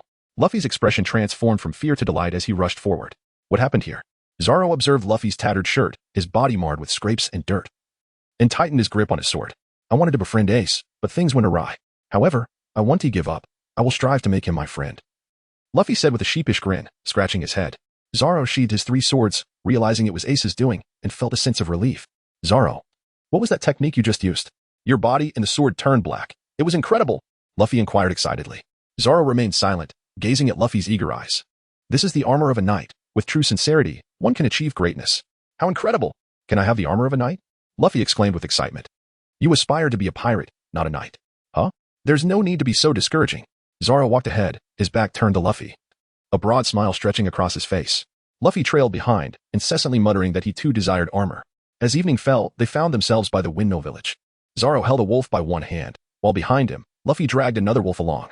Kuina sat on the edge of the dock, arms crossed, casting an irritated glance at Zoro, who had just returned. They had agreed to split up in the afternoon to gather ingredients. Yet she had managed to procure everything on her own, waiting until evening for his return. Upon seeing Luffy, whose attire was tattered and torn, Kuina's composure shattered. She sprang to her feet and rushed over, reaching out to take one of the wolves from him. What happened? Who did this to you, Luffy? Should I go and deal with them? She exclaimed, her concern palpable. Such an adorable little guy, and yet someone had the audacity to harm him. Don't worry about it, Zoro replied as he boarded the ship, still carrying the wild wolf. Luffy flashed a smile at Kuina before turning to follow Zoro onto the vessel. How can I not worry? Kuina shouted after Zoro, dragging the wolf aboard. On the ship, in the kitchen, Luffy sat on a stool, resting his head on the table as he watched Zoro expertly clean the wolf meat. Luffy, this is one of Zoro's shirts. You should change into it, Kuina said, holding out a green top and helping him remove his ragged clothing. Wearing the oversized, loose shirt, Luffy beamed and dashed over to Zoro. Zoro, your clothes are so nice. They're yours now, haha, Zoro chuckled. Zoro chuckled softly before resuming his meticulous work, slicing the wolf meat on the cutting board. Chop, chop, chop. After years of practice, Zoro's knife skills had become increasingly adept. The hot pot on the table emitted a fragrant steam as Zoro and Luffy watched Kuina skillfully add slices of meat, vegetables, and sausages into the bubbling broth, their eyes gleaming with anticipation. Zoro, I want to learn that technique of yours, Luffy exclaimed, fixated on the hot pot. Oh, how about I teach you a different yet equally impressive one? Zoro replied with a mischievous grin. All right, Luffy responded eagerly. Then let us establish this. Every afternoon, come find me, and I shall teach you, Zoro declared as he attempted to pick up a piece of meat with his chopsticks, only to have Kuina swat his hands away. Deal. That night, they feasted heartily, and the following morning, after completing their morning exercises, Zoro sat on the edge of his bed, gazing at the still slumbering Luffy, who was blissfully bubbling in his sleep. Time to wake up, Zoro urged. Luffy remained undisturbed, lost in dreams.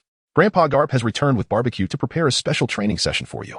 At this proclamation, Luffy's eyes flew open, panic-stricken as he surveyed his surroundings. Grr, I'm hungry. Ha. Zoro patted Luffy's head. I'm off to eat, and after that, I'll escort you back. All right. In a peculiar tale, at the foot of Gull Mountain, the bandit Dayton stood at her doorstep, utterly astonished by Zoro, who effortlessly held a wild bull aloft with one hand. I've brought back this rascal Luffy for you.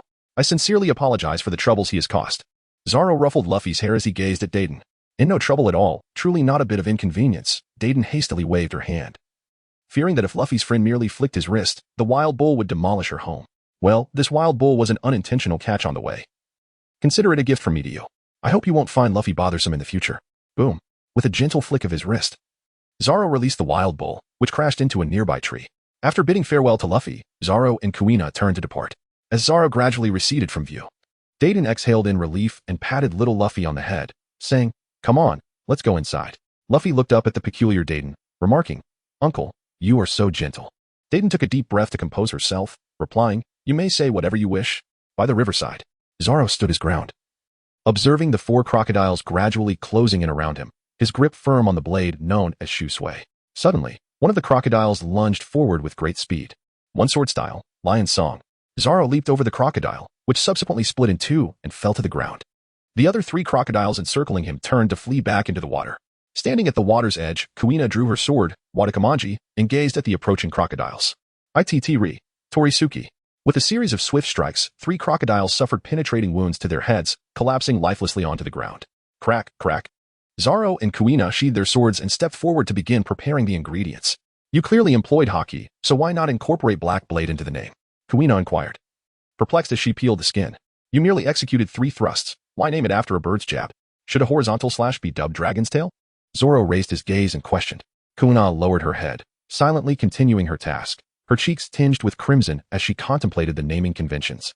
Inadvertently caught by his observation, after preparing a crocodile, Kuina set about grilling the meat. Zoro squatted in place, holding a crocodile aloft. It was noon. Zoro reclined comfortably on the verdant lawn, his hand resting on his belly, as the campfire flickered out. Kuina sat nearby, staring blankly at the crocodiles in the river. "Hey, Zoro." Zoro sat up and observed Luffy, who had rushed over and was now panting beside him. "I want to learn powerful techniques," Luffy gasped. "Kuina, could you explain to him what observation haki is and assist him in developing it?" "Of course," Kuina replied, nodding as she led Luffy to a secluded spot. "Haki is a latent power inherent to all humans. In this training, I will help you cultivate observation haki, which will enable you to sense the presence and sounds of enemies beyond your line of sight. Once you develop this ability, you will be able to perceive the number, location, and even the next moves of adversaries outside your vision." Kuina elucidated the concept of observation haki while Luffy sat quietly, attentively absorbing her words. Zoro sat to the side, a mischievous grin playing on his lips as he observed Luffy, who was eager to master the observation haki ahead of schedule. He wondered if this fellow would truly succeed in unlocking such abilities early. The prospect of Luffy engaging in a battle with Ace, having acquired the observation haki beforehand, seemed delightfully entertaining. Moreover, Luffy counted on his fingers, recalling what you had mentioned earlier about haki being a power inherent to all humans. "This time, we are focusing on developing the observation haki, but what about the other forms of haki?" "The armament haki," Kuina explained, "is a form that enhances both defensive capabilities and personal offensive strength." Upon hearing this, Luffy turned his head curiously towards Zoro. Zoro sat upon the verdant lawn, his fists enveloped in a layer of black haki. He swung his arm and struck a nearby stone. Bang! Luffy observed as Zoro's fist shattered the rock, the fragments crumbling under the force of his blackened hand. "You're talking nonsense. Zoro told me yesterday that S-Knight's armor, not haki," Luffy exclaimed. His cheeks flushed as he addressed Kuina. Unperturbed, Kuina approached Zoro and tugged at his ear, leading him into the woods. With a sharp clap against the tree trunk, she fixed him with a serious gaze. "What peculiar tales have you been spinning for Luffy this time?" Zoro shook his head repeatedly, exclaiming, "I haven't recounted any tales. It's impossible." With a decisive clap, he emphasized his point. Zoro clutched the large bump on his head, sighing in resignation. He could not evade responsibility. Kuina crossed her arms, awaiting his candid confession, for since their acquaintance began, she had witnessed Zoro narrating an array of bizarre tales to William. Among these were the great swordsman Kobe, the great swordsman Jordan, the sniper King Curry, the journey to the West Pirate Crew, the water margin fleet, and how the world's foremost swordsman was forged. Zoro remarked that he had never recounted any peculiar tales, and Kuina did not believe him. An hour later, Zoro emerged from the woods, his face marked with bruises, and said to Luffy, "Kuina has something to attend to. I am here now to assist you in developing your observation haki." "Great," Luffy exclaimed joyfully. Zoro drew his sword and struck a tree branch, then retrieved a piece of black cloth from his pocket and handed it to Luffy. "The development of observation haki is quite simple. Blindfold me and let me strike. As long as you can evade my attacks, you will have successfully mastered it." "All right." Luffy nodded without hesitation, then pondered before asking, Zoro, isn't that technique of yours called knight's armor? Smart, Zoro said, ruffling Luffy's hair. After our training, I will share the tale of the masked void with you. Okay. Luffy cheerfully donned the black cloth and turned away. Whoosh. Ah, that hurts. An hour later, Kuina, returning from the way station, witnessed a familiar scene. Beneath the tree, Zoro, with 3 swords in his possession, recounted tales of the battle between the Void and the pirates. As expected, Kuina sighed, covering her face. This guy was at it again, spinning his bizarre stories. She recalled the times when Zoro trained alongside her and William. After every session, Zoro would sit beneath the tree and regale a bandaged William with his fantastical narratives. Then what happened next? Luffy inquired eagerly. Tomorrow, I'll tell you more. It's time for you to head back, Zoro replied with a smile. After bidding farewell to Luffy and Kuina, Zoro also departed from that place. The two walked for quite a while before coming to a halt. Zoro gazed at the fallen trees before him, listening to Kuina recount. That yellow-haired fellow told me he saw Nagli coming here every day to chop wood. Exiting the forest, they arrived at the wasteland's terminus, meandering along the way. Standing at the precipice of the wasteland, Zoro observed the nearby coastline as the two approached a smoldering campfire. Beside the extinguished flames rested a kettle, and behind it stood a tattered tent. This was Nagli's resting place. Kuina turned to Zoro, pondering whether the yellow-haired man, tracking Nagli, might have already been discovered by the old pirate. What does it matter? Zoro mused, brushing his fingers against the cold kettle. It is quite ordinary for a rogue to follow a scavenging elder, is it not? As long as we remain unnoticed, there is no cause for concern. Let us depart. Later that evening, at the Dayton residence on Galbo Mountain, Dayton held a massive platter overflowing with piles of beef. As she set down the mountain of meat, the bandits within the house surged forward, jostling one another to snatch the bounty. Luffy found himself pinned down by the bandit Dogura. The meat tantalizingly within reach yet frustratingly out of grasp. Ace, with a plate beside him, alternated bites of beef, savoring each morsel. Dayton knocked Dogura to the ground with a resounding slap, placing a small plate containing 5 pieces of meat before Luffy. Holding a piece of meat, Dayton dragged Dogura to another room, biting into the beef as she scolded. Have you forgotten who brought in that giant buffalo? Are you courting death? The short-statured Dogura recalled the green-haired child from that morning, effortlessly hoisting the buffalo, sending a chill down his spine. Ace, devouring the beef, cast a curious glance at Luffy across the table, wondering why this clinging nuisance hadn't pursued him that afternoon. Oh, Ace, isn't this beef delicious? Luffy asked, looking toward him. It's not bad, Ace replied gruffly. It was brought by Zoro today. Luffy took another bite of the beef, TCH, finishing his meal. Ace stood and departed. The following day, just before dawn, on Galbo Mountain, Zoro traversed the mountain path, accompanied by a trembling gray bear. Perched atop the bear's head was Kuina, swinging her legs playfully. In an hour, Nagli would depart for the waste disposal site, and Kuina, you must. Sitting atop the gray bear, Kuina nodded attentively, absorbing Zoro's instructions. Once he finished, Kuina leaped down, and Zoro gave the bear a gentle pat. Soon, I shall command you to run after her and roar at her. Do you understand, bear? The bear rubbed its head with its paw, pondering when this human would finally release it. In the world of One Piece, who conversed with Zoro about the anthropomorphic creatures? Never mind, he has his own clever methods. An hour later, the two, accompanied by a bear, arrived at the crucial route to Nagli, heading towards the station of discarded remnants. Zoro retrieved a handful of chili peppers from his pocket, intent on offering them to the grizzly bear. The bear disdainfully turned its head away, fully aware that consuming such fiery morsels could be perilous. Not eating? Zoro sighed in resignation. The bear, with its paw covering its mouth, remained resolute. Clang. Zoro unsheathed his blade, the moon cutter, as the grizzly bear, covering its mouth with a paw, lowered it and swallowed a handful of chili peppers, tears glistening in its eyes. Roar. An hour earlier, by the coastline, the elderly man Nagli awoke, donned his black cloak, and placed a tattered top hat and orange sunglasses upon his head. Grasping a nearby pipe, he stepped out of his tent, sat by the fire, ignited it, and prepared a meal.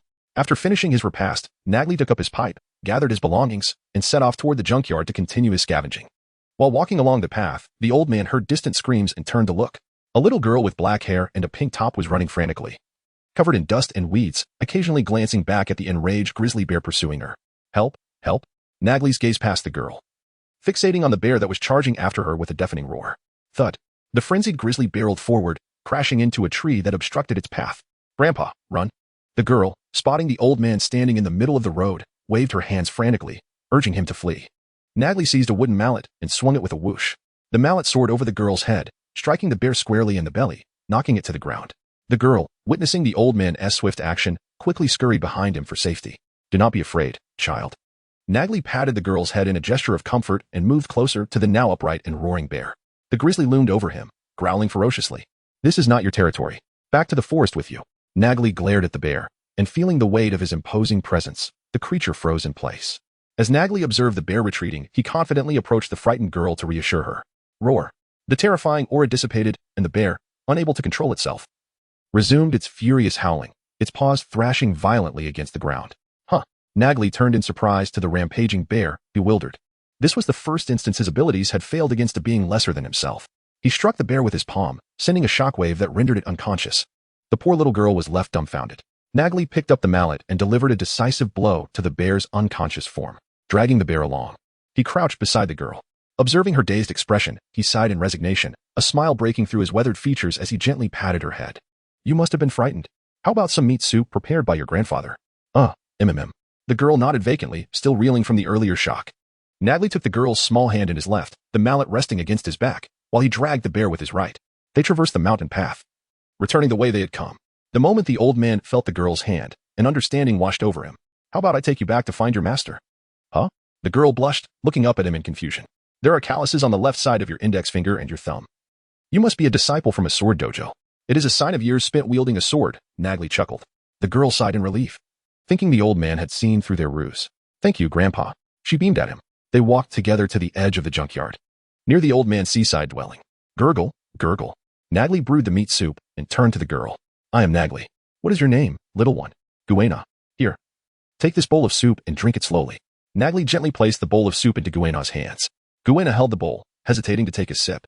After all, she had just been sitting atop the head of that bear. It felt strange to consume it.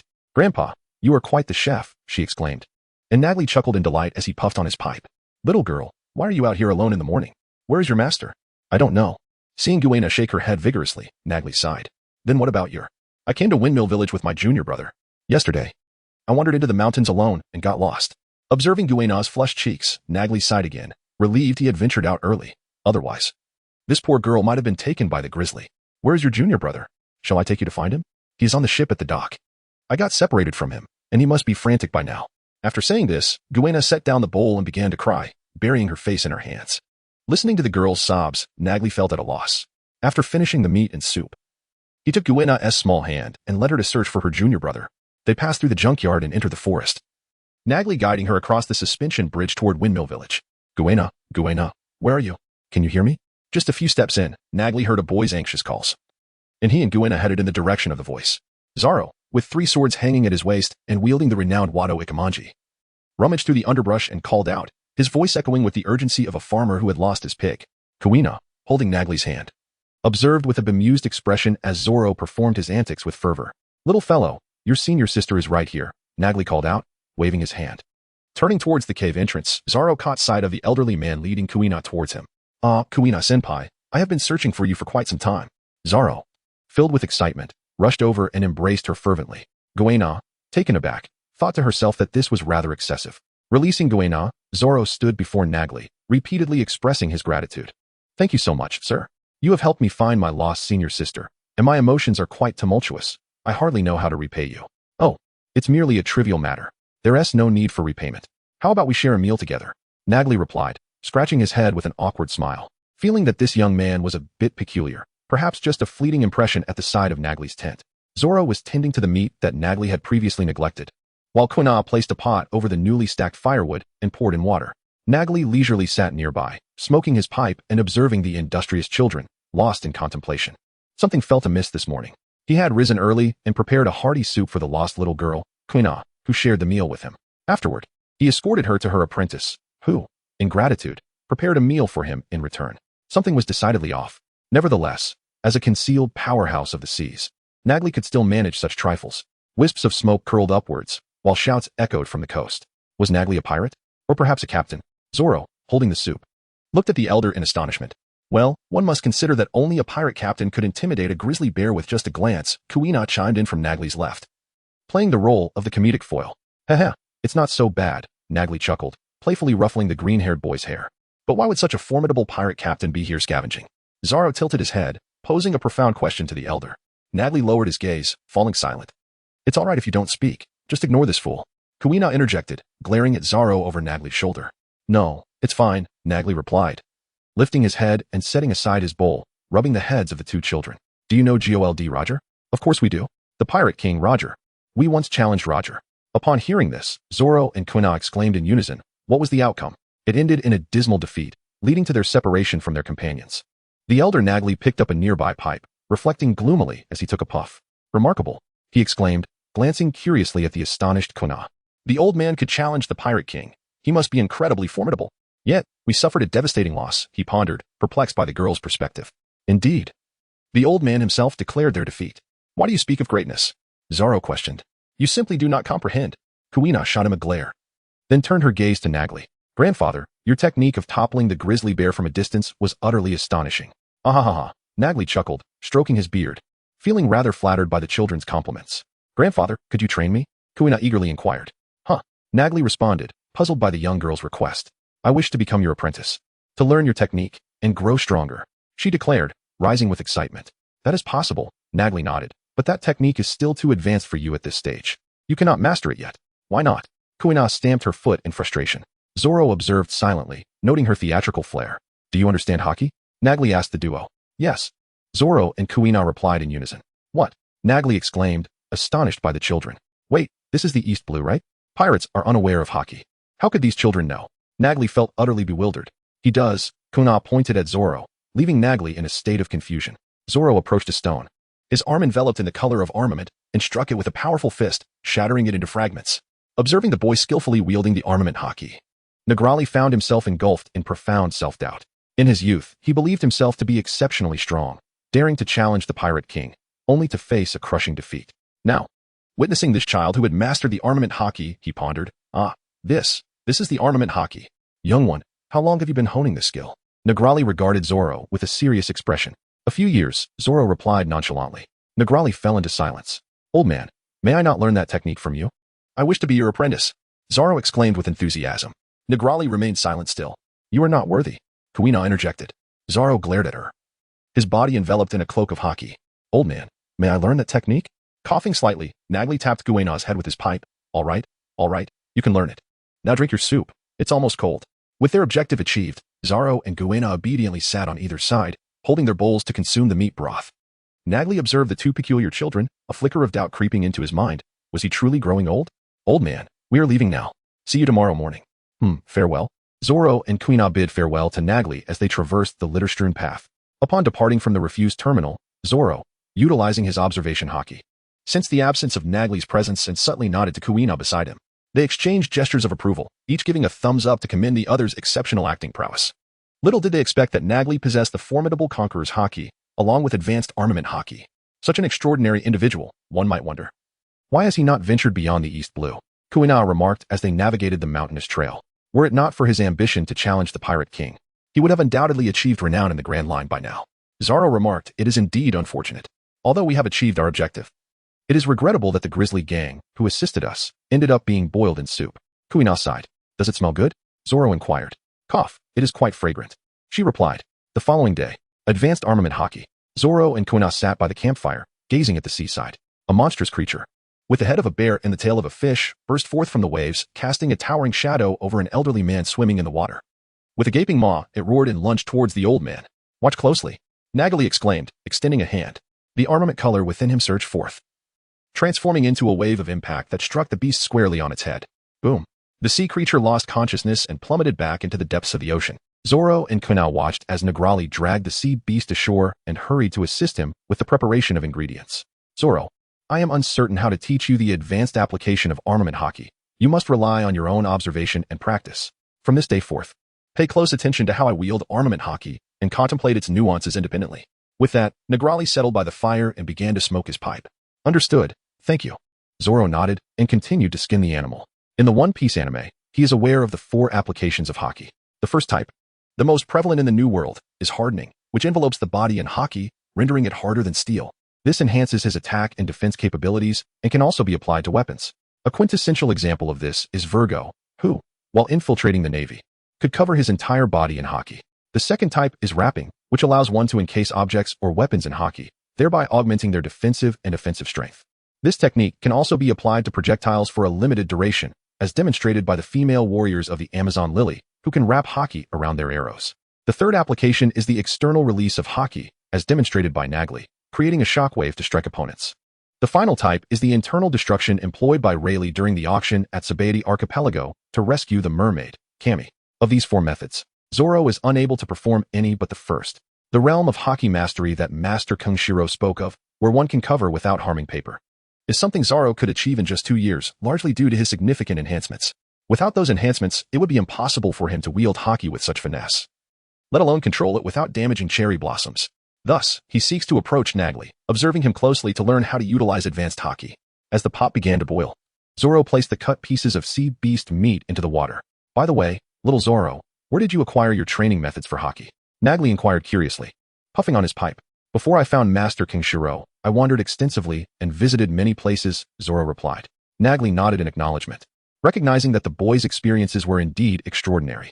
Once, I encountered a wandering swordsman named Qian Xiao, and we traveled together for half a year. He imparted to me the concepts and training methods of haki. Zoro spoke with his eyes wide open, uttering nonsensical words. Thus it was. Nagli observed Zoro, reflecting that the swordsman named Kinkaio was quite extraordinary. Young Zoro could develop armament haki solely through a concept and methodology, indicating remarkable talent. After the 3 had enjoyed a feast of sea beasts, Nagli led Zoro to Galbo Mountain.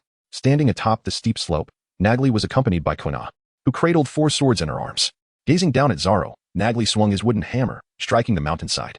With a resonant crack, a massive boulder split from the slope. And as the hammer continued its relentless assault, the boulder shattered into numerous fragments that cascaded downward.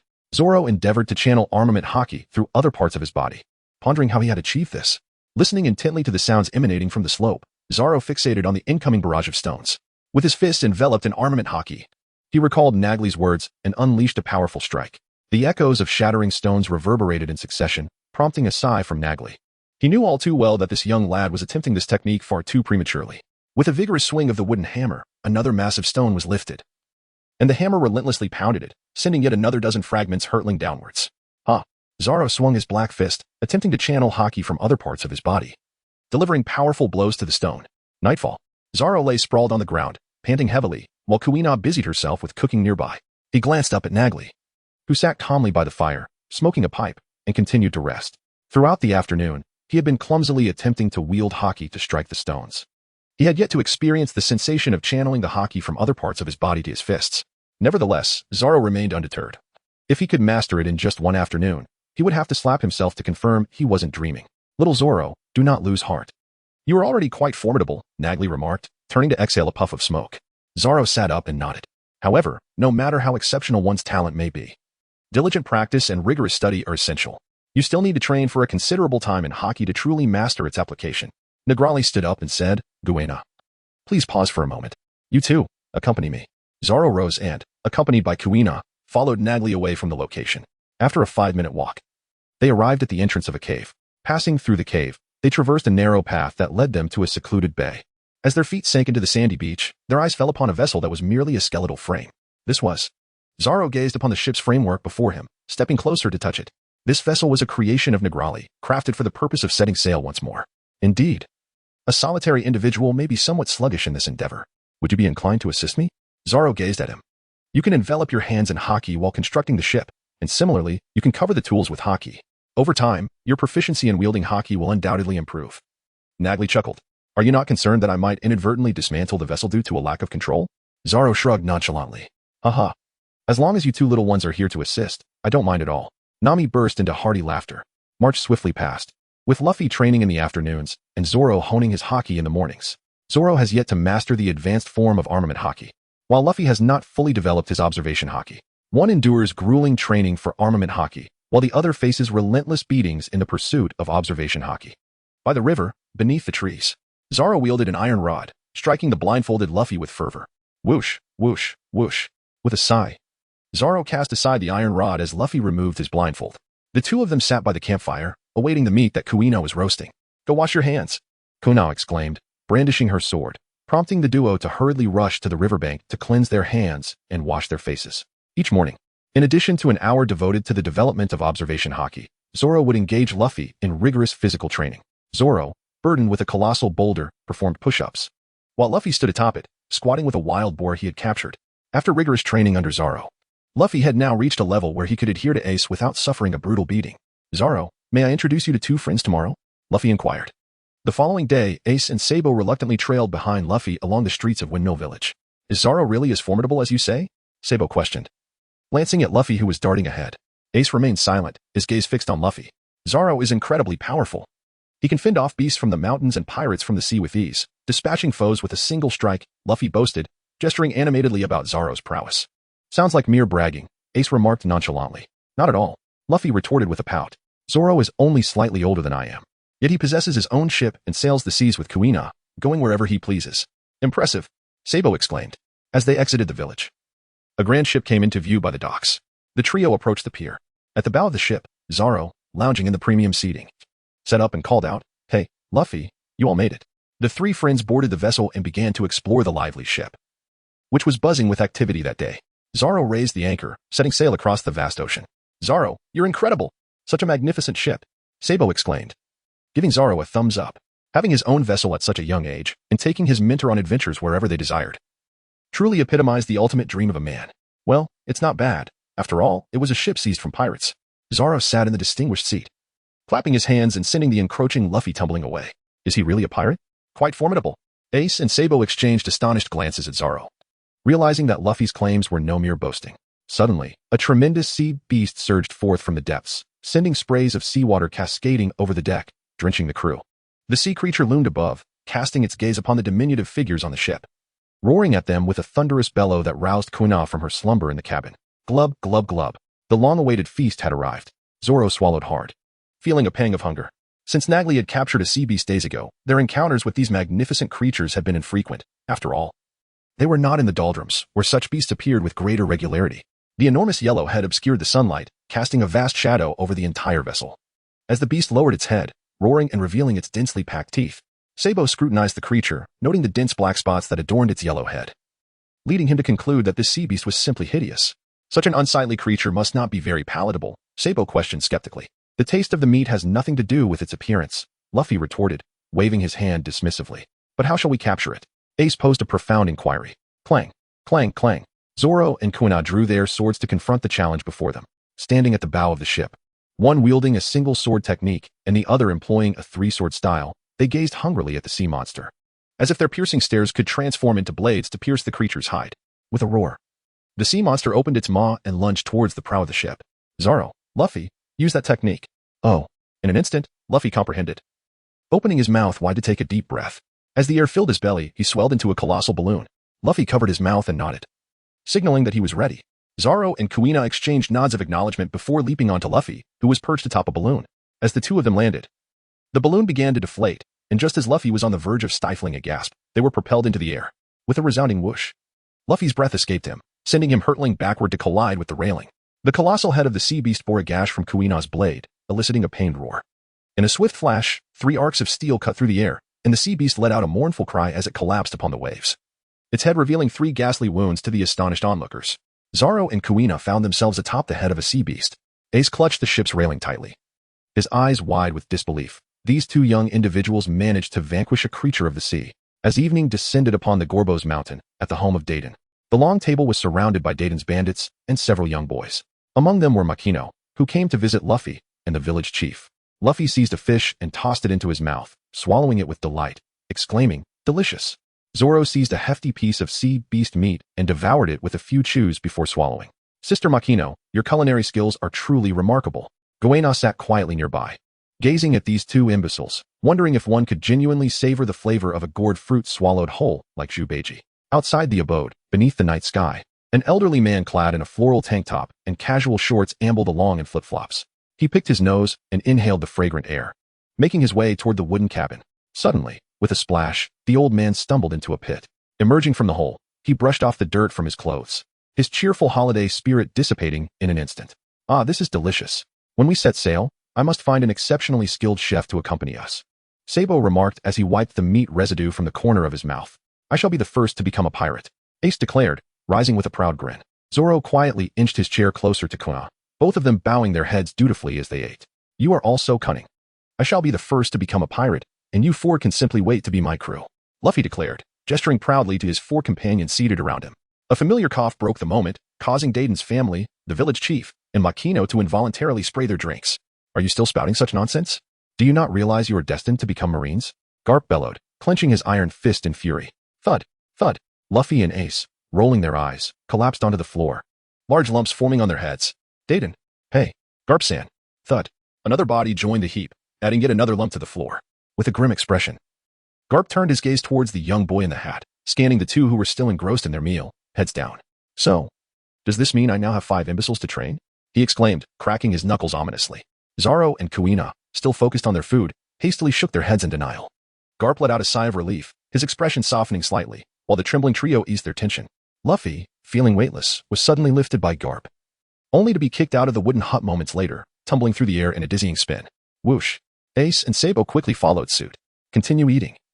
And make sure to leave me plenty of meat and wine, Garp commanded, waving his hand as he stepped out from the curtain. Zoro and Kuina lifted their heads, sighed in relief, exchanged glances, and resumed their meal in silence. Before long, the sounds of a thunderous roar echoed throughout the mountain, reaching the ears of those dining within. The following day, the 3 brothers, each with swollen heads, were unceremoniously tossed onto the dock by Garp, while Zoro and Kuina sat obediently at the edge. Have you reconsidered? Garp asked, though he reassured them. I won't force you, no need to worry. He picked his nose, observing the children. No. Well, until next time. I hope you'll heed your grandfather's words. With that, Garp boarded the warship, leaving the little ones clutching their swollen heads behind. 48. Breaking news: delicate snowflakes drifted down, and the crunch of footsteps echoed in the snow. Clang. The 3 brothers gathered around the fire. Watch Zoro and Nagli engage in a contest. Kuina held a bowl of warm water, attentively observing the duel. With the blade known as Moon Cutter, enveloped in the power of haki, Zoro focused intently on the wooden hammer that Nagli wielded, also cloaked in haki. Having spent half a year on this island, Zoro's swordsman experience had only increased by 2 levels. However, under Nagli's tutelage, his mastery of haki had significantly improved.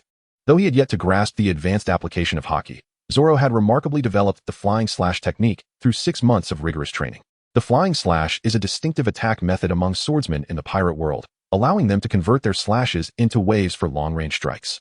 The eyes, ears, nose, tongue, body, and mind are the 6 senses of a person, accompanied by the dualities of good and evil, purity and pollution, representing the 36 troubles of life. Allow me to demonstrate the swordsman's long-range attack. Zoro grasped the hilt of his sword, his forearm and upper arm forming a perfect V, the blade poised behind him. Oh. Nagli gazed at him in astonishment. One sword style, 36 troubling winds. The whirling slash surged forth, hurtling directly towards Nagli, the residual force shredding the drifting snowflakes around them. Nagli stowed away his wooden hammer, his expression grave, as he delivered a powerful palm strike, unleashing a shockwave. The collision of the slash and the shockwave imbued with armament haki created a resounding impact, sending tremors through the air and scattering countless snowflakes, revealing the ground beneath the snow. Breathing heavily, Zoro sheathed the shusui and settled beside the campfire, accepting the warm water handed to him by Kuina. Ha ha ha, splendid indeed. The swordsman's strike is truly formidable. There is no need for an old man like me to teach you the advanced techniques of haki, Nagli remarked.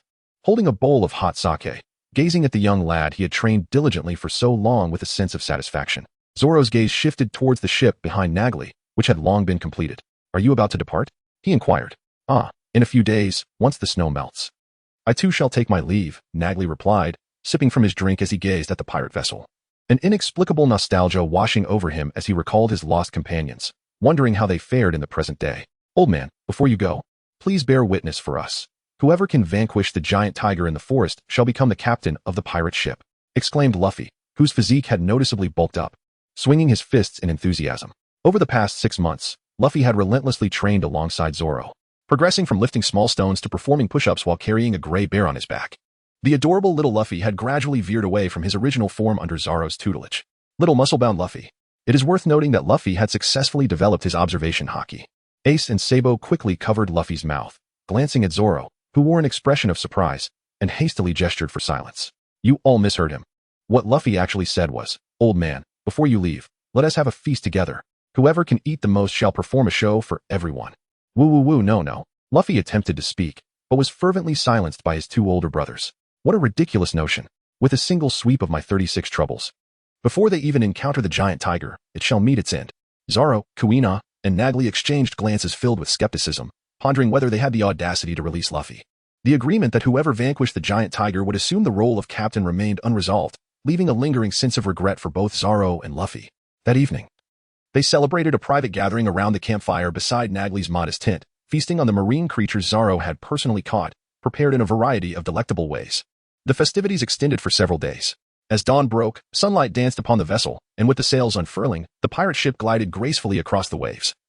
the emblem of crossed hammers and the red fist fluttering in the breeze. Smooth sailing awaited. On the shoreline, Zoro and his companions bid farewell to the old pirate. I shall await your return upon the sea, Nagli declared, grasping the helm with his left hand and waving goodbye to the children with his right. The morning breeze caressed their faces as Zoro watched the ship's silhouette fade into the horizon. To be candid, he yearned for more time to learn from Nagli. Although he had mastered the flying slash, he still aspired to acquire the advanced application of haki. The prospect of encountering such mastery could only arise upon reaching Sabaody Archipelago and meeting Rayleigh. A swordsman ought to focus solely on honing his craft. The notion of pursuing advanced haki did not occupy his thoughts. After all, even the formidable Rayleigh was not exempt from the mastery of advanced haki. A swordsman devoid of ambition could never hope to become the strongest. Suddenly, Luffy, splashing through puddles, turned around and exclaimed, Zoro, when the time comes, join us at sea. I'll be the captain, and you all shall be my crew. Zoro waved his hand dismissively, stating, only after you have bested me in combat can we discuss this further. Luffy replied with unwavering confidence, rest assured, I will surpass you once I'm mature. Ace inquired, gazing at Zoro, are you departing? Indeed, Zoro affirmed. Nagiri has set sail. And after a period of recuperation here, I too must embark on my journey. I have lingered here for far too long. He patted Luffy, who stood in a daze. Above the forest, a seagull descended, observing the figures on the road below. It was a news-giving gull. Kuina took out some berries and handed them to the bird while perusing a newspaper she held. The celestial dragons are soon to arrive in the Goa kingdom. What? Exclaimed the group. Are they the kind of fools with fish tanks atop their heads? Everyone turned their gaze towards Luffy, who appeared utterly unfazed. Zoro took the newspaper and gazed at the image of the celestial dragon that occupied half of its surface, before tossing it aside to others. In the days that followed, Zoro dedicated himself to rigorous training on Gorbo's mountain. By the riverside, Zoro, Luffy, and Kuina sat beside a crackling fire, savoring roasted meat. Suddenly, Ace, bloodied and breathless, sprinted towards them and stood before the fire, panting heavily. Zoro and his companions gazed at him in astonishment, hastily rising to their feet. Ace, bearing the marks of gunshot wounds and cuts, exhaled a sigh of relief upon seeing Zoro and then collapsed to the ground, drained of strength. Zoro hoisted Ace onto his back and sprinted down the mountain. At the home of the village chief in Windmill Village, Chief Slap paced anxiously in circles, while Miss Makino and Luffy sat by the bedside, awaiting Ace's awakening. Zoro sat quietly to the side, cradling 3 swords as he awaited the awakening of Ace. Suddenly, Ace jolted awake, sitting upright and gazing at the onlookers surrounding him. He ripped away the blanket covering him and exclaimed, Zoro, hurry and save Sabo. He has been taken back by his parents. The people in the room, upon hearing Ace's words, were momentarily stunned, pondering what kind of parents would return home with their child while mercilessly beating their friend. Zoro gazed silently at Ace, and upon noticing the gunshot and knife wounds on him, but not seeing Sabo, he had already surmised what had transpired. Did Sabo's parents take him back? Zoro inquired nonchalantly. Ace nodded, then anxiously turned to him. What happened to your injuries? Miss Makino asked. Ace glanced at Luffy beside him and replied, Sabo's noble father sent guards after him. Zoro, please go rescue Sabo. He is not happy at all in that household. Zoro shook his head. Are you suggesting that I should storm into Sabo's parents' home with a blade and forcibly retrieve him? Ace fell silent, sitting on the bed with his hands tightly gripping the sheets. From today onward, you and Luffy shall remain in the village, Ace. Sabo will be all right. Zoro rose and patted Kuina on the shoulder before stepping outside. Are we to infiltrate the high town and secretly extract Sabo? Kuina inquired, trailing behind him. No need. Zoro replied with a shake of his head. Sabo had been taken home, and the next step would be the burning of the refuse at the royal family's destination in the Goa kingdom, where the nobility awaited the arrival of the celestial dragons. Subsequently, Sabo, yearning for freedom, tragically set sail, only to be met with disaster when the celestial dragons aboard the world government's vessel detonated his ship, leading to his amnesia. As he walked, Zoro contemplated his options. He had already dealt with the Bruggian pirates, yet Sabo's parents had directly summoned guards armed with guns and blades to forcibly reclaim him. Even if Zoro were to infiltrate Sabo's home and whisk him away, his parents would inevitably seek out Sabo's whereabouts and hire someone to bring him back. The only solution would be for Sabo to set sail and hide away. Upon returning to the ship, Zoro sat in the first-class seat, holding a newspaper and gazing intently at the photograph of the celestial dragon. An ingenious idea struck him. What are you pondering? Kuina asked from behind him. Big news, Zoro replied. Kuina shook her head, unable to comprehend. In the days that followed, aside from training, Zoro made it a point to visit Windmill Village daily to check on the recovering Ace and to accompany Luffy in his training. Zoro traversed the Windmill Village, crossed the Gulpo Mountain, and stood at the forest's edge, gazing at the sea. Today, the port of the Goa kingdom was bustling with activity, teeming with people who waved their small flags and cheered exuberantly. Nobles stood at the forefront, silently awaiting the arrival of distinguished guests. Guards maintained order in front of the crowd. As a world government vessel emerged in the distance on the sea, the cheers intensified. The crowd surged, and the guards shouted loudly to uphold the peace. "Hey, look, someone has taken a boat out," exclaimed a man in a black suit, pointing at a small sailboat on the water. The crowd paused their cheers, halting the fluttering of their flags as they turned to follow the man's gaze. "What?" The guards turned, astonished, staring at the small boat that was slowly setting sail. "Come back." A nearby noble, peering through a telescope, spotted a child at the helm, wearing a large top hat. "There's a child on the boat. Whose child is that?" The nobles murmured amongst themselves, each raising their own telescopes to observe. And upon realizing it was not their own child, they breathed a sigh of relief. Standing at the back, King Otluk III lowered his telescope, gazing incredulously at his wife. "It's Sabo." On the shore, the bandit Dogura lowered his telescope and turned to his companions. "It's that guy Sabo." The world government ship approached the harbor, and the small boat altered its course to avoid the larger vessel, allowing it to pass. The onlookers collectively exhaled in relief. On the world government ship, a celestial dragon, adorned with a bubble helmet, looked disdainfully at the people on the shore. "It seems the commoners are welcoming me." The man in the black suit nodded silently behind him. The celestial dragon glanced at the small sailboat passing below. "What is that?" The man in the black suit replied nonchalantly, "Just an ordinary fishing boat." The celestial dragon callously grabbed a weapon beside him and aimed at the fishing boat. "Commoners." Before a shot could be fired, a beam of light surged from afar. The man in the black suit shielded the celestial dragon, urging, "You must leave." As his words fell, the beam struck the vessel, resulting in a violent explosion that illuminated the coast, leaving the onlookers shielding their eyes. On the small sailboat, Sabo clutched the deck tightly. His eyes shut as the boat shook violently. The deafening explosion reverberated across the sea, and the blinding light was unbearable to behold. Gradually, the tremors ceased, and Sabo slowly opened his eyes. Before him lay countless fragments of ships scattered across the water. The world government vessel had vanished, and the sea was stained with a deep crimson, swirling with the tides. No one could be seen. Coming to his senses, Sabo hurriedly raced to the helm, desperate to leave the area.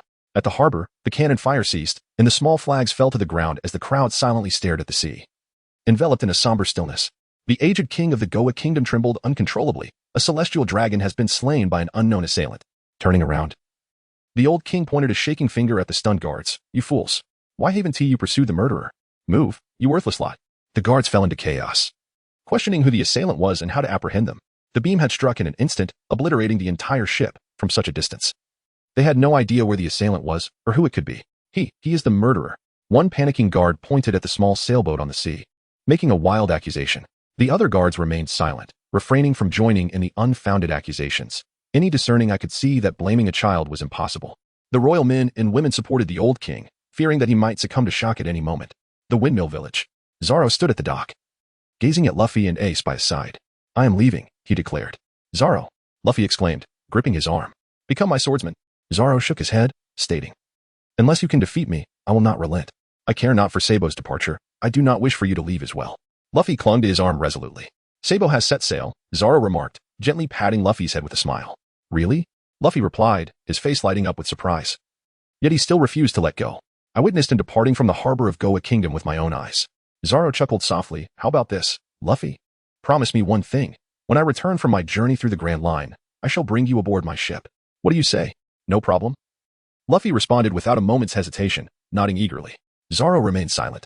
Had he truly consented without uttering a word? Kuina, too, fell into silence. Was it truly appropriate to engage in such wordplay to deceive a child? This was a task that had eluded completion for centuries. Zoro gazed at Luffy with a serious expression, urging him to ponder his decision carefully before agreeing. Luffy continued to nod. "You must promise me that one day in the future, you will destroy Mariehua," Zoro stated with a hint of mischief. Luffy paused momentarily. "Why?" "I harbor a disdain for them," Zoro replied. "Very well, I promise you," Luffy responded solemnly, pondering the significance of Mariehua, yet dismissing it, if it were to be destroyed. "So be it." Upon hearing Luffy's reply, Zoro was taken aback by this fellow. "Remember, I shall return for you in the future." As the chapter drew to a close, a scene unfolded. In that year, the young Arlita set sail, only to vanish shortly thereafter. Standing aboard the ship, Zoro stowed the anchor, waving goodbye to Luffy and Ace before turning towards the helm. In a bid to save Sabo and to eliminate a celestial dragon, Zoro expended his last Devil Fruit experience card. To him, such a thing held little value and came with its own vulnerabilities. Thus, he felt no regret in its usage. Set sail, Arlita proclaimed as she raised the sails, the sea breeze billowing them forth, gently guiding the vessel away from the dock. "Zoro, I shall train relentlessly in Windmill Village until I become strong enough for your return. I will become the Pirate King and fulfill my promise." Zoro glanced at the shore, offering a subtle nod. On Kodo Island, a swan ship with a pink hull and 3 masts lay anchored, its black and white skull and red heart flag fluttering in the wind. A plump young girl stood on the deck, a heavy iron rod in her hand, surveying the 10 knife-wielding youths before her with satisfaction. Lads, from this day forth, the Arleta pirate crew is established. This island shall be our secret base. Let us embark on our first plunder today. As she raised her iron rod aloft, the youths lifted their knives in cheer, rallying around their freckled captain. The sails were hoisted, and the pirates dutifully followed their captain's orders. They had only recently met Captain Arleta, and some initially doubted her strength due to her youth, mocking her freckled face and plump figure. However, one such mocker quickly found himself at the mercy of Arleta's formidable strength, sent overboard to feed the fish. The remaining crew members, now obedient, greeted her with shouts of admiration. Captain, you look more beautiful today. In truth, the pirates only perceived that their captain had become slightly heavier and less attractive, but dared not voice their thoughts. Beautiful captain, which town shall we raid today? One of the helmsmen inquired, seeking to curry favor. Let us meander through the seas, looking for passing merchant or passenger ships to plunder, Arleta replied, leaning against the railing and resting her iron rod on her shoulder. The ship sailed eastward, propelled by the wind. As hours slipped by, Arleta found herself seated on the deck, gnawing on a meat leg in boredom. They had been sailing for half a day without sighting a single vessel. Captain Arleta, I see a ship. A pirate on lookout shouted, lowering his telescope and pointing towards the east. Arleta swallowed the last bite of her meat, hefted her iron rod onto her shoulder, and gazed towards the ship emerging on the horizon. What kind of ship is it? She inquired of the lookout.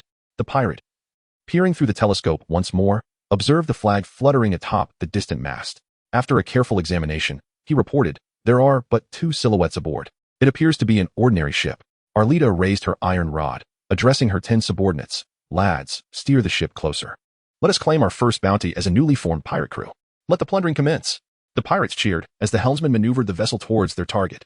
Having departed Windmill Village, Zoro navigated the ship for half a day. Inside the ship's galley, Zoro and Kuina sat across from each other at the table. Zoro seized a leg of meat and began to feast. Take your time. No one is competing with you, Kuina remarked as she offered him a slice of fish. I know. Zoro nodded, swallowing the fish in one bite before lifting a bowl of porridge and gulping it down voraciously. Kuina could only shake her head in disbelief.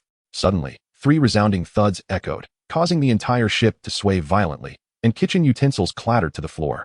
Zoro hurriedly grasped 2 plates of meat, but by the time the ship ceased to tremble, the food had scattered across the floor. Soup splattered across the deck, and pieces of fish and meat thudded onto the surface. Observing the disarray, Zoro stood frozen for a moment before hastily shoving the meat from his plate into his mouth. Kuina, with one hand pulling at the ravenous Zoro and the other collecting the 4 knives that had fallen, opened the door and stepped outside the cabin. Her expression darkened as she gazed at the pirate ship approaching them. While both possessed the ability of observation haki, it was impractical for them to remain vigilant while dining. It was at this moment that the disadvantage of having so few crew members became apparent. There was no one to keep watch. Zoro's mouth was stuffed full as he accepted the 3 swords handed to him by Kuina, casting a cold glance at the pirates who hurled grappling ropes towards them. Kuina flipped through the bounty notices in her hands, comparing them one by one, yet found none of them.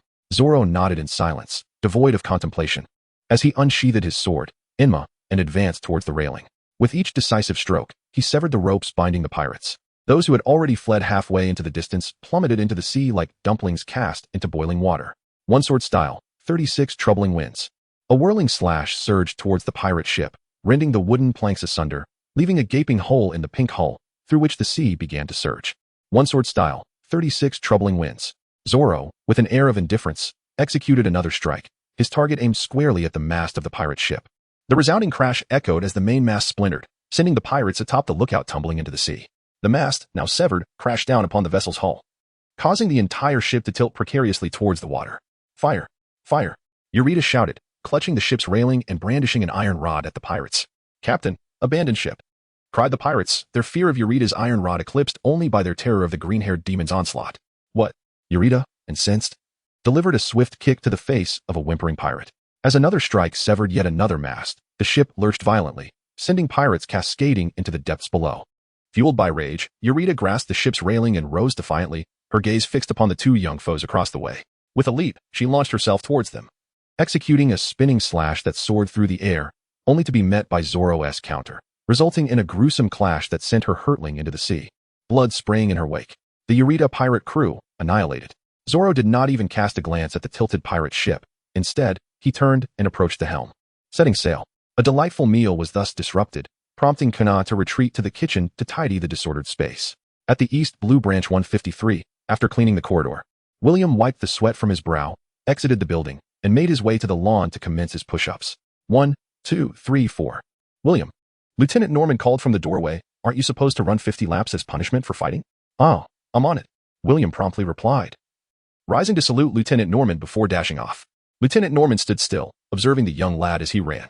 Initially, Colonel Sicer and Lieutenant Norman had hoped that the green-haired boy would join the Navy. Unfortunately, he had used a false name, showing no intention of participating. However, after the dim-witted William had been with them for some time, Sicer, Norman, and the others witnessed the boy's unwavering determination to become a sailor. Though somewhat slow-witted, William rose at 4 each morning to train, practicing swordsmanship, cleaning the naval base in the mornings, and rigorously training in the afternoon until late at night when the others had fallen asleep. He would finally return to rest. William's diligence did not go unnoticed by Sicer and the others. The end of the chapter theater. Click to view. P.S. I have taken note of the comments and have removed the problematic aspect of the devil fruit. However, due to the difficulty in altering the chapter concerning the death of the celestial dragons, I have replaced the devil fruit with an experience card. This will not appear again in the future. I acknowledge my oversight, and I apologize. Additionally, with the removal of the devil fruit, the phrase light speed in the book has lost its relevance. Tomorrow, I will consult the editor to see if it can be changed, if it can be easily modified. I will do so. If it proves too cumbersome, I will provide a special explanation in the synopsis. Nevertheless, it could still allow for an enhancement of Zoro's speed to a certain extent, though it will certainly not reach light speed. This is merely a form of exaggeration, akin to the concept of 800 Hokages or 800 Pirate Kings. My sincerest apologies, and thank you for your support. 51. The Sniper King ruined by play.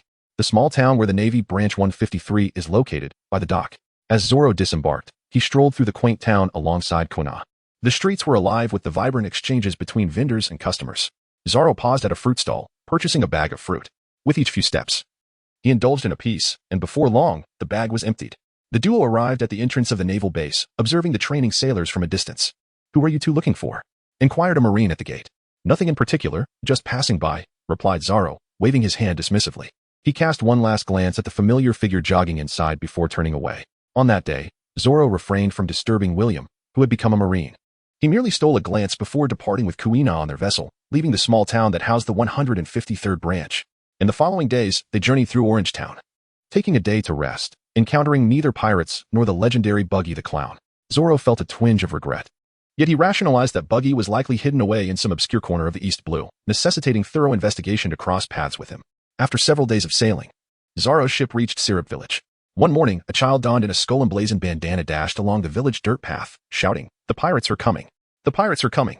Everyone be alert!" Creaking sounds echoed as windows opened, revealing an irate uncle who glared at the child, exasperated by his daily antics of running through the village proclaiming, "The pirates are coming!" Just as the uncle was about to voice his discontent, his wife pulled him back, shutting the window. "Let him shout," she said. Usopp traversed the village, eventually reaching the shore, bending over to catch his breath. Lifting his gaze toward the sea, a sailboat gradually came into view. Usopp scrutinized it closely, relieved to discover it bore no pirate flag, and thus, he squatted down to rest. The ship anchored at the shore, its sails furled, and the anchor lowered. Zoro and Kuina disembarked with their swords in hand. As his feet touched the sandy shore, Zoro cast a glance at the long-nosed boy, disregarding him entirely as he made his way toward the village. By noon, they arrived at a restaurant in Syrup Village. Zoro and Kuina were seated in the shop, Zoro gnawing on a chunk of meat, chewing a few bites before swallowing and taking a sip of his drink. Suddenly, chaos ensued as the cry rang out. "Pirates are coming! Everyone flee!" Zoro devoured the meat in his hand, listening to the commotion outside, before continuing to gnaw at his food. The wooden door swung open, allowing sunlight to flood into the tavern. A long-nosed figure, adorned with a pirate bandana, stood at the entrance, bellowing, "Pirates have arrived!" The patrons of the tavern looked at him in silence, then returned to their meals. The long-nosed individual entered the establishment, aimlessly wandering about. "Is he an idiot?" Kuina muttered softly as she sipped her drink. "Shoo, keep it down." Zoro waved his hand, glancing at the approaching stranger before resuming his meal. The long-nosed man, noticing the unfamiliar faces, approached and seated himself beside the green-haired youth. "Hey, you two aren't from our village, are you? Speak up, what brings you to our village?" "I am Captain Usopp, the great pirate who leads our village." Zoro took a piece of meat and stuffed it into his mouth. "It's rather bothersome. Does he not understand the principle of silence while eating? Ah, you do have quite the discerning eye." Usopp excitedly gnawed on his chunk of meat, proclaiming, "I command a crew of 8,000 pirates, so fear not. As long as I am here, you shall be protected from any troubles that may arise in this village." Zoro lifted his head to gaze at Usopp, filled with disdain. The next time he encountered someone, he would use the name Usopp as a mere fade. Grabbing the fruit from the plate, he forcefully stuffed it into the other's mouth. From that moment on, the world fell silent, and Zoro contentedly indulged in his meal. Usopp, struggling to breathe with the fruit lodged in his mouth, rose to his feet, standing on the chair, and glared at Zoro. He exclaimed, "Who are you really? What is your intention in our village? Are you spies from another pirate crew?" Zoro finished the last morsel of his meal, reclining against the back of his chair as he leisurely observed Usopp's performance. "Do not underestimate me," Usopp declared. 2 years ago, I single-handedly took down a formidable pirate captain with nothing but a gun. He patted the slingshot at his waist, fell into a moment of silence, and then awkwardly shifted the slingshot behind him. Zoro took the peeled banana from Kuina and took a bite. "You carry on. We are just watching." Usopp, gazing at Zoro who was drawing his sword, felt his heart race. I must tell you, my fists are as hard as steel, and I possess the ability to foresee the future. I can know your every intention. Please, do not draw your sword." Zoro unsheathed his sword, resting it upon his shoulder, casting a disdainful gaze upon the long-nosed figure cowering in fear upon the ground. "Firstly, I too have once vanquished a pirate crew. It was 2 years ago, and the vessel you beheld on the beach was seized from the clutches of pirates by my hand. Secondly, though I may not command an army of 8,000 followers, the future pirate king is indeed among my comrades. Thirdly, I am not yet a pirate. My presence in your village does bear ulterior motives, for we seek an infamous pirate known as Jesus Burgess. Pray, do you know of him?" Usopp, drenched in cold sweat, stumbled back a few paces, thoroughly intimidated. Observing the girl on the other side, who was engrossed in perusing the bounty posters with her knife in hand, Usopp resolved to flee. Zoro rushed forward, seizing Usopp by the collar and pulling him back, tossing him onto the seat within. He then took a position outside, observing him. "I don't know any trash named Jesus Bug. I am Captain Usopp. You had better let me go, or my 8,000 subordinates will come looking for you to settle the score." Usopp trembled, hugging his knees, his head bowed as he shouted at Zoro. "Zoro." Kuina was at a loss for words. Truly impressive. Even on the brink of death, he doesn't forget to boast about himself. He is indeed worthy of the title of liar, Usopp. Slap. Zoro slammed his hand on the table, placing his sword down with a thud, causing Usopp to press against the wall in fright. "Well, if we can't find the notorious pirate Jesus Burgess, at least we've captured the notorious Usopp," he remarked, glancing at Kuina. "What's his bounty?" Usopp, terrified, exclaimed, "Don't come any closer," and attempted to leap over the chair in a bid to escape, only to be swiftly slapped back by Zoro. Kuina looked at Zoro in disbelief. "Isn't that a bit excessive? I knew you had a penchant for bullying younger ones, but this seems rather extreme." Zoro blinked and directly reached out to take the bounty notice from Kuina's hand, flipping it over a couple of times. "Ah, here it is. Look, the notorious pirate Usopp, with a bounty of 200 million berries, dead or alive. If I kill you and hand you over to the Navy, I would never have to worry about food and drink for the rest of my life." "Ah." Usopp frantically waved his hands to break free from the grip holding him, suddenly pausing to lean forward and glance at the bounty in Zoro's hand. "Green Demon, Dory, with a bounty of 100 million berries, dead or alive." Gazing at the imposing figure depicted on the bounty, Usopp looked up at Zoro, who was laughing uncontrollably, and then turned to see the girl who was also chuckling. Usopp exclaimed, "I feel like I'm being toyed with. Behold, I am none other than the Sniper King." Zoro, with a playful smile, grabbed the fruits from the plate and placed them into Usopp's bewildered hands. He picked up the cleaver from the table, set it aside, and lifted his drink, inserting a straw and sipping it while gazing merrily at the long-nosed boy. Usopp, expressionless, wiped away a tear with his hand. "Hey, you can't be scared already, can you?" Zoro teased with a mischievous grin. "And no, of course not." Usopp retorted angrily, taking a bite of the fruit, reassuring himself that it was merely a fright, and that he wasn't being seized. "Who exactly are you?" Usopp mustered his courage to ask, gripping the chair as if fearing they might draw their swords at any moment. "We are swordsmen," Zoro replied, sipping his drink. Kuina added, "But Zoro is right. He did frequently take down pirate crews 2 years ago." Usopp swallowed hard. "So, are you here in our village to capture pirates?" Zoro waved his hand dismissively, continuing to smirk at the long-nosed Usopp as he sipped his drink. "We are here to purchase supplies," Kuina interjected. Usopp, feeling a sense of relief, finished the fruit in his hand and boldly reached for more on the table. "What is your relationship with Jesus Burgess?" Zoro asked unexpectedly. Usopp, startled, spat out his drink and turned to look at Zoro in horror. Indeed, they had come to apprehend him. What nonsense are you spouting?" "I don't know any so-called Jesus Burgess," he stammered. Zoro chuckled, nearly choking from laughter. "A son rebuking his father. Do you not fear the heaven's wrath?" Kuina turned away, unable to tolerate Zoro's excessive teasing any longer. Usopp took a deep breath and paused in silence for a moment. "How did you know I was Jesus Burgess's son when I first mentioned looking for him?" Your expression changed as if the world had turned upside down. "I merely tested you, yet it seems I accurately guessed the truth." Zoro sipped his drink with a mischievous grin, knowing full well the narrative, merely deceiving Usopp. "So, what about you?" Usopp replied, slightly anxious. "I just wish to see what kind of person Jesus Burgess's son is," Zoro stated. Usopp was left speechless.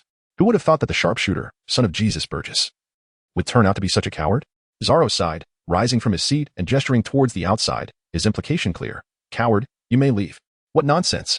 I am the great pirate Usopp, not some timid fool, Usopp declared, standing atop his chair. With a clang, Zoro unsheathed his sword, its cold gleam reflecting in Usopp's eyes, causing him to instinctively withdraw his neck. Zoro sheathed his sword, settled the bill, and stepped out of the restaurant alongside Kuina. The village of Shurab was modest in size, flanked by scattered residences, and as they wandered further, they occasionally encountered a few quaint shops. Zoro arrived at the entrance of a butcher's shop. Observing the assortment of meats displayed within, with a hefty bag of meat in hand, he turned to glance at a figure furtively concealed behind a distant tree. Ignoring the individual, Zoro proceeded towards the fruit shop, with Kuina trailing closely behind. After purchasing a substantial bag of fruit, Zoro carried the bag, while Kuina retrieved the money to pay. Zoro turned his gaze towards the long nose peeking out from behind the distant wall, before continuing his shopping with the bag in hand. After a full day of procurement, Zoro and Kuina departed from the village of Syrup, stowing their purchases back onto the ship. As night fell, a bonfire flickered to life beside the beach. Zoro sat beside the campfire, roasting fish while gazing into the distant thicket. Come out already. I've noticed you've been trailing me all day. Aren't you tired? I certainly am. With a rustling sound, Usopp sheepishly emerged from the underbrush. Ah, so you've noticed. Haha. But it's just me, Captain Usopp, feeling hungry and no longer wishing to hide. Meanwhile, Kuina disembarked with a bottle of milk, handing it to Zoro while casting an exasperated glance at the long-nosed fool. Zoro took the milk, uncapped it, and began to drink. Being still quite young, he was not yet of age for alcohol. He obtained another bottle of milk from Kuina and tossed it to the approaching Usopp, who caught it and took a couple of swigs. Thank you. But do you happen to have any fruit? He inquired. Zoro rummaged through a nearby bag and tossed 2 oranges over.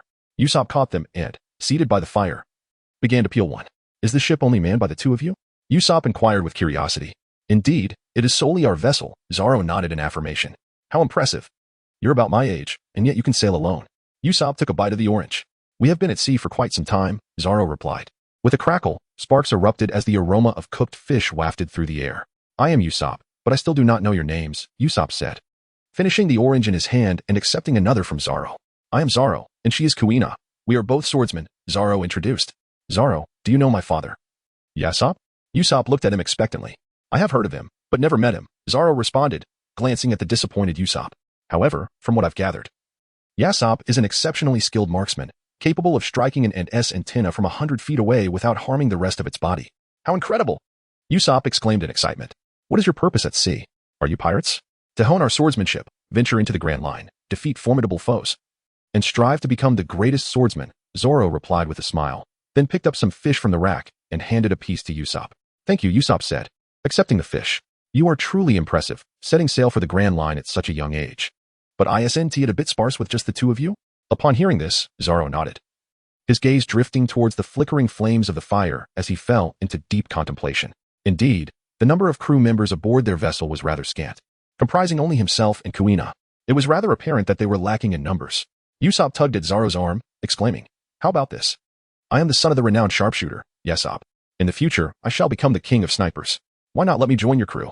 That way, you will no longer be short of a captain. Huh. Kuina stared at the long-nosed boy with a look of utter disbelief, as if she had seen a ghost. Was his audacity boundless?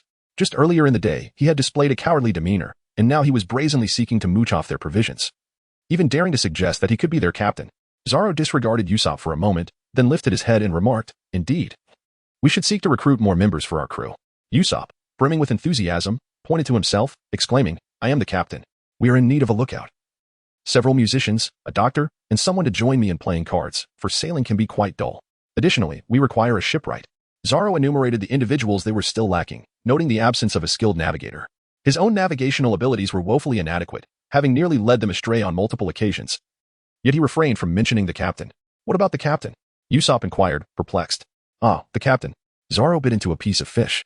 He was just sent off a few days ago. After all, the captain is merely there for comic relief.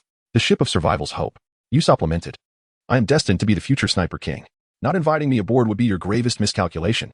We have no room for cowards, Zoro retorted disdainfully. Coward? Coward. Usopp was at a loss for words. All right, you should head back. We ought to get some rest, as we depart tomorrow. Zoro finished his fish, rising to his feet. Usopp nodded glumly, suddenly clutching his stomach in distress. Do you have any paper? Zoro retrieved a scroll from his bag and handed it to him. Usopp seized the paper and vanished in an instant. Kuina. Zoro pointed to the oranges in the bag and the empty milk bottle beside him. Consuming oranges and milk together can easily lead to diarrhea, abdominal pain, and bloating. Kuina fell silent, realizing that this fellow had done it deliberately. After cleaning up the litter on the beach, Zoro went aboard the ship to sleep. The following morning, Zoro arrived at the bow of the ship, yet he found no sign of Usopp by the seaside. Excellent, that little brat must be lying in bed, utterly exhausted. Questioning the very essence of his existence, Zoro stowed away the anchor and hoisted the sails, and the ship began to glide away from the village of Syrup. It was not that he harbored disdain for Usopp that led him to leave him behind. Rather, in this moment, Usopp was so outmatched that even Luffy could easily defeat him multiple times. Taking Usopp along would have only endangered him. Aware of the unfolding narrative, Zoro held a particular fondness for Usopp among the members of the Straw Hat crew. Lacking Luffy's extraordinary talent and the guidance of a master, Usopp's journey had been a veritable saga of hardship and perseverance. One might argue that he is the most authentically crafted character by Oda. A seagull landed on the ship, and Kuina handed over some belly as she began to read the newspaper. What does it say? Zoro inquired from his position at the helm. The Sea Knight Jinbei has joined the 7 warlords of the sea, Kuina replied. Zoro listened intently as Kuina recited from the newspaper, lost in contemplation. He recalled a certain fishman. With Jinbei having joined the Shichibukai, it would not be long before Arlong, captured by the Navy, was released. Subsequently, Arlong would lead a faction of fishmen to break away from the Sun Pirates and establish a new territory in the East Blue. Zoro resolutely decided to wait for Arlong in the East Sea. Once he acquired the Dragon's Head, he would then venture into the Grand Line. The East Sea, an expanse of boundless ocean, housed a solitary sea pillar rising above the surface. Over time, the relentless waves had eroded the pillar, fashioning its top into a distinctive hat-like shape. Perched at the edge of the rocky column, Zeph, clad in a captain's cloak, leaned against a bag brimming with treasures. Squinting at the sea, on the opposite side of the pillar, the young Sanji stirred, picking up a bag from the rocky surface and cradling it in his arms. He felt the cold morning sea breeze as he squatted on the edge of the rock, gazing out at the distant waters. As the chilling wind faded, he fixated on the desolate sea, the hours slipping by until afternoon arrived. Gurgling sounds emanated from Sanji's stomach as he rubbed it and peered into the bag. Revealing the last piece of bread, he extracted the moldy morsel, took a bite, and then returned it to the bag. Clutching the bag, he watched a seagull soar above. Swallowing hard. After a day of sun exposure, Sanji felt the night-esque cold wind against his skin. Lying sideways on the rocky surface, he curled up with the bag, gradually succumbing to fatigue and drifting off to sleep. The cold wind stirred the edges of his clothing, waking him in the early hours. He sat up, rubbed his body, and continued to gaze at the sea, feeling the chill of the dawn breeze. After enduring the sun's glare during the day, his spirit dwindled further. In the afternoon, Sanji retrieved the moldy bread from the bag, took a bite, and, in a daze, recalled his time as an apprentice chef on a passenger ship. Specifically the moment he discarded leftover food. I threw away dishes that didn't look appetizing. Would you like some? Not at all. The image of throwing leftovers into the trash kept replaying in his mind, the echo of not at all, resonating in his ears. Tears streamed down his face as he bit into the moldy bread. Now he understood the value of food, and the tears flowed more freely, blurring his vision. As he reached out to wipe his tears, his grip loosened, and he hastily tried to catch the falling bread. But it slipped from his hands and plunged into the sea. The erosion of the rocks made it impossible to retrieve anything that fell. Remembering Zeph's words, Sanji clung tightly to the edge of the rock, tears streaming down his face. He stepped back to gaze at the empty bag, tracing the vertical lines he had carved into the ground, each marking a day. With no food left, he pondered how many more times he could carve another mark. Despair engulfed him, and the wind lifted the now weightless bag, carrying it away. In the distance, at the horizon where the sea met the sky, a small black dot appeared within his line of sight. Gradually, the dot expanded, revealing the silhouette of a ship approaching the sea pillar. Sanji rubbed his eyes and slapped his face, the pain confirming this was no mirage. A powerful hunger gripped him, and he stood, waving his arms and shouting for help with all his might, until his voice became hoarse. As he observed the ship drawing nearer, excitement surged within him, and he turned to leap over the rocks to reach Zeph. Old man, a ship is coming to rescue us. Sanji reached for Zeph, but found only empty space. He approached Zeph, whose emaciated figure was barely concealed beneath the voluminous cloak. Zeph's eyes flickered open, filled with hope as he looked at Sanji. Finally, a ship has arrived. Sanji noticed Zeph's empty right pant leg and knelt beside him, grasping Zeph's clothing. He hoarsely exclaimed, then turned and used a knife to tear open the large bag behind Zeph. Gold and jewels cascaded from the torn fabric, and Sanji stared blankly at the treasure before him, powerless, sinking to the ground. Not food, not food. He leaned over to Zeph, weeping. Why did you give me all the food, you old man? Zeph weakly raised a hand to stroke Sanji's head. Because you and I share a common dream. All blue. Sanji cried out in pain, clutching Zeph. Someone is here to rescue us. I'll go call them.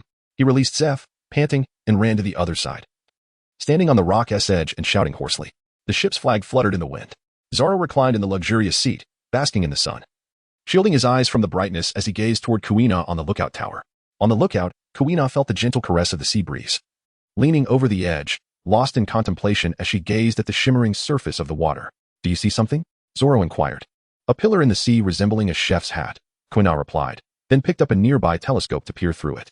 Wait, there is someone on the pillar signaling for help, she exclaimed. There is a child in distress on the sea pillar. Quickly, steer the ship closer. Upon hearing this, Zoro rose and hastened towards the helm. The vessel drew near to the sea pillar, where they spotted a blond youth standing atop, waving his arms frantically. His voice hoarse and words indistinct. Inside the ship's galley, Zoro and Kuina were diligently washing vegetables. Zeph sat at the table, observing Sanji, who had just finished bathing and donned a fresh outfit. It was utterly unexpected that the renowned captain of the East Blue Chef pirate crew, Red Leg Zeph, would find himself in such a predicament. Zoro turned and ladled a bowl of steaming porridge from the pot, approaching to place it before Zeph.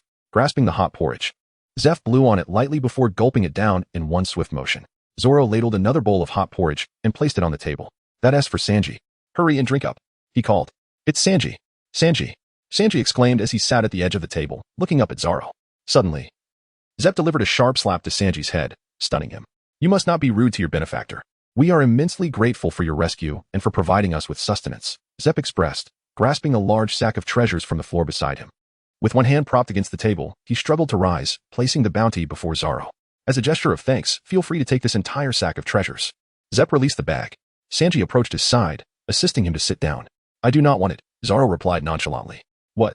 Zeph exclaimed, astonished. How could this young lad not desire riches? Sanji, equally surprised, took a deep breath and bowed to Zoro, saying, Thank you. If it weren't for your ship arriving, we might have been left in despair, waiting indefinitely for a glimmer of hope. Kuina gazed at Zoro in disbelief. Wasn't he supposed to accept the money to fund his voyage and purchase a renowned sword? The infamous pirate Redfoot Zep was meant to be in the Grand Line. How could he end up in the East Blue and face such calamity? Zoro retrieved several newspapers, laying them on the table. These were articles he had collected, detailing information about Zep. As Zep examined the papers specifically torn out regarding him, he fell into deep contemplation. Why would this boy gather news about him? Was it possible that during his days of plundering, he had made an enemy, and this child sought revenge? Or was the boy merely aspiring to become a pirate and had chosen him as a target? Haha, Zep laughed, dismissing the thought. Regardless, he owed his life to this child. If the boy desired his demise, he could take it. I came home to visit, only to accidentally encounter a shipwreck. Truly, I deserve this fate, he chuckled. Sanji recalled the chefs aboard the ill-fated ship, swept away by the monstrous waves, and lowered his head, stifling a sob. The survival rate under such colossal waves was dismally low, leaving them in utter despair. Zep gently patted Sanji's head and turned to Zoro. Do not wear such a despondent expression. We did not save you merely to witness your forlorn faces. Zoro handed the ingredients to Kuina and took a seat opposite Zep. Haha, thank you, Zep said, feeling reassured that this little fellow bore no malice toward them. Not at all, Zoro waved his hand dismissively. There is no need for excessive gratitude. Hey, you little rascal, is my porridge not palatable? Zoro glared at the bowl, which remained untouched, directing his gaze at the golden-haired boy hiding behind Zep. Oh, my apologies. Sanji quickly returned to his seat, picked up the bowl, and took a sip. Ugh. With hunger gnawing at him, Sanji shut his eyes, wrinkling his nose as he swallowed the porridge. Zoro's expression darkened further. Zeppu cast an apologetic glance in his direction. Kuina, who was busy cooking, cleared her throat twice and continued her culinary endeavors. Sanji, steeling himself, finished the porridge in his bowl and turned to Zoro, exclaiming, It's quite delicious. Zoro patted Sanji's cheek, encouraging him to indulge further, as there was still a pot remaining. Sanji froze, watching as his bowl was taken away and then promptly returned to his hands. Once again, he found himself presented with a bowl of life-saving porridge amidst despair. As he sipped the rather unpalatable concoction, he pondered, what on earth had this fellow added to the porridge? Upon finishing, Sanji declared, I'm full. It was truly delightful. Thank you. Zoro chuckled merrily, ruffling Sanji's golden locks. No worries, the remaining porridge will be set aside for you to enjoy this evening. Sanji swallowed hard, letting out a sigh. It was certainly preferable to starving. Having teased Sanji, Zoro turned his gaze towards Zeph. So, did your chef pirate crew venture into the Grand Line and return unscathed after a year? Zeph nodded, fixing a serious gaze upon him. Are you seeking my navigational log? Zoro nodded and inquired, not only the nautical log, but do you still possess the recording device? Zeph shook his head in response. Zoro, without any unforeseen circumstances, experienced a shipwreck. Such a fragile object as a log pose is easily damaged, and he merely wished to test his luck. Are you planning to venture into the Grand Line? Zeph inquired. Zoro nodded. You are so young. What do you intend to do there? Zeph gazed at him earnestly. To sharpen my skills and defeat stronger opponents, Zoro replied. Preposterous. You wish to conquer the formidable foes of the Grand Line without even having matured? Zeph scoffed, clutching the treasure and patting it. You may take all of this, but I shall not part with my navigational logs, he stated with a somber tone. Very well. Zoro rose, seizing the treasure and placing it beside a nearby chest. Zeph, Taken aback, observed Zoro as he resumed his seat opposite him. Are you not heading to the Grand Line? I am. Zoro waved his hand dismissively. But let us set aside our plans for now. What do you intend to do in the future? Kuina placed the freshly cooked dishes before them, followed by bowls of rice. Zeph lowered his gaze to the plates, lost in thought, before suddenly exclaiming, I wonder how many souls have perished upon these vast seas. I too have faced a few crises of starvation. After tasting a bite of his meal, he savored the flavors. I aspire to open a restaurant on the sea, providing sustenance for those who suffer hunger at sea. I am willing to wager the remainder of my life on this endeavor. Kuina looked at him with admiration. Sanji stood up, gazing at the man who had saved him. All right, I shall assist. Humph, someone as frail as you is hardly capable, Zeph retorted, scooping a bowl of rice before Sanji. I will grow stronger. Sanji glared defiantly. Haha. I look forward to seeing you become stronger, Zeph chuckled, ruffling Sanji's hair. Ahem, you wish to open a restaurant? Zoro interrupted. Indeed, Zeph nodded. And where will the funds come from? Just as Zeph was about to mention the treasure, he suddenly realized he had already given it away as gratitude. Do not consider the treasure, that is all ours, Zoro remarked. Zeph, feeling disheartened, was dampened by Sanji's words. Damn it, Sanji exclaimed in frustration. That evening, Zeph took to the kitchen with Kuina assisting him. Sanji stepped outside the cabin, observing Zoro exercising on the deck, deep in contemplation. Zeph aspired to establish a restaurant at sea, wagering his entire future on it. Sanji yearned to assist Zeph, yet the crux of the matter was they had no money. Zeph's treasure had been entirely given to Zoro as thanks. Without funds, how could one open a restaurant? Robbery? It wasn't that Sanji looked down upon Zeph, rather. He believed that Zeph, having sacrificed his right leg to save him, was left with nearly no combat ability.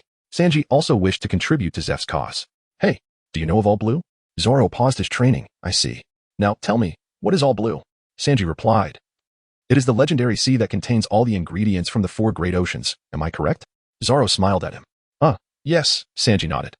Gazing at Zoro sitting beside him, Zoro took out a piece of paper on which he had sketched something. Sanji, do you know where All Blue is? I don't know, but I will find it sooner or later. Zoro placed the sketched map before Sanji. Examine this carefully, and what do you discern? Sanji stared at the map before him. Puzzled. Are these 2 maps? This is the red line, and this is the calm belt. Those are the East Sea, South Sea, West Sea, and North Sea. Sanji looked at Zoro in confusion. Wasn't this merely a simple diagram?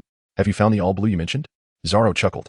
Sanji shook his head, explaining that the red line and the calm belt divide the world into 4 distinct seas, making it impossible to locate the All Blue. Blue signifies azure, representing the ocean. For instance, East Blue refers to the East Sea we inhabit. All connotes entirety. Thus, All Blue signifies an ocean where all seas converge. Indeed. Sanji nodded in agreement as he listened to Zoro. But if the red line and the calm belt intersect to enclose the world in a cross, how can we discuss the convergence of all oceans? Zoro tapped on the red continent depicted on the blueprint. Sanji, seemingly enlightened, remarked that as long as the red continent exists, the All Blue cannot possibly come into being. What do you mean by that? Sanji inquired. Zoro pointed to the upside-down mountain depicted in the first illustration, declaring, this is the preferred entry point for pirates into the Grand Line. By traversing the canal through the upside-down mountain, one can access the Grand Line. I see, exclaimed Sanji, clapping his hands together, his eyes sparkling with excitement at the sight of the upside-down mountain on the map. Zoro wore an expression of utter exasperation as if to say, what do you even know? Sanji traced the canals of Reverse Mountain with his finger, pointing towards Twin Cape of the Grand Line. All the fish from every sea flow through these 4 canals into the Grand Line, right? Snap. Zoro raised his hand and delivered a slap, exclaiming, you fool. If it were easy to find, would it still be called the Sea of Legends? If it were so simple to locate Zeph, wouldn't he have been found long ago? Sanji, cradling his head, lowered it in embarrassment and murmured, indeed. If it were easily discoverable, why would Zeph return at all? Zoro tapped the blueprint, drawing Sanji's attention to it. If the currents of the vast seas all flowed toward this mountain, these 4 streams would converge along this canal, ultimately cascading down to the Grand Line. Reverse Mountain serves as the winter island, thus the currents flowing toward the red line would submerge from the surface to the depths, rendering such waters perilously treacherous. For pirate ships, failing to successfully navigate the canal would result in a catastrophic collision with the red line, leading to shipwreck and loss of life. This turbulent flow is equally detrimental for fish attempting to enter the canal. Even if some managed to do so, they would emerge battered and bruised in the Grand Line. Sanji pondered thoughtfully. Where, then, is the All Blue? Reverse Mountain stands as the first intersection between the red line and the calm belt, and here, Zoro placed another image before Sanji, depicting the Holy Land Mariawa, where the celestial dragons reside, as the second intersection. 2 large crosses were drawn at the 2 intersections. Sanji gazed at the crosses and inquired, are you suggesting that if these places were to be obliterated, the All Blue would come into existence, is that correct? Zoro nodded slightly, yet gestured dismissively. Sanji was perplexed by the meaning behind it. Indeed, the All Blue could only manifest in such a manner. Yet achieving it proved to be exceedingly difficult. Zoro rose to his feet, having caught a whiff of the tantalizing aroma of meat. Why not? Sanji grasped his arm, preventing him from departing. After such a lengthy discussion, they had reached the most critical juncture. Could he truly consider leaving without uttering a word? Zoro cast a glance at Sanji and effortlessly hoisted him up by the arm. I have nothing more to say. Sanji, visibly infuriated, thought to himself that this guy was truly insufferable, toying with his emotions. Zoro entered the kitchen and settled at the edge of the table, his appetite ignited by the sight of the sumptuous feast before him. Zep, leaning on the cane that Zoro had crafted for him, took a seat at the table. Kuina gracefully placed the dishes upon the surface and joined them at the table. Zoro patted Sanji's head and tossed him onto the chair. After finishing dinner, Zoro prepared to retire for the night. Standing at the doorway, he glanced at Sanji trailing behind him. Shall we sleep together? He inquired. No. Sanji shook his head, merely wishing to hear what this fellow had to say. Very well then, good night. Bang. Zoro closed the door to sleep, leaving Sanji standing outside in a daze. Knock. Knock knock. Knock knock knock. As soon as Zoro lay down on his bed and closed his eyes, he was startled by a rapid knocking at the door. Reluctantly, he put on his shoes and walked to the door to open it. What do you want? Finish your sentence. Zoro let out a yawn and playfully patted Sanji on the head with a smile. Do you dare to believe I could toss you back into the sea? Sanji shook his head defiantly. Not a chance. You're out of money, which renders me of no value to you. Zoro seized Sanji by the collar, feigning an intention to drag him outside. Let me go. Release me at once. Zoro dismissed Sanji, saying, Go back to sleep, or I shall cast you into the sea. Turning back into the house, Zoro enjoyed a comfortable night's slumber, no longer disturbed by the sound of knocking. The following morning arrived. Zoro emerged from the cabin, his gaze immediately landing on Sanji, who was slumbering against the door. As Sanji lost his support, he jolted awake. Zoro, you're up. Did you sleep well last night? However, Zoro chose to ignore him, sidestepping Sanji and stepping out onto the deck. Sanji, rising to his feet, followed him outside, watching as he practiced on the deck. Upon the completion of his morning exercises, Zoro returned to the kitchen, awaiting Zeph's culinary creations. Zoro, could you please finish your thought? In the future, when you dine at our seaside restaurant, I will prepare your meals free of charge. Sanji leaned over the table, gazing at Zoro earnestly. Rest assured, my cooking skills will surpass that old man's. You lack the funds. Where will this restaurant come from? Zoro replied nonchalantly. Moreover, I can savor Zeph's cooking right now. Sanji paused, suddenly recalling something. Wasn't he hoping to persuade Zoro to part with a portion of their treasure to help establish the restaurant? The Spring Festival Theater, purely for amusement, not to be taken seriously. Captain Kuro. After breakfast, Zoro reclined in the premier's seat, basking in the sun's warm embrace.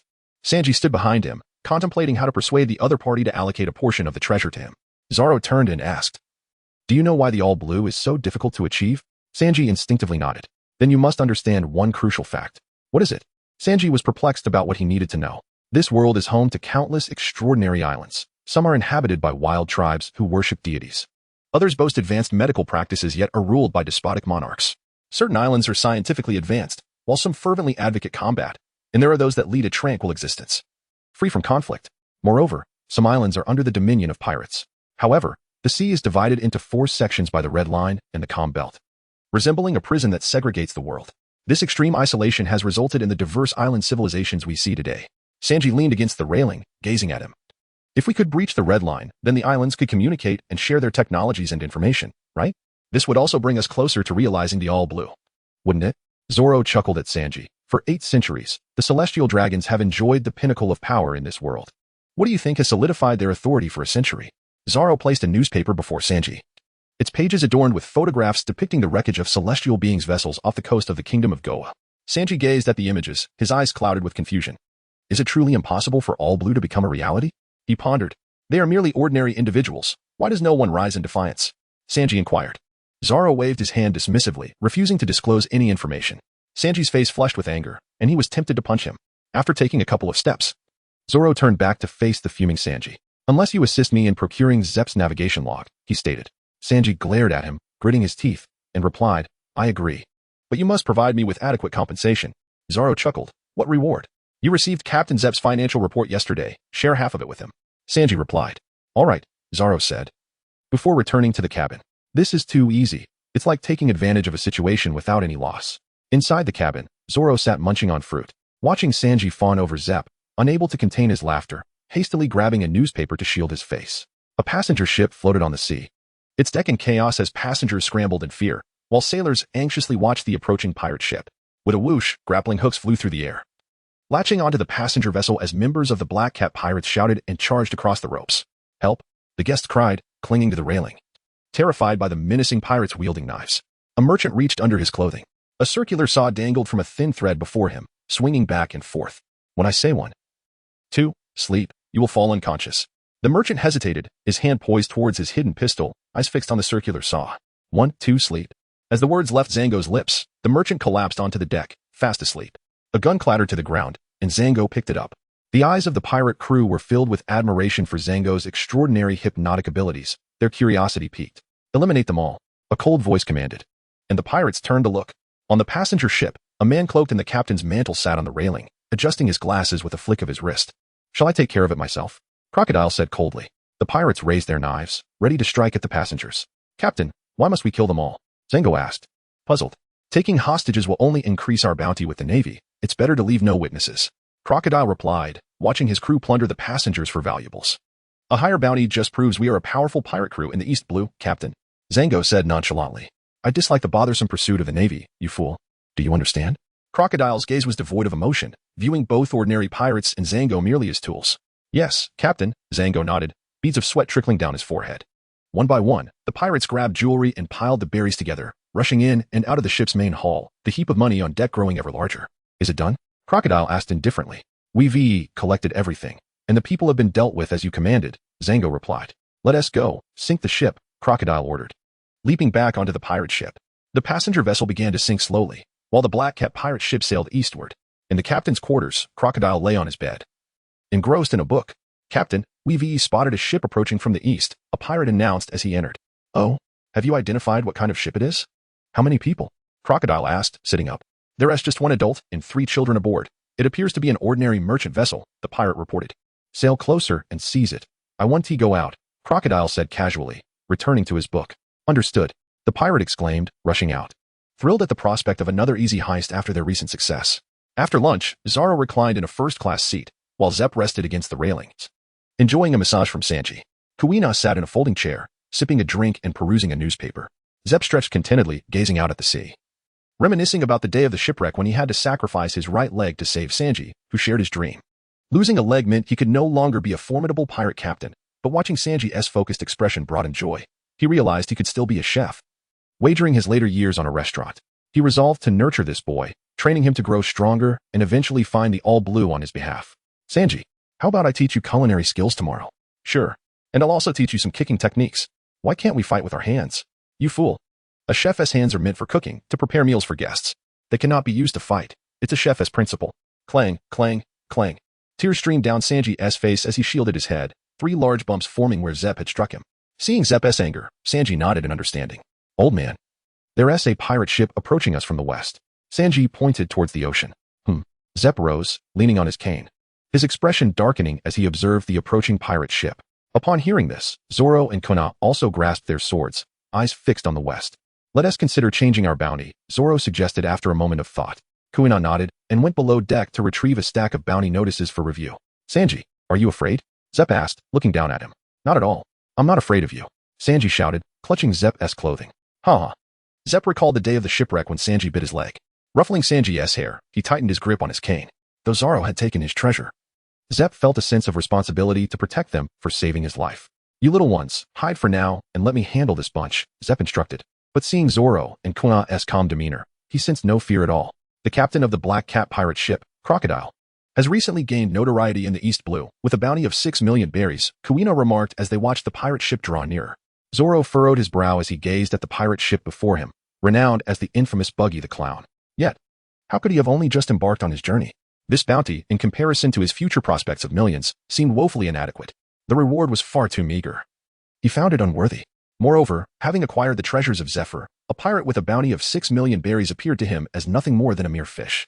As the 2 vessels drew near, ropes were thrown to connect them, and the pirates roared as they charged forward. Zoro stood at the edge of the ship, methodically severing the ropes one by one. The pirates, in a state of panic, tumbled into the sea, completely taken aback by the sight of a child on the opposite vessel who, upon witnessing the ferocious pirates, did not flee in terror but rather remained composed, cutting the ropes. Just then, a pirate was about to board their ship when he was struck down by a swift slash, his body splattering into the ocean. A circular saw, suspended by a thin rope, appeared before Zoro, and Sanji stood on the deck, grinning with pride. When I say 1, 2, Sanji, you shall fall asleep. A flash of blade light sliced through the air, severing the thin rope, causing the circular saw to plummet to the ground. Sanji, drenched in cold sweat, raised his hands, staring at the blade's tip pressed against his chest, swallowing hard. The pirates on the opposing ship anxiously observed, some even returning to seek Captain Kuro. Hypnotize me, then. I am quite curious to witness the art of hypnosis, Zoro said with a smirk, facing the child wielding a knife. Sanji felt the sharpness of the blade at his chest, his heart racing, and he shook his head. On the Black Cat pirate ship, Captain Kuro emerged from his quarters, his face dark as he gazed at the child on the opposing vessel. A mere brat has rendered his crew utterly helpless? Kuro donned his weapon, the Shichibukai cat claws, and approached the ship's edge, leaping onto the railing and directly confronting Zoro. Clash. Their blades met. Kuro stared in disbelief at the child who single-handedly blocked his attack, even as he held another blade against Sanji's heart. As the long blade and the claws parted, Kuro staggered back a few steps. Zep, astonished, gazed at Zoro. When this child had rescued him, he had never imagined such prowess. He turned to Kuina beside him, asking if Zoro could manage alone. Kuina responded softly, exuding confidence in Zoro's abilities. Clang, clang. The blades clashed again as Kuro retreated 2 steps, astonished that the child had countered all his attacks. Captain, we are here. 2 pirates, 1 stout and 1 lean, shouted as they leapt from the pirate ship.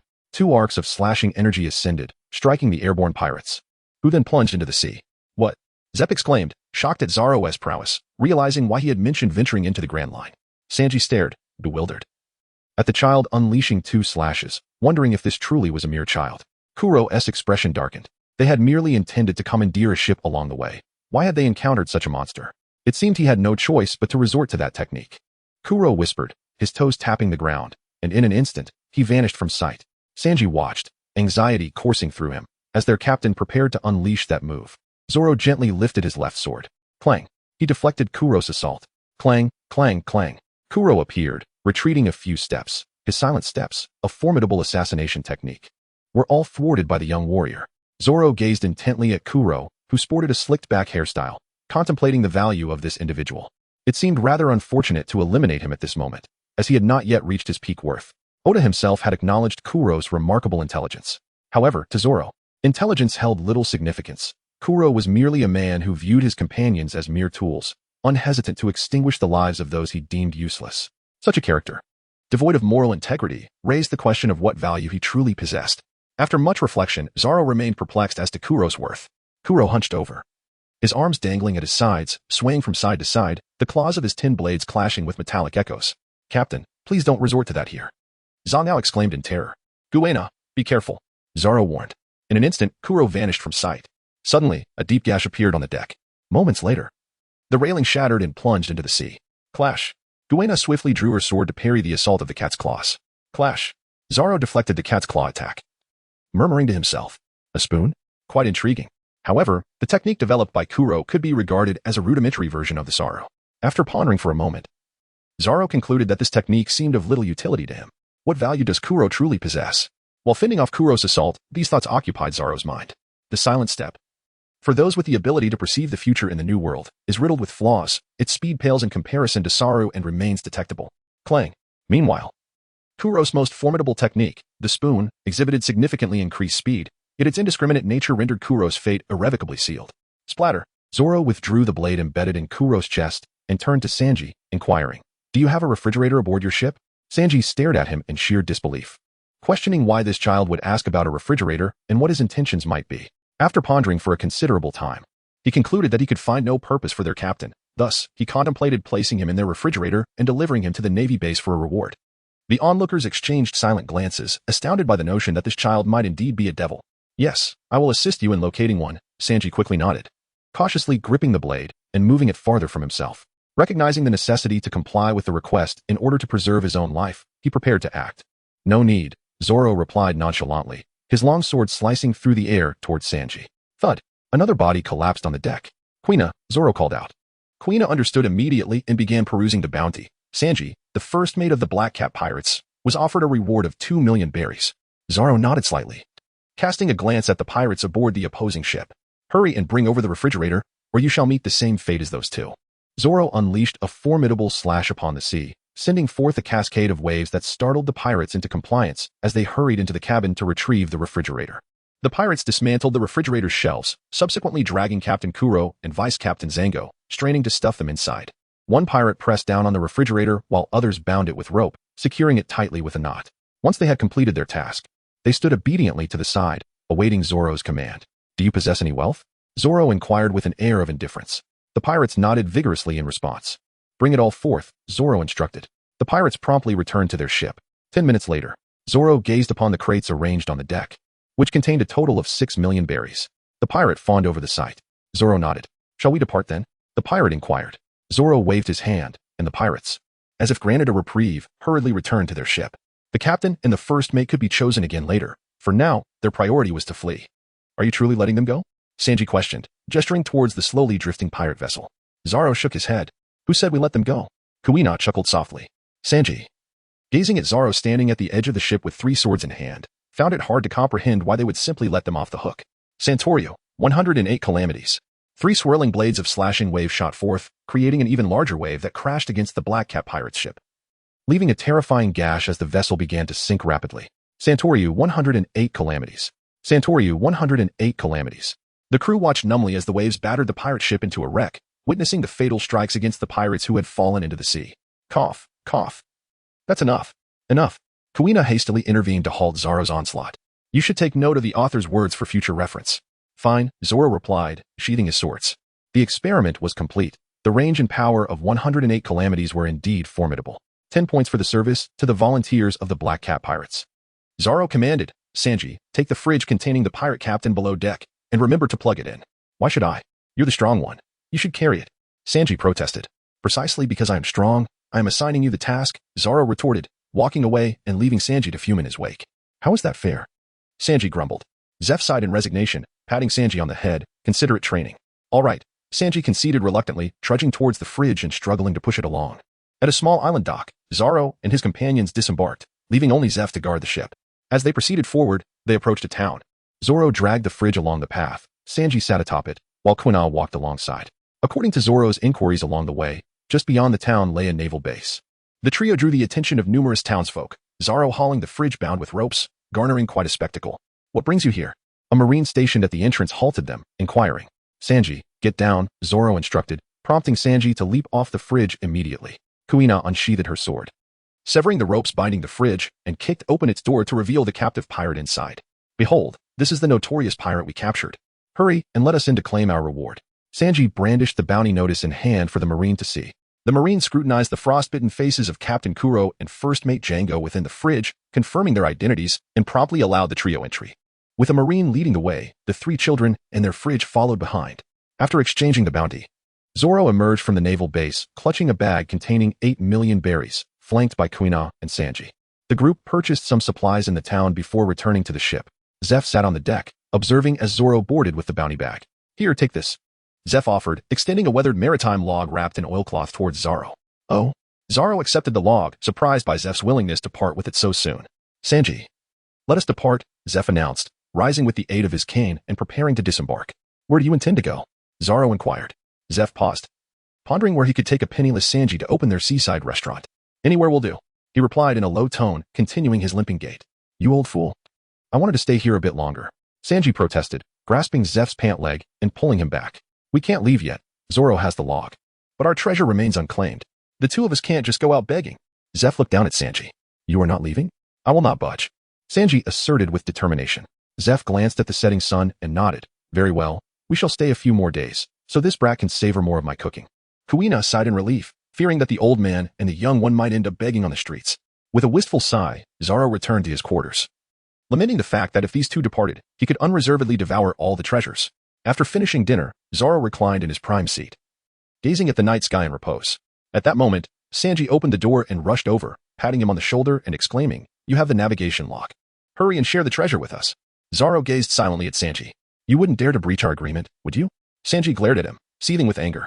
Zoro smirked mischievously, proclaiming, That simply won't do.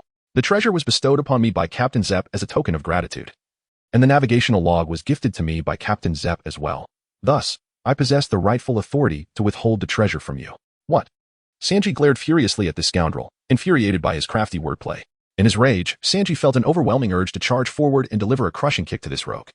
Yet the sight of the three swords at his side compelled him to suppress that impulsive thought. Zoro gazed at Sanji, whose cheeks were flushed and lips pursed. Unable to contain his laughter, and affectionately patted his head. Why don't you check in your room? I have a gift for you. Humph. Sanji swatted his hand away and turned toward the cabin. Upon reaching the door of the sleeping quarters, he opened it to find a box placed in the center of the room. As he opened the box, he discovered it was filled to the brim with berries, accompanied by a note. The bounty from the extermination of the Black Cat pirates totals 14 million berries, presented to the floating restaurant. Sanji read the words on the note, a hum of indignation escaping his lips. That bastard, how could he pull such a stunt? It was simply too much. Clenching the note tightly, Sanji found himself at a loss, torn between cursing the rogue and expressing gratitude, feeling utterly toyed with. He resolved to leave the ship with that old man at dawn. At the doorway, Zoro leaned against the frame, observing Sanji. Sanji, do you wish to know how to achieve all blue? Hearing the troublemaker's voice, Sanji turned his head, huffing. Well, what is it? Are you familiar with One Piece? Of course, Sanji nodded, awaiting further elaboration. Strive to become stronger. When you find One Piece, all blue will follow. Only by reaching a certain level of strength can one earn the right to seek them out. Zoro departed, leaving Sanji alone in the room to ponder. The following morning, Zepp leaned on his cane at the dock, while Sanji sat atop a crate beside him. Zoro gazed at Zepp and inquired, Are you certain you wish to depart? He then added, I must extend my gratitude for your assistance. Zepp affectionately patted Sanji's head, proclaiming, We are preparing to set up a floating restaurant today. Very well. I wish you all the best, Zoro responded. To be honest, after enjoying several meals prepared by Zepp, he felt a twinge of reluctance. However, he was bound for the Grand Line and could not take along a cripple and a defenseless lad. What is his name? Kuina interjected. The floating restaurant? Zepp chuckled. I intend to name it Baratai. When you return to the East Blue, you are all welcome to dine at Baratai, my treat. Sounds good, Zoro nodded. Then turned to Sanji, raising an eyebrow and teasing, I'll be waiting for you at All Blue. Sanji glared at Zoro, retorting, Seaweed head, just wait. I will be the first to witness All Blue, and you will merely watch as I kick the celestial dragons to oblivion. Ha ha ha. I look forward to it. Zoro replied with a grin. Zoro and Kuina waved farewell to an elderly man and a young boy, watching as they gradually receded from view. What nonsense have you been spouting to others now? Kuina scrutinized Zoro with her hands on her hips. It's nothing, Zoro replied dismissively, boarding the ship. His kind-hearted nature had merely led him to subtly guide Sanji, making slight adjustments to Sanji's dreams. Just a small seed of rebellion against the celestial dragons. Windmill Village. A quaint bookstore. A little girl with short orange hair climbed a ladder, reaching for a book. Swiftly descending, she tucked the book into her clothing, glancing around to ensure no one was watching before stealthily exiting the store. Once a safe distance away, Nami produced the book concealed in her garments, joyfully cradling it as she sprinted toward her home at the village's edge. Nami, come here. In the distance, the red-haired proprietress of the bakery waved cheerfully at little Nami. What is it?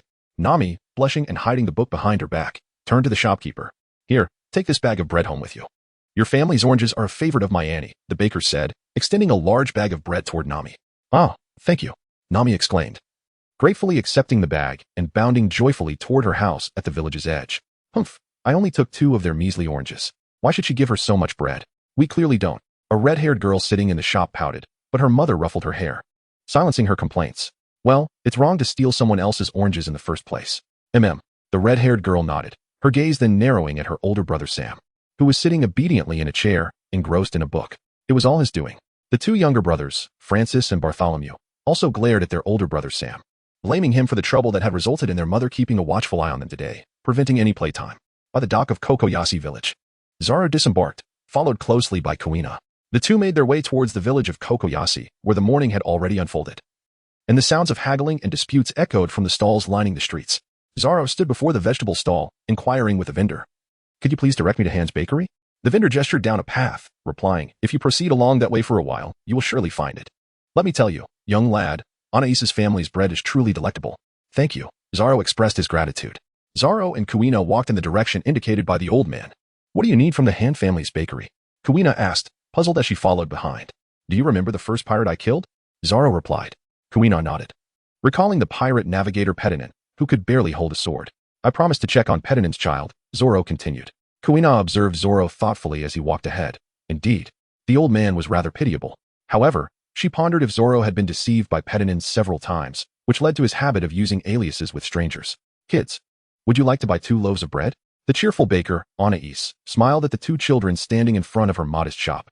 Zoro gazed at the small, shabby establishment, which lacked even a sign. Excuse me, is this the Han family's bakery? He inquired. Indeed, our bread is quite delicious. Would you like to try some for your little girlfriend? Anais responded with a grin. Coughing slightly, Zoro was taken aback by her words. How rude. Kuina shot a glare at the baker, crossing her arms and pouting. Please give us 2 large bags of bread, Zoro said, clearing his throat. Certainly, just a moment. Anais replied, bending down to fetch the bags and begin filling them with bread. Zoro stepped forward and gazed at the 4 well-behaved red-haired children seated inside the shop. Pondering to himself that these must be Pedinan's 4 offspring, the children appeared to be exceptionally obedient. Zoro resolved to conquer the dragon head of Arlong in Kokoyashi village before embarking on his journey through the Grand Line. Pedin, rest assured, your children are well-behaved. And I shall provide them with a safe environment in which to grow, he declared. Anais, having packed 2 large bags of bread, lifted her gaze to the dazed green-haired boy, following his line of sight to the figure behind him. The red-haired girl, Annie, stood up, hands on her hips, her round eyes glaring at the green-haired lad. What are you staring at, you little brat? Annie shifted to the left, blocking the boy's view. Your bread. Kuina. Pay up, Zoro called out, glancing at Kuina. With a huff, Kuina produced her belly and placed it directly into the shopkeeper's hands before turning to leave. Zoro watched Kuina depart, feeling a sense of bewilderment. Goodbye, sister shopkeeper. Goodbye, Anise waved. Zoro, with a bag of bread in hand, hurried to catch up with Kuina ahead of him. Kuina, could you slow down a bit? He called out. It's you who are walking too slowly. She retorted. All right, I'll quicken my pace, he replied. But you should slow down. Zoro, with a sense of helplessness, grasped Kuina's arm and said, Please wait a moment while I inquire about the way. All right, Kuina replied, nodding her head as she took the bag of bread from Zoro's hands and stepped aside. She observed Zoro as he approached a passing gentleman to ask for directions. Thank you, he said. After Zoro finished his inquiry with Luffy, he returned. Let us proceed to purchase an orange tree. Zoro walked towards the edge of the village, followed closely by Kuina. Reflecting on their recent days, Kuina recalled that the ship was often lacking in fruit. It was indeed necessary to purchase a few orange trees, allowing them to enjoy fresh fruit without needing to disembark. Zoro's foresight was commendable. At the beautiful outskirts of Cocoa Village, there lay a field of orange trees, with a small house nestled amidst the grove. A little girl with short orange hair, Nami, dashed through the orange grove, clutching a bag of bread, while a book perched precariously on top of the bag. The door swung open, revealing Belmare, who leaned against the doorframe, bending slightly with a smile directed at little Nami. You're back, Nami. I'm back, Nami replied. Her face lit up with a beaming smile as she looked up at Belmare. Where did you get these? Belmare inquired, noticing the book and bag in Nami's arms. These were given to me by Anais from the bakery, Nami exclaimed gleefully. Oh, did Anais give you the book as well? Belmare asked, lowering her voice as she removed the cigarette from her lips. Nami lowered her head, feeling guilty. Belmare sighed, gently patting her head, thinking to herself that the book was undoubtedly obtained improperly. Let us eat first. This afternoon, I will accompany you to return the book and apologize. But I want to read. Nami pouted. Nami, if you want to read, I'll buy you a book, Belmare assured her. However, we have no money. Nami. Look at me, Belmare said with a hint of irritation. Nami raised her head. Although our family is poor, we must never steal from others. You must believe that our oranges will fetch a good price. I will buy you anything you desire. You must be strong, do you understand? Nami nodded and reluctantly handed the book to Belmare. Good. Apologize this afternoon, and I will help you buy one. Now let us eat. Belmare took the book and gently stroked Nami's hair as they entered the house. Is anyone there? Is anyone home? We are here to buy orange trees. Inside. Noki and Nami raised their heads from their meal, exchanging surprised glances. Belmare, who was mending clothes, set her work aside and smiled at the 2 sisters. See? I told you our business would improve. Standing up, Belmare prepared to greet the guests, watching the 2 sisters rush ahead with a helpless smile. Noki opened the door first, gazing curiously at the 2 children outside. Are you buying orange trees? Let me see. Nami joyfully dashed out from behind her sister. Are you buying our orange trees? Do you want me to help you pick some? Nami eagerly tugged at their hands, attempting to lead them towards the orange grove. Ahem, Nami, Belmare said, exasperated, as she watched the overly enthusiastic little girl. The guests hadn't even spoken yet, and Nami was already dragging them toward the orange trees, clearly too eager. Nami stood awkwardly to the side, her hands behind her back, pouting. Hello, are you here to buy our orange trees? Belmare knelt in front of them, smiling warmly. Hello, Miss Belmare. We heard your oranges are very sweet, so we wanted to buy a few of your orange trees, Zoro stated. You have quite a sweet tongue, Belmare replied, amused by being called Miss. However, our orange trees are not cheap. Do you have the funds? She continued with a playful tone. Well, we are quite wealthy, Kuina said, pulling out some belly to show Belmare before placing it back in her pocket. Nami's wide eyes followed the money in Kuina's hands, and upon seeing Kuina stow the belly away, she shook Belmare's arm. Belmare, you must help us choose the best orange trees. All right, Belmare chuckled, patting Nami's head. Come along, you little ones. Follow me. Zoro and Kuina followed closely behind Belmare, strolling along the path beside the orange grove. Hey, you don't belong to this village, do you? Where are you from? Nami inquired, holding onto their hands with curiosity. Kuina glanced at Zoro. Why should I divulge that to you? With a swift motion, she shook off Nami's grasp and took Zoro's hand, dashing ahead to catch up with Belmir. Nami, bewildered, wondered what she had done to provoke such a reaction. She was merely curious about their origins. Zoro gazed at Kuina in confusion, wondering what was peculiar about her today. What about these two? Belmir inquired, crouching down and pointing at the 2 orange trees laden with fruit. Zoro shook his head and said, let us have 10 orange trees. 20 minutes later, Belmir, Nami, and Nojiko stood in astonishment as Zoro effortlessly held a cart filled with orange saplings in one hand, engulfed in profound self-doubt. Belmir, having once served in the Navy, was witnessing a child of such tender age exhibiting extraordinary strength for the first time.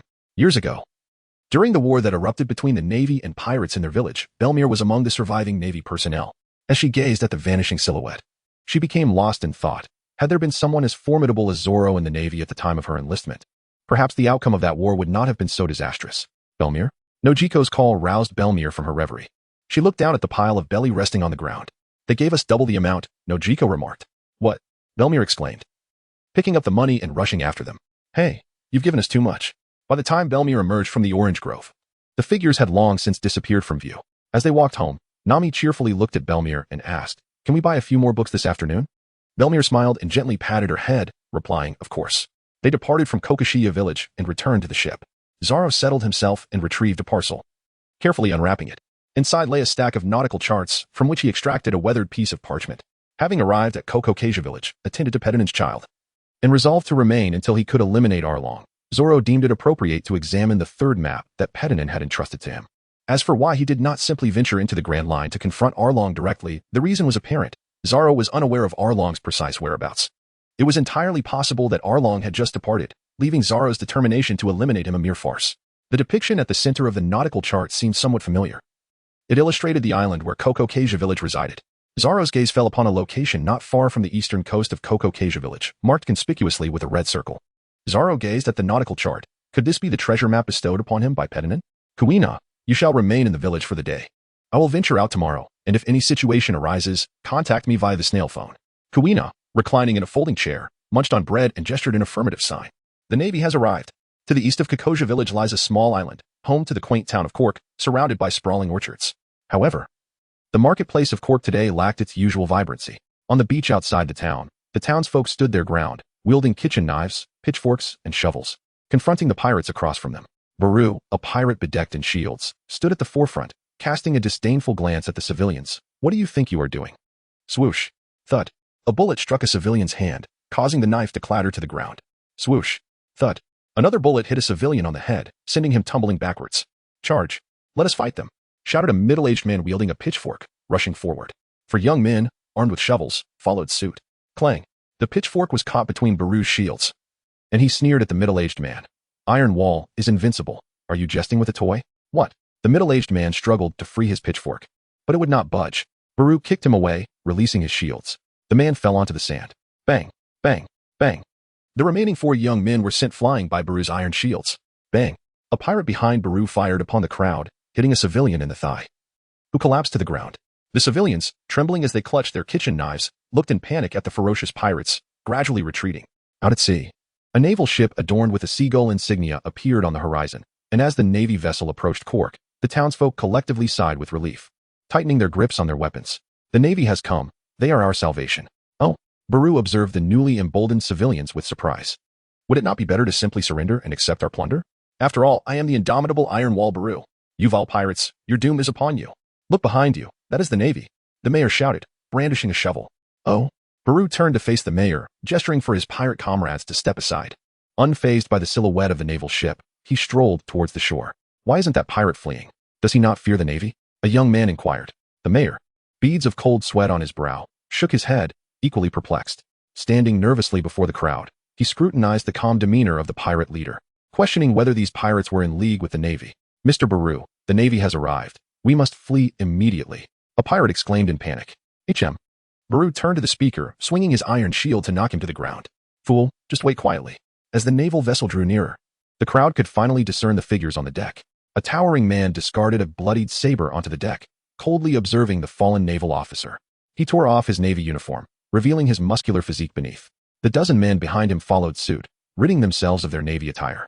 The ship anchored at the shoreline. and the man descended, flanked by his comrades. "Captain, you have arrived," Baru greeted with a smile.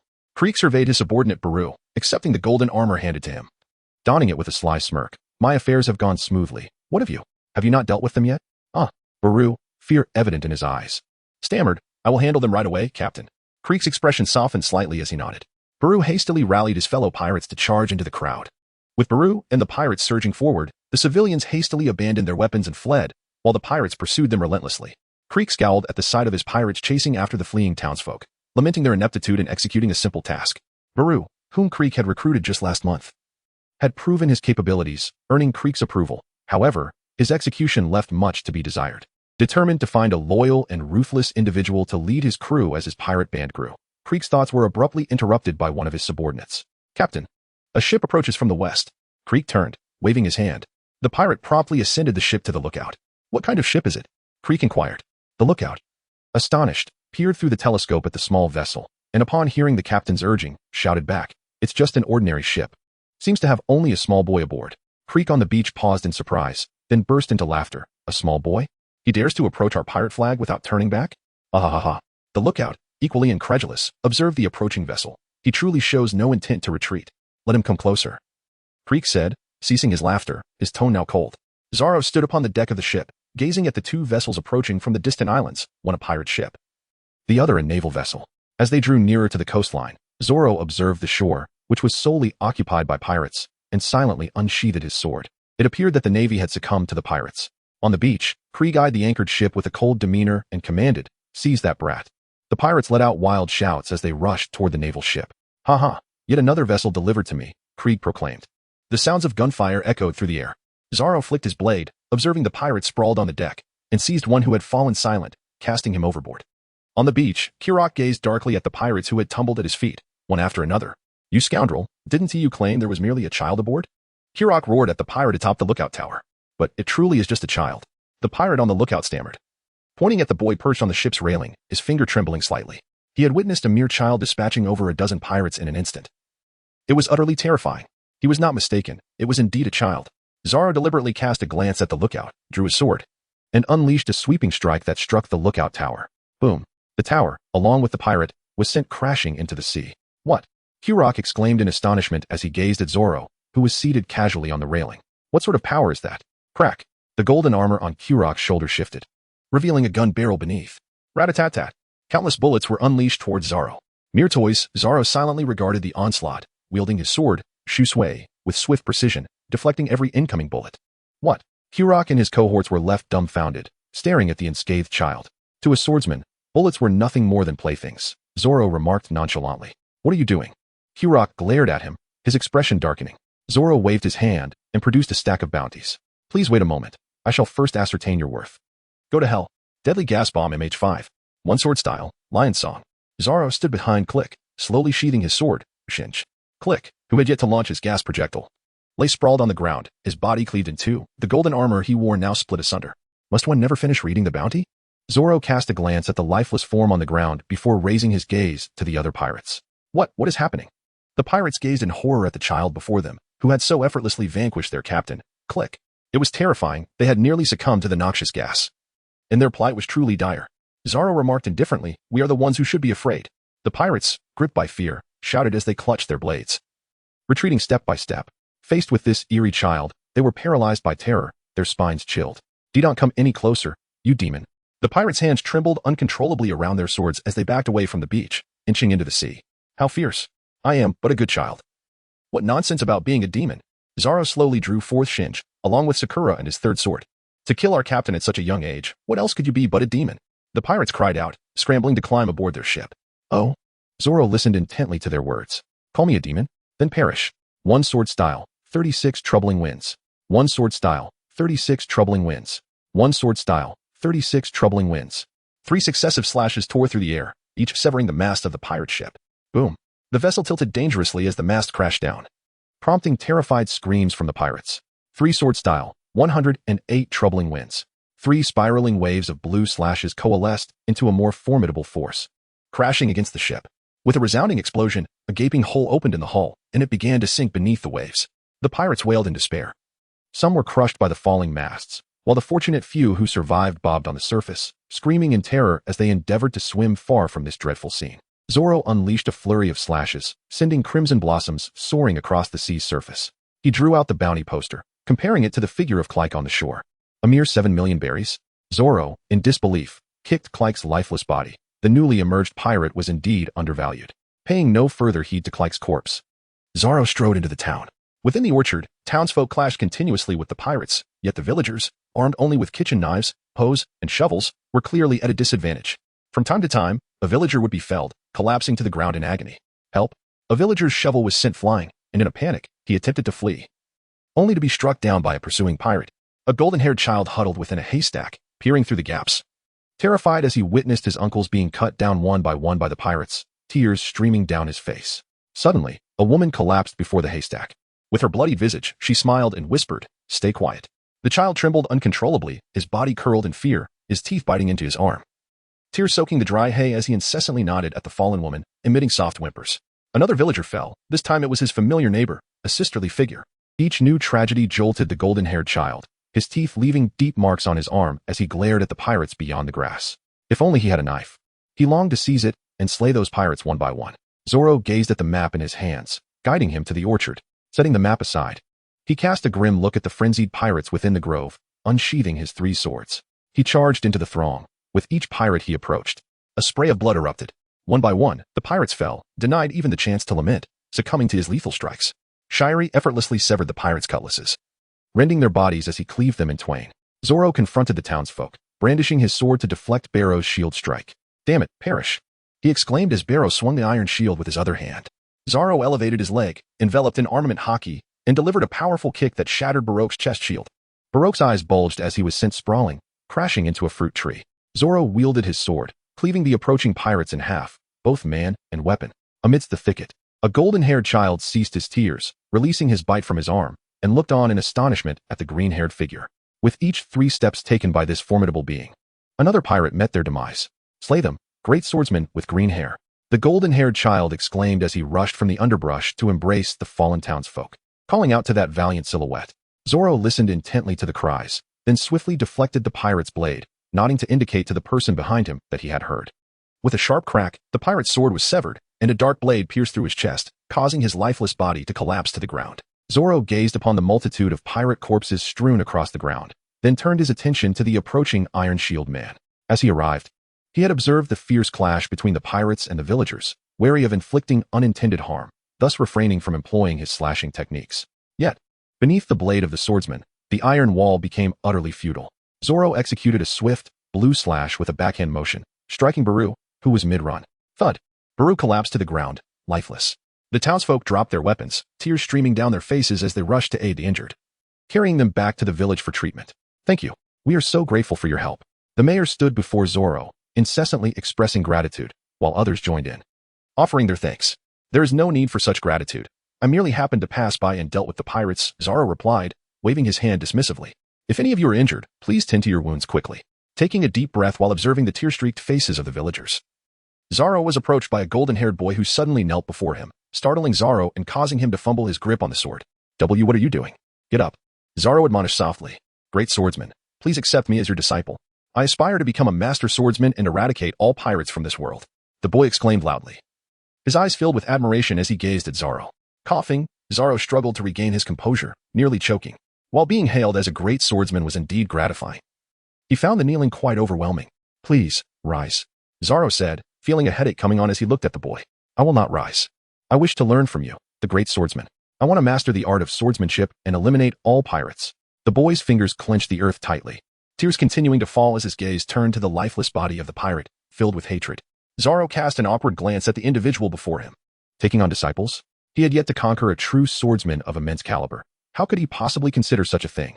A genuine swordsman never kneels before anyone, save for their parents, Zoro remarked calmly. Upon hearing this, the golden-haired boy rose to his feet. "Please, accept me as your disciple. I am willing to follow you. And regardless of how you perceive me, I shall strive to learn." Zoro replied, "Forget it. I will not take you on." "Why not?" End of chapter. The master of the swordsmanship hall has been slain. Zoro sighed and gazed at the other. "Do you think I have reached adulthood?" The golden-haired boy shook his head. "What does adulthood have to do with taking on disciples? There are countless swordsmen like me overseas."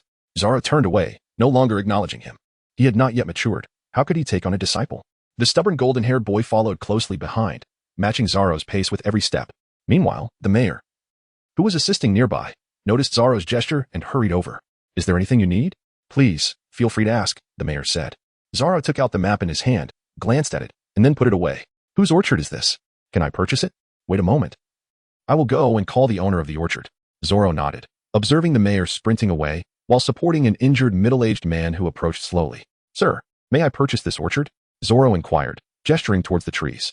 The middle-aged man gazed at Zoro, rendered speechless. Suddenly, the mayor delivered a sharp slap to the man's head, declaring, need I even think about it?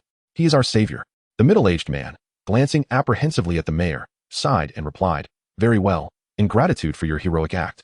I shall sell you this orchard at a reduced price, but you must possess the means. Zoro chuckled softly, gesturing towards the pirates strewn across the ground. Their captain, Kuro, valued at 7 million berries, now lay languidly on the beach, accompanied by several other pirates, each worth a sum of their own. If you transport them to the naval base, the bounty shall be yours once exchanged. The middle-aged man's face turned pale as he gazed down at the lifeless bodies of the pirates, casting a look of distress towards the mayor. Thus, it was settled. The mayor addressed Zoro, stating that henceforth, this orchard would belong to him, and that he could reach out to them for any needs that might arise. Understood. Zoro nodded in agreement. After a while, the townsfolk had vacated the orchard completely. Zoro glanced at the blonde imp trailing behind him, choosing to disregard him. Upon reaching the quaint cottage at the heart of the orchard, Zoro pulled out a chair and seated himself. This orchard now belonged to him, and thus, the cottage within it was also his. Zoro picked up a newspaper and began to peruse its contents. With a slight rustle, he glanced at the golden-haired boy squatting beneath the fruit tree and made a playful grimace before resuming his reading. After examining both sides of the newspaper twice, Zoro folded it away, casting a silent gaze at the persistent golden-haired boy who remained by his side. The treasure map given to Zoro by Pedinin intriguingly marked a location that precisely corresponded to this orchard. According to information Zoro had gleaned from the mayor, the town of Cork had not existed 2 years prior. It was established by a group of individuals driven away from their homeland by pirates, who sought refuge on this island. Through 2 years of toil, they had built what is now known as Cork Town. The treasure map bestowed upon him likely indicated a treasure buried here long ago by either Pedinin or Captain George. However, Zoro now faced a minor predicament, the relentless golden-haired boy who was beseeching him to take him as a disciple. What is your name? Zoro called out to the boy, who had been dozing under the tree. The boy quickly stood and replied, my name is Harold, master. Harold? What an unappealing name, Zoro remarked. Harold. Remember that I have not consented to your apprenticeship. You cannot call me master. He waved his hand dismissively. Very well, master. The golden-haired boy nodded enthusiastically. Zoro sighed, resigning himself to the whims of fate. Let it be, it's just a little brat. He'll likely lose interest in a few days.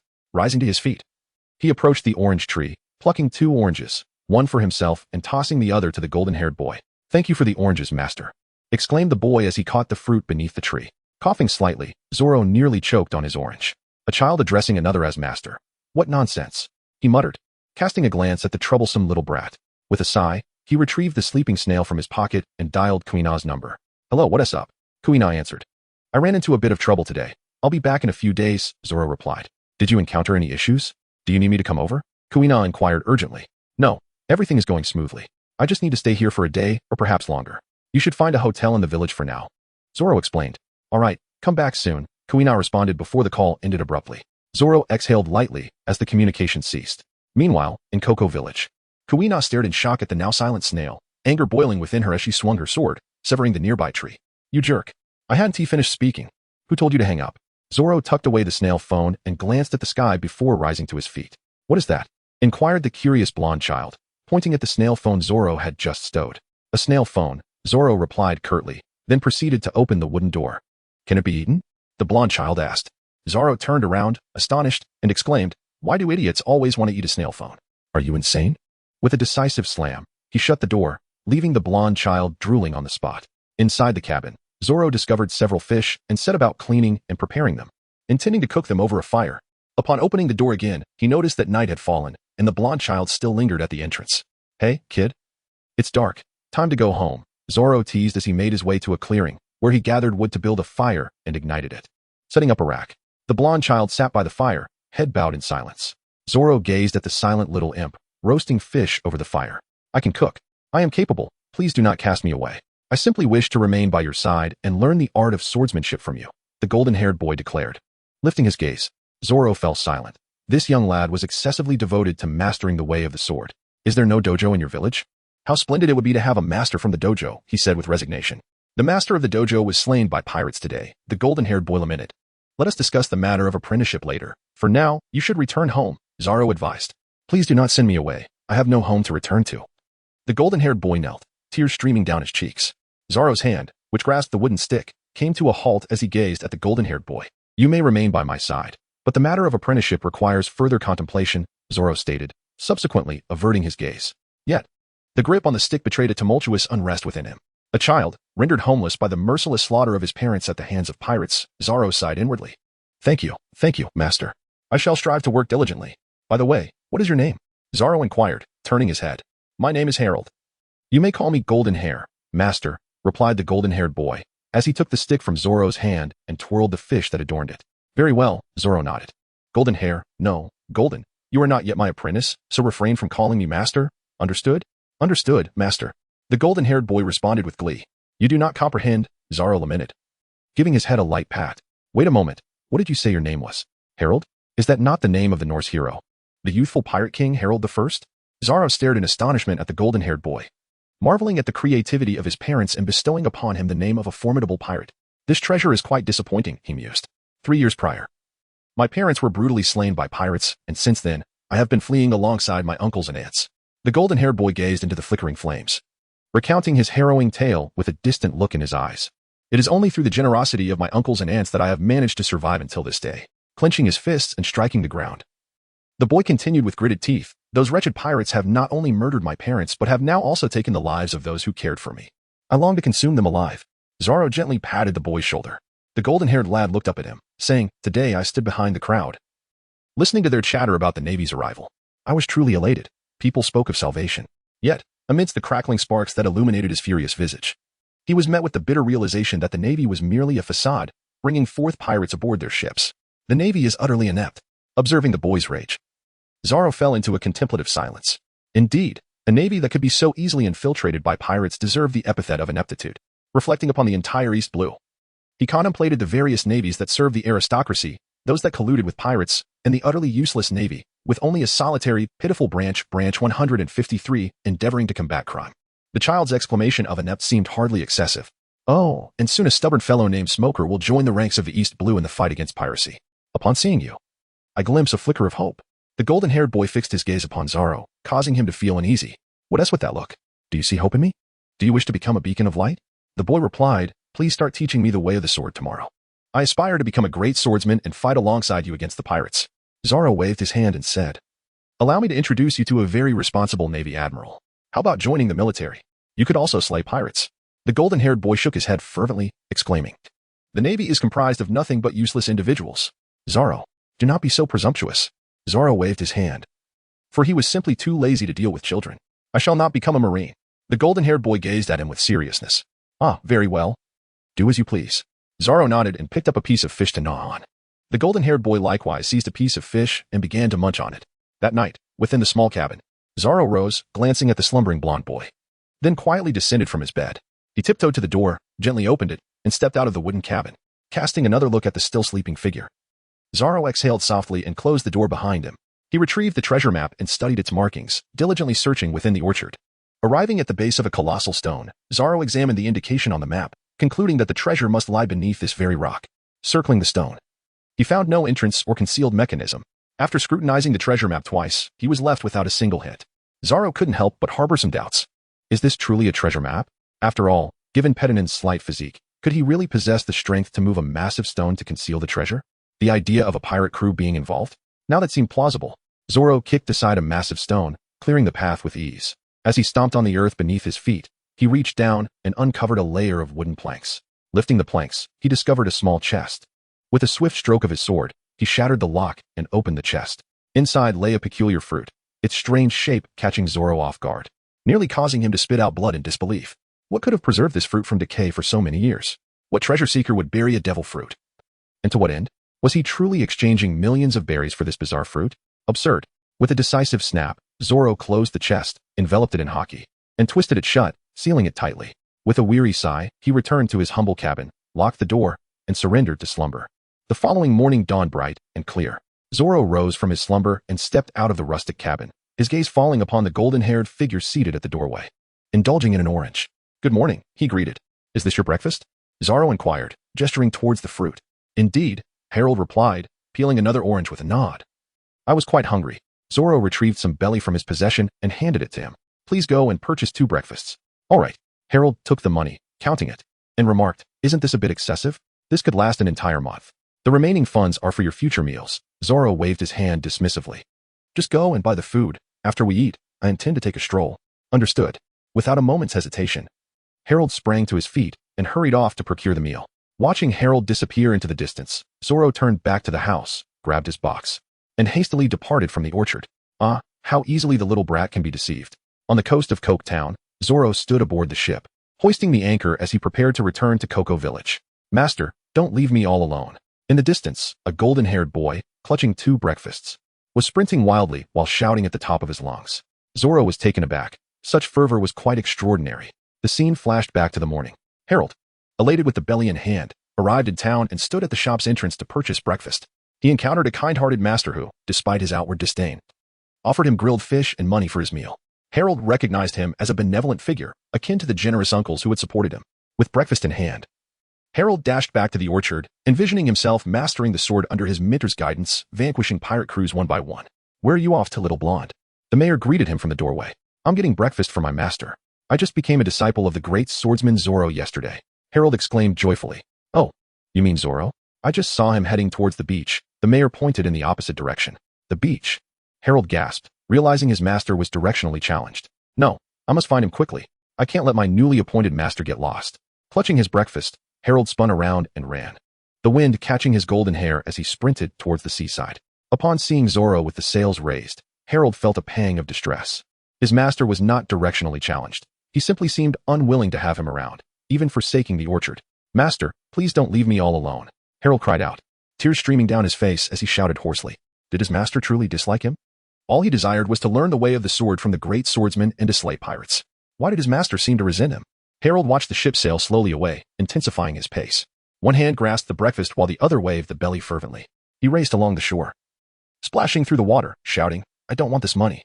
I just want to learn the way of the sword from my master. Don't abandon me. Don't leave me." Zoro gazed at the golden-haired boy swimming in the ocean, relentlessly pursuing him, feeling a twinge of discomfort within. For the first time, he truly comprehended the profound suffering that this era of great pirates inflicted upon the children of the sea, where vengeance became their most fervent aspiration. He halted the ship and leaped into the water, swimming to where the exhausted boy floated, seizing him and dragging him aboard. On the ship, Zoro handed Harold a towel, silently observing the child. Harold, breaking into a smile despite his tears, clutched his soaked bag and declared, "I knew master wouldn't abandon me." Zoro sighed, muttering, "I told you I'm not your master. Must this incessant attachment continue? How about I take you to the place where I learned swordsmanship?" Zoro suggested, watching as Harold dried his hair while offering him a piece of clothing. "No, I want to stay by your side. You are the only one who truly seeks to eliminate pirates," Harold insisted, shaking his head. Zoro felt helpless, cursing the wretched first impression he had made. "Have you resolved to live your life solely for revenge?" he asked gravely. Harold nodded. "As long as I can become stronger and slay pirates, I am willing to do anything." "Anything?" Zoro reiterated. "Anything," Harold affirmed earnestly. Zoro nodded slightly. "All right, then you shall stay by my side and be prepared to endure hardships." Harold replied with a cheerful nod, grabbing the soaked bag, opening it, and pulling out the soggy breakfast, which he began to eat. Zoro reached for another soggy breakfast, and Harold quickly interjected, "Master, the breakfast has been soaked by seawater and is inedible." Zoro tapped his head lightly and replied, "If you can eat it, why can't I?" "Ah, indeed." Half an hour later, Zoro observed Harold, who dashed back into the restroom and nonchalantly rose to his feet. Stepping outside for a glimpse, he realized they had arrived at Windmill Village. Docking the vessel at the pier, Zoro disembarked with a box in hand, followed closely by Harold. "Master, what brings us to Windmill Village? Are we abandoning the orchard?" Harold inquired, perplexed. "Why so many questions?" Zoro retorted, lightly tapping Harold on the head. Producing a transponder snail, Zoro dialed Guina. "What is the matter? Have you returned?" The transponder snail screeched angrily. "Ah." Harold recoiled a step back, startled by the snail's ferocity. "Who is this? So intimidating." "Cough, cough, I'm back. Where are you?" "I'll come find you," Zoro said, slightly embarrassed. "Humph." The transponder snail tilted its head, pouting. "Come to the Hand Family Bakery." With that, the connection was abruptly severed by Guina, leaving Zoro gazing helplessly at the now dormant snail. "Master, who was that? So fierce?" Harold asked timidly. "My senior sister," Zoro replied casually, prompting a look of understanding from Harold. As they made their way to the Han family bakery, Zoro noticed 6 individuals seated within. Well, what a rare sight. Would you care for a package of soft, sweetbread? Guina called out from her spot in the bakery upon seeing Zoro. Cough, cough. Zoro cleared his throat. Guina, what are you doing here? None of your business, Guina scoffed. Zoro started. Ah, is that you, Zoro? The shopkeeper, Anais, approached with a box of bread. There are no inns in our village. So I had Guina stay with us for the night. Thank you so much, Zoro expressed his gratitude. Not at all, Anais replied, placing the box inside the shop and beginning to arrange the bread in the display. Let me introduce you. This is my youngest daughter, Annie. And that's my eldest son, Sam, along with my other 2 sons, Bartholomew and Francis. Anais gestured to the 4 children sitting beside Guina. I see they're getting along well. Perhaps you can all play together today. Zoro gazed at the 4 little rascals in the room and then cast a glance at the dogskin plaster behind him, promptly shaking his head. He certainly did not wish to be followed by a gaggle of children. Swiftly, he declined their company, grasping Kuina's hand and pulling her out, bidding farewell to Anais as they made their way toward the seaside. As they walked, Zoro pondered the names of those 4 children, and the more he reflected, the more peculiar they seemed, and was acceptable, a rather common name. But the names of the subsequent sons grew increasingly odd: Sam, Bartholomew, and Francis. Suddenly halting in his tracks, Zoro glanced back at the dogskin plaster, and realization dawned upon him. The names bestowed upon Pedinan's sons were those of the top 10 pirates in history. The eldest son, Sam, corresponded to the infamous pirate Prince Black Sam Bellamy. The other 2 sons, Bartholomew, matched with the most successful pirate of the Golden Age, Bartholomew Roberts, and Francis, aligned with Francis Drake. For children bore the names of 3 legendary pirates. But wait, if that were the case, then N was not an ordinary name either, as it corresponded to the renowned female pirate and Bonnie. Goodness, this family of 4 had names representing 4 out of the 10 most notorious pirates. Zoro sighed in resignation, relieved that it was merely a matter of names. After all, Ferdinand was unaware of the names of the pirates from another world. Nevertheless, Zoro resolved to engage more with those 4 children, for Ferdinand's greatest regret upon his demise was the absence of a promising future. For those 4 children, their father would undoubtedly wish for them to join the Navy and embrace a bright future, wouldn't he? What is the matter? Kuina inquired, observing Zoro lost in thought. Nothing. Zoro waved his hand dismissively and continued walking. Who is he? You haven't told me yet. Kuina pointed at the boy trailing behind them, eager to inquire. I am Harold, a disciple taken in by my master, Harold responded. Kuina scrutinized Zoro, astonished that he had acquired a new apprentice after just a brief outing. His family was slain by pirates, so I took him under my wing to learn the way of the sword, Zoro explained. Upon hearing this, Kuina's demeanor towards Harold softened. It turned out he was a pitiable soul rescued by Zoro. This is my senior sister, Zoro introduced Kuina to Harold. Harold recalled their earlier conversation and glanced at Zoro's understated master beside Kuina, and suddenly understood. Greetings, mistress. Uft, X2 brat, what are you calling her? Zoro exclaimed angrily, striking Harold on the head with the hilt of his sword, again and again, leaving a multitude of bumps on the boy's head. Children in the pirate world seemed far too mature for their age. It was simply outrageous. Duong, Duong. Zoro and Harold, each cradling the swollen lumps on their heads, squatted to one side, observing the furious Kuina. Mind your words. Kuina shot a glare at the 2 before turning on her heel and briskly walking away. In the afternoon, by the beachside, Zoro sat by the beach, savoring a grilled fish in his hand. Beneath him, Harold struggled to perform push-ups, his hands pressed into the sand. Your form is incorrect. Do you wish to be a beach? Zoro admonished. Breathing heavily, Harold could hardly respond, for having Zoro perched upon him made the task exceedingly arduous. Do you want to eat? Zoro inquired, placing the grilled fish tantalizingly close to Harold's face. I do, Harold replied, his cheeks flushed as he struggled to articulate his desire. Then adopt a proper stance. Lacking strength disqualifies you from being a swordsman, Zoro remarked, continuing to gnaw on the fish. Understood, Harold exclaimed. Please, no more scolding. I might cry. As the aroma of grilled fish wafted through the air, Harold steeled himself and resumed his push-ups, determined to complete them for the reward of the fish Zoro had promised. Zoro sat upon Harold's back, savoring a bite of grilled fish followed by a morsel of grilled squid, the flavors tantalizing his palate. On the beach, 4 spirited children with red hair scampered towards him, halting before Zoro. Hey, you foul green-haired one, where's your senior sister? Shouted the little girl, Annie, pointing at Zoro. Did you hear that? We're talking about you. Seaweed head, chimed in the red-haired boy, Francis, as he playfully patted Zoro on the shoulder. My sister is inquiring about you. Speak up, you little rascal, yelled another boy, Bartholomew. Meanwhile, the older red-haired boy, Sam, hurriedly intervened to restrain his younger siblings, turning to Zoro with an apologetic demeanor. I sincerely apologize for my brother and sister's lack of manners. I am truly sorry. Zoro took a piece of paper from his pocket and wiped the grease from his hands, then touched the sword at his waist. Was it his blade that had rusted? Or had the children simply grown bolder? Before he could utter a word, a sudden tremor shook the ground, prompting Zoro to hastily dismount from Harold's back. With a lightened load, Harold stood upright, raising his fists as he approached the four red-haired boys, delivering a punch to one of their heads. "You hit me," wailed Annie, covering her head in distress. "How dare you strike my sister?" Bartholomew and Francis rolled up their sleeves and charged at Harold, intent on retaliating. "Stop fighting." Sam, the eldest, looked on in exasperation at the chaotic scene, rushing over to pull his younger brother Francis away while glancing up at Zoro, hoping he would intervene in the fray. Zoro stood to one side, observing Harold, who lay on the ground, delivering a retaliatory punch to Bartholomew. He clapped his hands in praise, exclaiming, "Indeed. A swordsman should not fear adversity, strike back with courage." Meanwhile, Sam, holding on to Francis, could only express his disbelief at the absurdity of it all. Francis shoved aside his brother Sam and, with clenched fists, prepared to strike down at Harold. However, his punch missed its mark, and he found himself soaring through the air. Bewildered as he noticed Bartholomew was also airborne, Zoro clapped his hands and lifted Harold.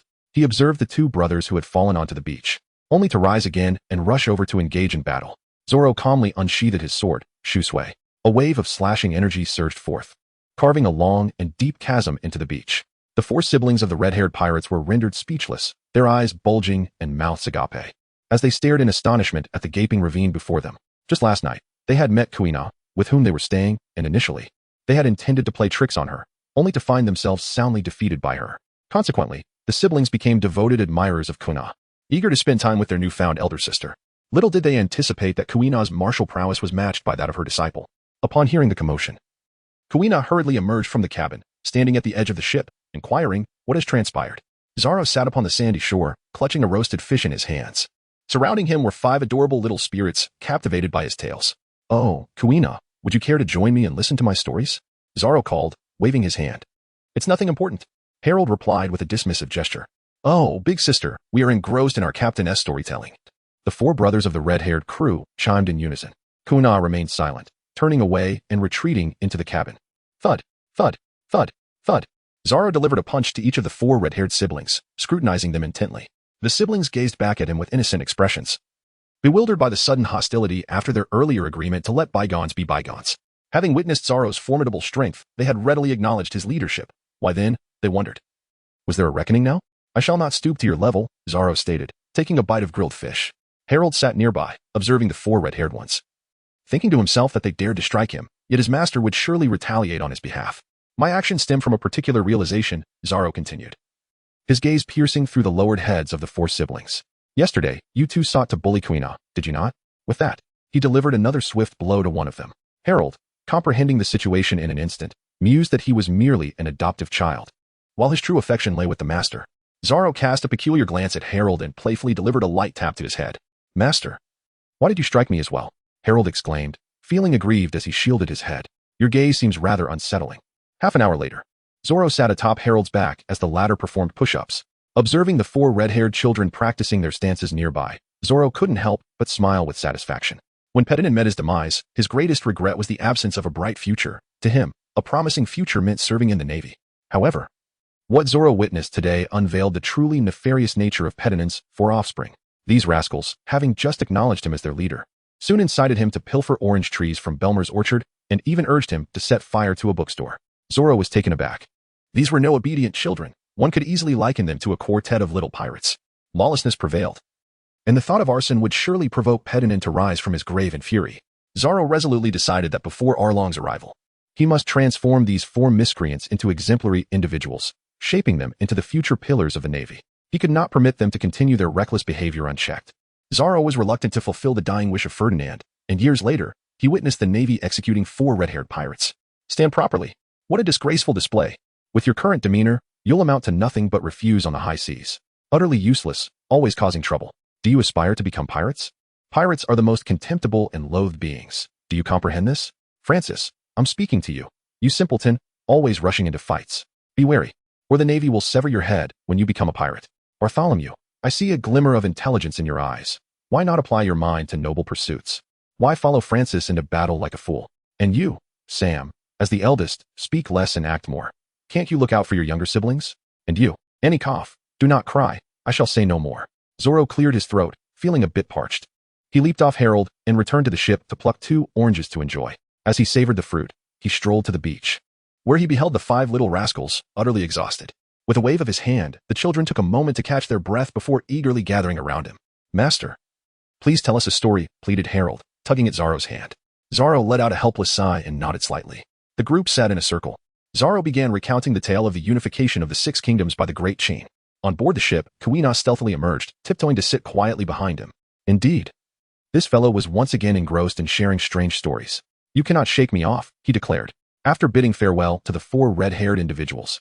Zoro gestured for Harold to train on his own and turned to lead Kuina to a distance. "Once I eliminate Arlong, I will head straight to the Grand Line. Are you prepared?" Zoro asked, casting a serious gaze upon Kuina. "I have been ready for a long time," Kuina replied, confidently patting the sword, Wad Ikamanji, in her hands. "Are you certain?" Zoro questioned, harboring doubts. He possessed dual haki and the ability to amplify his strength, allowing him to escape danger even in the Grand Line. However, Kuina currently wielded only observation haki, which might suffice for bullying fish in the East Sea, but encountering formidable foes in the Grand Line was an entirely different matter. After all, it would take her at least 6 to 7 years to truly master the swordsmanship of a great swordsman, no matter how exceptional one has talent. Time is essential for growth. Not everyone is endowed with amplifying abilities. In Little Garden, there were East Blues Dory and Bragi, whose prowess and dominion were noteworthy. Inal, the user of the Rumble Rumble fruit, who could harness electrical waves and hear the voices of the entire island through his mind's web, and the lurking members of CP, including Lucci from Water 7, who were adept in the 6 powers. Not far from Sabaody Archipelago lies Marine Headquarters, Marineford, which is known to be part of the first half of the Grand Line. After all, the anime did not delve deeply into other routes, and Zoro was uncertain if other hidden powerhouses existed in those paths. The ship, coated with a protective film, set sail from Sabaody Archipelago towards Fishman Island, where an exceedingly troublesome individual awaited, Vander Decken 9, a user of the target fruit. If this person were to touch someone and then hide away, the marked individual would find themselves in dire straits, unable to sleep peacefully, forever on guard against a sniper's aim. After departing from Fishman Island, they would venture into the New World, where it was said that armament haki was the most prevalent form of haki, essentially a universal skill, even possessed by some minor soldiers. Whether this was true or not, it certainly hinted at the perils that the New World harbored. As for the 4 emperors, their might was beyond question. Zoro does not possess absolute confidence in his ability to safeguard Kuina, particularly in situations where there are numerous adversaries or when confronted with the peculiar powers of a devil fruit user. Over the past few years, Kuina's mastery of observation haki has indeed improved significantly, yet she has yet to reach the level of a second-rate fighter, and danger still lurks. "I'm certain of this." Kuina nodded in affirmation. Zoro gazed at the confidently poised Kuina and resolved to douse her enthusiasm with a dose of cold reality. "Let me enlighten you about the true extent of your current inadequacies." With that, Zoro unsheathed 3 swords and struck towards Kuina, caught off guard. She stumbled backward in a flurry, drawing her sword, Wado Ikamanji. In the Grand Line, no one will grant you the luxury of time. The swordsmanship contest will only hasten your demise, Zoro declared coldly. Kuina managed to parry Zoro's Sakura fall, but as she sensed the impending strike of his moon cutter, she braced herself for impact. Clang! Whoosh! The sound of steel rang out, and with a swift motion, Zoro sent Wado Ikamanji flying from her grasp, leaving a sharp blade perilously close to her head, a lock of her hair drifting down to the ground. "Is this what you call confidence?" Zoro intoned somberly. Kuina, feeling utterly defeated, looked at Zoro. Though she had sensed the impending strike with her observation haki, she realized that her speed, strength, reflexes, and even her haki paled in comparison to Zoro's, and that was without him employing haki. "You are woefully inadequate. You speak incessantly of setting sail to hone your skills, of the day when your name will resound across the world for your master in Frostmoon Village to hear. Yet this is the result of your so-called training?" Zoro replied nonchalantly. "Now, I present you with 2 choices. Either I send you back to Frostmoon Village at once, or you use this time to elevate yourself to a level where you can keep pace with me." Kuina stared at him, unwilling to accept defeat, and opened her mouth to speak, but Zoro interrupted. "There is nothing to discuss. I simply do not wish to witness your demise in the Grand Line. Decide wisely and seek me out when you have made up your mind." With that, Zoro sheathed his sword and returned to the ship.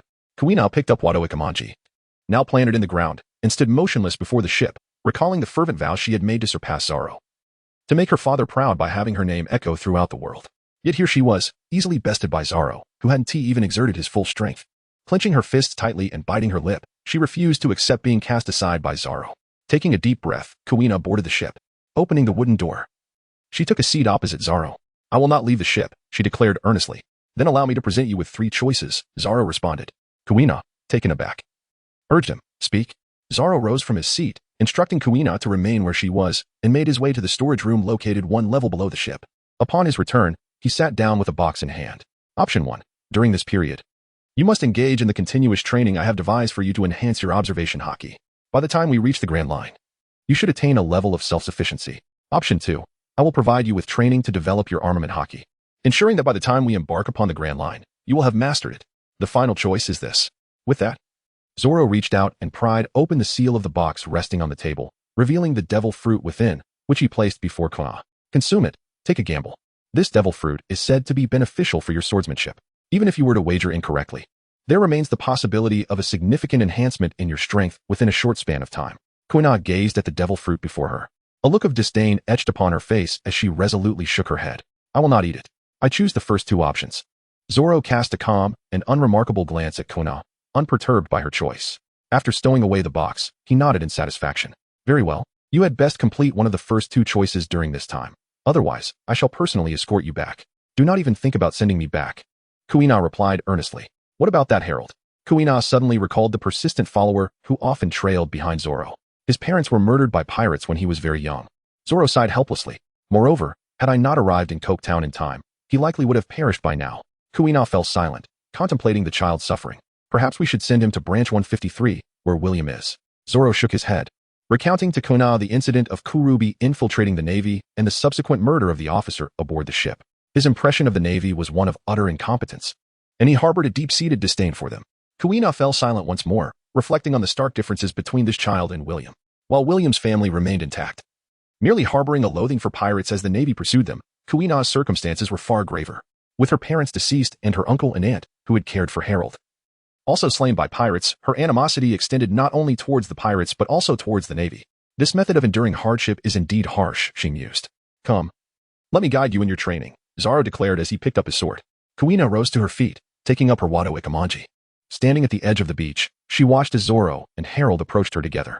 Zoro and Harold, each wielding a firearm, stood not far from Kuina. Kuina, are you ready? Zoro inquired, loading bullets into his gun as he cast a glance at her. I am ready, Kuina affirmed with a nod. Let us begin. Zoro and Harold raised their guns, firing directly at Guina across the way. The sound of gunfire echoed, and Guina swiftly dodged, evading one bullet after another. As she navigated the onslaught, she managed to evade several shots, but for those she could not, she hurriedly attempted to block them with her blade. Having trained her observation haki for several years, Guina found herself struggling against the relentless barrage of bullets. To fully harness the potential of her formidable observation haki, one must possess reflexes and speed beyond the ordinary. Zoro, unfazed, calmly loaded another round into his pistol. With the bullets chambered, he fired 2 shots at Guina, who barely managed to evade them in haste. Simultaneously, Harold had reloaded his weapon and continued to fire at Guina, who wielded her sword, Wadakamanji, to fend off the incoming projectiles with great effort. As Zoro reloaded his gun, Harold prepared his ammunition. When Harold fired, Zoro was engaged in a similar task. The relentless barrage of bullets aimed at Kuina initially found her resilient, yet as time passed, her stamina waned, and the mounting pressure took a toll on her mental fortitude. Zoro gestured for Harold to cease fire.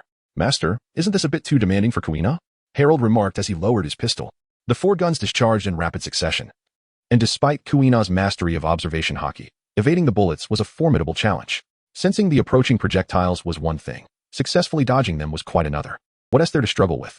Zoro replied, his expression grave as he turned to Kuina, now by his side. If we venture into the Grand Line and encounter a pirate crew, those marauders will be armed to the teeth. If you can't evade their gunfire, you may very well face death. In the early days of becoming the Pirate King, for those without the powers of a devil fruit or the ability to use haki, bullets often prove far more effective than swords. Do you possess observation haki? A group of foes unleashing a barrage upon you will surely spell your end, he continued. You needn't be elaborate. I understand, Kuina replied. You do not comprehend, Zoro countered, shaking his head as he handed 2 pistols to Kuina and retreated to a safe distance. Now, the 2 of you take turns firing at me. Harold, taken aback, questioned, again? Kuina, complying, took aim and fired directly at Zoro. The 2 bullets were unleashed, but Zoro had already anticipated their trajectory, preparing to evade. At that moment, Harold also stood up and fired as Kuina loaded her weapon. Zoro leisurely evaded the bullets, humming a tune, while Kuina fired her gun, managing to dodge the shots without missing a beat in her song. Kuina's expression darkened, astonished that he could hum a melody while skillfully avoiding the gunfire. Harold watched his master, admiring the sight of him dodging bullets while singing. Indeed, a swordsman of his caliber was the epitome of coolness. Half an hour passed. Zoro switched to another tune, humming the melody of acceleration as he leisurely dodged bullets. Guina and Harold gazed at the now empty bullet box, questioning what speed was necessary when the ammunition had been exhausted. Do you see? Evading your bullets is so effortless that you have depleted your supply without ever landing a hit on me. Zoro approached, giving a gentle kick to the empty bullet box. In the Grand Line, there are plenty of beings who can evade bullets with such ease as I do. Zoro gazed at the astonished Kuina and Harold, contemplating the reality of the new world, where such formidable beings abound. Yet, this was merely the beginning. Cloaked in the embrace of haki, Zoro swiftly seized the handgun from Kuina before she could fully comprehend the situation. The jarring sound of metal being crushed echoed through the air as he clenched the weapon into a twisted mass and tossed it back to her. Do you see? Zoro remarked, observing the renewed shock on their faces. Those who wield haki in the Grand Line can withstand your bullets and close the distance to eliminate you. He relished their astonishment, bemused by the thought that they wished to venture into the Grand Line without mastering haki or even honing their observation haki. Were they truly out of their minds? Zoro refrained from continuing his assault on the two and made his way to the ship. He intended to sail out to sea for a while, aiming to capture a sea creature to provide some nourishment for the three of them. As night fell, by the shoreline, Zoro gnawed on the meat of the sea beast, chewing a couple of times before swallowing it whole. You all should eat heartily. Soon I shall prepare you for an additional training session. Be wary of going to bed hungry, he remarked as he seized another piece of sea beast meat from the fire rack, resuming his feast while addressing Kuina and Harold. Kuina struggled to swallow another morsel. This was her fifth piece, and she was beginning to feel overwhelmed. Harold sighed dramatically, tilting his head back in despair. Goodness, my master has consumed 10 pieces, and I can barely manage 3. He had braced himself for the hardships of learning swordsmanship, but had not anticipated such a grueling ordeal. It was exceedingly challenging. Both of them gazed at Zoro, who devoured his meat with abandon, noting his flat stomach and feeling that this individual was far from ordinary. Hurry up. How can one grow stronger without consuming enough? Zoro insisted, forcefully shoving a piece of sea beast meat into Harold's mouth with his left hand. I don't want to eat. Harold whimpered, tears streaming down his face, but his master delivered a firm slap to his head, compelling him to swallow. In despair, Harold lay on the beach. Realizing he had not been worn out by his master's training, but rather had succumbed to the sheer excess of food. Zoro cast a disdainful glance at the golden-haired figure sprawled on the beach, then picked up a piece of sea beast meat and placed it before Kuina.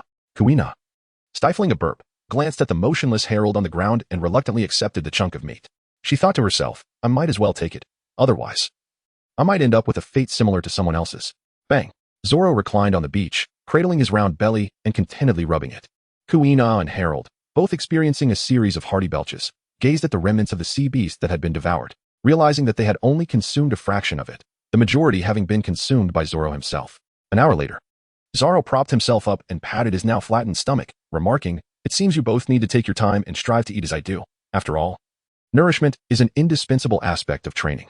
Kuina and Harold looked at him, their expressions blank, pondering whether he could truly be considered a person. Well, having eaten our fill and quenched our thirst, it is time to intensify our training, Zoro declared, standing tall and surveying the two. They exchanged silent glances, realizing that the entire evening had been dominated by Zoro compelling them to consume an excessive amount of sea beast meat. Zoro, having satisfied his hunger, noticed that the two had eaten to their fill and could consume no more.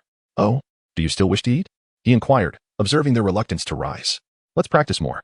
Promptly, the two sprang to their feet. Such a tender and smooth disciple, truly delightful. Zoro walked ahead, while Kuina and Harold trailed behind, intermittently belching as they walked. It wasn't until the trio reached a wooded area that Kuina and Harold finally finished digesting their meal. Zoro stood before a colossal tree, its trunk so thick that it could barely be encircled by a single person. With a swift motion, he unsheathed his sword, Shuangyue, and cleaved the tree in two. Grasping the hefty trunk with one hand, he turned to face Kuina, lifting it as an exercise for her. He placed the massive tree into her hands, causing her face to flush crimson and her legs to tremble under the weight. With great effort, Kuina hoisted the tree above her head and began to take slow, laborious steps. Be cautious as you traverse the darkness, Zoro advised, glancing at Harold, who was trembling nearby. The ground shook as Zoro felled another tree, causing Harold to flinch. Do you require assistance? Zoro inquired, patting the tree and looking towards Harold, who nodded stiffly in response. Zoro then lifted the tree and placed it into Harold's hands. As Zoro withdrew his grip, Harold found himself pinned to the ground beneath the weight. With your frail physique, you're even weaker than a girl. I dare say, you should reconsider your aspirations of becoming a swordsman. You simply lack the capability, Zoro remarked, clicking his tongue in disdain. Harold's face turned beet red as he struggled to lift the tree off his back. Infuriated by Zoro's teasing, he pushed the tree away and rose to his feet, summoning all his strength to attempt to raise the tree once more. Zoro stood still, observing Harold laboriously dragging a large tree along the darkened path, a satisfied smile gracing his lips. If a mere phrase could drive him away, then this fellow would hardly be worthy of accompanying him. The moonlight bathed the forest, as Kuina carried the massive tree far ahead, with Harold struggling behind. At that moment, Zoro leisurely strolled in front of them, hefting a colossal rock. never neglecting his own training while instructing the two. With the stone in hand, Zoro turned to face his companions and remarked, "To be honest, I am uncertain how I managed to awaken the Busashoka haki myself. Therefore, my only advice to you is to engage in rigorous physical training with me. In the future, I will challenge you daily, hoping to assist you in developing your Busashoka haki." With that, Zoro resumed his path, humming a tune. In truth, he had no clear understanding of how Busashoka haki was cultivated. After all, from watching the anime, he only grasped the process of learning Kenbunchaku. His own unintentional development of Busashoka haki was, in fact, attributed to the amplification effects of Busashoku. The following day dawned. Zoro rose early, rousing the weary duo. After the three engaged in their morning exercises, they partook in breakfast. Observing Kuina's departure, Zoro struck the table with his hand. Harold turned to him, aware of the unspoken words. "You understand, we shall rest here for a while before embarking on the Grand Line," Zoro stated, placing the box upon the table. "The perils of the Grand Line are far too numerous. I cannot bring along someone so lacking in skill, for that would only bring you harm." Harold listened to Zoro's words, his spirit sinking as he lowered his head. Did his master truly wish to abandon him? Zoro wrapped his fingers on the table, prompting Harold to turn his gaze back towards him. "I present you with 4 options. Option 1. You return to the orchard in Cork immediately. I shall arrange for Tobermayer to manage it. There, at the very least, you need not worry about food or shelter." "I refuse," Harold declared emphatically. Zoro nodded in satisfaction and continued, "Choosing options 2 and 3 means that during this period, you will develop observation haki or armament haki. I explained the concept of haki to you during our training last night." Harold nodded without hesitation. "I will develop my haki." Zoro shook his hand, signaling for patience. "Do not be so presumptuous. Let me finish my thoughts. Haki is a latent power residing within the human body. Some individuals are inherently gifted with the ability to harness observation haki, while others may spend their entire lives unable to awaken this power." He then recounted his own journey in mastering the dual forms of haki, Kuina's awakening of observation haki, Luffy's development of the same, and William's ongoing struggle to manifest any haki at all, sharing these instances with Harold. His message was unmistakable. He, too, was uncertain whether Harold would be able to awaken haki. "What about option 4? Harold inquired timidly, fearing he might be like William, unable to awaken haki, which would result in his being sent back to the small town of Cork by his master. Zoro opened the box and placed the devil fruit before Harold. Consuming it would grant him a significant surge in power for a brief period. Harold hesitated as he gazed at the fruit before him. Zoro observed his disciple's hand reaching for the devil fruit and remarked, "Before you indulge, you must contemplate whether your desire to grow stronger stems from the aspiration to become a swordsman or from a thirst for vengeance. Understand the distinction between the two." Harold clenched his fists, recalling the fearsome visages of pirates, and gritted his teeth, declaring, "Vengeance." With that, he seized the devil fruit from the box and took a hearty bite. After chewing a couple of times, Zoro silently commended him, a true warrior, willing to savor such a flavor. Suddenly, Harold's expression changed drastically, and he began to gag, his face contorting in distress. It is said that consuming the devil fruit might grant one its full power, although that is merely hearsay, Zoro remarked nonchalantly. Upon hearing this, Harold's complexion worsened further. He cradled the fruit in his hands and, steeling himself, swallowed it whole. The sizable fruit slid effortlessly down his throat. Harold sensed something amiss. How could such a large fruit have slipped down so easily? "Master, the devil fruit just slid down by itself. It can't truly be a demon, can it?" Harold trembled in fear. "Slid down?" Zoro seized upon the essence of the statement. Harold nodded, watching as his master excitedly dashed into the kitchen, feeling somewhat bewildered. Zoro returned, cradling a large watermelon in his arms, exclaiming, "Open wide." Harold stood there, utterly bewildered. Zoro gazed in bewilderment at his apprentice, whose mouth was agape. As a watermelon was thrust into his mouth, the fruit slid effortlessly down Harold's throat, vanishing into his stomach. "The smooth fruit," Zoro exclaimed, delighting in the sensation of his apprentice's soft, youthful face, realizing it was indeed the smooth fruit from the animated series. Harold had now transformed into a smooth human. A rather amusing thought. He could now boast that aboard his ship, he was no longer the sole handsome figure elevating the aesthetic appeal of the male crew. Another charming gentleman had joined their ranks. But what purpose did this serve? Harold pondered the literal interpretation of his transformation. How did becoming smooth contribute to his strength? Zoro struck his disciple's head with a resounding slap, yet alas, the young one's supple form evaded the impact. "Come, let us converse outside," Zoro declared, rising to head outdoors. Harold also stood, but as he took a step, he unexpectedly slipped and tumbled to the ground, sliding out of the room with an amusing grace. How delightful. P. Ferdinand, how was I unaware of this? On the beachside, Zoro held a knife in his hand, his eyes gleaming with excitement as he gazed at Harold, who sat opposite him. With a swift motion, he brought the blade down upon Harold's hand. "Ah!" Harold exclaimed, his expression one of terror as he struggled to break free from his master-esque grip. Alas, his strength was no match for Zoro's, and he could not escape. Zoro observed as the knife glided effortlessly against Harold's skin, delighting in the opportunity to make 2 more cuts. "Oh!" exclaimed Harold, astonished that his own skin could render the blade ineffective. The slip fruit can even nullify knives? Remarkable. He seized the knife, and as Zoro took his turn, the blade slipped away once more. In turn, Harold made his own attempt, and it too glided away. How amusing. Meanwhile, Kuina watched the two of them exchanging blows with a sense of incredulity. Ahem, she interjected, prompting the pair to cease their playful antics and turn their attention towards her. Oh, you needn't worry. I fed him the slip fruit, and without using haki, I cannot harm him, Zoro explained. The slip fruit. A superhuman-type fruit consumed by the female pirate Alvida in the animated series, transforms its user into a slippery individual. Once ingested, the consumer's skin becomes smooth, allowing any object that comes into contact with it to glide away effortlessly.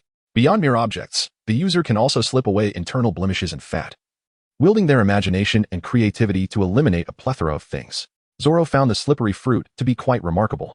With sufficient imagination and further development, one could even attempt to replicate Bartholomew Kuma's ability to expel fatigue and pain from the body, thereby granting individuals more time and energy for training. Moreover, if Harold were to hone his skills, he could potentially glide swiftly barefoot to confront adversaries, evading blades and bullets with ease.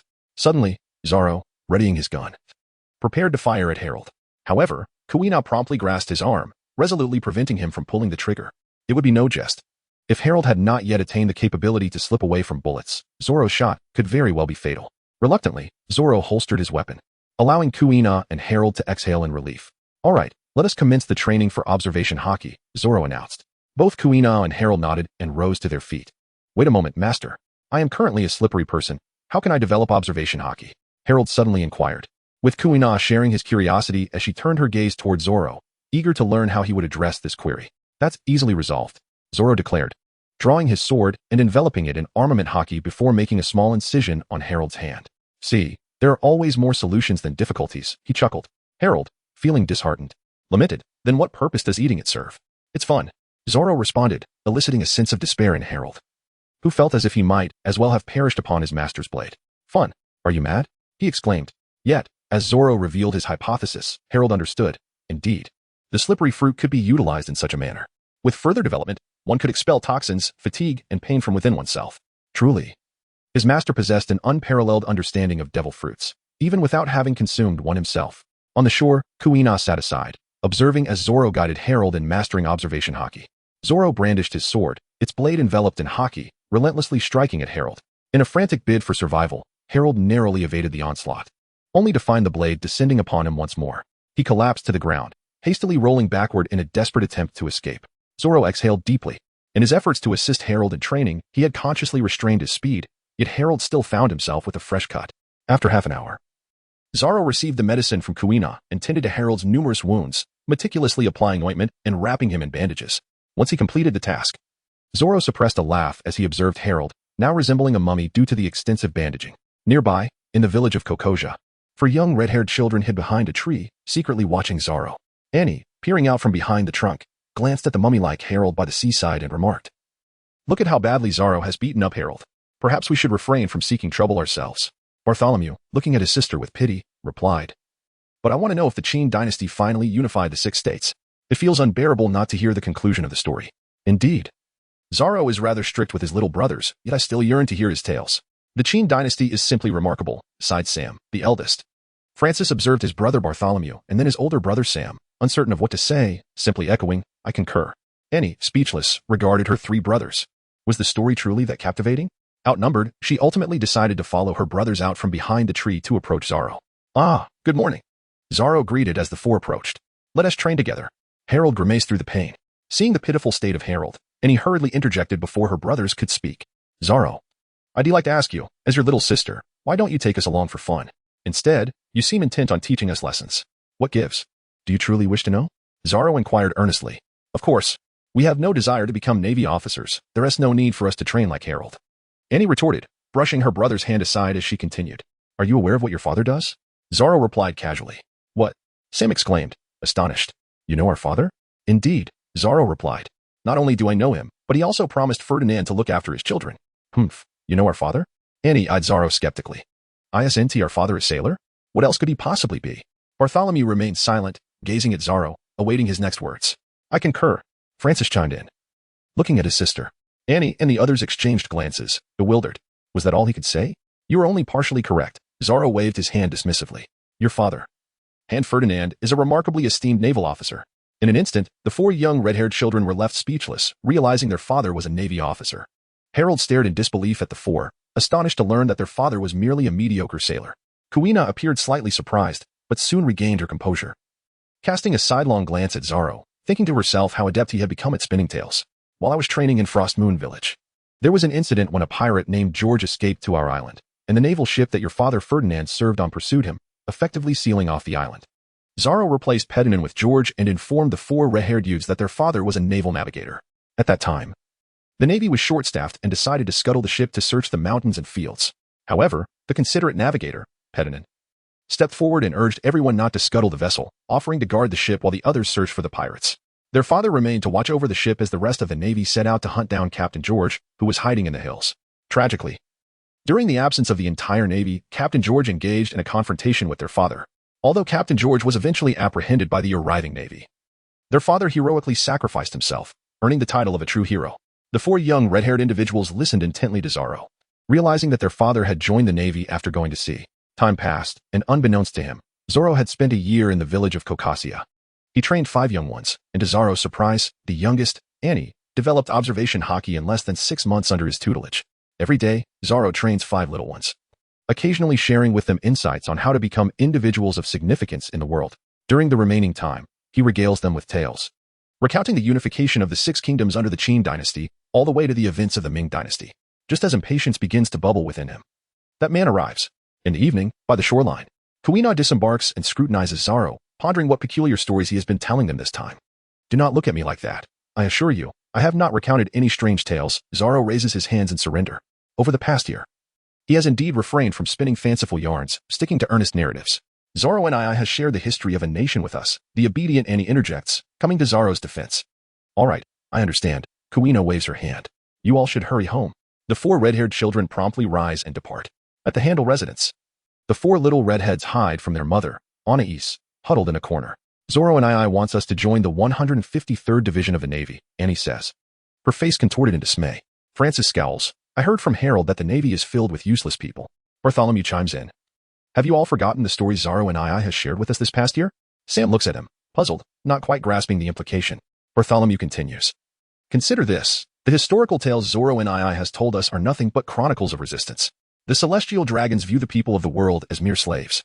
What do we aspire to do? Eliminate the celestial dragons. Francis is the first to shout, raising his fist. Bartholomew shakes his finger and taps his dim-witted brother on the head. You always think of fighting first. It's rather foolish. He pauses, then adds, that approach is futile. If we examine the history our leader has narrated, we will notice that in those tales, dynasties rise and fall. Relying solely on brute force only addresses the symptoms, not the root cause. What should we do then? Annie inquires, her curiosity piqued. Are we still going to join the Navy? Sam looks at his brother in confusion. Bartholomew gazes at his siblings, a smile gracing his lips. You still do not comprehend our leader. The stories he shares have a clear message. Mere force cannot sustain peace and tranquility for the common folk. After a brief pause, with determination sparkling in his eyes, he continues, our leader intends for us to join the Navy for a significant purpose, to find like-minded individuals within its ranks, to dismantle the celestial dragon's power from within, and to rebel against them. Ah, indeed. The 3 little redheads exclaim in unison, applauding Bartholomew's cleverness. The following day, at noon, Zoro gazed at the 4 red-haired companions surrounding him and smiled with delight. Are you truly going to enlist in the Navy? He inquired. Indeed, Captain. We are joining the Navy. It's such a pity we won't be able to listen to your stories anymore, replied Bartholomew, standing aboard the ship. Flanked by his siblings, Anais, aboard a small boat, affectionately stroked the children's heads, gazing proudly at the youngsters preparing to serve, feeling a sense of pride for having raised 4 little sailors. What a pity. Nonsense. Zoro made a face at the 4 youngsters. In truth, I would like to bid you farewell, but I suspect you may not depart today. Harold pointed towards the sea, where a pirate ship was approaching. What? The Han family stared in shock at the sight. Do not panic. I noticed them long ago, Zoro reassured Harold, brushing his golden hair.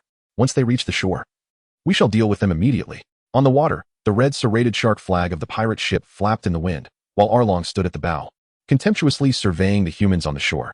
The pirate ship crashed onto the beach, and Arlong leaped off first, followed closely by Jinbei, Crocodile, and the kissing fishman, Hugh. The other fishmen followed suit, each wearing a sinister grin as they eyed the children and women on the shore. Where's the fun in this, weak humans? Arlong sneered down at the children before him. Zoro scrutinized Arlong, who was adorned with a splendid hat and draped in a cloak. What an odd fashion statement. Yet, it mattered little, for he had found himself in the presence of this dragon-headed figure. Ah, greetings to you, Arlong, Zoro returned the gesture. Huh? Arlong momentarily failed to grasp the situation. Shouldn't a timid human quiver in fear upon encountering him? Is this lad a fool? Crocodile chuckled. Ah. A fool indeed. The kissing fishman pouted, laughing merrily. Zoro restrained the furious herald. Ah. Orin raised his hand and laughed maniacally. Perhaps you foolish beings have yet to grasp the gravity of the situation. Allow me to enlighten you. This village is under my dominion. Nay, I should say this entire island is mine to rule. How terrifying, Zoro remarked with an impassive expression. Huh? Orin stared at Zoro in astonishment. It appears you truly are a fool. Go on, you idiot. Return to your village and convey this message to everyone. That might be a bit far for you. I doubt you could contend with the inhabitants of our village, Guina interjected coldly. Their village was Frostmoon Village, and Orin would think twice before venturing there.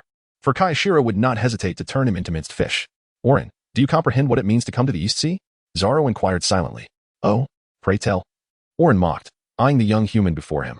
Zoro unsheathed his sword, the moon cutter, and executed a swift strike of the one-sword style, Lion's Song. Death.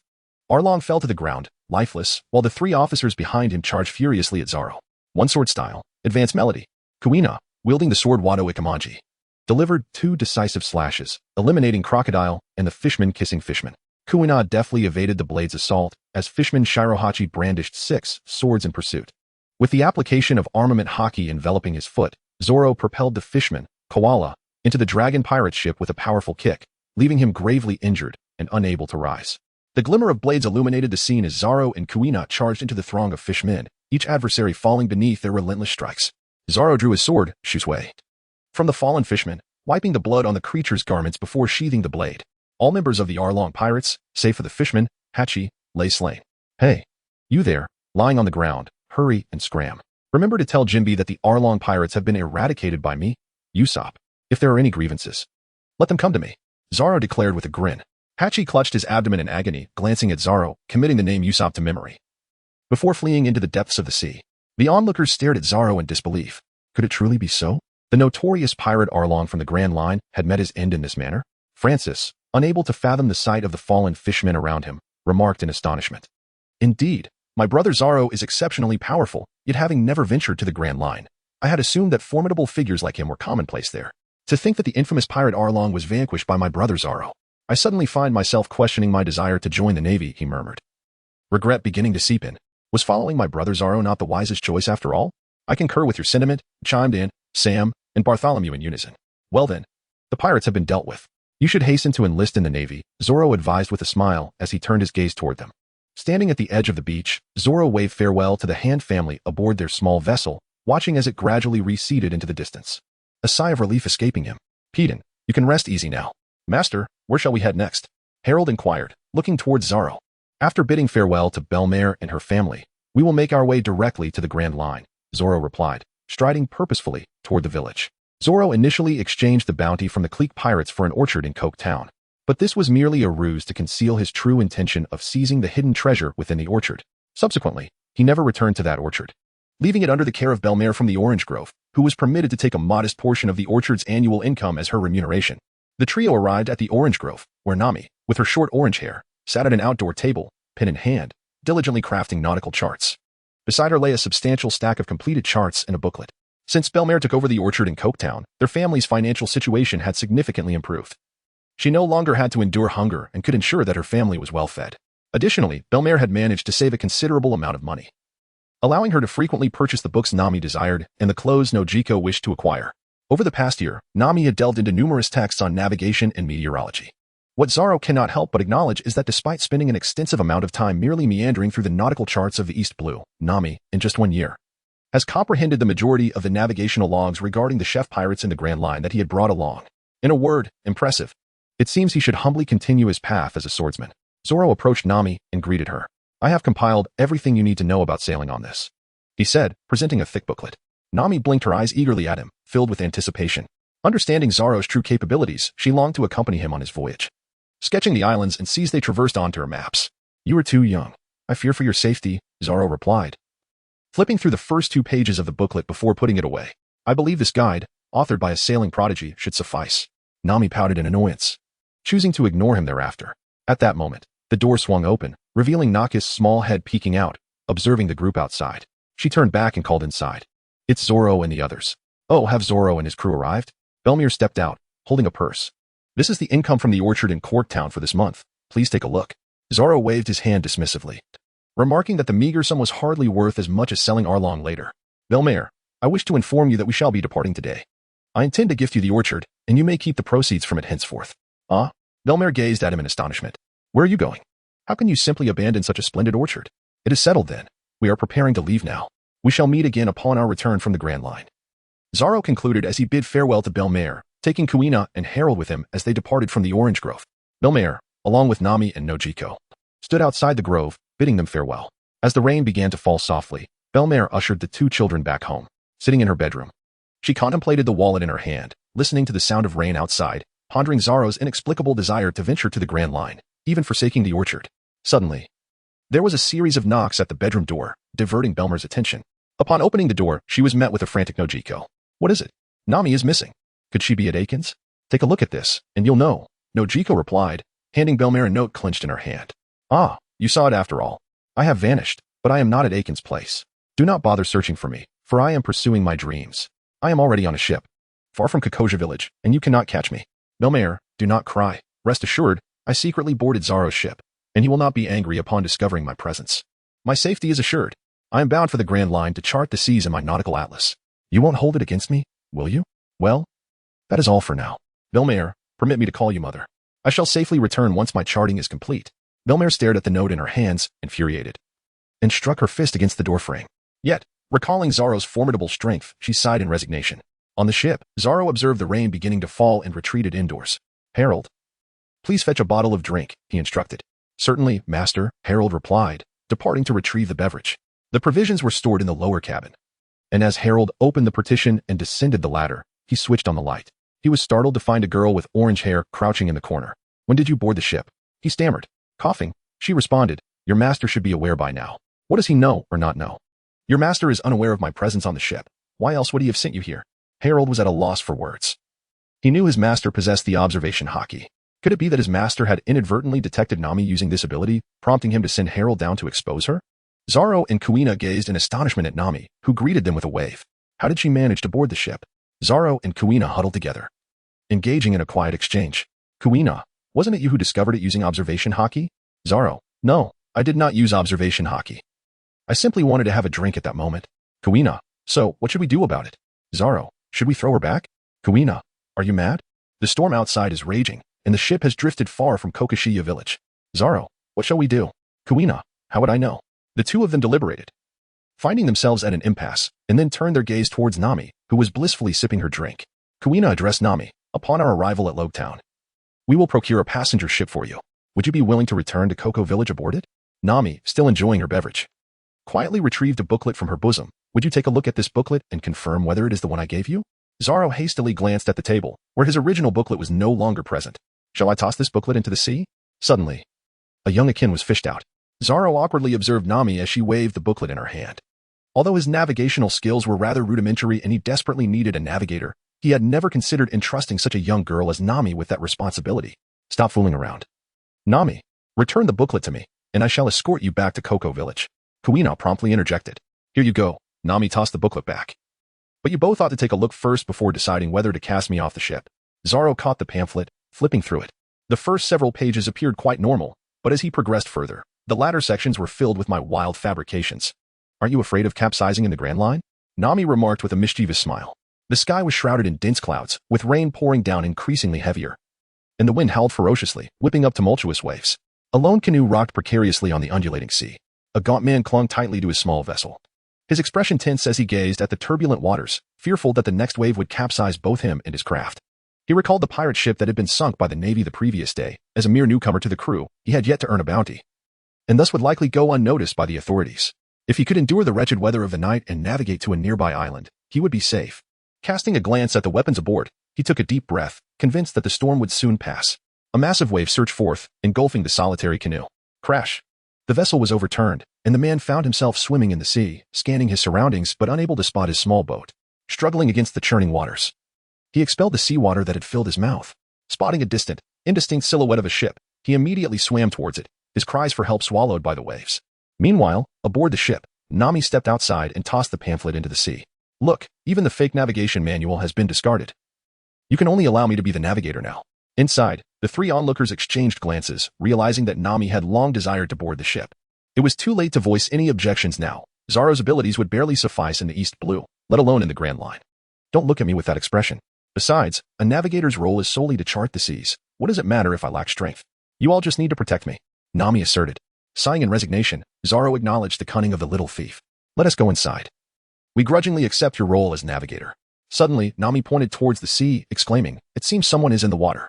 The three inside remained calm, regarding her with skepticism. Oh please, continue to deceive us. In such dreadful weather, who would be swimming in the sea? They pondered what trick she might be attempting this time. Nami, astonished at their impassive demeanor, insisted, "There truly is someone out there. How can you all remain indifferent? Really, someone is out there."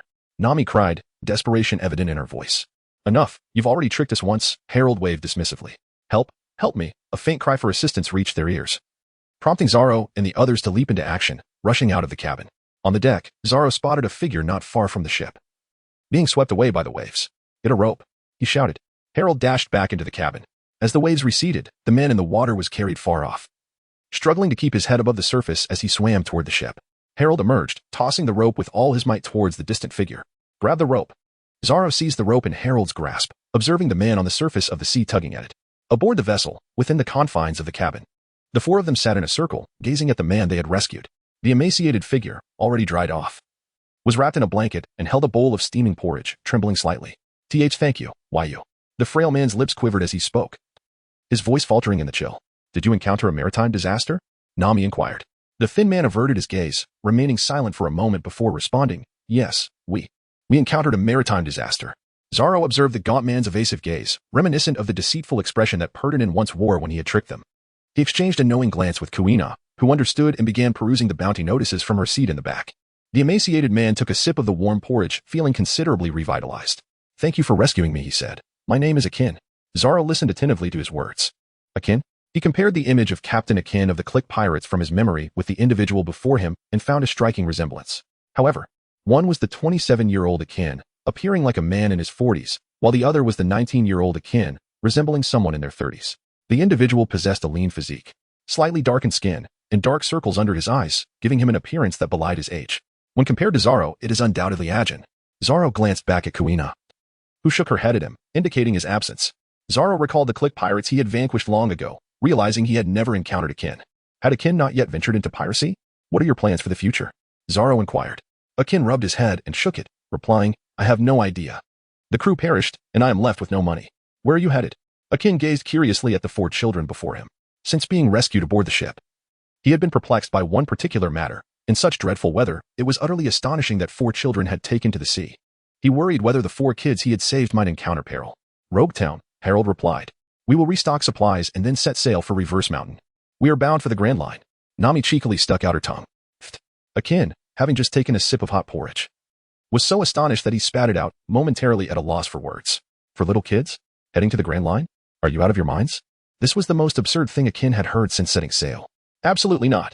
You have no idea of the dangers that lie in the Grand Line." Akin frantically waved his hands, anxiously eyeing the leader, Zoro. "Why not?" Zoro patted the three swords at his side. "Guina, Harold, and I are all swordsmen. I am the most skilled navigator."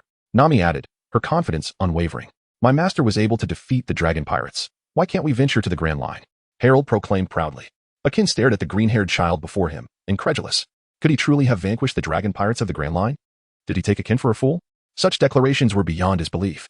Yet, witnessing the unwavering determination of the four children, Akin sighed. Very well. Since they had saved his life, he felt compelled to repay them. Akin had never been one to owe anyone.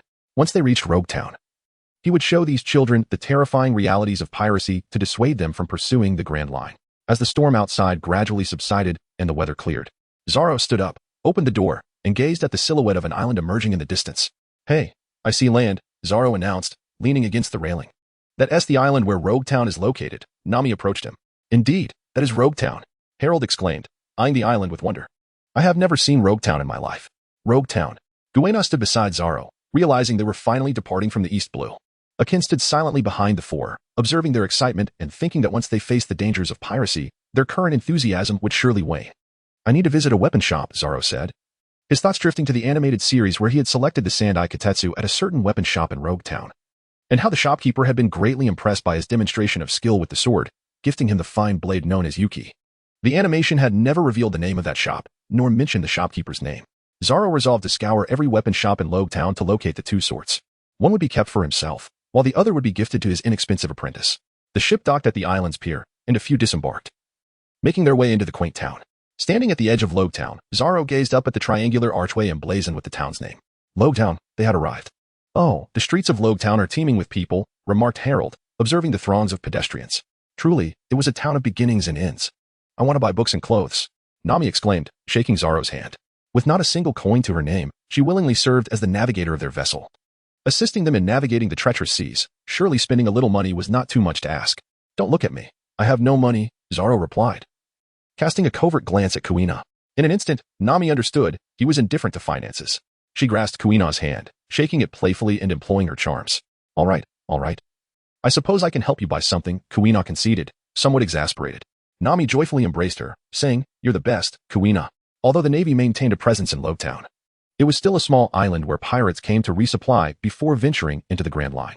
It's best if you all stick together, Akin advised, not wishing for any misfortune to befall his newfound friends as soon as they arrived on the island. Let us proceed together, Zoro agreed, casting a cautious glance at Nami. The only one among them lacking combat prowess, he had no desire for her to encounter trouble. The group walked along the streets of Rogue Town, Zoro inquiring with passers-by about the locations of the weapon shops. Upon entering one establishment, Zoro surveyed the array of swords displayed within. What do you think? Kuina asked him. Nothing here, Zoro replied, shaking his head. This shop did not boast the Sandai Kitetsu or any notable blade. It seemed this was not the shop from the anime he had visited. Exiting the weapon store, the group followed suit. As they continued, Akin trailed behind, observing the bustling crowd with vigilance, wary of any pirates mingling among them. After failing to find a renowned sword in yet another shop, the group stepped back out, moving on to the next. Upon arriving at a weapon store adorned with a double sword emblem, Zoro entered and noticed the shopkeeper dozing with his head resting on the counter. I'm here to select a sword. The slumbering proprietor awoke with a start, instantly beaming as he greeted them. Welcome. Please take your time selecting. We are a venerable establishment, proudly serving for 200 years. Zoro listened to the familiar lines, observing the shopkeeper's bald head with its comically wing-like tufts of hair, realizing he had arrived at the right place. Where are the swords marked at 50,000 berries? Zoro inquired. Oh, the shopkeeper looked at him disdainfully, recognizing him as a penniless individual. He had assumed the adult behind the boy possessed wealth. TCH. 50,000 berries can only buy a worthless blade, the shopkeeper scoffed, thinking him just an inexperienced child. Suddenly, the shopkeeper noticed the girl standing beside Zoro, holding a sword of exquisite craftsmanship. Hey. Quickly, let me take a look at that sword. This one? Zoro asked, retrieving Kuina's sword. Stop wasting time. Just show it to me, the shopkeeper urged excitedly. Not a chance, Zoro and Kuina replied in unison. The shopkeeper leaned forward, fixated on the sword that Kuina had reclaimed. Could this be one of the legendary swords, one of the 21 great swords? Let me see it. If you purchase weapons from me, I'll give you an 8% discount, the shopkeeper exclaimed enthusiastically. Not showing it. Kuina firmly refused. Haha. Nami chuckled at the shopkeeper's displeased expression. Akin stood at the back, observing the weapons in the store while listening to the exchange between Zoro, Kuina, and the shopkeeper, feeling a sense of relief. It seemed that the little benefactors were not falling for the cunning shopkeeper's tricks. TCH, over there in the barrel are the worthless swords at 50,000 each. I'll give you one for free, just let me take a glance at the girl-ass sword. All right? The shopkeeper proposed. Fine. Zoro and Kuina responded in unison. The shopkeeper took the sword Ka offered, glanced at the group approaching the barrel, and slowly drew the blade, recognizing it, and breaking into a sly grin. How about I offer you 500,000 berries for this sword? That way, you can purchase a few more weapons. Not for sale. Kuina stepped forward and reclaimed her sword. Zoro perused the array of blades nestled within the wooden barrels, only to frown upon discovering the absence of the legendary Sandai Kitetsu. It seemed he had arrived prematurely. The establishment had yet to acquire this prized sword. Old man, I've brought in the weapons I collected, announced a plump woman as she maneuvered a barrel brimming with swords into the shop, placing it beside Zoro. The shopkeeper approached, sifting through the second-hand blades his wife had gathered. His demeanor shifted to one of alarm as he grasped a particular sword, casting a wary glance at his spouse. From whom did you acquire this blade? Return it at once. What is the issue? I find this sword to be of excellent quality, and the price was quite reasonable. Is that a problem? The woman retorted dismissively. Quality is beyond reproach. It is indeed the Sandai Kitetsu. The lineage of Kitetsu swords has always been remarkable, the shopkeeper murmured, his grip tightening around the weapon. However, each sword from the Kitetsu lineage is a notorious cursed blade. Many renowned swordsmen have met their tragic demise while wielding one. In this day and age, not a single swordsman dares to wield a kitetsu. Those who do often vanish without a trace. What? The woman's brow glistened with sweat as she anxiously regarded the blade in her husband's hand. What? Zoro exclaimed in astonishment, his eyes lighting up at the sight of the sword. What a coincidence. It's mine now. His excitement was palpable as he extended his hand towards the shopkeeper, recognizing that he owed himself this blade. Wonderful. The woman gazed at Zoro with delight. No, absolutely not. The shopkeeper bellowed, swiftly hiding the sand-eye kitetsu behind him, glaring at both his wife and Zoro. This sword will never be yours. I will gladly gift you any blade in the shop, but the kitetsu is off limits. Why not? Old man, the woman lamented, her eyes filled with reproach. Did you not hear what I just said? This is a cursed blade. It has claimed countless lives. The shopkeeper declared sternly, fixing a serious gaze on Zoro. I will not part with it. Should you fall victim to its curse, it would be as if I were the one who caused your demise. You are still young. You have ample time to seek out a famed sword. Mid-sentence. The shopkeeper suddenly felt the weight of the sword vanish from his grasp, only to find Zoro snatching the kitetsu from him. Brat, return it at once. The shopkeeper urged in a flustered tone.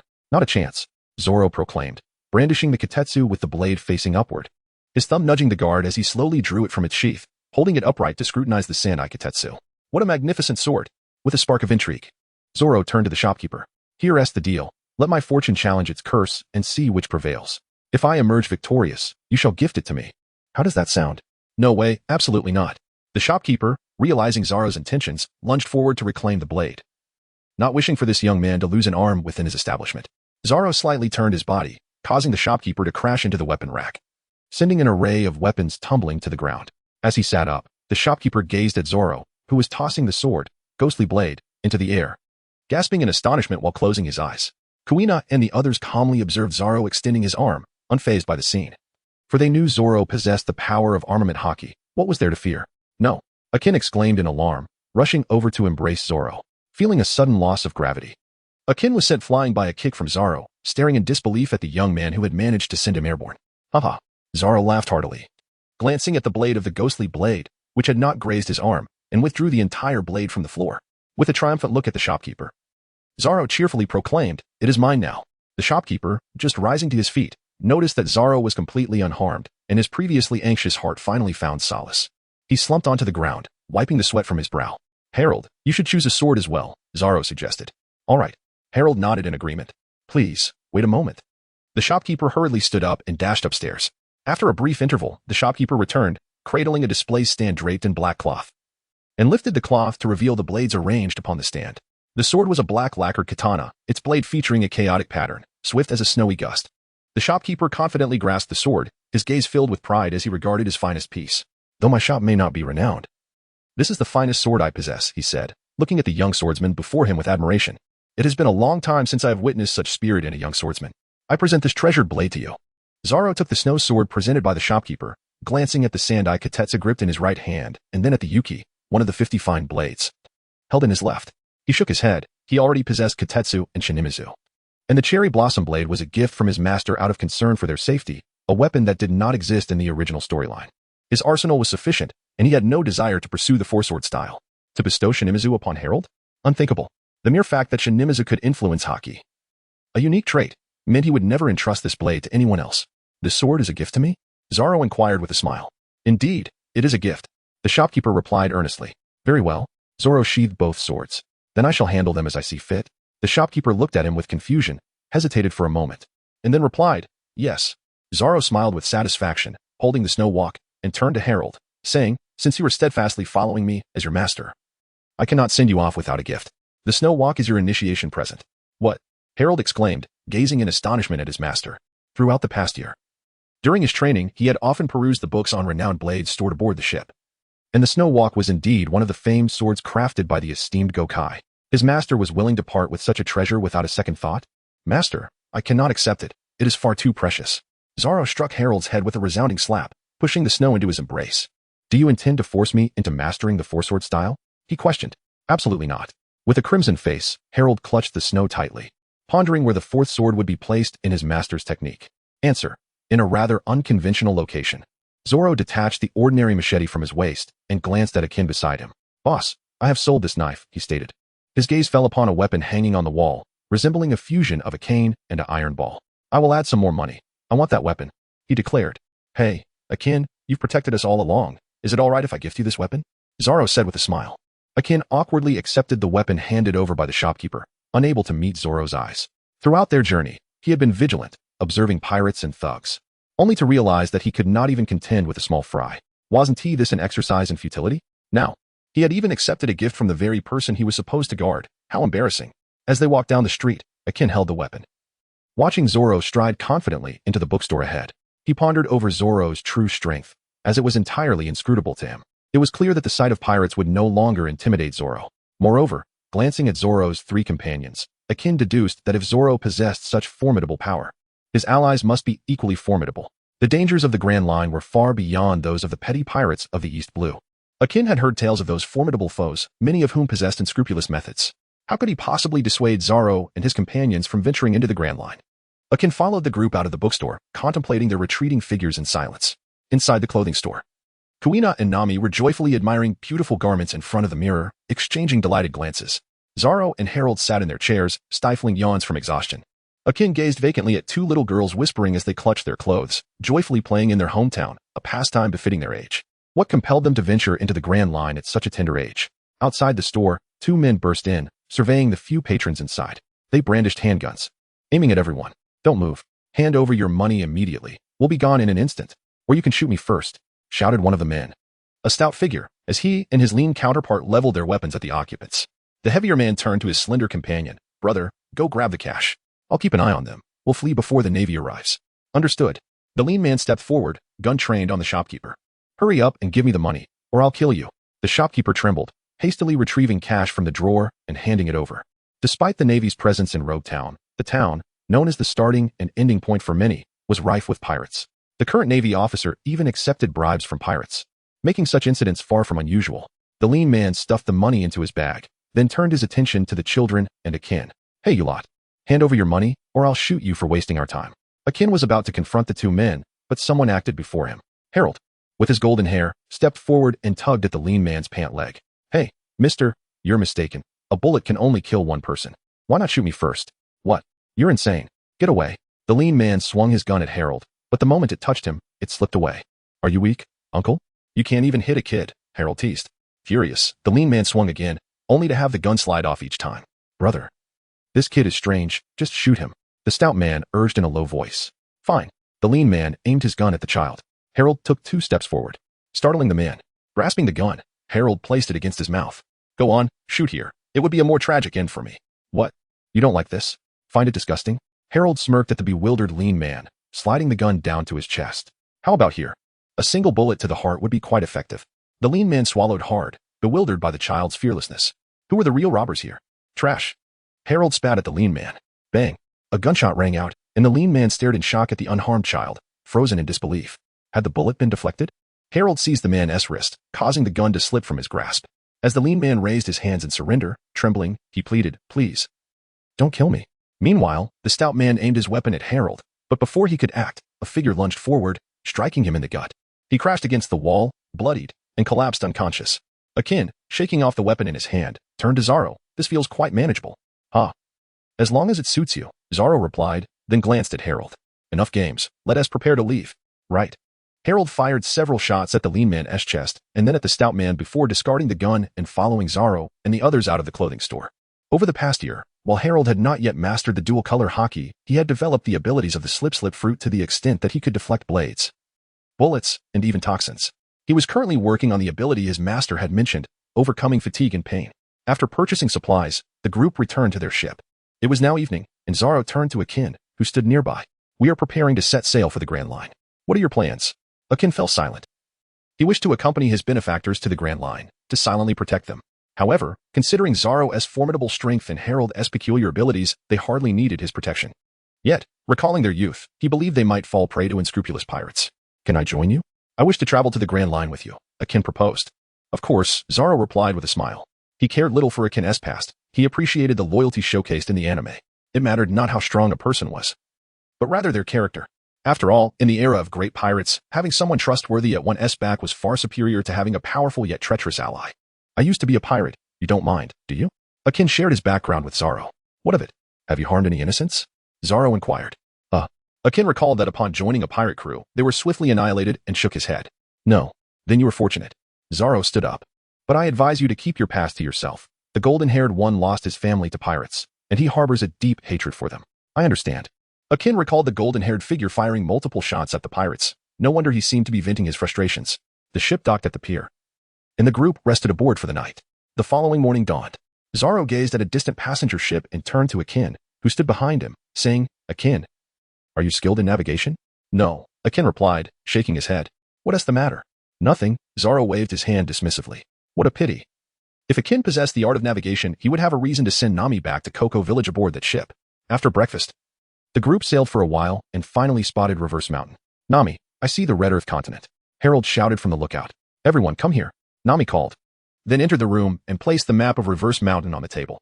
Zoro sat in a chair, resting his head on his hand as he gazed at the blueprints. To venture into the Grand Line, we must ascend Reverse Mountain first. What? Akin exclaimed in astonishment, staring at the canal depicted on the plans. How could a ship possibly navigate upstream? If the currents of the four seas all flow towards this mountain, then these four currents will converge at the summit via this canal, Zoro explained, pointing at the map. Ahem.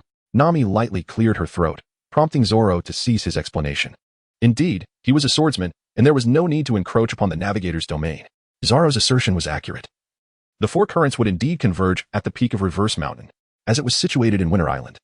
The currents flowing towards Red Soil Continent would submerge from the surface to the depths. If we fail to successfully enter the canal, it will spell doom for us. Nami declared with a serious gaze at those present. Harold and Akin exchanged glances, pondering why no one had yet elucidated the marvel of such currents flowing upstream. Sealed within Reverse Mountain are the fates of countless pirate crews. Therefore, we must remain vigilant. Otherwise, we risk crashing into the Red Soul Continent, meeting our demise in the ocean. Do you comprehend? Nami looked around at her companions. Understood. In any case, it is simply an extraordinary mountain. Zoro clapped his hands, concluding that when faced with the inexplicable, it sufficed to describe it as wondrous. Akin and Harold stared at Zoro in disbelief. What exactly do you comprehend? Thus, if we steer properly, we should be able to reach the summit of Reverse Mountain in one go, Zoro added. Ahem. Kuina cleared her throat. We already have a navigator. You need not usurp the role. Ahaha, all right. Zoro chuckled awkwardly and turned to Harold. What are you dawdling for? Hurry and take the helm. Oh, I'm on it. Harold dashed out of the room and made his way to the ship's wheel. The current was fierce, and Harold struggled to maintain his grip on the helm. I'll assist. Akin rushed over to help him steady the wheel. Dark clouds loomed overhead, obscuring the summit of the Red Soil Continent, and a torrential rain began to fall. The currents grew stronger, causing the ship to sway perilously with the rising waves. Hold on tight, Zoro shouted as he clung to the ship's railing, peering towards the looming Red Soil Continent, his gaze directed at Kuina on the lookout. Hey, Kuina. Are you all right? From the lookout, Kuina clutched the mast securely and called down. I'm fine. I see the entrance to the canal. She looked down at Nami. Hey, do you see that crevice in the rocks over there on the Red Soul Continent? Could that be the canal's entrance? Let me take a look. Nami squinted into the distance, discerning the sight.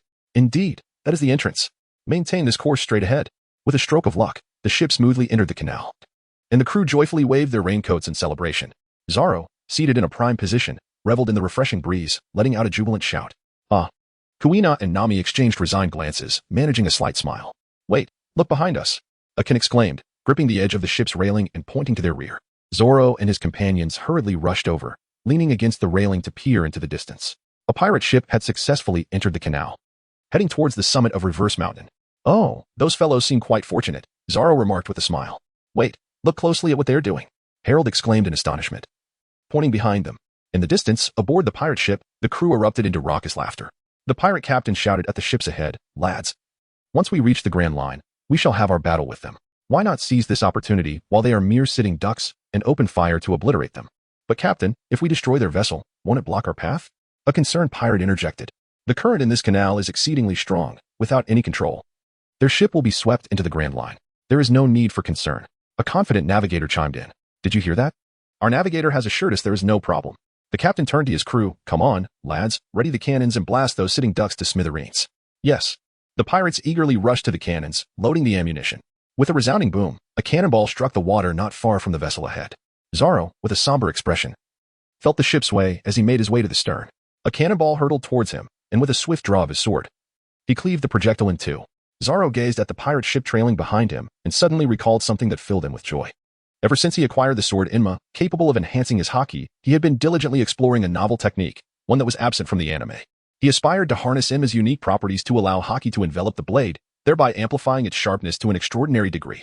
Ultimately, He devised the technique known as one-sword style, dantetsu. The name dantetsu, which translates to broken jade steel, derives from the material used in Japanese swords. Though the name may carry a hint of dark humor, its potency is undeniably formidable.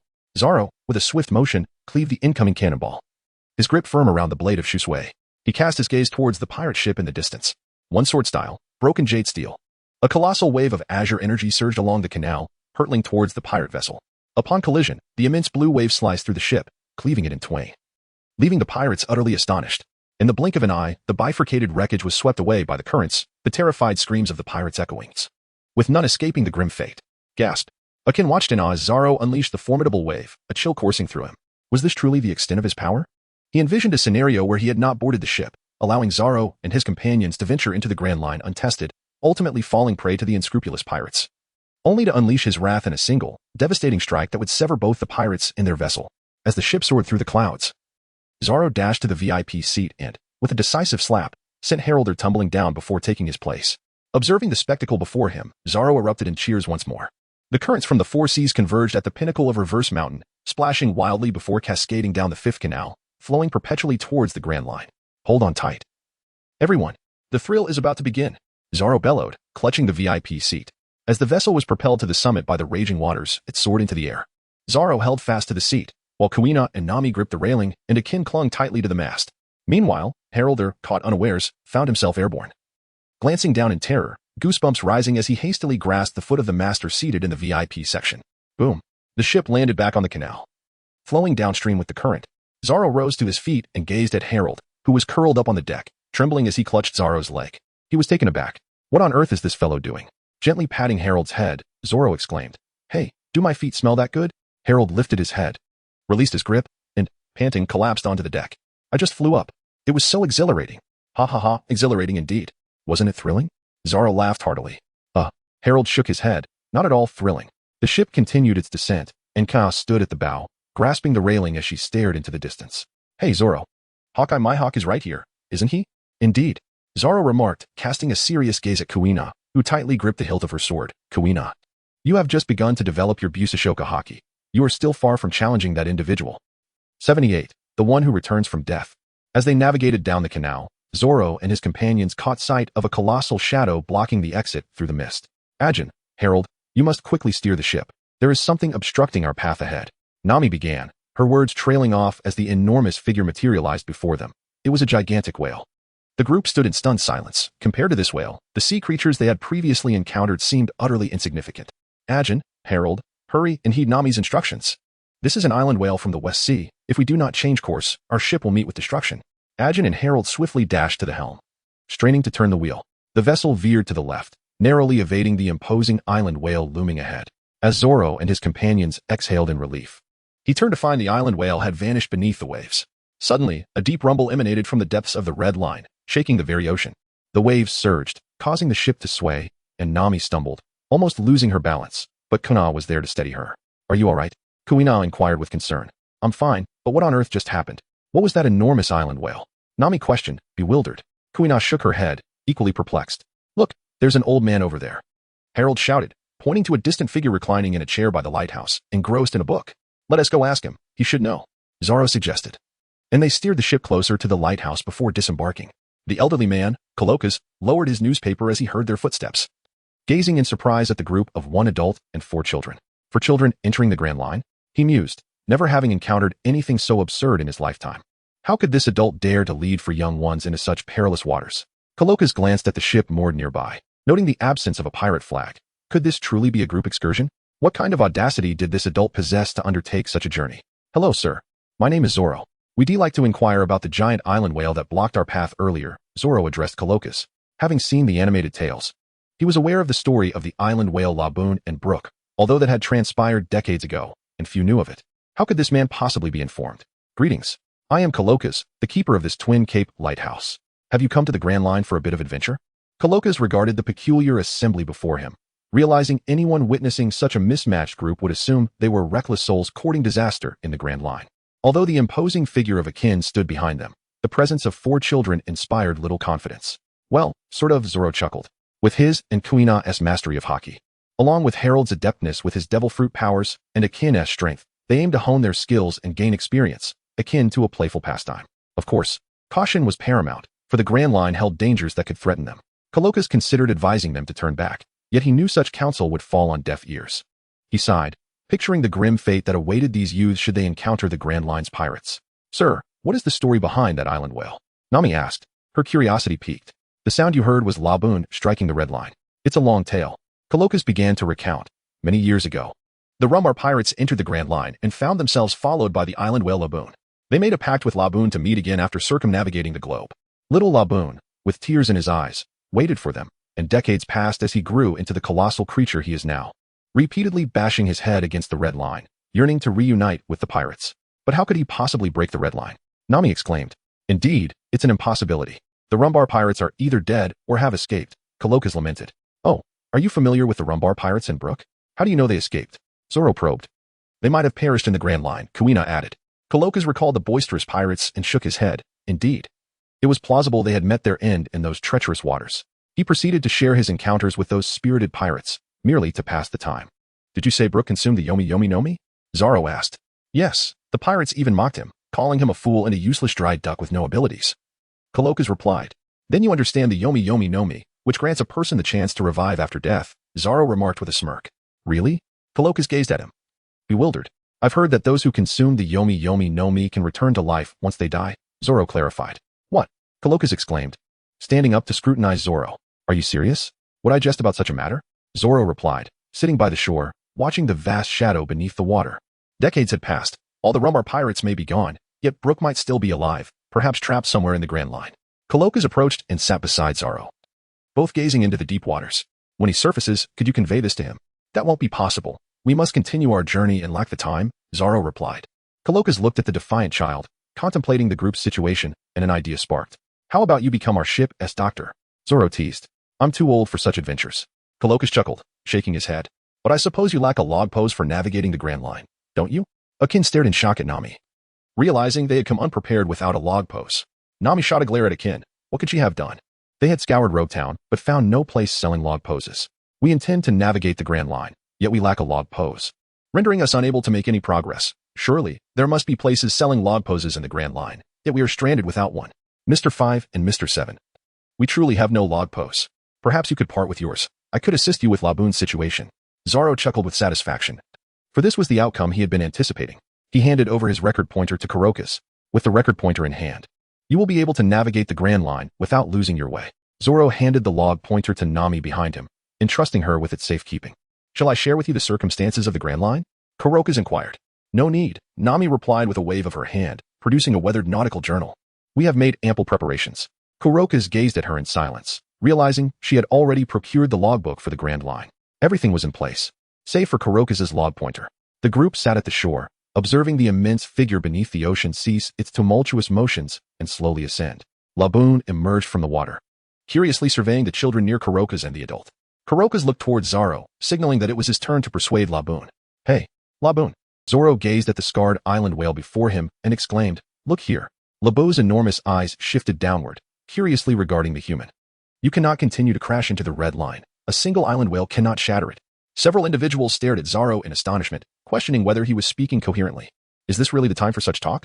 Clea cleared her throat softly, and Zoro, with a cheerful demeanor, deftly changed the subject. Clea was genuinely concerned that he might encourage Laboon to seek like-minded companions to collectively attempt the impossible feat of breaking the red line. After all, Zoro was no stranger to inciting others, and Clea felt a genuine apprehension. Zoro gazed at the howling Laboon, pausing for a moment before speaking. "Listen to me. Brook is not dead. He possesses the powers of the Yomi Yomi no Mi. He can return to life even after death." Laboon ceased his cries, swimming closer to Zoro, his eyes brimming with astonishment. His absence for decades only suggested that he had been ensnared somewhere in the Grand Line. After a moment of contemplation, Zoro mused. "I know of a place in the Grand Line that could bind him, the mysterious Bermuda Triangle, where over 100 ships vanish each year, shrouded in dense fog. It is highly likely that Brook is trapped there." "What?" Coloccus exclaimed, staring incredulously at Zoro. "Why is it impossible for Brook to be trapped elsewhere? We must hurry to find him." Zoro shouted. Laboon's eyes glistened with tears as he looked at Zoro, then turned and plunged into the depths of the sea, his immense form swiftly darting away into the distance. "Wait," Coloccus called out urgently, but Laboon had already submerged too deep, vanishing from sight. "Are you so certain that Brook is ensnared in the Bermuda Triangle? What if he isn't?" Coloccus asked anxiously, gazing at Zoro. Anything is preferable to being battered on the red line, Zoro replied, his gaze fixed upon the surface of the water. Indeed. Colocus chuckled softly, relieved that poor Laboon could finally find solace. What brings you to the Grand Line? Colocus inquired, rising to look at the others. Zoro rendered him an immense favor, compelling him to ponder their future with concern. I shall chart the entire course of the Grand Line, Nami declared joyfully. I aspire to hone my skills and challenge the world's mightiest swordsman. Zoro and Kuina proclaimed in unison, exchanging knowing glances and smiles. I will follow my master to learn the art of swordsmanship and grow stronger to vanquish pirates, Harold asserted, gripping his weapon tightly. Kurakasu, following his gaze, turned to Zoro. Him? Master? This notion seems increasingly absurd. He then cast a puzzled look towards the side at Akin. The children have their aspirations. What about you? Feeling the weight of their gazes, Akin scratched his head. Aspirations? To protect Zoro and the others? However, recalling Zoro's formidable strike that cleaved a pirate ship in twain, he quickly dismissed that ludicrous thought. To follow these innocent children and shield them from unscrupulous pirates? With Zoro's recent prowess and deceit, and the tales Kuina shared of his past exploits, Akin bowed his head in shame. He truly lacked such capability. Thus, what was his purpose on the ship? Akin gazed skyward, engulfed in profound self-doubt. Blushing won't help. After all, your complexion is dark, so we can't discern it, Harold jested. Do share, for we still remain unaware of your objective, Nami urged. Quickly, do tell. Zoro and Kuina chimed in like a chorus. You saved my life. Your goals are now my own, Akin declared solemnly, gazing intently at the four. Even if it costs me my life, I shall assist you in achieving your ambitions. Zoro gazed at the solemn Akin for a moment before delivering a hearty slap to his back. You fool, our aspirations will inevitably come to fruition, so refrain from uttering such morbid sentiments. Why yes, my apologies. Akin stammered, feeling rather awkward. We are friends, so what is there to apologize for? Guina remarked with a warm smile. Friends. Akin reflected on the four individuals before him.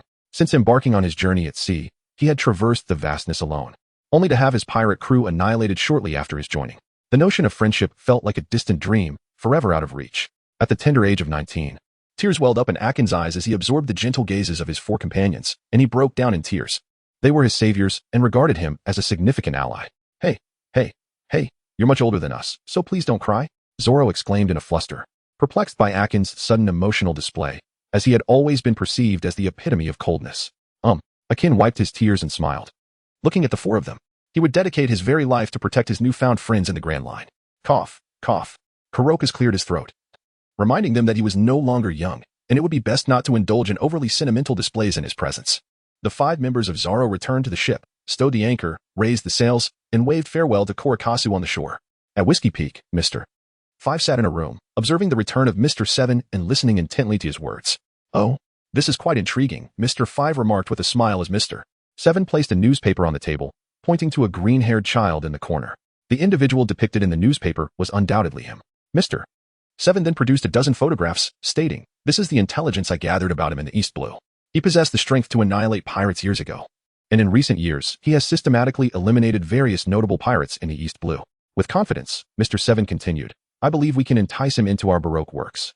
Why didn't you recruit him into the organization while in the East Blue?" Mr. 5 inquired, puzzled.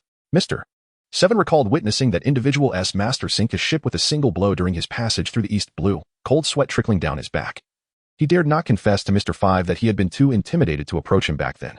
Meanwhile, at sea, a woman floated on the surface, joyfully calling out as she spotted the approaching vessel in the distance. "Hey, help! Save me! Can you hear me? Help!" The crew aboard the ship noticed her cries for assistance and turned the ship's bow, slowly making their way toward her.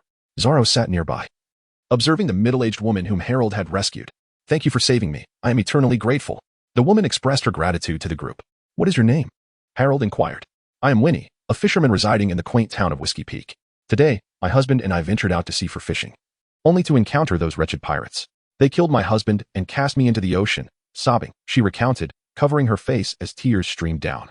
However, upon hearing the name Whiskey Peak, Zoro scrutinized the woman before him. Whiskey Peak, ostensibly a town that welcomed pirates, was in truth a haven for bounty hunters, a subordinate branch of the Baroque works. In the original animation, Whiskey Peak was home to Mr. 8, Igaram, Miss Monday, and Mr. 9, Miss Wednesday, Nefertari Vivi.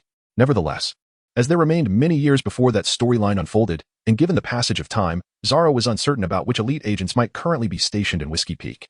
Zoro gazed at the woman before him, recognizing that Whiskey Peak was inhabited solely by bounty hunters. Where could one find an ordinary person here? "Thank you for rescuing me. I wonder if you could escort me back to the town," she said, tears shimmering in her eyes as she looked at the group. "Of course. That's no trouble at all, Harold eagerly responded. This fool, Zoro thought silently, observing the Navi Herald who was too quick to trust strangers. It seemed he needed to impart a lesson to this young man. Zoro, there's something off about this woman. Akin whispered to Zoro. Oh, how can you tell? Zoro asked, surprised as he turned to Akin.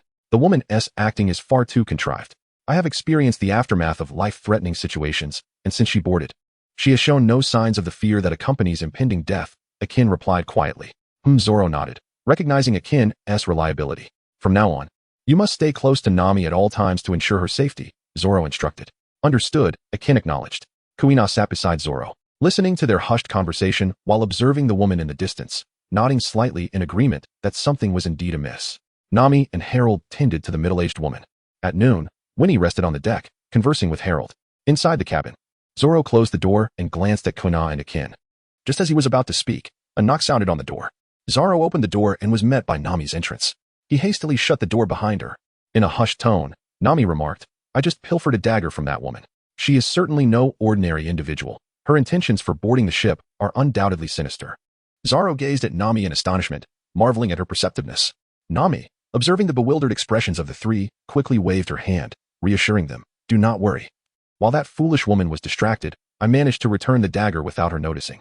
The trio fell utterly silent, reflecting on Nami's increasingly adept thievery skills. Clearing his throat, Zoro addressed the others. Nami, how much longer until we reach Whiskey Peak? According to that woman, we should arrive in 4 hours, Nami replied, her face slightly flushed with irritation. I can't believe we rescued such a nefarious individual. Frankly, we should just toss her into the sea to feed the sea beasts and avoid Whiskey Peak altogether. That's not an option, Zoro countered, shaking his head, as he still intended to teach Harold a lesson. Why not? Nami asked, perplexed. In my opinion, this woman is definitely leading us to Whiskey Peak with ill intentions. And it stands to reason that those residing in the town must be just as dubious, Kuina analyzed, chuckling softly. Since Harold is so foolish, why don't we play along and teach him a lesson instead? Excellent idea, Nami exclaimed, her excitement palpable. Nami, you will need to team up with Akin to ensure safety. Zoro instructed. Understood, Nami replied, glancing at Akin, who was more than capable of protecting her. After finalizing their plan, Zoro contemplated training Nami in self-defense skills in the near future. Outside, the weather took a sudden turn. What had been a sunny day transformed into a ferocious storm, a testament to the unpredictable nature of the Grand Line. Nami, observing the log pointer on her wrist, gasped and dashed outside. Idiot Harold turned the helm quickly. We veered off course. What? Previously brimming with confidence about reaching Whiskey Peak in 4 hours, Nami leaned against the door, watching as the island resembling a cactus gradually came into view. The bizarre weather and magnetic anomalies of the Grand Line delayed their arrival by 5 hours. As the ship approached Whiskey Peak, thick fog revealed a shoreline teeming with shadows of people. Once the vessel docked, Zoro and the others disembarked. On the shore stood Mr. 5, wearing sunglasses, flanked by his partner, Miss Valentine. Welcome, Mr. 5 nonchalantly picked his nose. I am Jim, the current mayor of this quaint town of Whiskey Peak. Ah, I am Luffy, the man destined to become the Pirate King. It's a pleasure to meet you, Zoro interjected. Kuina and the others stared at him in disbelief, entirely unfazed. Harold, equally unresponsive, looked at his master, recalling that he had also introduced himself as Luffy on the ship. Mr. 5 cast a silent glance at Mr. 7 behind him. Did you not say his name was Red Tone? And what is this Pirate King nonsense? Isn't he a bounty hunter? This information seemed utterly absurd. Mr. 5 paused before continuing. This is a town renowned for its brewing and music, Whiskey Peak. We take immense pride in hosting our guests, boasting a selection of fine wines as vast as the ocean. Zoro gazed in silence at the individual who was picking his nose, remarking, have the bounty hunters of Whiskey Peak not altered their deceptive rhetoric for over a decade? Not a single word has changed. It is astounding that such nonsensical banter could still deceive anyone. Zoro turned to Akin behind him and inquired, do you drink? Akin, understanding the gaze from Zoro, replied, I do not. It is regrettable that the only adult in our group abstains from alcohol. Thus, there is no need to introduce exquisite wines. Zoro glanced at the other party. Mr. 5 took a deep breath, feeling somewhat perturbed. Observing Winnie covertly signaling him from behind Zoro, Mr. 5 sighed in relief, grateful that their plan was proceeding smoothly. At the chapter's end, the scene unfolds. Luffy is not here, is he? Mr. 5 remarked, turning towards Winnie. Oh, Winnie, were you not out at sea fishing with your husband? Where is he? Wah, we were raided by pirates, and I was cast into the sea. Thankfully, Luffy and his crew rescued me. Winnie sobbed, covering her face. Sighing, Mr. 5 paused momentarily before instructing someone to escort Winnie back, then turned his attention to Zoro and the others. I am immensely grateful to all of you for bringing Winnie back. Let us host a banquet in your honor, he proclaimed. Splendid, cheered Zoro, Kuina, Nami. and akin in unison. Meanwhile, Harold observed the townsfolk rejoicing and found it peculiar that despite Winnie's family being plundered by pirates, they still celebrated and clamored for a feast. Curious, he turned to the mayor and asked, "Excuse me, how long will it take to record the magnetic properties of this island?" "Record?" Mr. Five scoffed, glancing disdainfully at the blonde-haired man. "Why concern yourself with such trivialities? Come, join us in celebration." "Huh?" Harold felt Mr. Five grasping his hand, leading him into the town. Their enthusiasm was rather overwhelming. "Everyone, prepare the drinks, fruits, and delicacies. I wish to treat our guests." Mr. Five called to his companions before continuing to pull Harold towards the venue for the banquet. Nightfall. Zoro drained the beverage in his cup in one gulp, subsequently swallowing a piece of meat whole, with each reach of his hand. The table witnessed the disappearance of yet another dish. Akin watched in astonishment as Zoro cleared the table of its provisions. It became evident that this was the true extent of his appetite.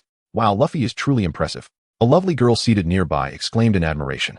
"Not bad, not bad," Zoro remarked, finishing off a grilled fish while sipping his drink.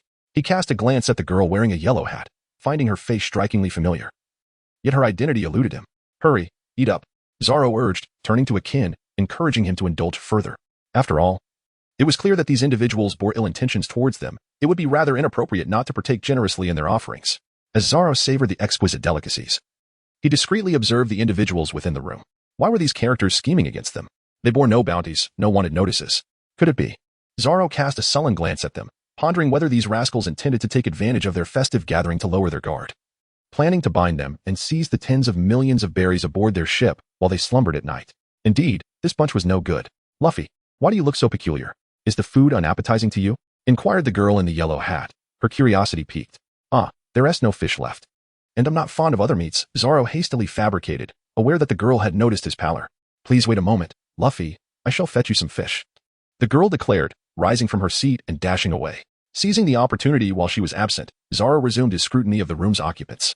Kuina and Nami were engaged in lively conversation, sharing drinks with a group of women. Zoro noticed a peculiar woman among the group, clad in a frog costume. The frog-clad woman was sharing laughter with Kuina, intermittently emitting odd sounds resembling garo-garo. "What is this?" Zoro gazed at the frog disguised as a woman, standing out in stark contrast to its surroundings, deep in contemplation. Suddenly, a thought struck him. This was reminiscent of the female sniper, Miss Father's Day, who guarded the cannon in the Alabasta arc of the animated series. In the distance, by a table, the mayor was playfully twirling Harold's golden locks, as the two shared morsels of meat while engaging in lively conversation. Zoro could faintly hear the mayor conversing with Harold about him. That fool. Observing the mayor's peculiar hairstyle, which resembled that of a rock musician, he couldn't help but notice the occasional act of nose-picking. Mr. Five, the one with the explosive fruit power who picks his nose. Zoro was observing a few individuals when a man, dressed in an even more peculiar manner, approached. Zoro watched as he wrapped his arm around Akin, and soon they were engaged in lively conversation, filled with laughter. This man was adorned with decorations bearing the emblem of the number 7, and even his eyebrows were shaped like the numeral. As Zoro listened to his distinctive oh-ho-ho-ho laughter, he noticed that the shape of his mouth when he laughed resembled the number 7. After a moment of contemplation, Zoro realized that this was none other than Mr. 7, the partner of Miss Father's Day. Zoro continued to observe the individuals within the room. Yet he could not spot Mr. Five's companion, Miss Valentine. "Brother Luffy, I have brought the grilled fish. Please enjoy." The girl in the yellow hat placed a platter of grilled fish upon the table and took a seat beside Zoro. Thank you," Zoro said, taking a bite of the fish while contemplating the girl's thoughts. After the feast, Miss Valentine gazed at the slumbering Zoro, while Mr. Five rose and surveyed the surroundings. Noticing that Zoro and his companions were all fast asleep, a few elite agents and bounty hunters gradually exited the dwelling. Mr. Five, picking his nose, murmured, "Now that they are all asleep, let us commence our operation. Mr. 7, you are to retrieve all the money from their ship and destroy it in the process." "Understood," Mr. 7 replied before leading his group toward the dock. "Miss Father's Day, your task is to eliminate everyone except Luffy. Using a dagger, do so quietly." "Of course." Miss Father's Day acquiesced, preparing to fetch a dagger. "Now we shall see if we can subdue Luffy and compel him to join our organization. We will ascertain whether he is truly known as Red Sound or Luffy," Mr. 5 said with a smile, glancing at Miss Valentine and reaching out to ruffle the girl's hair. "Get away. Your hands are filthy." Miss Valentine floated away to evade his grimy hand. Miss Father's Day, dagger in hand, opened the door and entered the room, where she found Harold sleeping alone, momentarily stunned. "What is going on?" Miss Father's Day exclaimed in shock, looking around but finding none of the others. Hearing the commotion, Mr. 5 and Miss Valentine hurried in, their expressions shifting to alarm upon seeing the empty room, with only Harold asleep. Without a thought for Harold's fate, Mr. 5 strode forward, slamming his hand on the table, and bellowed, "Wake up, you fool. Startled from his deep slumber, Harold blinked groggily at the furious trio, bewildered. His gaze fell upon the dagger held by the woman in the frog costume. Wait, do they intend to kill me? Damn it, tell me where your companions are. Where's Luffy? Mr. Five reached for Harold, but as soon as he touched him, his hand slipped away. What? Mr. Five gasped, astonished as he beheld the golden-haired youth. He had not anticipated that this seemingly foolish individual was, in fact, a devil fruit user. Harold stood up and scanned the area, finding neither his master nor the others. What have you done to my master? Harold glared furiously at Mr. Five. The group fell into a collective silence, sensing that something was amiss. Zoro sat aboard the ship, surrounded by Kuina and a few others. They had indeed arrived. Kuina pointed towards the distant figures gradually emerging on the horizon. Mr. Seven approached the shore accompanied by a dozen bounty hunters, gazing at the individuals on the ship with an expression of surprise. Oh, Luffy, why are you all awake at this late hour? Mr. Seven inquired cheerfully. We're accustomed to sleeping on the ship, Nami replied, sticking out her tongue and making faces at the people below. But what brings you here at night? Kuina asked coldly. Mr. Seven hesitated. We were concerned that your ship was left unguarded, especially since there have been frequent pirate activities at sea lately. We came to help watch over your vessel. He explained awkwardly. Oh, helping us watch the ship, while conveniently pocketing a little fee for yourselves, am I right? Zoro retorted, his expression one of fury mixed with amusement. Mr. Seven fell silent, contemplating why their plan had been uncovered. Was it possible that Winnie had betrayed them? You see, I wasn't mistaken, was I? Zoro continued with a smirk. What? Mr. Seven exclaimed, staring in shock at Zoro, realizing that this young man was aware of their intelligence. How did you know I was Mr. Seven? Our Baroque works maintains strict confidentiality. Damn it. Which scoundrel leaked the information? Mr. Seven glared at Zoro, drawing his pistol, ready to fire. Zoro and Kuina swiftly evaded the impending danger. Akin swiftly embraced Nami and departed from the bow of the ship. Bang! The gun fired, and Mr. Seven surveyed the deserted bow, tightening his grip on the handgun. Search for them. Mr. Seven commanded the bounty hunters. Zoro stood amidst the crowd, gazing up at the night sky. The moon is remarkably full tonight. Indeed. A bounty hunter concurred, suddenly sensing a familiarity in the speaker's voice. He turned to see Zoro standing among them and exclaimed in shock. The bounty hunters swiftly pivoted, joining Mr. Seven in aiming their weapons at Zoro. Before the gunfire erupted, Zoro unsheathed his 3 swords and charged forward, dispatching each bounty hunter with ease. Damn it, Mr. Seven cursed as he fired his weapon, but every time he aimed at Zoro, the latter effortlessly evaded his shots. His speed and reflexes far surpassed Mr. Seven's. At that moment, Kuina also rushed in, striking down a bounty hunter with a swift slash. Zoro and Kuina felled all the bounty hunters, then turned their gaze towards Mr. Seven. Do not approach. If you come any closer, I shall open fire. Mr. Seven, drenched in cold sweat, lamented that had he foreseen the unfolding situation, he would have suggested that Miss Father's Day accompany him. Without Miss Father's Day's frog gun, do you truly believe that your yellow gun can take a life? Zoro remarked with indifference. Damn it. Mr. Seven stowed away the frog gun, cursing the unknown informant who had divulged their plans. Now, he could not even intimidate his adversaries. It became evident that this fellow was incapable of inflicting harm. Nami leaned over from the ship, observing the scene below. Tell me, why have you set your sights on us? Zoro inquired. Why? Mr. Seven scoffed, drawing a backup handgun and aiming it at Zoro. I will not disclose any information regarding our Baroque works. With that, Mr. Seven pulled the trigger. Zoro and Kuina deftly evaded the relentless gunfire from Mr. Seven. Amidst the chaos, Mr. Seven hurriedly reloaded his weapon, continuing to shoot at Zoro. With a swift movement, Zoro dashed to Mr. Seven's side, plunging the Sandai Katetsu blade into his heart. Is that all? Zoro disdainfully kicked the lifeless body of Mr. Seven, who had the audacity to call himself a marksman. Akin and Nami disembarked from the ship, with Nami inquiring, what shall we do next? Zoro turned away and said nonchalantly, let us sneak a peek at Harold as he tortures those agents. Suddenly, a deafening explosion echoed, and the entire building was engulfed in flames, with Harold being hurled out of the structure, rolling on the ground. The once standing edifice had been reduced to ruins, fire raging uncontrollably. Mr. Five emerged slowly, flicking a booger from his nose onto the tattered figure of Harold on the ground. Another explosion resonated, and Harold was blasted away before he could rise. He fell to the earth, spitting blood. Although he could evade the explosive damage from Mr. Five's booger, Mr.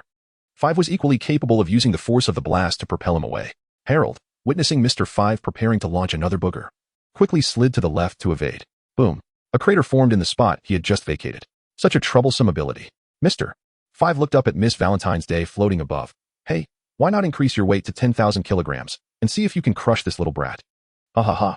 Miss Valentine's Day floated down towards Harold, holding her umbrella, a gleeful smile gracing her face. Let me end you. 2 kilograms, 5 kilograms, 10 kilograms, 50 kilograms, 100 kilograms. Miss Valentine's Day's descent quickened, 1,000 kilograms, 10,000 kilograms.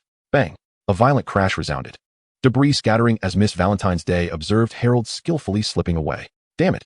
He managed to evade my strike. Miss Valentine's Day's expression darkened as she ascended once more, aiming for Harold on the ground for another plunge. Boom, boom, boom. The ground was relentlessly pounded by Miss Valentine's Day, creating massive craters as Harold continued to evade her attacks. Oh, this is quite intriguing. Mr. 5 watched with interest as the golden-haired figure rapidly maneuvered across the ground. He had caught Harold off guard with 2 explosive hits earlier. Mr. 5 launched another booger at Harold, resulting in an explosion that Harold narrowly avoided with his agile movements. Bang! From a concealed position, Miss Father's Day drew a spare gun and fired at the dodging Harold, feeling the bullet graze him. Harold glanced back at the woman in the frog costume, hiding behind cover. Boom! An explosion erupted, sending Harold flying as he was distracted. Seizing the opportunity, Miss Valentine's Day instantly transformed her weight to 10,000 kilograms, descending upon Harold. The ground trembled as she lost control, crashing into numerous buildings in her path. From a distance, Zoro observed the girl in the yellow hat with the umbrella, realizing she was the childhood version of Miss Valentine's Day. He then turned his gaze towards the concealed Miss Father's Day, drawing his 3 swords and stepping forward. He had assessed his disciple's strength. Harold could manage to protect himself for now, but he still lacked experience and the necessary training. Zoro raised his hand and unleashed a blue slash, targeting Miss Father's Day, who was hidden behind cover. The blue strike arrived in an instant, prompting Miss Father's Day to roll away from her concealment. While the original cover was cleaved in 2, another blue slash followed swiftly, and Miss Father's Day, wide-eyed, watched as the strike approached her face. With a piercing scream, she fell to the ground, lifeless. Mr. 5, witnessing Zoro emerging and dispatching Miss Father's Day, casually flicked a booger in his direction. Zoro sensed the presence of his opponent's residue and swiftly evaded. Boom! A building was obliterated, flames illuminating the night sky. In the distance, Miss Valentine's Day dusted herself off, grasped her umbrella, and ascended into the air. She gazed down at the blonde, perplexed by their peculiar ability, feeling utterly powerless against them. Hey, I'll deal with that, Luffy. You take care of Harold, Miss Valentine's Day instructed Mr. 5 below. No problem, Mr. 5 replied, hurling debris at Harold incessantly. Boom, boom, boom. Explosions erupted in succession as Harold deftly maneuvered across the ground, narrowly avoiding the blasts. Mr. 5 smirked at the approaching Harold, methodically detonating the ground beneath him. Harold felt the increasingly uneven terrain slowing his momentum, yet he remained unfazed. But it doesn't matter. I'm almost upon you, Harold declared, wielding his weapon Snow Walk and slashing towards his foe. Huh. Mr. 5 scoffed, watching the incoming blade with disdain, and casually exhaled towards Harold. Boom. The explosion detonated, sending Harold hurtling through the air, crashing to the ground, while Snow Walk fell and embedded itself far away. Mr. 5 leisurely approached Snow Walk, glancing at the rising Harold, and effortlessly launched him into the air once more. At that moment, Kuina arrived next to Snow Walk, retrieving it and tossing it towards Harold. Mr. 5 observed the girl indifferently, tossing a projectile in her direction. Isn't there an excessive amount of debris? Nami, concealed behind cover, remarked in exasperation about the debris user. Kuina, sensing the incoming projectile, swiftly dodged. Boom. Another building crumbled behind her. Mr. 5 inhaled deeply, perplexed as to why 3 individuals had evaded his explosions that night. All of them mere children, an enigma indeed. Boom. Kuina narrowly escaped another blast, drawing closer to Mr. 5 with her sword, Wad Ikamanji. Boom. As she dodged yet again, Kuina advanced nearer to Mr. 5. Humph. Mr. 5 scoffed, observing Kuina's blade slicing through the air towards him, and spat in her direction. Boom. Mr.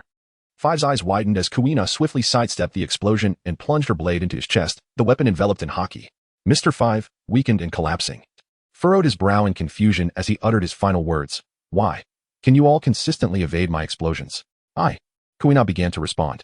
But before she could finish, Mr. 5 fell lifelessly to the ground.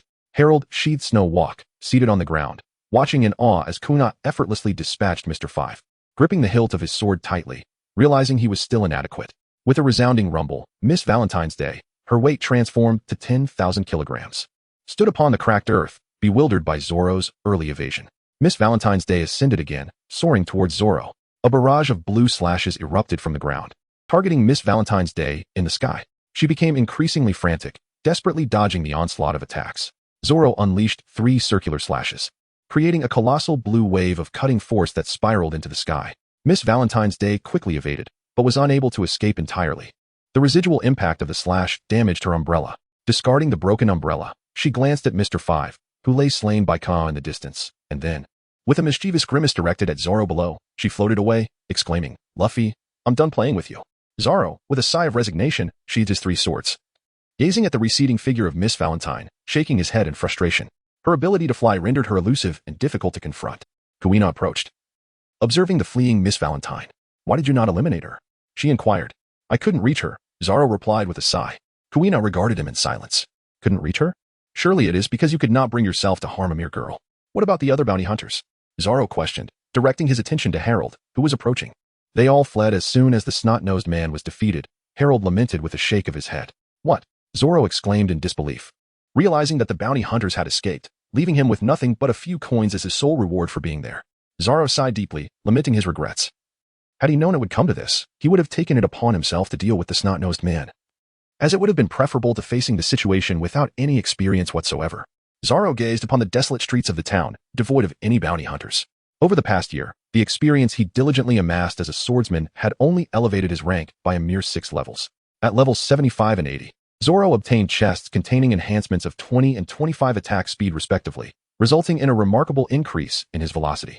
Guina's suspicions were not unfounded. In truth, he had deliberately held back during his battle with Miss Valentine's Day. Otherwise, with his rapid succession of strikes, she would have been swiftly overpowered. "Harold, search the town and see if these bounty hunters possess any wealth," Zoro instructed. "Understood, Master," Harold replied, nodding as he hurried towards a nearby house. Zoro approached the lifeless form of Miss Father's Day in the distance and spoke to Kuina beside him. "Search her for a permanent pointer or a transponder snail." "All right."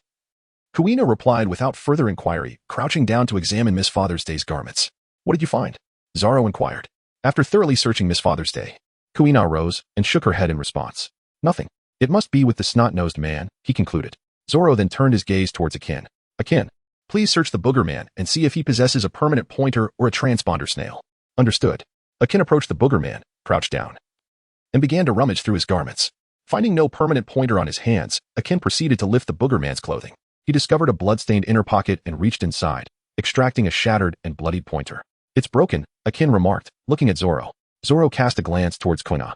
Clearing his throat, Kuina awkwardly turned her head away. "You mentioned a fatal strike to the heart." Zoro fell silent, then turned to Akin, inquiring if he had located the snail phone. Akin shook his head. After a brief moment, Harold arrived, clutching a box, alleviating the awkward atmosphere. "I found this in one of the rooms. It contains 3 million berries. I also discovered the bodies of the pirates they had slain in another room. Would you like to take a look?" Zoro and the others were speechless. This fellow seemed more delighted by the sight of dead pirates than by the money. "Set fire to it all, burn those pirate corpses, and toss these 2 in as well," Zoro commanded. "Understood," Harold replied eagerly, dragging Mr. Five's corpse to set ablaze. Zoro entrusted the box containing the berries to Akin and departed from the town, returning to the coast. Chapter conclusion. Click to view 84. Eliminate them. Zoro gazed at the lifeless forms of Mr. Seven and the other bounty hunters sprawled along the shore. Turning to Akin, he instructed, "Please take these bodies to Harold and have them incinerated."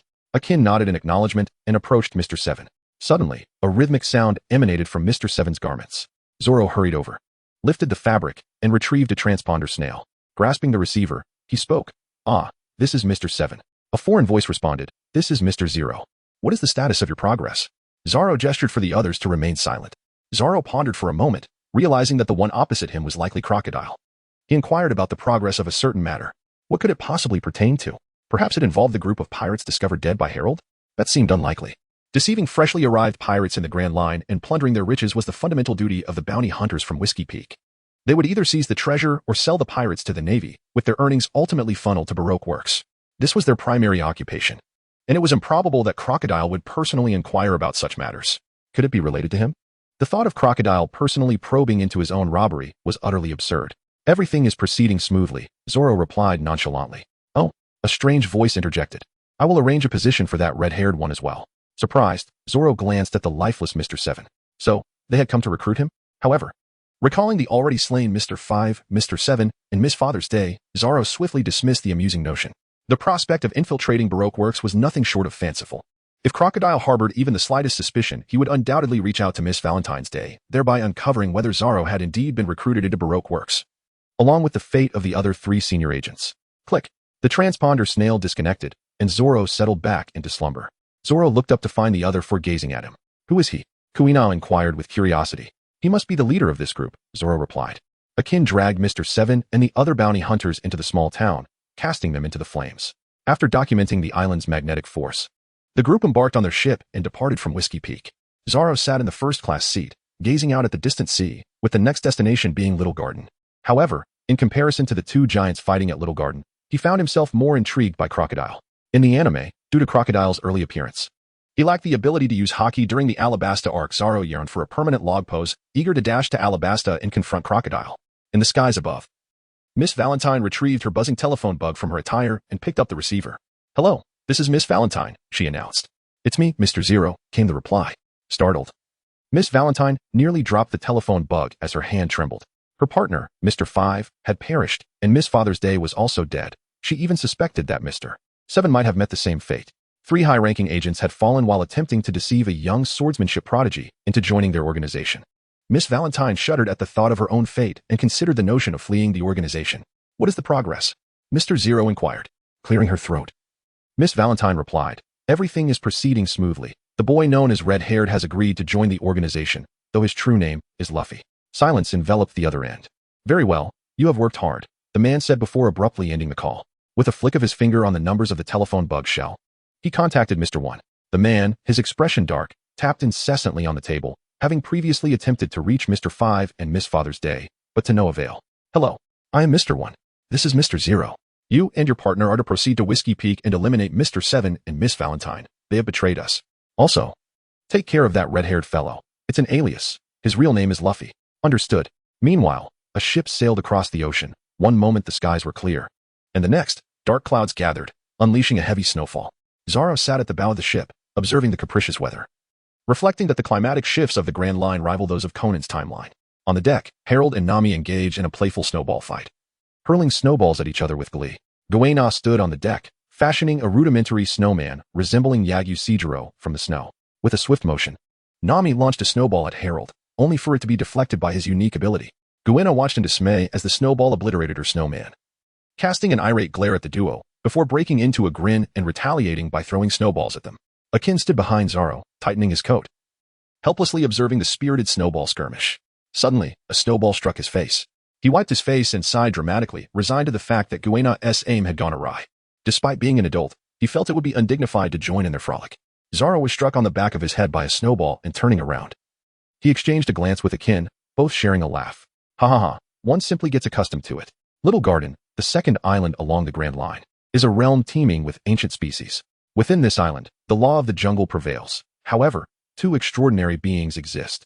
One is named Dori, and the other Bragi, both giants hailing from the warrior village of Elbath in the New World. Long ago, a young girl posed a question to them, a query that ignited a century-long battle for the honor and dignity of warriors between Dori and Bragi. Their epic clash persisted without a victor, resulting in the disbandment of the giant warrior pirate crew. Initially, some bounty hunters, enticed by the staggering rewards for capturing these 2 giants, formed teams to hunt them on Little Garden, only to be disregarded and easily overpowered. The bounty hunters soon realized their futility, ultimately discovering that a colossal sea monster lurked beyond the island, ready to devour any ship attempting to escape. With a thunderous roar, a pursuing Tyrannosaurus Rex was sent crashing to the ground by a single kick from the giant Dory, toppling trees in its wake. Grasping the fallen creature, Dory stood at the water's edge, casting his gaze towards the distant approaching vessels, pondering whether they were ignorant foes seeking their demise or friends come to engage in conversation. Zoro gazed upon the clear sky and the islands gradually emerging in the distance before returning indoors. He retrieved a long-sleeve garment and handed it to Kuina. "Put this on," he urged. Ultimately, Kuina complied with Zoro's request, dressing herself warmly. The next island was to be the Little Garden. Zoro recalled the original tale where Nami was bitten by a bug on Little Garden and fell ill. He resolved to adequately prepare for mosquito and insect protection. Grasping another long-sleeved shirt, Zoro stepped outside and presented it to Nami. As the ship slowly navigated into the river at the heart of Little Garden, Zoro occupied the prime seat, observing a tiger darting along the shore in a frantic escape, pursued by a massive dinosaur that crashed through trees in relentless pursuit. To be honest, he found it difficult to see how this place resembled Little Garden. Rather, he thought a name like Ancient Island was far more fitting. The air was filled with the sounds of birdsong as a striking blue-feathered bird, whose name eluded Zoro, swooped down towards him. Zoro executed a swift backhand slash that soared into the sky, the azure blade slicing through the majestic blue-feathered bird, cleaving it in twain before the wave of his attack dissipated into nothingness. Kuina observed this scene from her folding chair in silence. Indeed, it seemed that he had not exerted his true strength during the battle with Miss Valentine's Day. He had merely toyed with her. A pack of wolves emerged gradually from the thicket, trailing along the riverbank in pursuit of the vessel. Nami, drenched in cold sweat, gazed at the colossal gray wolf by the shore, which measured at least 3 meters in length, and she instinctively recoiled in fear. Hey, could this possibly be Little Garden? This place is anything but small or garden-like. Nami trembled as she pointed at the following wolves. The giant's little garden, Zoro added quietly. What? There are giants here? Nami's eyes widened in disbelief as she looked at Zoro. We don't have to go ashore, do we? That's out of the question. Aren't you supposed to chart the places we pass through for your sea atlas? Zoro replied nonchalantly. Don't worry, Nami. I will protect you, Akin reassured her, patting her head and raising his weapon to emphasize his reliability. Thank you, Nami sighed in relief. Although Akin lacked Zoro's strength, she was confident in his ability to keep her safe. I've heard that this island is home to 2 exceedingly aggressive giants, whose mouths are large enough to swallow a dinosaur's head in one bite. They have grown weary of the tough, sinewy meat of dinosaurs and prefer tender, delicate girls like you, Zoro teased with a mischievous grin. What? Don't scare me like that. Nami clutched Akin's shirt and hid behind him, her voice trembling. Zoro, be careful, Kuina glared at him. All right, it's all just a joke, Zoro quickly reassured, noticing Kuina's clenched fists and temper. Suddenly, a gray wolf let out a mournful howl as it collapsed on the riverbank, followed shortly by another wolf meeting a similar fate. Nami, who had just begun to relax, felt her legs weaken in fear, clinging to Akin's arm as she gazed towards the riverbank. Several centipedes crawled across the grass, sending the wolf pack fleeing back into the forest, abandoning their fallen companions. Let us stay together. I don't think I can protect Nami alone, Akin said, his expression grim as he watched the vanishing centipedes and wolves. With dinosaurs, giant wolves, and now venomous centipedes, he feared for his life in this perilous place. It would be safer to stick with Zoro and Kuina, who possessed keen observation skills. All right then, no problem, Zoro agreed, plucking an orange from a nearby tree and peeling it as he began to eat. Hey, Kuina, grab a bag to collect some oranges. Let us enjoy our snack while adventuring and see if we can find some game to replenish the meat on the ship. Oh, okay, Kuina replied as she turned to fetch a bag. Wait, why not just wait on the ship until we finish recording the magnetic force? Nami pleaded with teary eyes, looking pitifully at Zoro. Then how will you draw a little garden into your sea atlas? Zoro inquired. This place is terrifying, Nami lamented. I'll be using my observation skills the entire time. What is there to fear? Zoro gently tapped Nami on the head. Yay, Nami instantly revived. Turning to grab her paper and pen, Zoro disembarked from the ship and swiftly struck down a centipede concealed in the grass with his sword, sheathing his blade. He proceeded to peel and enjoy an orange. Following closely behind him were Kuina, carrying a bag of oranges, and Nami, equipped with paper and pen. Akin and Harold trailed behind them. Zoro chewed on an orange, swallowing it down as he reached behind him. Kuina had peeled the orange and placed it in his hand. Zoro stuffed it into his mouth and continued to chew. Suddenly, a blood-soaked tiger dashed past them in a state of panic, not sparing them a glance. An Allosaurus came charging in, seizing the fleeing tiger in its jaws and tearing it apart. Zoro fixed his gaze upon the formidable Allosaurus before him, estimating its length to be approximately 7 meters. The Allosaurus, with an insatiable hunger, raised its head and charged swiftly towards the approaching humans, drool cascading from its jaws. Zoro, equally salivating with excitement, unsheathed 3 swords and charged forward. Hey! Nami gazed helplessly as Zoro dashed into the fray. Wasn't he supposed to protect them? Terrified at the sight of the monstrous dinosaur, she dared not stray too far from Zoro and cautiously followed behind with Kuina and the others. The dinosaur opened its jaws, revealing sharp teeth, and lunged at the approaching human. Zoro swung his 3 swords, aiming to strike the creature. After all, it was a dinosaur. Such an opportunity might never come again, and he was eager to taste dinosaur meat. Clenching one sword in his mouth, Zoro plunged his left sword, Sakura, into the dinosaur's mouth while enveloping his foot in haki, delivering a powerful kick to the creature's jaws. He leaped into the air, piercing the dinosaur's skull with his sword. Katetsu. As he landed, the dinosaur ceased its mournful cries and collapsed to the ground. Hey, Kuina, how about we have roasted dinosaur for lunch? Zoro exclaimed with excitement. Kuina nodded in agreement. Incredible! Master can even fell a dinosaur. Harold rushed over, awestruck by the colossal beast. Zoro could not help but chuckle, patting Harold on the head. Enough with the flattery. Take this monstrous theropod back with you. Huh. Harold stared at the colossal creature before him, momentarily stunned. After a year of training, he had become capable of lifting a large tree, yet the dinosaur before him truly posed a considerable challenge. As Zoro strolled along, savoring an orange, Kuina followed closely behind, peeling her own fruit. Nami and Akin observed Harold, who was dragging the enormous dinosaur back. Suddenly, the air was pierced by the thunderous sounds of volcanic eruptions. Startled, Zoro and his companions lifted their gazes toward the distant, erupting volcano. Harold, pausing to listen to the distant rumble, momentarily halted his efforts. 2 giants, brandishing their weapons, trampled through the forest, uprooting great trees in their wake. As they approached the center of the island, the cacophony of clashing weapons and shields reverberated throughout, a deafening symphony of battle. Incredible! Zoro exclaimed, his eyes gleaming with fervor as he fixated on the titanic duel, his grip tightening around the hilt of his sword. Nami crouched on the ground, eyes wide. Contemplating the towering giants, they consumed children. Kuina could not contain her laughter at the absurdity. Meanwhile, Akin, transfixed by the relentless clash of the two giants, found himself lost in thought. Having witnessed Zoro's formidable strikes, Kuina's mastery of observation haki, and Harold's slippery fruit abilities, he began to feel a sense of inadequacy. Observing the giants now, he realized just how diminutive he truly was. With a mighty swing, Brogy's colossal axe cleaved toward his opponent, while Dory raised his shield high. A shockwave surged through the air, causing the island's dinosaurs to tremble and cower in fear. In retaliation, Dory swung his massive sword, the impact echoing as Broggy instinctively raised his shield to block the blow. The giants continued their fierce skirmish, uprooting trees and cleaving through the dense foliage with their immense weapons. Dory lunged with his sword, and Broggy leapt back, landing atop a boulder. The sword embedded itself deep within the stone, and as Dory's axe came crashing down, Broggy's shield met the oncoming strike with tremendous force. The rocks shattered under the titanic clash. In the distance, Zoro held two wanted posters, his excitement palpable as he observed the titans in combat. If his current strikes could incapacitate an ordinary pirate ship, then against the giants, that would barely inflict a scratch, if that. With centuries of battle experience, the inherent strength of the giants, and crucially, the dominance of Broggy and Dory, a single blow could fell the monstrous goldfish known as the Island Eater. Had it not been for the scheming of Mr. 3 and Galdino in the animated series, these two giants would have proven to be insurmountable foes for anyone else. If only he could defeat them. Zoro dismissed this unrealistic notion. These two individuals are among the most formidable presences in the New World, and he cannot possibly acquire their experience. The mightiest spear of Elbaf. Zoro observed with curiosity the fierce struggle between the two combatants. Intrigued by the underlying principles of the Baku, some claimed it to be an exclusive technique of the giant race, while others suggested that their early appearances in animation had led to an unfortunate disadvantage, characterizing it merely as a colossal shockwave. Conversely, certain novels speculated that it represented a sophisticated amalgamation of advanced haki application and swordsmanship in aerial strikes. Boom, boom. The two giants simultaneously sent each other's weapons flying, their massive arms driving into the earth as they pummeled one another into submission. A cloud of dust rose, prompting Zoro and his companions to cover their noses. Gia, Gia, Gia, Gia. Donnelly rose, excitedly patting Broggy's helmet, exclaiming, "After all these years, we remain at a stalemate." Clap, clap, clap. Broggy sat up, embracing Donnelly's shoulders. "Next time, I shall surely prevail." Broggy bent down, gazing at a human child emerging from the distant forest. "Ah, it seems we have new guests. Step aside," Donnelly exclaimed, pushing Broggy to the ground as he leaned down to look at the approaching child, a broad smile spreading across his face.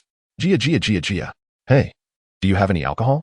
Zoro gazed upward at Donnelly. Akin, being an adult, naturally had access to liquor aboard the ship. Regarding the incident at Whiskey Peak, he had deliberately deceived that group of bounty hunters into believing Akin abstained from alcohol. "Oh, splendid," Donnelly exclaimed, clapping his hands joyfully against the ground. Suddenly, his gaze drifted past Zoro, spotting Harold strenuously dragging the Allosaurus in another direction. "Oh, could you possibly use that little dinosaur for lunch? I could regale you with tales of the giant soldier pirates."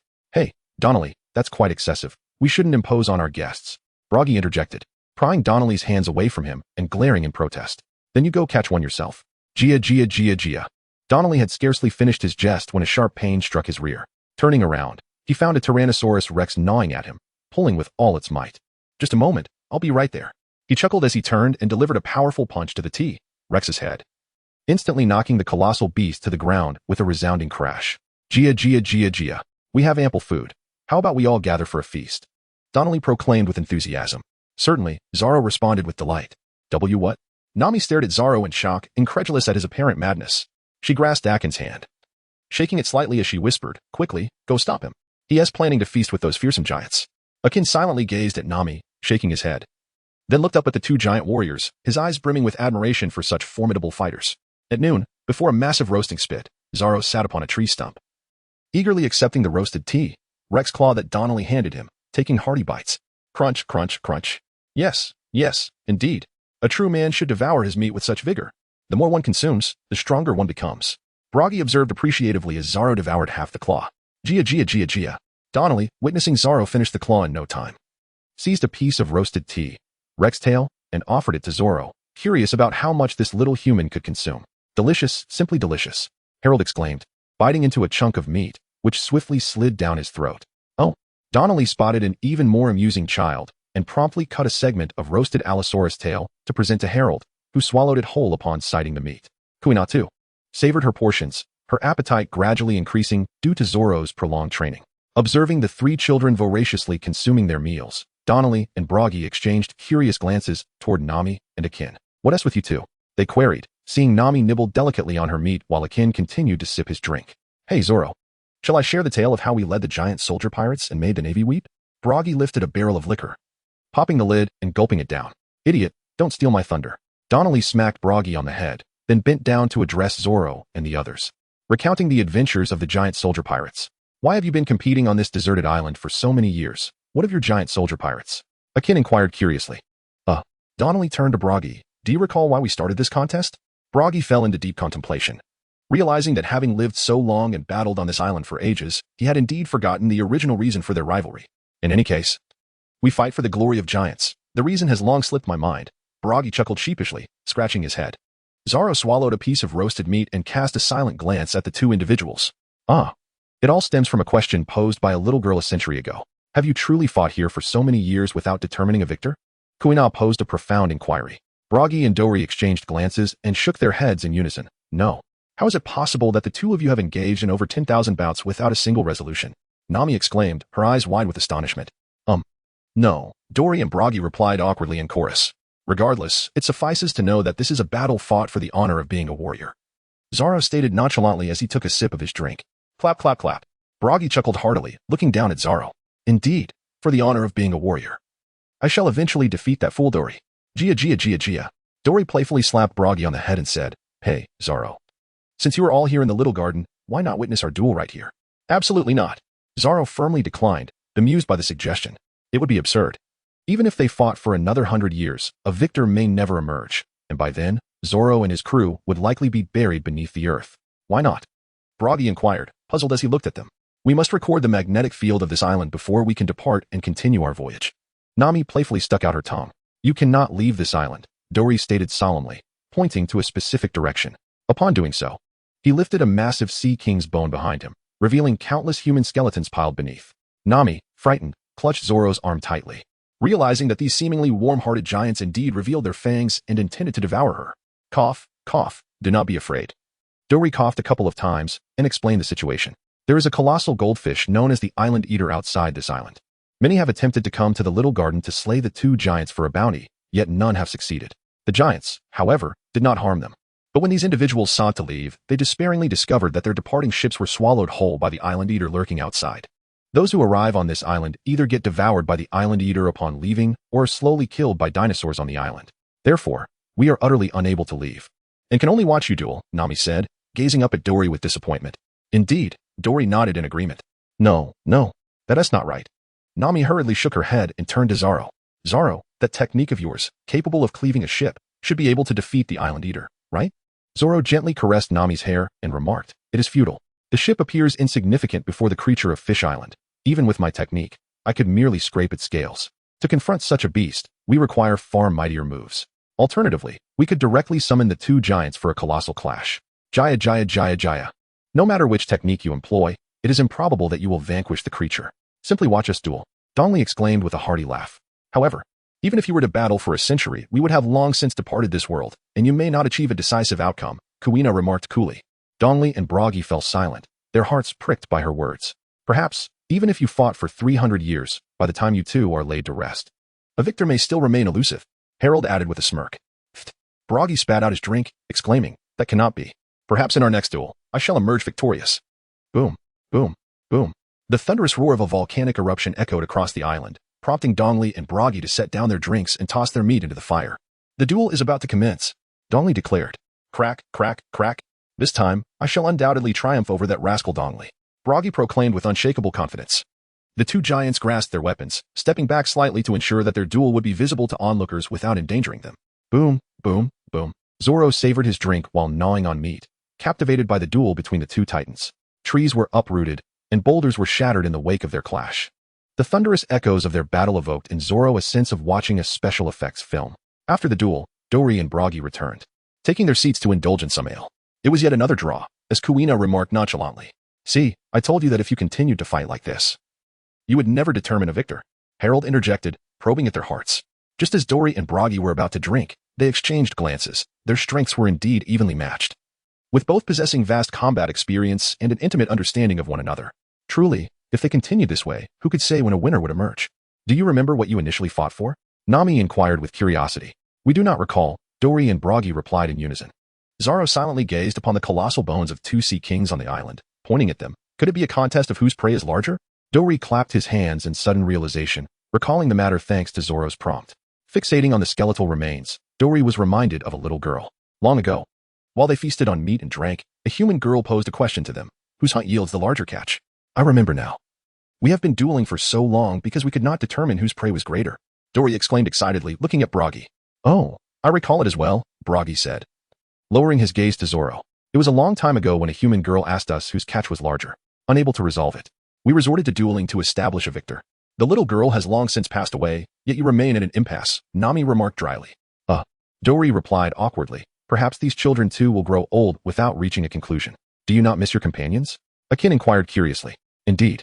However, we have yet to settle our rivalry. As night fell, Zoro and the others returned to their ship to rest. Outside the vessel, a ragged man with a disheveled beard hid behind the bushes, his eyes gleaming with surprise as he beheld the boats along the riverbank. Gripping his knife tightly, he stared menacingly at the four children and one adult seated on the deck. His name was Buck, an exceptionally skilled bounty hunter who had arrived on the island a year prior, intent on hunting the two giants, only to discover that he could not even inflict harm upon them. Upon returning to the shore to depart, he despaired upon realizing that his boat had been stolen by another bounty hunter concealed on the island. For a year, he had struggled to survive on this land inhabited by gigantic beasts, a year that felt like an inferno of torment. Buck drew his blade and stealthily approached the ship. Suddenly, a cold steel glimmered at his throat, compelling him to drop his knife and kneel in surrender. Please, do not kill me. Zoro gazed indifferently at the other party. Fortunately, after entering the island, both he and Kuina had maintained their observation haki. Otherwise, who could predict what mischief this individual might concoct? With a swift stroke, he rendered the sneaky man unconscious and examined the recording dial on his wrist, which he subsequently removed. As Buck slowly regained consciousness, he felt his limbs bound and, upon seeing the child opposite him wielding a knife, he panicked and exclaimed, Don't kill me. The strongest spear of Elbaf. I beg you. I merely wish to board a ship and leave this place. I have endured a year of torment here. Buck wept bitterly. A year? Zoro was not swayed by the man's desperate pleas for mercy. Rather, the mere mention of a year piqued his interest. Zoro gazed at the record pointer he had just acquired, feeling as if he had been offered a pillow to ease his drowsiness. I shall take your record pointer.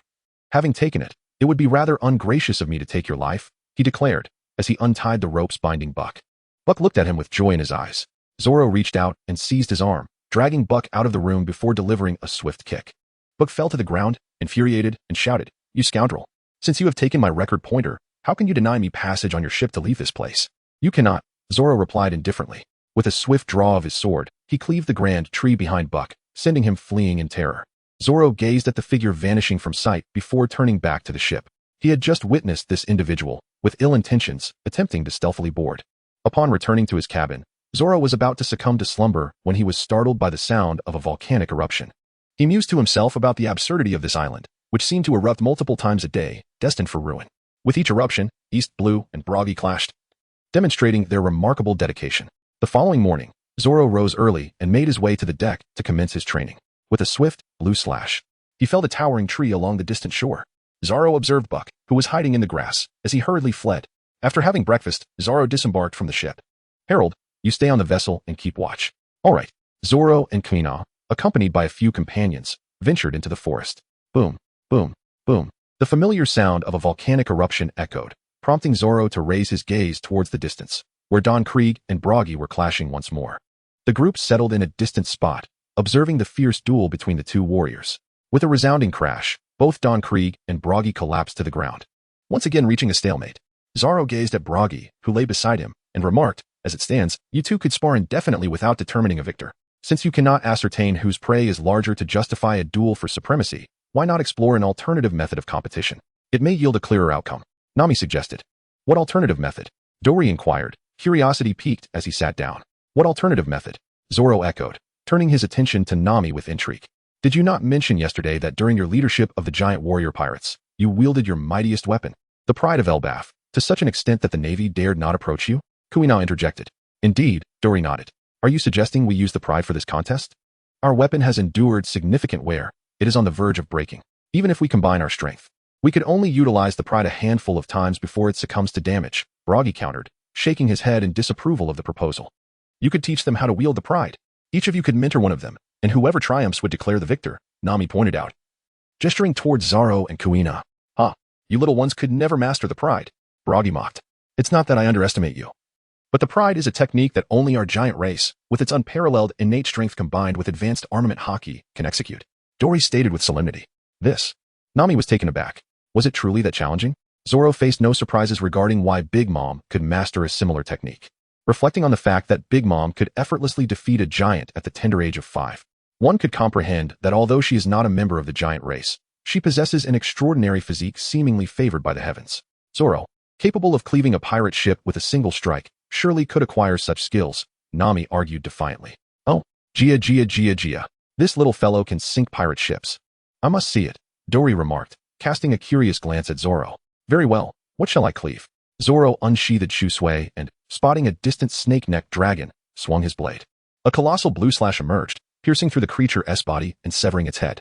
"Oh," Dory observed Zoro with amusement, noting how this seemingly ordinary human child could unleash the prowess of a grand swordsman. "And what of you?" Baroque inquired, turning his gaze towards Kuina. Kuina silently drew her Wado Ikamanji and executed a strike that produced a white, spiraling slash over a meter long, felling a large tree. "How delightful," Baroque exclaimed, watching Zoro and Kuina. "Yet, your abilities are not on par. No matter how we teach you, it would merely lead to Kuina's defeat," Dory remarked. "Moreover, it is quite possible that you may not grasp the art of Conqueror's haki. We ought to consider another approach." "Are you suggesting we battle until we grow old?" Nami retorted. Dory and Baroque fell silent. "Why not return to the sea and hunt sea kings again? We could compare our catches," Zoro suggested, feeling exasperated, pondering how they could simply compete over who could capture the larger prey. "But where could we find such enormous sea kings again?" Dory questioned. "The calm belt," Zoro replied. "Hey, Baroque, that is a splendid idea," Dory exclaimed, rising to his feet. Indeed, Baroque concurred, also standing. "This time, victory shall be mine." "I shall undoubtedly prevail," Dory declared stubbornly. "Dory, Baroque, we discovered a record pointer that accurately tracks magnetic forces yesterday. We are planning to depart soon," Zoro suddenly announced. "Are you leaving so soon?" Dory turned to Baroque. "Shall we see them off?" "Of course." Baroque hoisted his massive axe. On the island, Zoro and his companions vanquished a dinosaur, bringing its flesh aboard their vessel. Meanwhile, the two giants walked along the riverbank, gradually keeping pace with the ship. "Hey, Zoro, did you comprehend what I said?" Eastleigh inquired, glancing at Zoro on the deck. "I have taken note," Zoro replied. Earlier, Eastleigh had imparted to him the technique of haki, which essentially involved the advanced application of armament haki to create a shockwave, skillfully integrated with swordsmanship to execute the haki technique. However, Zoro believed that even if he could achieve it, it would only be a pale imitation, akin to the counterfeit prowess of Big Mom. As the vessel sailed out of the river and into the open sea, a colossal sea creature emerged from the depths, fixating its gaze on Zoro and his party ship. "Watch closely," Eastleigh and Baroque shouted in unison. Elbaf's mightiest spear, haki. Zoro sat at the stern of the ship, observing as the two individuals unleashed a formidable shockwave. Rushing to the opposite side of the vessel, he witnessed the island monster being pierced by the force of their attack. Standing at the edge of the two shores, Dory and Baroque's weapons began to crack under the strain, and they exchanged knowing smiles. "Dory, shall we engage in one more battle before we venture into the calm belt to hunt sea kings and compare our prowess?" Baroque proposed. Dory raised his colossal sword high and exclaimed, Gia. "Certainly." Zoro gazed at the small garden behind him as the ship gradually receded from view until it vanished entirely. In the ensuing 2 days, Zoro commenced his training in armament haki, while Harold continued to hone his ability to alleviate fatigue and pain through the powers of the slip fruit. Kuina imparted her knowledge of observation haki and armament haki development to Akin. Meanwhile, aside from some fundamental training and the cultivation of her observation haki, Nami occupied herself by sketching nautical charts by the window of the ship. Zoro, with a dumbbell raised in his left hand, took a bite of roasted sea beast meat with his right. Beneath him, Akin was performing one-handed push-ups. "Take your time, there's no rush. Just 100 more and you'll be able to eat," Zoro remarked nonchalantly. Nearby, Harold, sweating profusely as he maintained a horse stance while bearing stones, muttered to himself. "My master must be a devil." Zoro turned to him and encouraged, "Keep it up. Just half an hour more and you can eat." Meanwhile, Nami reveled in the sea breeze, casting a glance at the training trio, contemplating how trivial her own training seemed in comparison. Half an hour later, Zoro sat upon the deck. Beside him was Akin, ravenously devouring the flesh of a sea beast.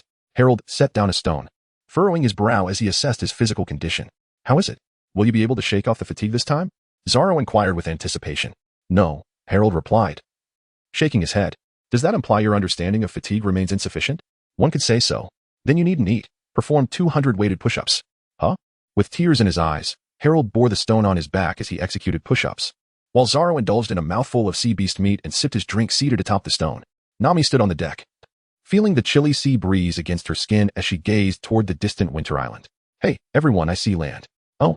Zoro leaped down from Harold's back and made his way to the bow of the ship, gazing at the snow-capped mountains of Winter Island, resembling magnetic drums.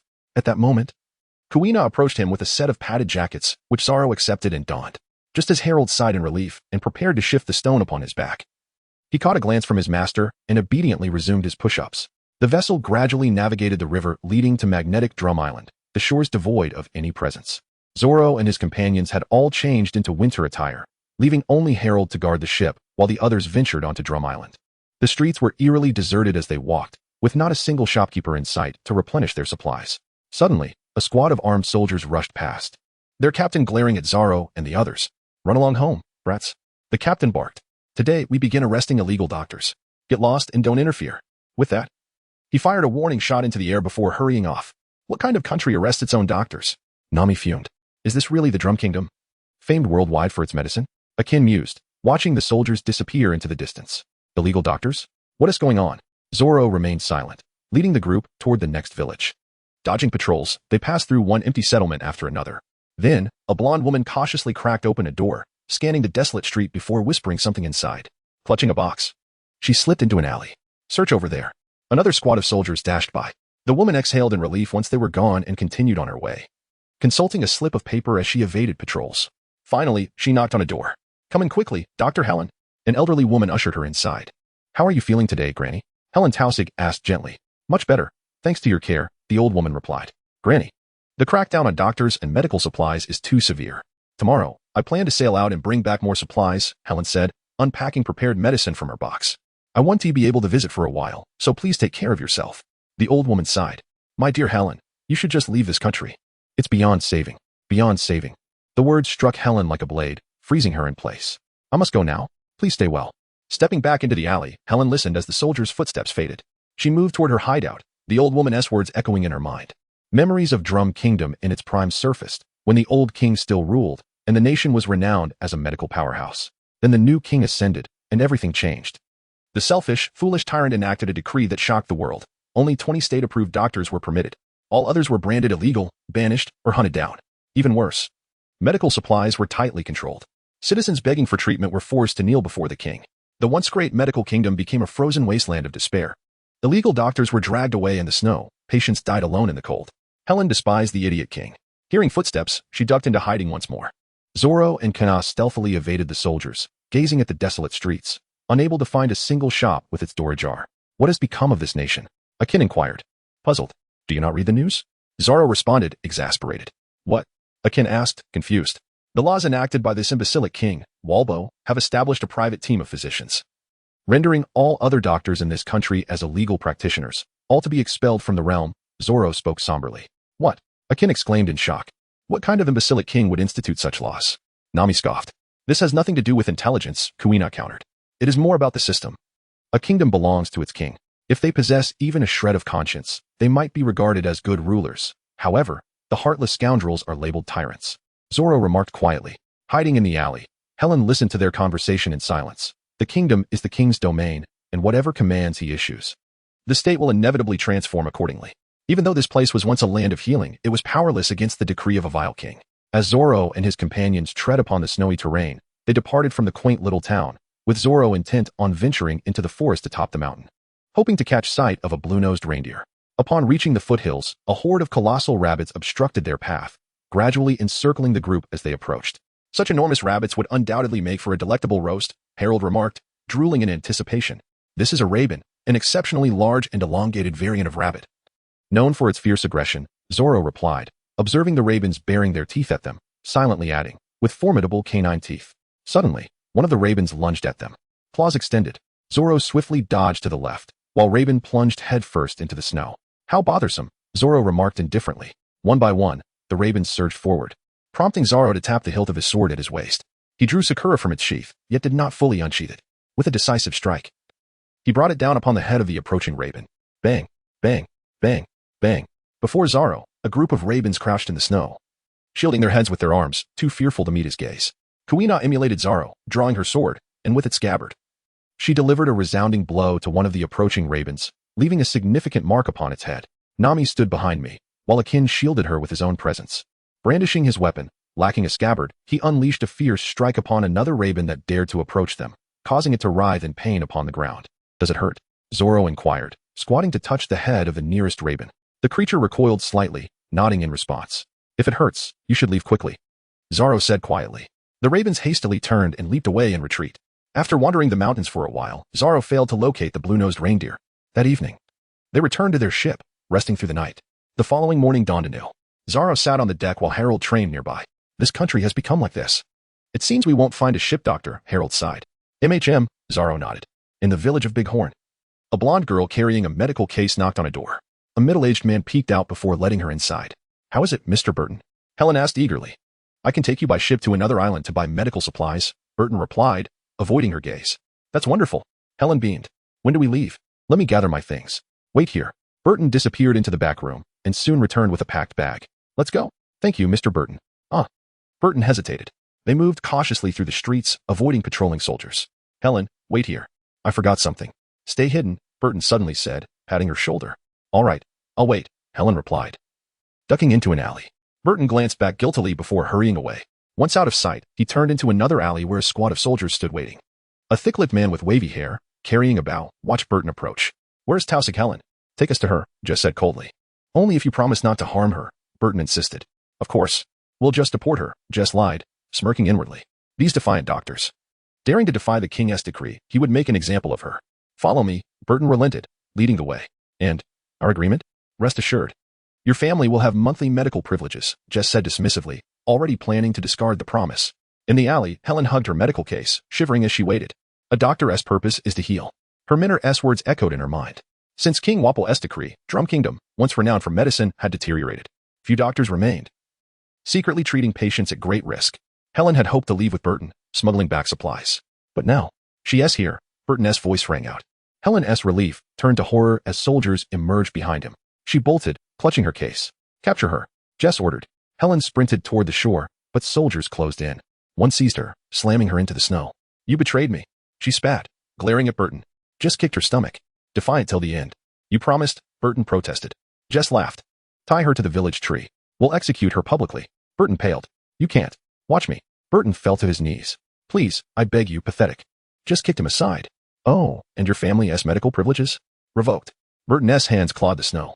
Helen would die because of him, his family left helpless. With a roar, he lunged. You bastard. Thwip. An arrow struck true. Jess drew his bow and shot an arrow into Uncle Bolton's right leg, sneering. Ha ha ha. Caught a henchman of Dr. Helen. This scoundrel has been harboring an illegal doctor. Seize him and prepare for execution. Let me go, you bastard. I'll kill you. Bolton roared as soldiers pinned him down. Jess laughed triumphantly, for he had the medical resources firmly in hand, thereby controlling the fate of the people in this nation alongside His Majesty the King. By the village's edge, Dr. Helen glanced at Uncle Bolton, similarly bound and hanging from a tree, then turned her gaze to the villagers surrounding the settlement. The soldiers, armed with rifles, formed a circle, vigilantly surveying the densely packed crowd. Look here, this is the illegal doctor, Toxic Helen, the villain responsible for unlawfully treating countless patients and causing untold deaths. Today, we shall execute her publicly, avenging those lost lives and serving our esteemed king by eliminating this lawbreaker. Jess proclaimed loudly at the center of the soldiers. The villagers, fists clenched in anger, yearned to exact revenge upon Jess. Oh, and this man, Bolton, had the audacity to harbor the illegal Dr. Helen. He is her accomplice and shall be executed as well, Jess added, patting a nearby soldier on the shoulder. This soldier apprehended Dr. Helen and her accomplice Bolton. And as a reward, His Majesty has decreed that this soldier's family shall receive a monthly opportunity for free medical treatment. Listen up. Today, I have gathered you all to send a message to the remaining illegal doctors in our midst. There is no future for those who linger in this country. Furthermore, if anyone knows the whereabouts of other illegal doctors, you must inform us so that you need not worry about medical care in the future, Jess proclaimed, his laughter echoing ominously. Bah. Dr. Helen spat at Jess from her position. You wretches. With you around, this nation is doomed. Jess, darkly wiping the warm saliva from his face, coldly ordered, execute her. Now, put an end to this audacious illegal doctor. The soldiers raised their rifles, aiming at Dr. Helen. Release Dr. Helen, you bastards. A white-haired old woman, leaning on a cane, stepped forward. Step back. The soldiers warned. I want tea. I am old. I fear not death. If it takes my life to save Dr. Helen, then do it, she retorted defiantly. Kill her, Jess commanded angrily, appalled that an old woman dared to disrupt the execution. Bang! A soldier fired into the air, warning, "Old woman, retreat. Otherwise, I shall have to follow Lord Jess's orders to eliminate you. I want tea." The old woman pouted. In a fit of rage, Jess kicked a soldier down, seizing the rifle and aiming it at the old woman. "You scoundrel! Put down the gun." The villagers, unable to endure further, surged forward to shield the old woman, charging at Jess. Bang! The gunshot rang out as Jess shot at a villager who fell to the ground. The villagers, witnessing their injured comrade, forcibly pulled the old woman back, retreating slowly. "Bastard Jess, I will kill you. Let me go." Dr. Helen struggled against her bindings, her teeth grinding in fury as she glared at Jess. "Ha ha ha. Can you kill me? You fool." Jess taunted, gazing mockingly at Dr. Helen hanging from the tree. After a moment of futile struggle, Dr. Helen, exhausted, looked at Jess with despair. "You wretches will meet a grim fate. One day, the people of this nation will rise against you, no matter the cost." "Ha. I await that day." Jess laughed maniacally. Suddenly, a blue strike sliced through the air towards Jess's head, swiftly followed by a white strike that severed the ropes binding Dr. Helen and Uncle Bolton. The blue strike struck Jess, who, only a moment ago, had been so arrogant, was now left headless, his body collapsing into a pool of blood. Charge! Countless villagers surged forward, breaking through the soldiers' defenses. Soldiers, witnessing the death of their leader, chose to abandon their post, fleeing in panic. Some kicked at the soldiers, others rushed to free Dr. Helen, while a few dragged Uncle Bolton away. Dr. Helen sat on the ground, feeling the ropes loosen, staring blankly at Jess's lifeless body. Who could have the power to slay the once mighty Jess? "Stop dawdling, Dr. Helen. You must flee. After this, there is no hiding in this country any longer," the old woman urged, shaking her shoulders anxiously. Yes. Dr. Helen quickly stood, about to run, but suddenly worried for the old woman. "What will happen to you? You saved me, and the king will seek retribution." "Oh, at such a time. You still worry about us? If you don't run now, you won't be able to escape." The old woman pushed Dr. Helen towards safety. "Foolish girl, go. Never return. The king will not pursue us. The law does not punish the masses." The old woman insisted, giving Dr. Helen a gentle push. Tears streamed down Dr. Helen's face as she ran, glancing back at the old woman calling after her. She fled the village, heading towards the sea. In the distance, Zoro stood behind a house, sheathing his sword, quietly observing Dr. Helen as she moved further away. He had heard Jess's words clearly, but being aware of the true nature of the events, he could not believe the claims of illegal doctors. These scoundrels, persecuting doctors, they deserve to be eradicated. Nami exclaimed angrily after hearing Zoro's account of the situation. "Fool, we can rescue the doctor from the shadows, but we must not confront the king openly." Zoro replied with a hint of exasperation, patting Nami's orange hair. "Why not? You are so powerful. Why not just cut them all down?" Nami insisted. "Because Drum Island is a member of the world government," Zoro stated calmly. "All right, let us return to the ship. To avoid suspicion, we must leave this island immediately," Zoro suggested with a smile. Kuina sheathed her sword, casting a disapproving glance at Zoro, who was trying to distance himself from the situation. The group hurried back to the ship, Zoro stowing the anchor and raising the sail, taking one last look at the snowy country before retreating indoors. As the ship slowly departed the dock, Zoro sat inside, sipping a drink, casting a sidelong glance at the board leading to the lower deck. "Hey, Harold. I want a drink. Bring me one," he called. "Huh? Master, you haven't finished the one in your hand." "Enough chatter." Zoro struck Harold firmly on the head. The blonde, nursing the large bump on his skull, pouted as he descended to the next level of the ship. He turned on the lights and was startled by the sight of a pale woman huddled in the corner, clutching a medical box. "Are you human or a ghost?" Harold stammered. Helen, upon seeing the newcomer was merely a child, sighed in relief and waved her hands. "Keep it down. I'm just hiding on your ship for a bit. I'll disembark at the next island." Just as Harold was about to respond, Helen rushed towards him, wrapping her arms around him. Harold activated his ability, slipping out of her embrace. "Please don't shout. I'm not a thief. I'm begging you. Let me stay here for a few days, all right, handsome?" Helen pleaded. "Hey, idiot blonde. Where's the drink I ordered?" Zoro's angry voice echoed from above. Harold glanced up at the exit and then back at the woman before him. "Come with me. My master has already noticed you." He began to ascend the wooden ladder. Helen, shocked into silence, recalled that when she had stealthily boarded the ship, only the blonde had been sprawled asleep at the table. How had she been discovered? Biting her lip, she hesitated, contemplating whether they would throw her overboard if they learned she was a doctor from Drum Island. Perhaps they would even be eager to hand her over to the soldiers from her homeland. "Don't hesitate. My master won't harm you," Harold assured her. Determined, Helen followed Harold up the ladder, resolving to cling to the ship until they reached the next island. Hey, Harold, you're terrifying. Every time you come out from below deck, you bring a woman with you. What are you consuming, slippery fruit? It's more like a woman fruit." Zoro teased with a mischievous grin. Cough, cough. Kuina lightly cleared her throat, signaling him to tone it down. However, Nami and Akin were quite surprised by the woman trailing behind Harold. They had not anticipated anyone guarding the ship, nor that someone could sneak aboard. Master, please don't joke with me. Harold waved his hands awkwardly. Huh. Zoro punched Harold on the head, his haki enveloping his fist, sending him crashing into the deck. You know what's embarrassing? I put you in charge of watching the ship, and an ordinary woman can sneak on board.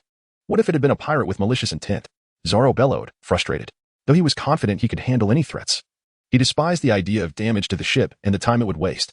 Yes, I'm sorry, Harold managed to say as he sat up from the deck, his face swollen and bruised. Next time we go out, Akin and Nami, you two will keep watch with Harold. I don't want to see anyone else sneaking aboard. Zoro took a deep breath, feeling Kuina massage his shoulders. Understood. Nami and Akin exchanged nervous glances at Zoro's tightly clenched fists. And you, Zoro directed his gaze towards Helen. Because you snuck onto our ship and startled the crew, you owe us some compensation for the mental distress. All right. Helen looked nervously at the large hole in the deck, nodding without hesitation. But I have no money. I'm a doctor. Can I work for you to pay off the debt? No problem, Zoro replied, turning to Nami. Nami, calculate how much she owes us for the mental distress and let her know how long she needs to work to repay it. Nami stared at Zoro, suddenly realizing something. It's a trap. On the deck, Zoro lounged in a chair, soaking up the sun and sipping a drink. They had traveled far from Drum Island, and the weather had become considerably warmer. After Nami's calculations, Dr. Helen would be working as their ship's doctor for half a month to repay her debt. Nami had offered her a position aboard, promising to overlook her sneaking onto the ship, but Helen chose to decline. After what had happened, she could no longer return to Drum Island. Doing so would only lead to increased military efforts to capture her. She was uncertain of who had saved her or what her next step should be. Helen glanced at Harold, who had allowed her to board due to his laziness. After Zoro's punch had left him bruised, he had recovered as if nothing had happened. She then looked over to Akin, who was doing one-handed push-ups while carrying a load. Observing the crew's activities, admiration filled Helen's eyes. If only she possessed such strength. She would no longer fear the soldiers from Drum Island. She could treat whomever she wished without fear of obstruction, trampling anyone who dared to interfere. Harold paused his intense training, panting heavily, before picking up his sword to practice his swings. Hey, take a break. Exercising without limits will harm your body, Helen warned. Watching him with concern. It's fine. You don't need to worry about him, Zoro replied nonchalantly. Then, Harold set down his sword, smiling as a small black bubble slipped from his hand. He approached Kuina and took a fish from her bucket. He pressed the fish against the black bubble, which then penetrated its body, causing the fish to thrash violently as if electrocuted, eventually dying. I'm a slippery person who has eaten the slippery fruit. I can expel all my fatigue, so exhaustion is non-existent for me. I only feel hunger, not fatigue, Harold boasted, grinning at Helen. In fact, Harold had successfully developed this ability the night they rested outside Drum Island. Helen watched in astonishment. She had heard of devil fruits, but never imagined one could possess such a wondrous ability. Touching the dead fish handed to her by the blonde, she realized it had succumbed to the immense fatigue he had exerted. That's incredible. It's as if you've disregarded the need for medicine altogether, Helen remarked. Regarding Harold, this fruit must be quite rare, right? Not particularly, Zoro interjected, adding silently to himself, it was obtained through a promise. Harold, shouldn't you get back to practicing your swordsmanship? Zoro suggested. Yes, master. Harold quickly picked up his sword and resumed his training. Suddenly, a sea beast erupted from the water, towering over the ship and soaking everyone with splashes of seawater.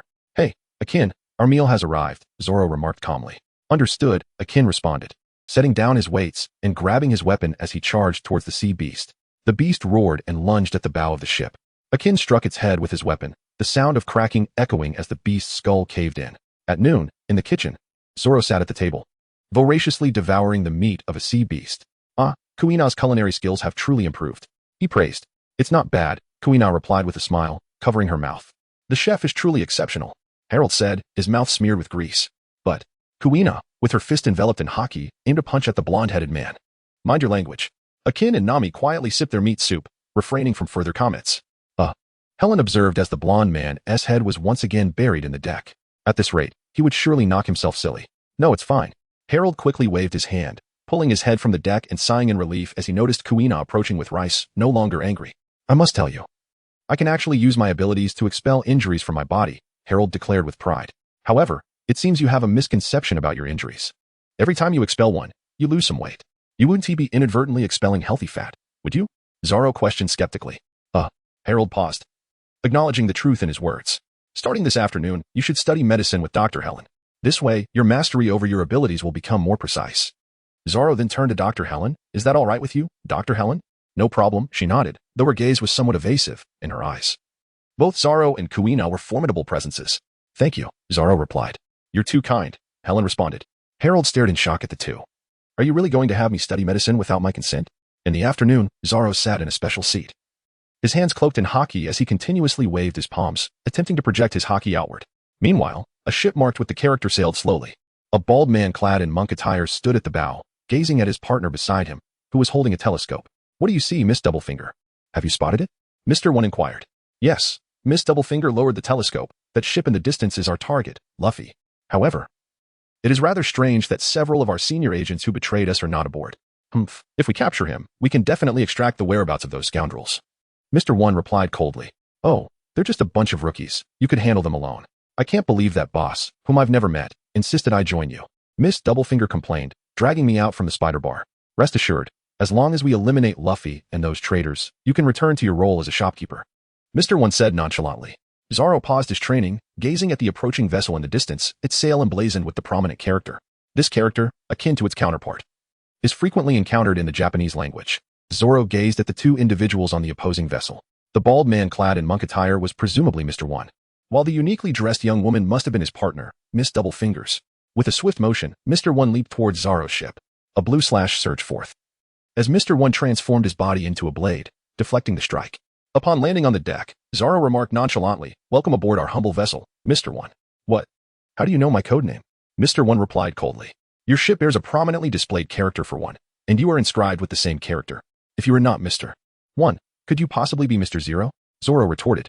Mr. One, along with Miss Doublefingers, fell silent as he regarded Zoro. It became evident that they had indeed been too ostentatious. Zoro gazed in silence at Mr. One, who bore an expression of understanding, pondering to himself whether they were all deranged. As a clandestine organization aiming to subvert a nation's authority, one would expect them to communicate through codenames and covert means like telephone bucks. Yet, each member seemed to have their codenames emblazoned upon their vessels. What a curious folly. Mr. 2. Von Clay was no exception, nor was Mr. 1. Security? Is this truly it? However, recalling the even more outrageous Mr. 3 with his peculiar hairstyle, Zoro found a measure of solace. Perhaps this was merely the eccentricity of a grand organization. Have you ever encountered someone capable of cleaving through steel?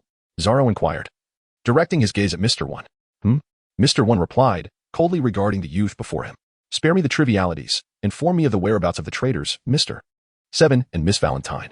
Mr. 7 is dead, and so is Miss Valentine, Zoro lied, as he had no qualms about fabricating the truth. Considering that Old Sand believed Miss Valentine had betrayed them and sent Mr. 1 to hunt her down. I see. Mr. 1 nodded indifferently, and then his fingers morphed into lethal blades, lunging towards Zoro. Allow me to witness your prowess, you prodigious swordsman, he proclaimed. Clang, clang, clang. Zoro deftly parried each of Mr. 1's strikes, and, suddenly retreating, turned to the golden-haired Harold. Engage him for a moment. I wish to assess your recent progress. Understood, master. Harold responded eagerly, drawing his sword and swiftly advancing toward Mr. 1, launching an attack with Snow Walk. What is the meaning of this? Mr. 1 scoffed, transforming his arm into a blade aimed at the youth obstructing his path. Clang, clang, clang. The blade-like arms of Mr. 1 clashed repeatedly with Harold's Snow Walk. Utilizing his speed, Harold circled around, evading each of Mr. 1's oncoming strikes with agility. This fellow possesses the superhuman ability of the quick/fruit, allowing him to transform his entire body into blades as hard as iron, providing formidable defense. Ordinary attacks cannot harm him, and even my slashing waves can be withstood. Zoro explained to those nearby about Mr. 1's fruit abilities. Mr. 1, feeling the annoyance of the golden-haired youth, was taken aback as he overheard Zoro articulating his powers. This fellow seems to know me rather well. Has he conducted a thorough investigation into my abilities?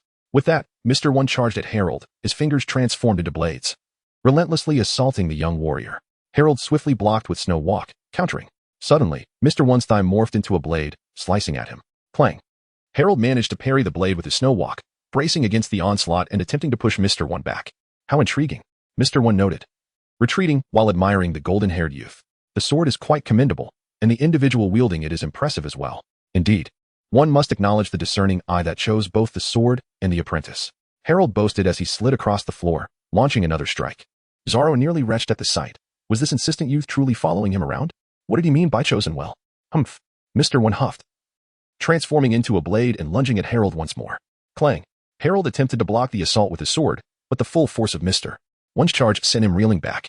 Zoro gazed at Mr. 1, who had transformed into a sharp blade, poised to pierce his armor. With his palm enveloped in haki, Zoro delivered a powerful blow, sending Mr. 1 flying. Dazed, Mr. 1 reverted to his normal form, tumbling onto the deck, his face now bearing a deep dent. What? Mr. One exclaimed, astonished as he regarded Zoro's hand, curious about the nature of his power. I don't care if this duel results in injury or death. But you shall not harm my ship, Zoro declared with a smile. On the opposing vessel, Miss Doublefinger pointed at her partner, who had been struck down by the green-haired youth, and quickly leaped over. It seems my decision to accompany you this time was indeed correct, she said, her expression serious as she fixed her gaze on Zoro. Mr. One, lost in thought, contemplated Zoro's strength.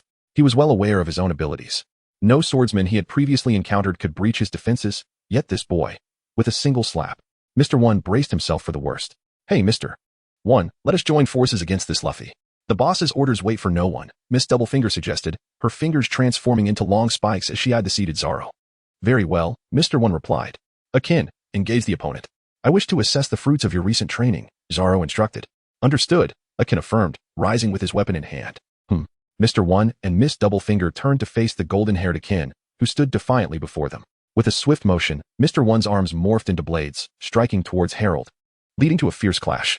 Miss Doublefinger regarded Akin coldly, observing the peculiar weapon he wielded, resembling a fusion of a cane and an iron ball. You think you can stop me? She scoffed. Why not give it a try?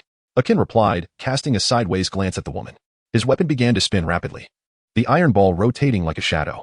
Since the day he realized his inadequacy, he had dedicated himself wholeheartedly to Zoro's rigorous training regimen, weight training. Honing his observation haki, though he lacked Zoro's extraordinary physique and Kuina's innate talent, he had never neglected a single session. His training was relentless, even more so than others. As he understood that his strength paled in comparison to Zoro and the others, Miss Doublefinger lunged with her spiked fingers, but Akin's swift shadow-like assault caught her off guard, causing her to cry out in pain as she stumbled back. Glaring at the bent spikes, Miss Doublefinger glared at Akin, who calmly spun his weapon. She leaped onto the railing, curling her body, her exposed form sprouting thick spikes as she transformed into a whirling ball of thorns. With a grim expression, Akin charged forward, striking his iron ball with all his might against her thorny form. Miss Doublefinger was sent flying back towards their ship, colliding with the mast and splintering it. We must not damage the deck, Akin murmured. That guy? Mr. One, having forced Harold back, stared in disbelief at Akin, who had just sent his partner sprawling. The crew of the ship had rendered him and his companion utterly helpless. Mr. One, who believed himself to be the strongest under the boss's command, was astonished that he couldn't even handle a mere child. With his feet transforming into blade-like appendages, he swiftly glided across the deck, thrusting his arms towards Harold. What? This guy is quickening his pace, Harold exclaimed, barely managing to block the strike. Being distracted in battle can lead to death, Mr. One remarked coldly, launching a kick towards his opponent. Mr. One was taken aback as his blade-like foot was evaded, forcing him to retreat a few steps as he scrutinized his adversaries. 95, Kuina, how dare you sneak around behind my back? Harold charged at Mr. One, wielding his weapon. Slice him. Mr. One prepared his stance, his fists coming together as he closed his eyes. Harold's weapon struck rapidly against Mr. One. Yet it felt as if he were striking steel, leaving no mark upon his opponent. Gasping for breath, Harold stepped back, astonished by Mr. One's unscathed form. Though you possess the power of a devil fruit, allowing you to deflect my strikes, I too can harden myself to the indestructibility of steel. You shall not breach my defenses, Mr. One stated nonchalantly. I see, Harold replied with a smile, gripping his weapon once more as he charged forward. Slice him. Mr. One resumed his stance, waiting for Harold's attack. With a triumphant grin, Harold approached, extending his left hand as a black bubble emerged from within him, floating into Mr. One's body. What? Mr. One gasped, observing the rejuvenated golden-haired youth across from him. Why did he suddenly feel fatigued? Haha. Zoro, watching from the sidelines, couldn't help but chuckle at the unexpected tactic. This guy has finally figured it out. How did he accomplish that? Mr. One pondered, his arms transforming into blades to defend against the approaching attack, still baffled by a sudden weariness. Experience my fatigue transfer, Harold proclaimed, extending his left hand as another black bubble emerged, swiftly soaring toward Mr. One. Understanding dawned upon Mr. One as he realized the source of his disadvantage. This individual not only enabled his movements to slide, but could also transfer fatigue out of his own body and into others. Mr. One's feet morphed into blades as he nimbly dodged the black bubble. How exhausting. Miss Doublefinger, who had just leaped back, was struck by the black bubble, panting heavily. Mr. One silently regarded his partner. Their mission was now impossible to complete. Akin, Harold, return, Zoro calmly instructed, picking up his sword, Kitetsu. Understood, Akin and Harold replied, sheathing their weapons and stepping back. Do you remember what I told you? Zoro positioned himself before Mr. One. You wish to witness someone capable of severing even steel? Mr. One replied coolly. Indeed, Zoro paused, however, should you abandon your boss, I would allow you to witness such a realm. Unnecessary, I shall never betray my boss, Mr. One retorted indifferently. Come, let me see your prowess. Very well, Zoro declared. Spiral draw slash. Mr. One's arms transformed into countless circular blades, whirling at high speed, resembling two electric drills as he charged at Zoro, who had yet to draw his sword. Die! He shouted, executing his attack. One sword style, lion song. In an instant, Zoro unsheathed his sword and sliced through Mr. One's body, standing behind him as he slowly returned the blade, Inma, to its scabbard, in the blink of an eye. As Zoro sheathed his sword completely, Mr. One let out a pained cry and collapsed to the ground, blood spilling forth. No, it cannot be.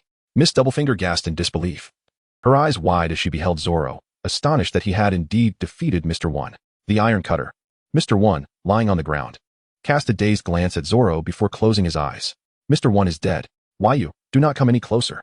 Miss Doublefinger cried out in terror, retreating as Zoro approached her. Die! As she saw Zoro nearing, she transformed her body into a thorny ball and charged towards him. Die!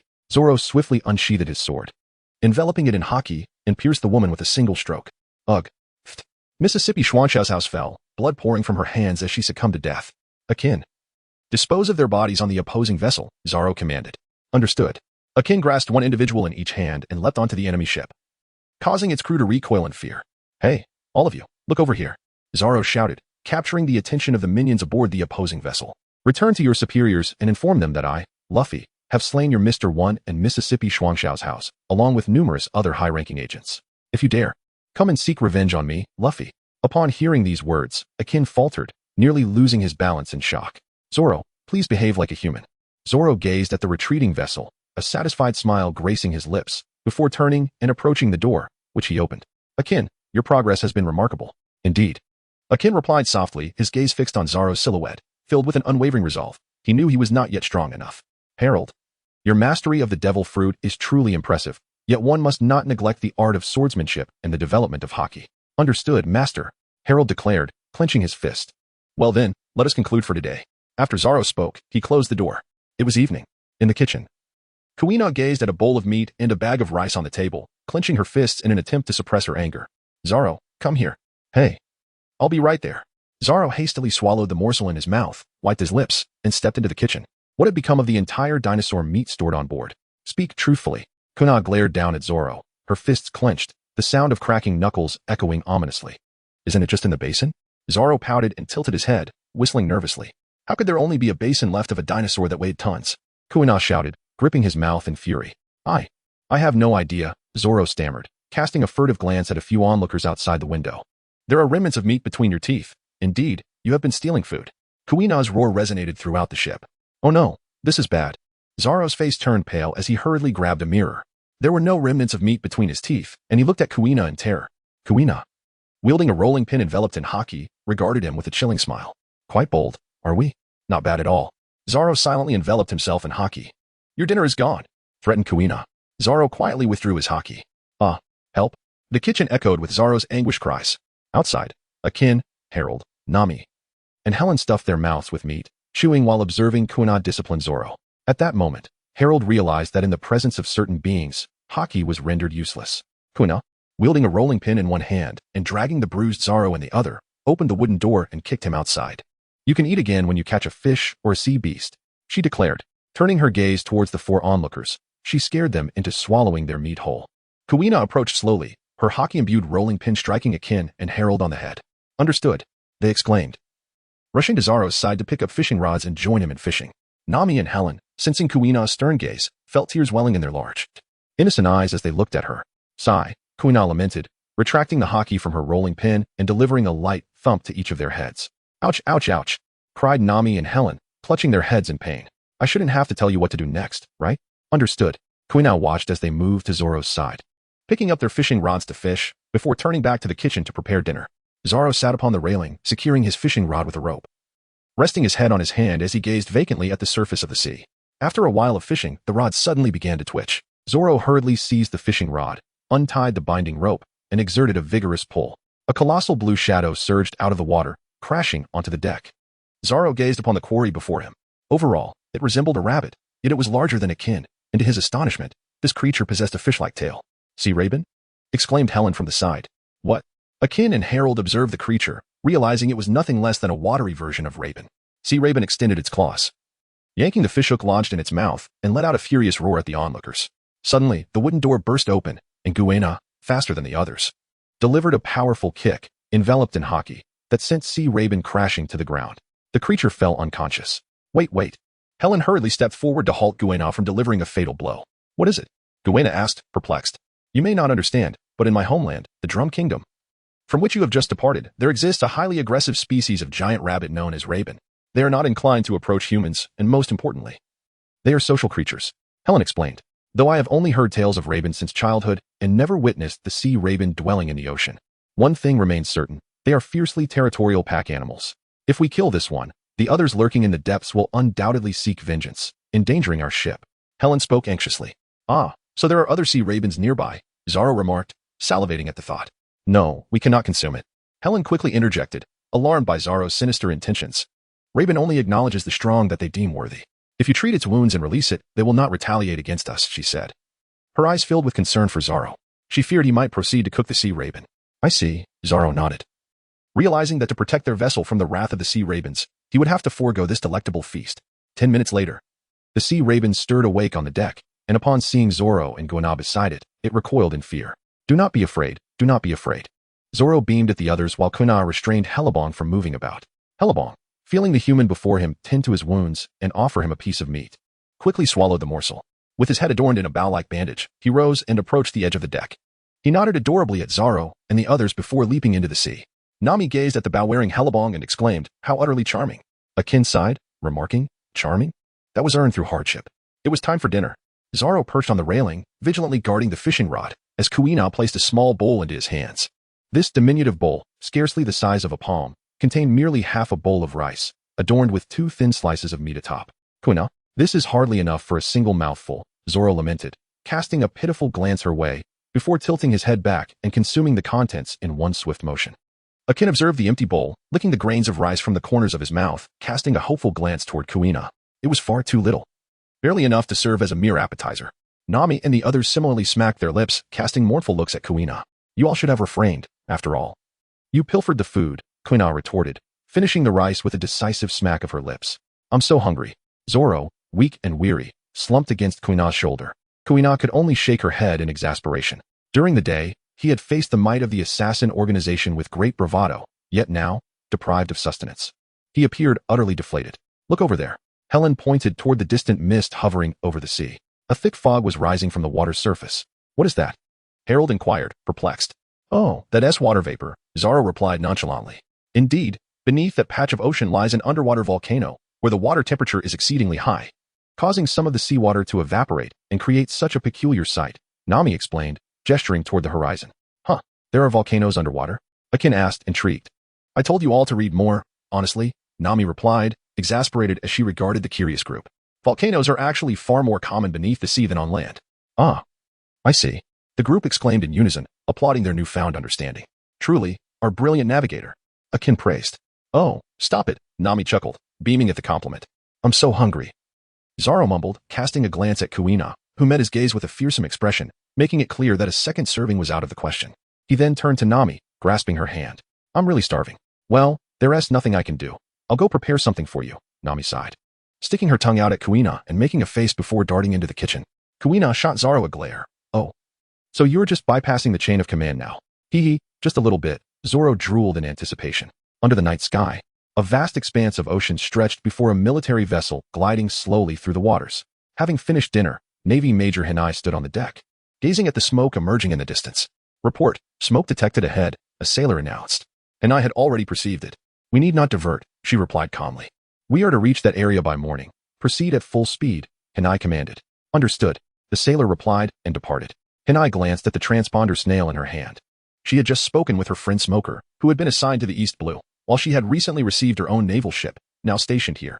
As the naval vessel entered the fog, Hinai stood on the deck, lost in thought, recalling significant events from her time at Navy headquarters. The warship emerged from the mist, and the sailors stared in shock at the deck, questioning, where is Major Hinai? Zoro swallowed hard, gazing at the captivating beauty adorned in a navy cloak of justice, suspended by a fishing line. What was the situation? As they traversed through the haze and inhaled the scent of sulfur, how was it that they emerged with a navy beauty caught on their line? Hinai, with a cigarette delicately perched between her lips, suspended in midair, glanced up at the flag, certainly not a pirate's ensign, before crossing her arms and scrutinizing the child before her. The scene unfolded at the chapter's end, Akin versus Hinai. Hey, little brat, Do you not intend to let me up? Hinai dangled from the fishing line, her cloak billowing in the sea breeze. Zoro regarded the Navy officer he had inadvertently hooked, feeling a twinge of exasperation. Hinai, seated on the deck, drew on her cigarette while surveying the children aboard. Alongside a rather fearsome-looking adult and another woman who exuded an unmistakable lack of combat prowess. Traffickers? It hardly seemed plausible. After all, it is rare for traffickers to capture a child and engage in jovial banter with them. Sighing, Hinai reflected on her momentary stupor that led her to be ensnared by the fishing line and drawn onto another vessel, uncertain if those ruffians would ever find her. With her strikingly vibrant pink hair cascading down her back, the female Navy officer held a cigarette with poise, clad in a fuchsia professional uniform and the Navy cloak. Zoro observed the woman before him, finding her somewhat familiar. Hello, may I ask? Guina inquired. I am Hinai, a Navy major. Hinai gazed at Zoro. Her curiosity piqued. There are only 2 adults on the ship. Are you not afraid of pirates? Akin covered his face, stating, to speak somewhat unrealistically, with my current strength, I can protect Nami. If I stand alongside Zoro and the others, it is they who are safeguarding me. Not afraid, Zoro shook his head, recalling pirate ships, which reminded him of the food they could seize from their vessels. He felt hunger pangs. Pirates?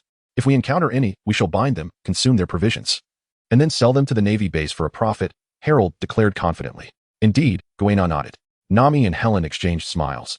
As the weakest on the entire ship, they truly had no say in the matter, and I was taken aback.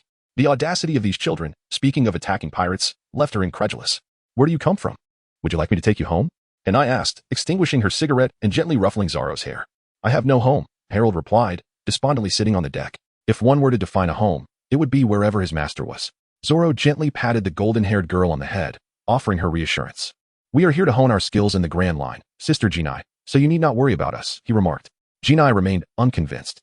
She turned to Alkin and Helen beside her, asking, Is your ship only carrying these 3 children and the 2 of you adults? There is one more child, Alkin replied, perplexed by this meddlesome woman's inquiries. How can the 2 of you protect these adorable children?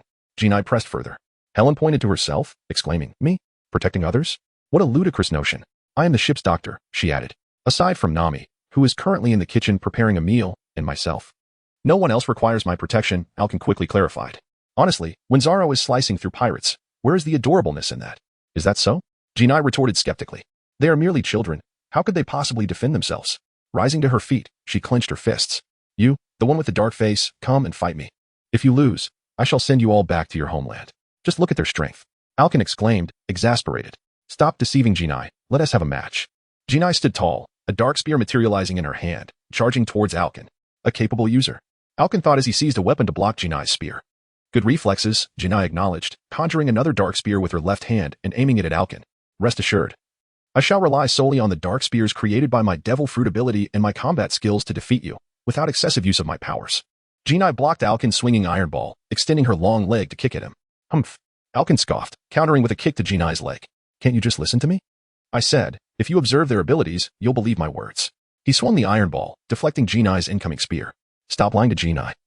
How could children possess the strength to protect themselves? Guina continued her relentless assault with 2 dark spears aimed at Alkin. He found himself retreating, forced into a defensive stance against this fierce naval officer. As Guina kicked towards him again, Alkin attempted to block, only for her to suddenly withdraw her left foot, positioning one spear against his weapon while striking his leg with the other. Alkin fell to the ground, confronting the pointed spear before him. Guina, satisfied, remarked, Your strength is quite commendable. She took a cigarette, lighting it as she continued. However, the Grand Line is far too perilous, with your abilities. Protecting so many children is quite a stretch. She decided, I shall escort you all to the naval base and then send you home. Alkin silently gazed at Zoro and the others behind him, who remained stoic, watching him endure the beating without uttering a word. Alkin, your strength is still insufficient. Zoro stated matter-of-factly. Indeed. Alkin nodded, returning to sit beside Zoro. Zoro cast a glance at Hinai, silently contemplating the notion that Akin's defeat at the hands of Major Hinai was hardly unjust, considering she was a product of specialized naval training. Once Akin awakened his dual haki, the outcome of their encounters would be far less certain. Dinner is ready. The wooden door swung open, revealing Nami, who emerged with a tray in hand, momentarily taken aback by the sight of the female naval officer standing on deck. When had a naval officer boarded their ship? Nami handed the tray to Harold, peering around curiously, yet failing to spot any naval vessel nearby. Hello, little sister. I am Major Hinai, and I shall escort you back to your hometown tomorrow. Hinai greeted Nami with a warm smile. Back home. Nami froze, her mind racing. This naval officer must be a devil, she mused. Having just sneaked out of her house to board Zoro's ship, she had even left a cheeky note for Belmere. Was this woman truly intending to return her home? Would she not face Belmir's wrath then? What is your relationship with Mama Belmir? Did she send you to capture me?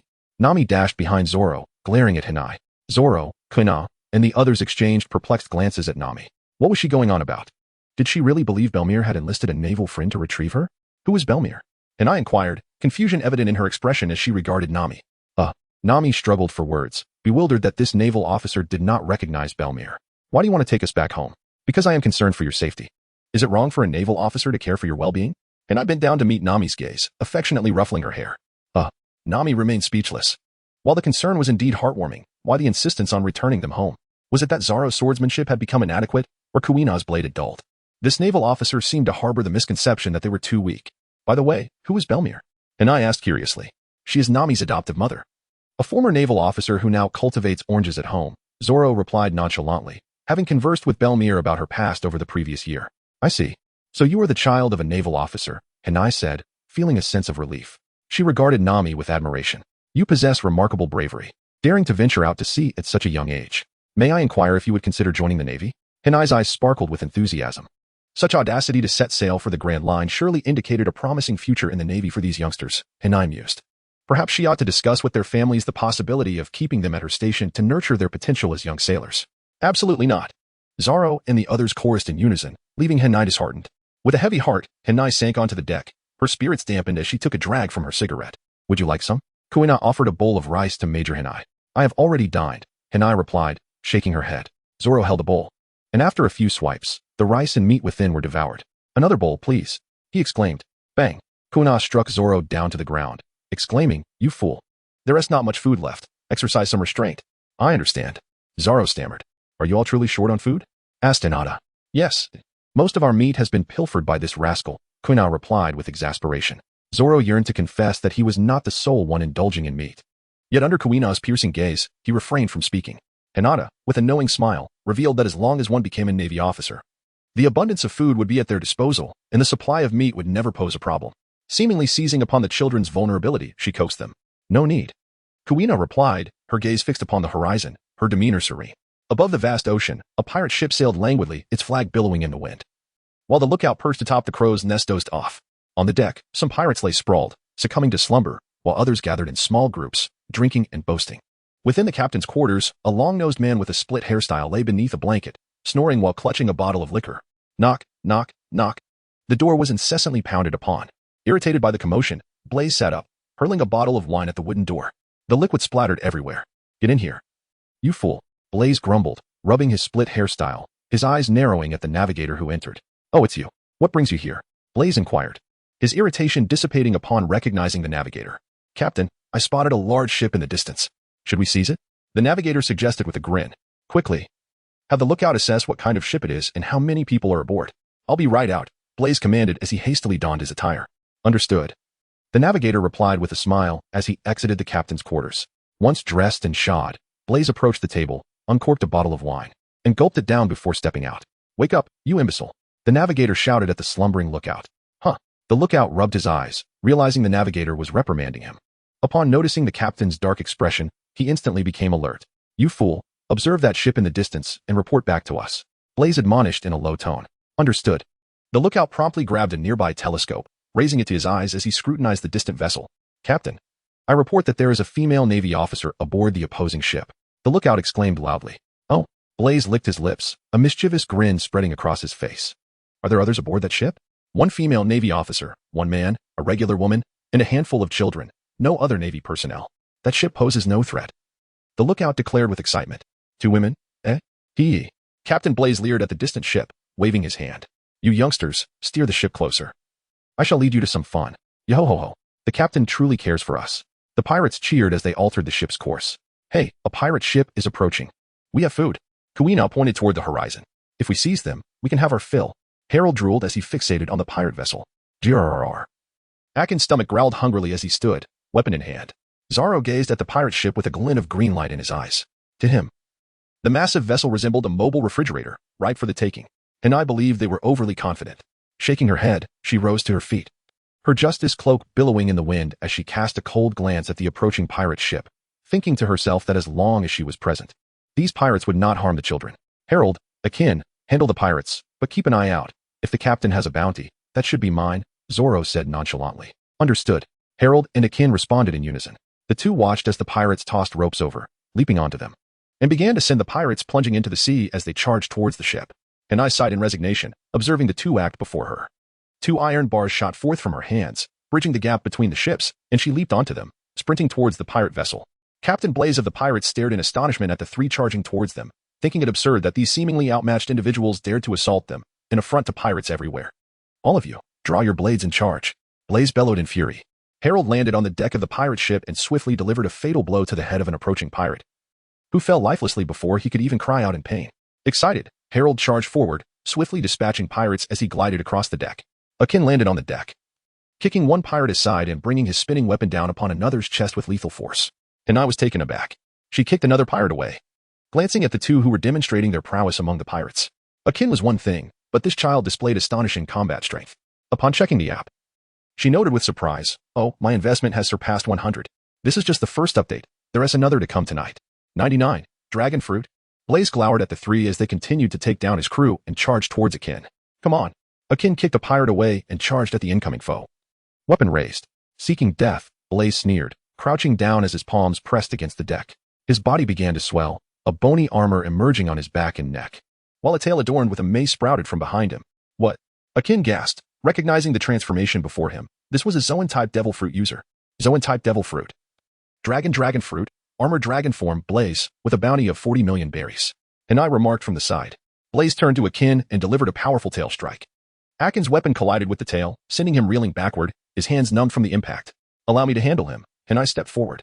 "No need," a familiar voice echoed. And Hanai turned to see the green-haired boy standing on the railing. Zoro slowly drew out Inma, while Akin approached his side, effortlessly taking down the approaching pirates. "Blaze. Is it?" Zoro remarked nonchalantly, his gaze fixed upon the armored dragon before him. "Ha ha ha, another little brat has arrived," Blaze chuckled in response. Meanwhile, Hinata, feeling a headache looming, watched as Zoro drew closer to Captain Blaze. She hurriedly imprisoned the pirates that rushed towards her with her powers and made her way towards Zoro.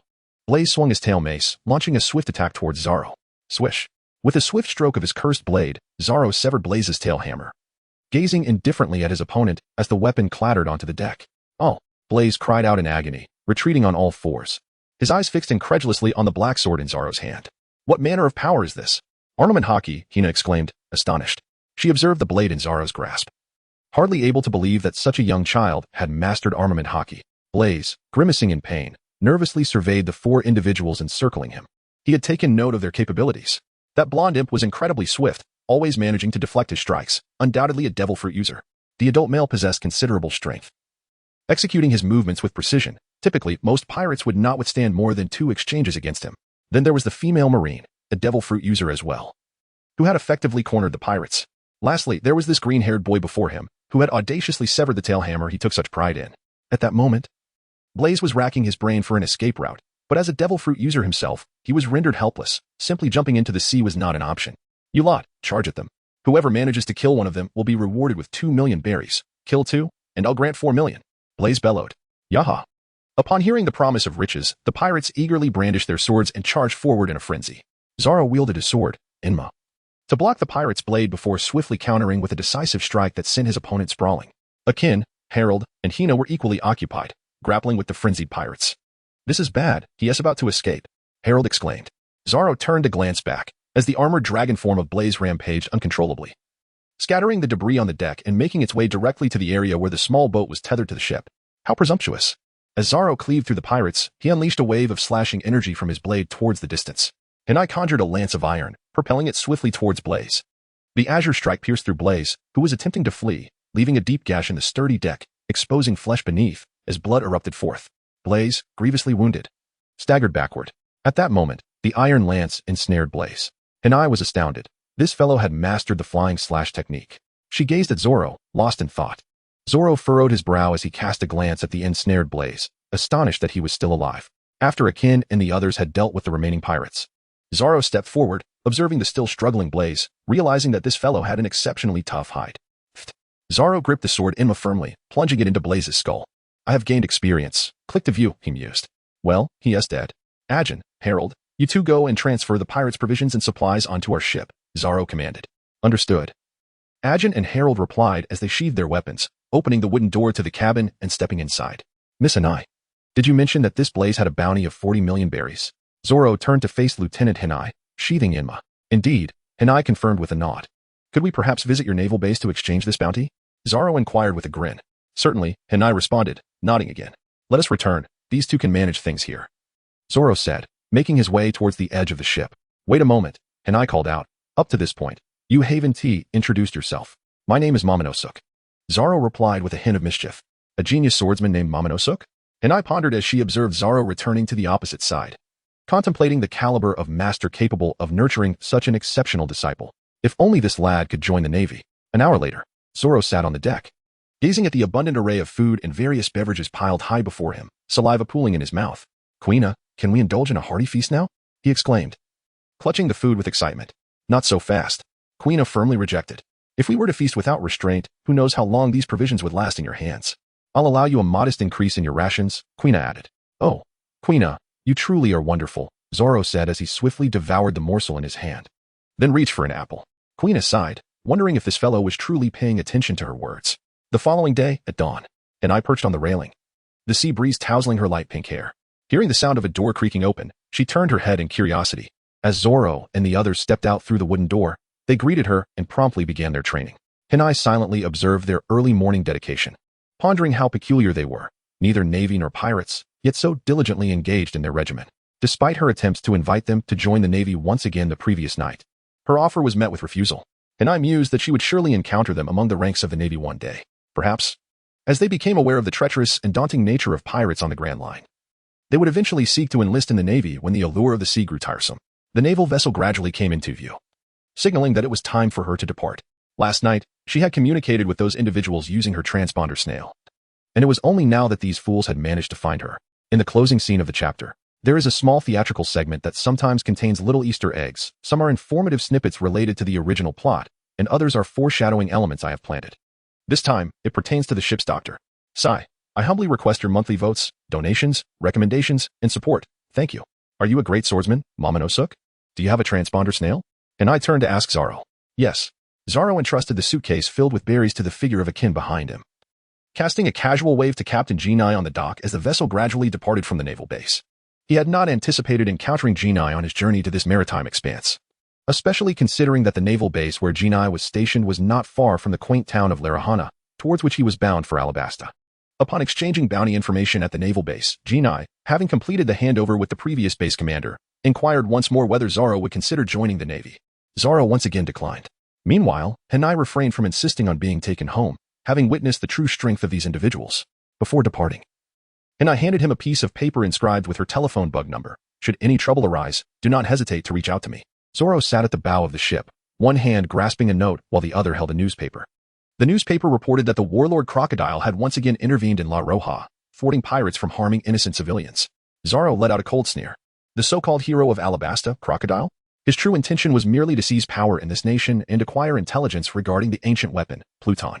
He truly required Major Nami's assistance, albeit only for the aftermath. Upon arriving in Alabasta, he would immerse himself in the charm of the desert kingdom while simultaneously taking down Crocodile's underlings. As the ship sailed across the ocean, Zoro contemplated whether he should eliminate Crocodile directly. However, he pondered the potential repercussions of taking down a Shichibukai, wondering if the world government would place a bounty on his head. Zoro shook his head, pondering that it was unlikely. As a warlord of the sea, being vanquished by another would not garner the attention of the world government for a worthless individual. They would simply appoint a stronger successor. After wrestling with his thoughts for quite some time, Zoro could not determine whether eliminating Crocodile would result in a bounty being placed on his head by the world government. Glancing at the note in his hand, Zoro came to a realization. Crocodile was defeated by Captain Smoker. It was of no concern to him. He chuckled softly. Zoro gazed excitedly at a photo of old Sand, his joy growing with each glance, as he tore off a piece of meat and chewed contentedly. Zoro, you're stealing food again. Kuina's expression darkened as she stood behind him, looking down disapprovingly. Bang, bang, bang, bang. Yes, my apologies. The ship meandered upon the sea, only 3 hours away from La Roja, yet Nami looked at Zoro in confusion, pondering why they continued to drift aimlessly. On the vast ocean, a pirate ship sailed gracefully, with pirates reveling on the deck, indulging in hearty drinks. Captain Jean tossed his hat aside and raised his goblet, proclaiming, "Brothers, let us toast to our bountiful haul." The pirates lifted their glasses, casting sly glances at the treasure chest beneath the captain, chuckling, "Cheers." They exchanged toasts with their captain, and even the lookout descended to partake in the merriment.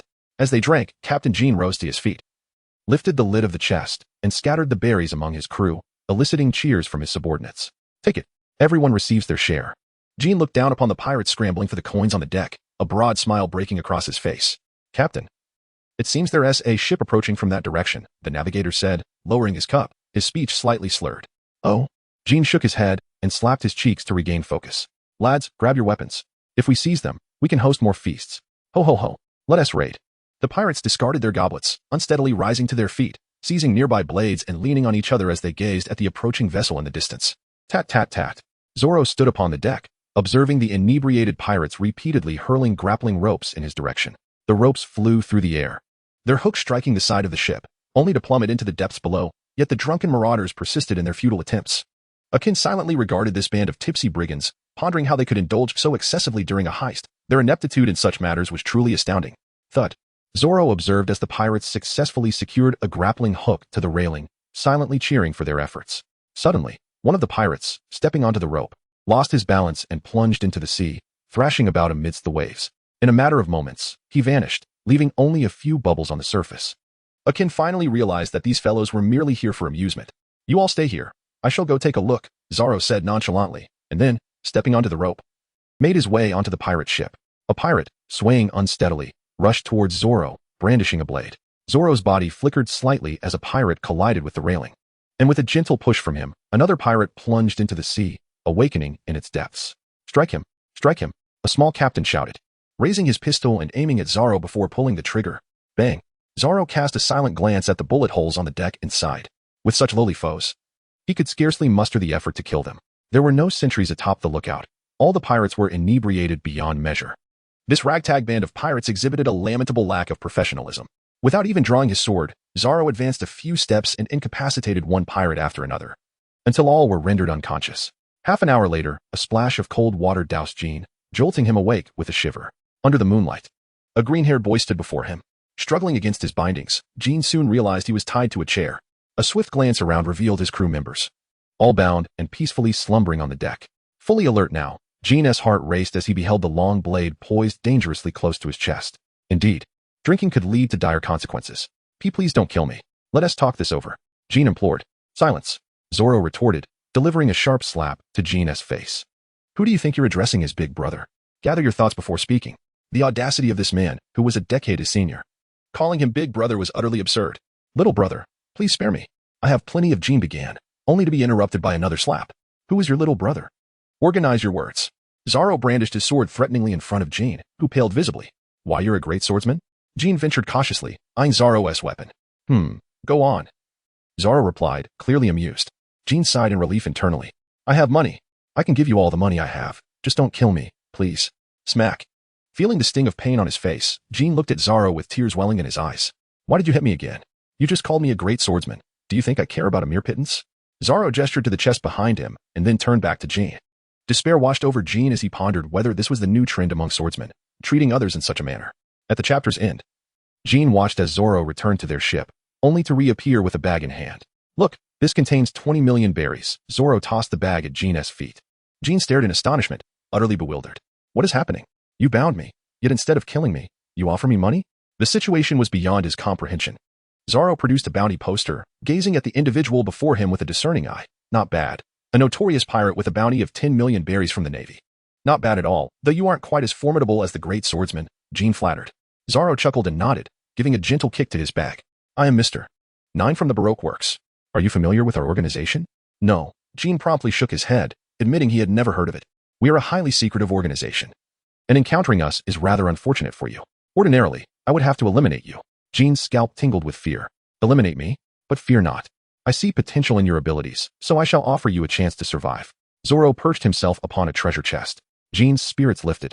As long as he had a chance, he would comply with whatever was required, as long as it did not involve his demise. I am offering you 20 million berries as an advance payment. You will assist us in staging a performance. Zoro cleared his throat. Tomorrow morning, you will attack Cat Area to the west of Roronoa, creating as much commotion as possible to frighten the townsfolk. The longer and louder the disturbance, the better. A trivial task. Jean responded without hesitation, causing a ruckus was his specialty. However, I have one stipulation. While you create chaos, do your utmost to avoid harming civilians. Shortly, Our boss will arrive to chase you away, performing a heroic act of saving the townsfolk from pirates. Zoro stated calmly. May I inquire, who is your boss? Jean probed cautiously. What sort of boss hires pirates to enact a hero's tale? Are you familiar with the 7 warlords? Zoro replied nonchalantly. The 7 warlords? Jean exclaimed, his eyes widening in shock as he recalled the news articles about the 7 warlords that had surfaced in Alabasta. Crocodile is your boss. Jean found it hard to believe that such a powerful warlord was orchestrating a heroic rescue. Now you understand.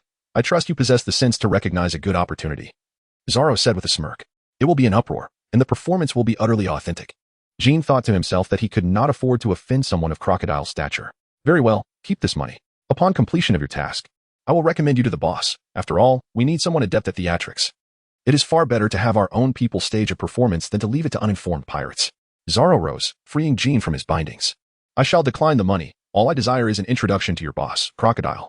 That alone excites me. Jean's face flushed with exhilaration at the prospect of aligning himself with the might of the warlord. Take the money. We at Baroque Works are fair in our rewards and punishments. Once you complete the task, you shall receive additional berries, Zoro encouraged. Patting Jean's shoulder as a seasoned member would a newcomer. How could I accept such generosity? Jean scratched his head bashfully.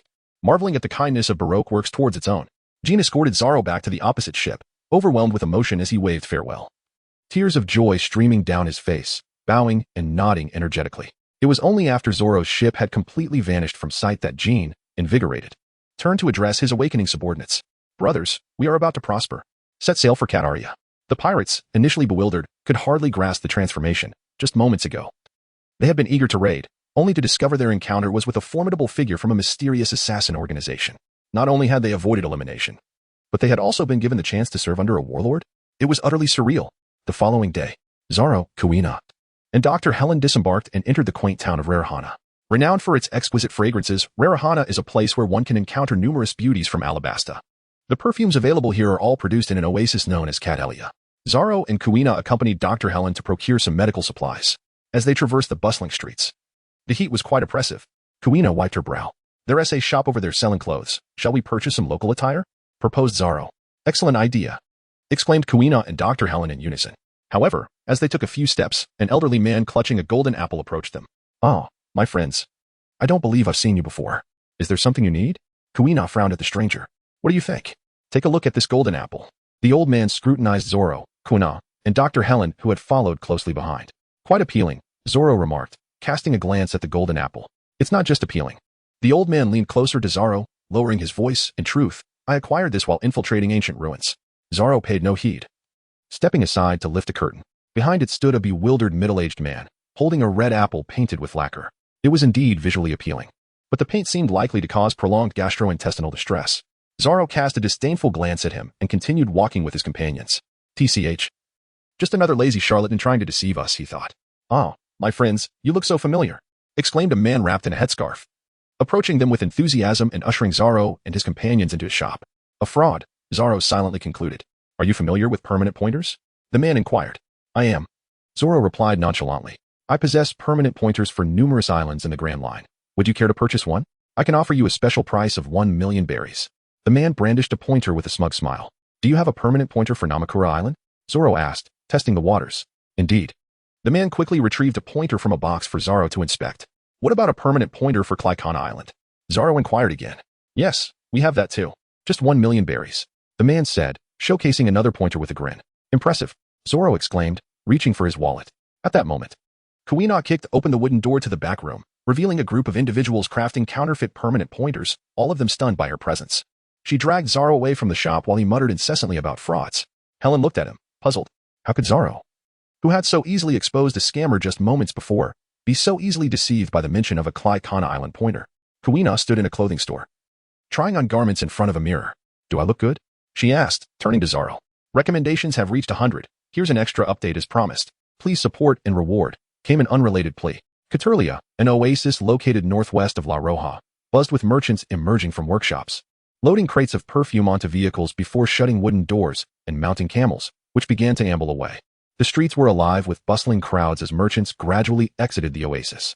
The camels halted abruptly, nervously eyeing a gang of knife-wielding pirates before them. Attack! Captain Jean shouted, charging ahead, followed by a throng of pirates brandishing blades.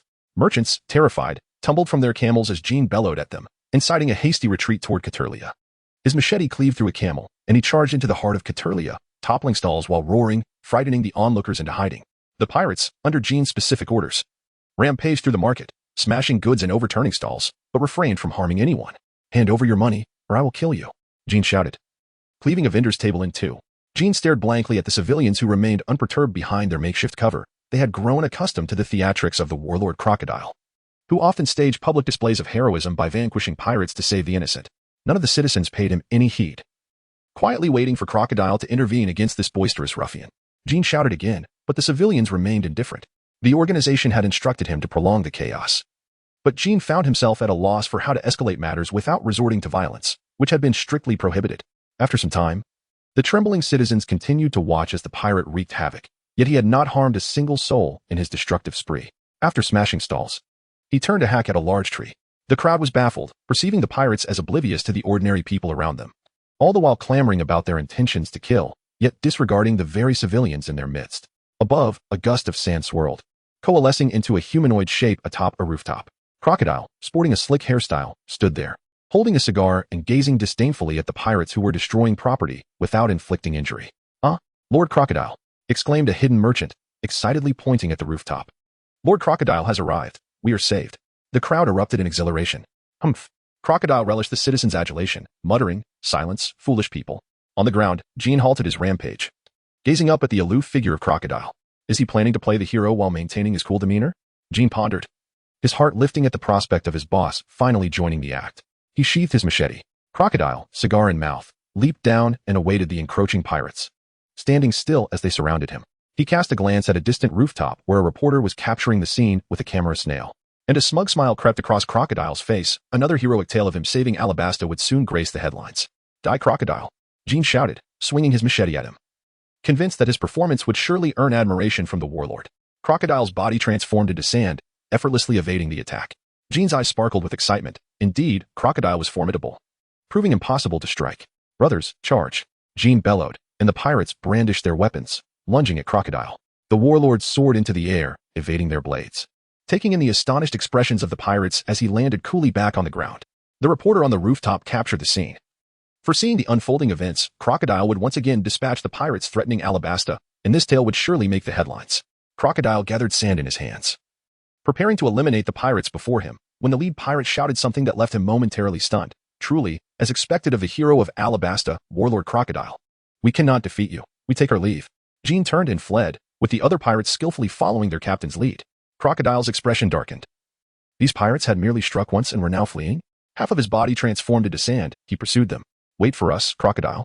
We shall return for revenge." "Enjoy your heroics for now," Jean shouted back. The reporter hurriedly followed with his camera snail. By the coast, Crocodile positioned himself in front of the fleeing pirates. Jean looked at Crocodile, puzzled by his boss's seemingly endless performance. "Humph, think you can escape?" Crocodile glared at the ships behind them, conjuring a sandstorm that grew increasingly formidable, until it transformed into a true tempest of sand. "Sandstorm?" Jean stared in shock as the sandstorm tore their ship apart, lifting it into the air and vanishing it from sight along with the storm's movement. His hands trembled slightly. It was one thing for his boss to act, but to destroy a ship worth millions of berries was a different matter entirely, leading Jean to question Crocodile's true intentions. As Crocodile approached, the sand continued to coalesce, surrounding the pirates. "Do you wish to flee? My sand can turn you all into mere husks," Crocodile sneered. "You intend to kill us?" Jean and his companions retreated in fright. "Did I ever promise to spare your lives?" Crocodile replied. Cold sweat dripped from Jean's brow as he pondered whether the members of this organization had ever intended to let him live. He recalled the 2 million berries given to him by a superior, realizing with a shudder that it was perhaps a price for his life. "Crocodile, may you meet a wretched end. Was it not agreed that we would plunder the innocent while you played the hero, and afterward you would allow me to join your ranks?" As he faced the pirate captain who questioned him with nonsensical accusations, Crocodile's expression darkened. When had he ever sought the cooperation of pirates in such theatrics? "Cease your nonsense. I never agreed to any such arrangement." At that moment, Crocodile noticed reporters in the distance and quickly began to gather sand, intent on silencing the pirates before him. "You deceiver. You are a man of no honor." Jean shouted defiantly as he faced imminent death, his voice echoing in the ears of every onlooker. The reporters, having hidden at a distance, eagerly captured every detail of the exchange between the pirates and Crocodile, their cameras clicking in excitement as they hastily contacted their newspaper. The ordinary citizens who had gathered, listening in on the conversation, stood frozen in disbelief. No, this cannot be true. These pirates cannot possibly be hired by Lord Crocodile. A beautiful girl clutched her boyfriend's collar, weeping openly, while her boyfriend's expression mirrored her distress. Is it possible that the great hero who recently rescued the citizens of Alabasta is merely putting on a show for us? Questioned a middle-aged man, unable to accept the unfolding truth. Indeed, the 7 warlords are ultimately still pirates. It is only natural for them to engage in such activities, an elderly woman sighed. Crocodile released the pirate he had been draining of life, dispersing the sand and casting a dark gaze toward the reporter contacting the newspaper. Just as he contemplated silencing the reporter, he noticed the figure blending into the crowd. He lowered his hand, realizing that if he acted, the pirate's words might be believed, potentially ruining the heroic image he had painstakingly constructed. Do not believe the lies of this pirate. I, Crocodile, will forever protect the citizens of Alabasta and shall never harm the innocent, Crocodile proclaimed, uncharacteristically smiling at the crowd. I knew it. How could Lord Crocodile possibly be that sort of person? The reporter exclaimed with a smile, leading the others in agreement. Yes, we cannot trust the words of a villain. The citizens chimed in, laughing and praising Crocodile as they began to disperse. Crocodile's face remained dark as he watched the reporter blend into the crowd. Outside of Kataria, a cloud of dust rose as soldiers rode in, their expressions grim as they fixed their gaze on the retreating figure of Crocodile. Find out what transpired here. On the seaside, the reporters boarded their ship, and upon realizing Crocodile was no longer in sight, they breathed a sigh of relief and hastily set sail away from the scene. The hero of Alabasta, the 7 warlord Crocodile, turned out to be a fraud, employing pirates for theatrics. The reporters were exhilarated. This was a monumental story that would sell like wildfire. Meanwhile, in Roronoa Zoro, clad in traditional Alabasta attire and wearing a headscarf, carried a multitude of bags in his hands and arms. Trailing behind him were Kuina and Helen, who had changed into their own Alabasta garments in the fitting room. The 2 women, one tall and one small, walked ahead, pointing and laughing at the various wares along the roadside. Zoro somewhat regrets suggesting that they buy clothes. It is truly a matter too complex to articulate. The bundle of bags that Zoro clutches in his left hand contains garments purchased by Kuina for Helen, while the bag in his right hand holds clothes meant for Nami. With Nami absent, Zoro cannot help but wonder how Kuina was able to ascertain the appropriate size for the clothes. Did she, perhaps, previously inquire about the size that Nami could wear? Zoro felt the fabric of Kuina's clothing in his arms, now burdened with an additional weight, overwhelmed with sorrow. A man hurried past on the street. Upon returning to the ship, Zoro, Kuina, and Nami made their way to the quarters where the 2 ladies began to try on various outfits. Zoro sat on the deck, indulging in Harold's shoulder massage while gnawing on roasted meat. After a long day, he finally comprehended the daunting nature of women shopping for clothes. Regardless of size, they were quite adept at purchasing. Accompanying them on their shopping excursions was utterly exhausting. In Alabasta, amidst the desert sands, Von Klee, adorned in a pink outfit embellished with swan decorations, walked gracefully over the dunes, trailed by his subordinates. 1, 2, watch out. 1, 2, watch out.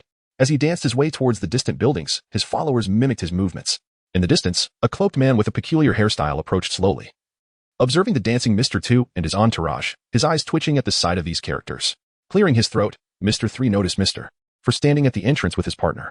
Mr. 3 pretended not to see Mr. 2 and entered the building. Mr. 4 sidestepped to allow Mr. 3 to pass into the spider CAF, then turned his gaze towards Mr. 8 and his partner as they entered. Since the establishment of the Baroque works, the organization had yet to recruit a complete roster of elite agents. Mr. 8 and his partner, a duo of swordsmen from the East Blue, had only recently joined as high-ranking agents, leaving the position of Mr. 8 still vacant. Mr. 4 looked on, speechless, as Mr. 2 and his subordinates danced closer to the building, with Mr. 2 bowing to greet them. Mr. 4, uninterested in engaging, turned and stepped inside. Meanwhile, Mr. 2 subordinates clenched their fists, itching to confront the rotund figure that had disregarded their leader. Mr. 2, with a smile, restrained his subordinates. You may return, but do not neglect your dance practice. Understood. His subordinates regarded him with respect. 1, 2, 1, 2. The voices of Mr. 2's subordinates gradually faded away. I want octopus sundae. Mr. 2 gazed at the empty counter, banging on the table in hopes that a server would appear from the back. Enough with the banging. Don't you all notice? Mr. 3, seated nearby, pointed casually at the counter. Oh. Mr. 4 and his partner turned to look at Mr. 3. They had all received a call from Mr. 0, their unseen boss, summoning all elite agents to gather here and await further instructions. Upon entering the spider CAF, there were no servers, no owners, only a phone bug on the table and 2 photographs. From the moment we entered, I had thoroughly surveyed the premises. Apart from us, there was no one else present. Mr. 4 and his partner were the earliest arrivals among us. May I ask, Mr. 4, how long have you been here? Mr. 3 inquired, his expression serious. Mr. 4 remained silent. We have been here for an hour, and you lot have an abysmal sense of time. Arriving so late that I was nearly infuriated. Miss Christmas interrupted before Mr. 4 could speak, adding, even more vexing is the absence of any servers in this wretched establishment. I had to search for water myself. It's utterly unacceptable. Silence fell among Mr. 2 Mr. 3 and Mr. 8 with his partner. This Miss Christmas had a mouth like a Gatling gun, didn't she? Mr. 3 had merely asked how long they had been there, yet Miss Christmas rambled on at a pace that could drive anyone mad, given that we are all late. And you have been here for quite some time. Why have we yet to see Mr. 1 and his partner? Mr. 3's words shattered the stillness. I glanced at Miss Golden Week, whose age on Baidu claimed she was 16 upon her debut. Goodness. I had thought such a small girl would be around 11 or 12. Yet in this timeline, she is merely 8 years old, much younger than Miss Valentine's Day. Hence, considering her age, I noted that Mr. 3's partner, Miss Golden Week, has yet to encounter the organization. Thus, Mr. 3 is currently without a partner. Please refrain from any complaints. But where could Miss Golden Week be? You guess, 104. The phone bug rang. The group fell silent, turning to the entrance as wind and sand swept into the CAF, revealing only the desolate desert outside. No sudden figures appeared. Bring, bring. A rhythmic sound emanated from the table. They all looked towards the phone bug on the table. Mr. 2 picked up the receiver. Hello? This is Mr. 0. I trust you are all assembled? Mr. 2 and Mr. 3 exchanged glances and shook their heads, replying, only Mr. 3, Mr. 4, Mr. 8, and their partners are present. The others have yet to arrive. Then we are complete. The phone bug fell silent for a moment before delivering shocking news. What? Mr. 2 and the others gasped. Bewildered by the implication, does this mean the others are dead? Indeed, it appears you have deduced correctly.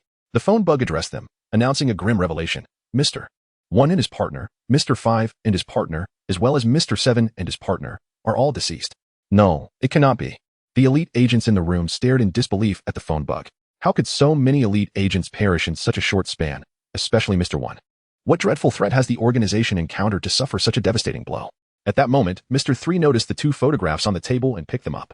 One depicted a green-haired child, while the other captured the child walking in the market with two beautiful girls, one tall and one small.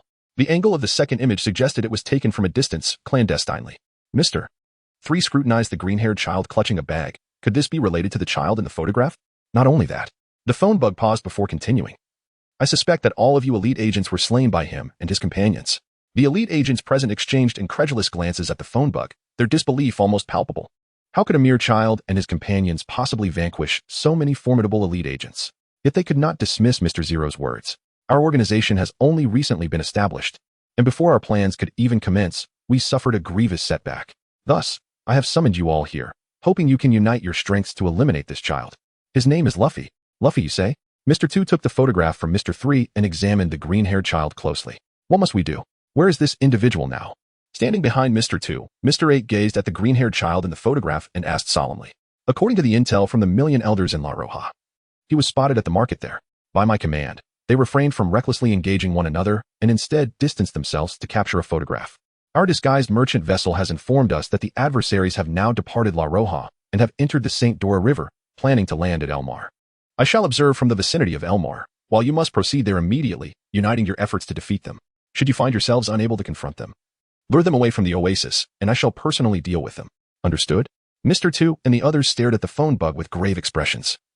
The situation had escalated to a point necessitating the mobilization of all senior agents, even compelling the elusive mysterious boss to emerge to resolve the matter. Could a mere child be so terrifying? Mr. 2 pondered, fixated on the photograph. Understood. They promptly replied.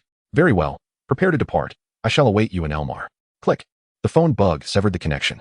Mr. 2 and his companions exchanged glances, rendered momentarily speechless. The notion that a child had slain several senior agents seemed absurd, leaving them in a state of disbelief. Everyone, let us set forth, Mr. 3 suggested. In the rain-soaked interior of a casino, Crocodile, cigar in mouth, rose from his seat in the conference room, frowning at the newspaper sprawled across the table. How long had it been? The audacious press had already reported on the events transpiring in Cartelia. The hero of Alabasta, one of the 7 warlords of the sea, Crocodile, entangled in unspeakable dealings with pirates. Crocodile scoffed, pressing his cigar down harshly onto the newspaper. Those scoundrel journalists had reported verbatim what the pirate had said, even embellishing it with fabricated tales aimed at tarnishing his reputation, accusing him of staging heroics in Alabasta while harboring ulterior motives. However, in light of the pressing dilemma at hand, the individual who called himself Luffy paled in comparison to these trifles in Crocodile's mind. Although such reports had inadvertently achieved a certain effect, he believed that due to his long-standing facade, only a minuscule fraction of the populace in Alabasta would doubt him. Crocodile smirked coldly, knowing that once he resolved the nuisance that was Luffy, he would have ample time to restore his reputation, even recruiting new agents among his ranks to execute his plans for usurpation. Pluto, Crocodile murmured, exiting the room and leaving the casino, transforming into a swirling tempest. heading southeast towards Elmar. Upon the ocean, a pirate ship lay docked alongside a naval vessel, with her cloak of justice billowing. Lieutenant Guina delivered a swift kick that toppled the pirate captain, securing the pirates with iron shackles forged by her ability. Observing the struggling pirates ensnared by her powers, Guina accepted the newspaper handed to her by a fellow sailor. Did Crocodile, one of the 7 warlords, aspire to usurp power? As she perused the contents. Though the newspaper bore signs of embellishment, Guina harbored her own suspicions regarding Crocodile. Pirates were inherently nefarious. Their capacity for malevolence came as no surprise to her. Guina waved her hand, instructing her comrades to escort the pirates aboard. We shall proceed to land at Elmar. I need to investigate Crocodile in Rainland, Guina declared. Zoro stood on the deck, gripping a weighted harness, rhythmically swinging it in a disciplined manner to enhance his training. Nami and Kuina reclined on lounge chairs beneath a sunshade, enjoying the refreshing breeze generated by Zoro's vigorous movements as they sipped their beverages. The ship glided slowly across the sea, while Akin sat alone at the stern, vigilantly guarding the massive marine beast's carcass tethered at the rear. As the vessel gradually approached the shore, countless shadows flickered beneath the surface, gathering ominously. The ship finally docked, and Zoro set down the weight, disembarking with Kuina and Nami following closely behind. A group of muscular sea cows awaited them on the shore, raising their fists and emitting calls as the newcomers stepped onto land. Zoro scratched his head, pondering intently. What were they trying to convey? Kuina gazed curiously at the adorable little creatures. What were these tiny turtles discussing? Harold crouched beside the kung fu manatee, observing it with intrigue. This little turtle has no legs. Akin also looked on with curiosity. Little turtle? Nami questioned, bewildered. Could this tiny being truly be classified as a turtle? Little turtle. Helen looked at the group in silence. They were referred to as kung fu manatees by the locals of Alabasta, although their appearance was quite endearing. They were a group of charming creatures that bore shells and resided in Alabasta. However, they were fervent enthusiasts of kung fu and would challenge anyone they encountered, conceding to become their disciple upon defeat. As Helen imparted this knowledge, the group experienced a moment of enlightenment. At this moment, Zoro recalled the mythical creature known as the kung fu manatee. Are you a veterinarian? You seem remarkably knowledgeable about animals, Harold remarked with a chuckle. Helen's face flushed with embarrassment as she shot him an angry glare. Do not speak nonsense. The medical knowledge I have acquired is solely for the purpose of healing people. My familiarity with these creatures is merely a result of being born in the Grand Line, where I occasionally hear tales of them. Bang. Zoro, enveloped in the color of armament haki, struck Harold down to the ground, declaring, Do not mock the ship's doctor. Yes, my apologies, Harold replied, sitting up and appearing considerably more subdued. Shall we take a detour to the shore? The kung fu manatees are clearly intent on challenging us. If we lose, we cannot land.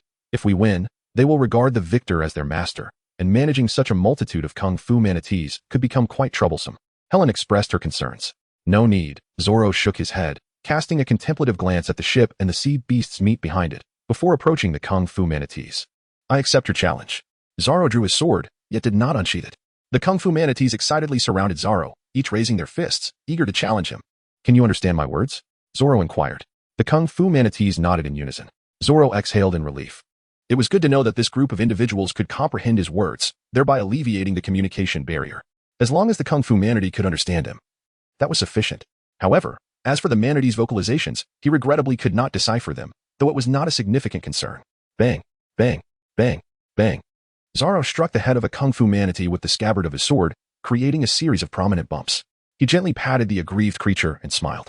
This little being is truly amusing. Come, behold my swordsmanship. Zoro wielded his long sword with fervor, delivering relentless strikes, while the kung fu manatees gazed up at their idol, their fists clenched in admiration. Alas, lacking swords of their own, they yearned to emulate Zoro's swordsmanship right then and there. Helen was left speechless, pondering whether Zoro had truly been attentive to her words. The kung fu manatees were rather troublesome creatures. How could he so readily accept their challenge? Each time Zoro swung his sword, the kung fu manatees would let out a synchronized call. Kuina immediately felt unsettled. This rascal had taken it upon himself to recruit disciples for their dojo without permission, an outrageous act. Harold, seated on the ground, sighed as he gazed at the adorably peculiar little turtles, pondering whether he now shared a lineage with the tiny creature he had called out. What a misfortune. Akin and Nami absorbed the myriad expressions of those around them. Indeed, it was not only Zoro who had been caught off guard. Hey, Zoro, we need to leave. Kuina interrupted his swordsmanship demonstration. I haven't had my fill yet, Zoro lamented. We must go. Upon hearing Kuina's words, the kung fu manatees clung to Zoro's clothing, their faces streaked with tears, unwilling to let their master depart. Let go, Zoro exclaimed, pushing through the manatees to step outside. Akin, please disassemble the sea beast at the back of the ship and distribute it among the kung fu manatees. Understood. Akin nodded and proceeded to dismantle the sea beast. Zoro settled down, cradling a group of martial arts manatees, gently stroking their adorable heads. "We are off to the verdant city of Elmar, and unfortunately, we cannot take you with us. However, I shall share some sea beast meat with you all. Could you assist us in guarding the ship?" The martial arts manatees wept, nodding vigorously in response. "Rest assured, upon our return, I shall teach you the art of swordsmanship." Zoro concluded with a hearty laugh. The manatees, thrilled at the prospect of learning such formidable sword skills from their master, excitedly chattered amongst themselves. Beneath the blazing sun, on the desert sands, Zoro and his companions, burdened with their luggage and adorned with headscarves purchased from Larahana, waved farewell to the martial arts manatees. So adorable. Guina, Nami, and Helen, their faces glistening with sweat, gazed at the little cuties bidding them goodbye. "I can't bear to part with them," Zoro remarked, clutching his sword. The manatees, some perched atop the ship, others on the shore, beat their drums with tearful expressions as they said their farewells to their master. "Hey Zoro, why are you giving them meat?" Nami inquired, puzzled. While these little creatures were undeniably charming, it seemed excessive to offer them sea beast flesh. "With them guarding the ship, I feel far more at ease than with you lot." Zoro chuckled heartily. Nami was left speechless, her heart feeling pricked. Harold, crestfallen, lowered his head. Indeed, after recent events, the master no longer trusted his ability to watch over the ship. Unbeknownst to him, his responsibilities had vanished, replaced by the little turtle he had scorned. What a disgrace. As they traversed the desert, a lush oasis appeared before them, within which lay a bustling city. People streamed in and out of the city, and upon sighting it, Zoro let out a cheer and sprinted ahead, kicking up a cloud of dust as he raced toward the urban landscape. Guina, Nami, Helen, and Harold looked on in bewilderment, questioning Zoro's exuberance at the sight of the city. "Master, wait for me," Harold called out, toting both his and the master's belongings, trailing behind. "Whoever lags behind shall treat us to a meal," Zoro's voice echoed back, startling them as they hurried to catch up. Running through the streets of Elmar, Zoro inhaled the faint aroma of meat wafting through the air, his eyes sparkling with excitement as he dashed toward the corner. Guina, Nami, Helen, Harold, and Akin followed in a whirlwind, racing into the restaurant. To savor the local delicacies of Alabasta. Who wants roasted meat? Inside, the chef regarded the newcomers at the table, eagerly informing them of the restaurant's specialties. Delighted by their selections, he turned to prepare their meals. Elmar, the verdant city, nestled along the banks of the Sandora River in Alabasta, had endured years of drought and devastation before Luffy and his companions arrived. By the time they reached Elmar, it had become a desolate city, echoing only the whispers of the wind. However, the Elmar they now beheld bore no resemblance to the parched landscape at the story's onset. Although it was a desert city, Zoro, indulging in a feast, listened intently to a nearby drinker's words. Though Elmar is a city in the desert, it receives several rains each year. The people cherish every drop of water. Despite their limited resources, they continue to live joyfully. Zoro sat in the shop, gnawing on a piece of meat while observing the charming young ladies on the street, playfully teasing one another. Enthusiastic vendors called out to customers. Although he was not like Smoker, whose life's ambition was centered around justice, witnessing the splendor of such a city made him ponder the years to come. He envisioned a future ravaged by drought and the chaos stirred by crocodile, which would ultimately reduce a once thriving city to ruins. This thought left him feeling quite discontented. It was not merely a matter of virtue but rather an instinctive desire to confront crocodile, to deliver a well-deserved beating, and perhaps glean some insights from his experience. Zoro gazed at his empty plate, then swiftly seized Harold's plate before him and devoured a piece of meat in one gulp. Eating is also a form of training. Those who eat slowly are destined for misfortune, Zoro remarked, promptly clearing the plate. Harold had no words to offer. Dining at the same table as his master, he had never experienced a satisfying meal unless they had hunted sea beasts. "Oh, you are truly impressive." The chef, seated across from Zoro, watched in astonishment as he wolfed down his food and quickly placed a plate of fried noodles before him. Sizzle, sizzle, sizzle. Delicious. Zoro's cheeks puffed out as he slurped the fried noodles into his mouth, chewing a couple of times before swallowing them whole. "More, please," he exclaimed. "Oh, very well." The chef hurried back into the kitchen to continue his preparations. Zoro picked up the fruits from the table, devouring them one by one, as the patrons in the establishment gazed at him in astonishment.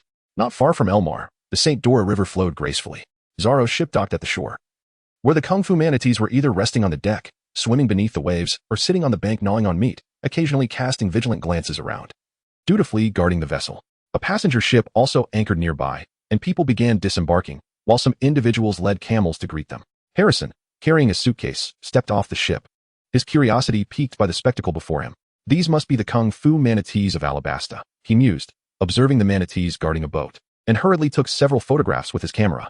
The sight of these fervent kung fu enthusiasts dutifully watching over a ship struck Harrison as an amusing anecdote. Suddenly, the manatees clenched their fists and glared at a suspicious human who had withdrawn his camera, turning to mount a camel and depart. Allowing their guard to drop as they resumed their watch, Harrison settled onto his camel, half listening to the guide beside him while reflecting on his previous report about the showboating hero crocodile and the editor's reaction. This will undoubtedly be a major story, he thought.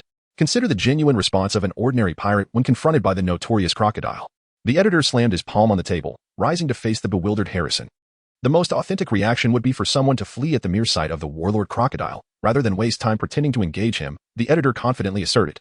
This suggests that the individual in question was indeed a hired accomplice of Crocodile, merely performing for a show. But how do we explain Crocodile's brutal betrayal of his collaborator? Harrison queried, perplexed. The editor fell silent, contemplating the intern before him. Upon seeing the news Harrison had brought, he seriously considered promoting him and assigning him several attractive assistants. Remember, Crocodile is a pirate. Conventional reasoning does not apply to him. Pirates are capable of anything. Perhaps after battling his collaborator, Crocodile deemed them unworthy of partnership and decided to eliminate them to save on hiring fees. Isn't that quite plausible? The editor stepped away from his desk, gripping Harrison's shoulder earnestly. Why does Crocodile choose to masquerade as a hero in the desert nation of Alabasta? Think carefully about why he wouldn't engage in such theatrics elsewhere. I don't understand. Harrison shook his head.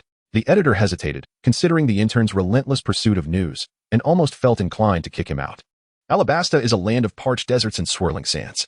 Crocodile, a user of the sand fruit, raises my suspicion about his intentions in this nation.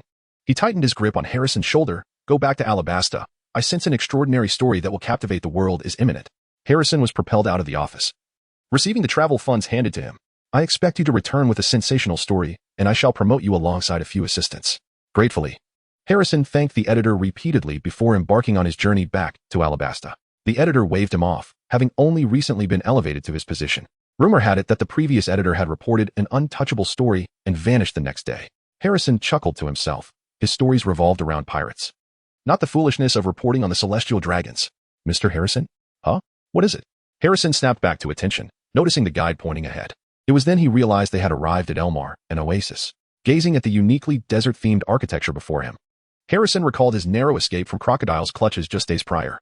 Following the guide into a restaurant, he took a seat, waiting for his meal while observing a green-haired child at the adjacent table devouring food voraciously. He mused, the appetite of Alabasta's children is astonishing. As the scene unfolded, Harrison watched in a daze as the child finished an entire plate in one gulp, before accepting a plate from the chef and slowly savoring his fried noodles. Watching the child eat was oddly appetizing.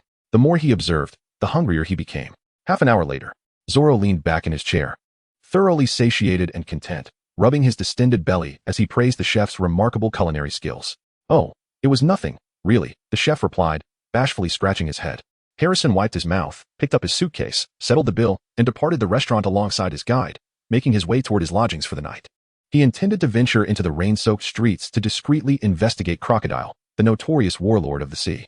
Zoro and his companions took a brief respite in the shop before wandering aimlessly through the streets, intending to spend a few days in Ulmar before journeying onwards to Rainbase. Zoro harbored hopes of seizing an opportunity to stealthily eliminate Crocodile and acquire his experience. As night descended, a man dined in a restaurant, observing the retreating figures of Luffy and his crew before retrieving a transponder snail.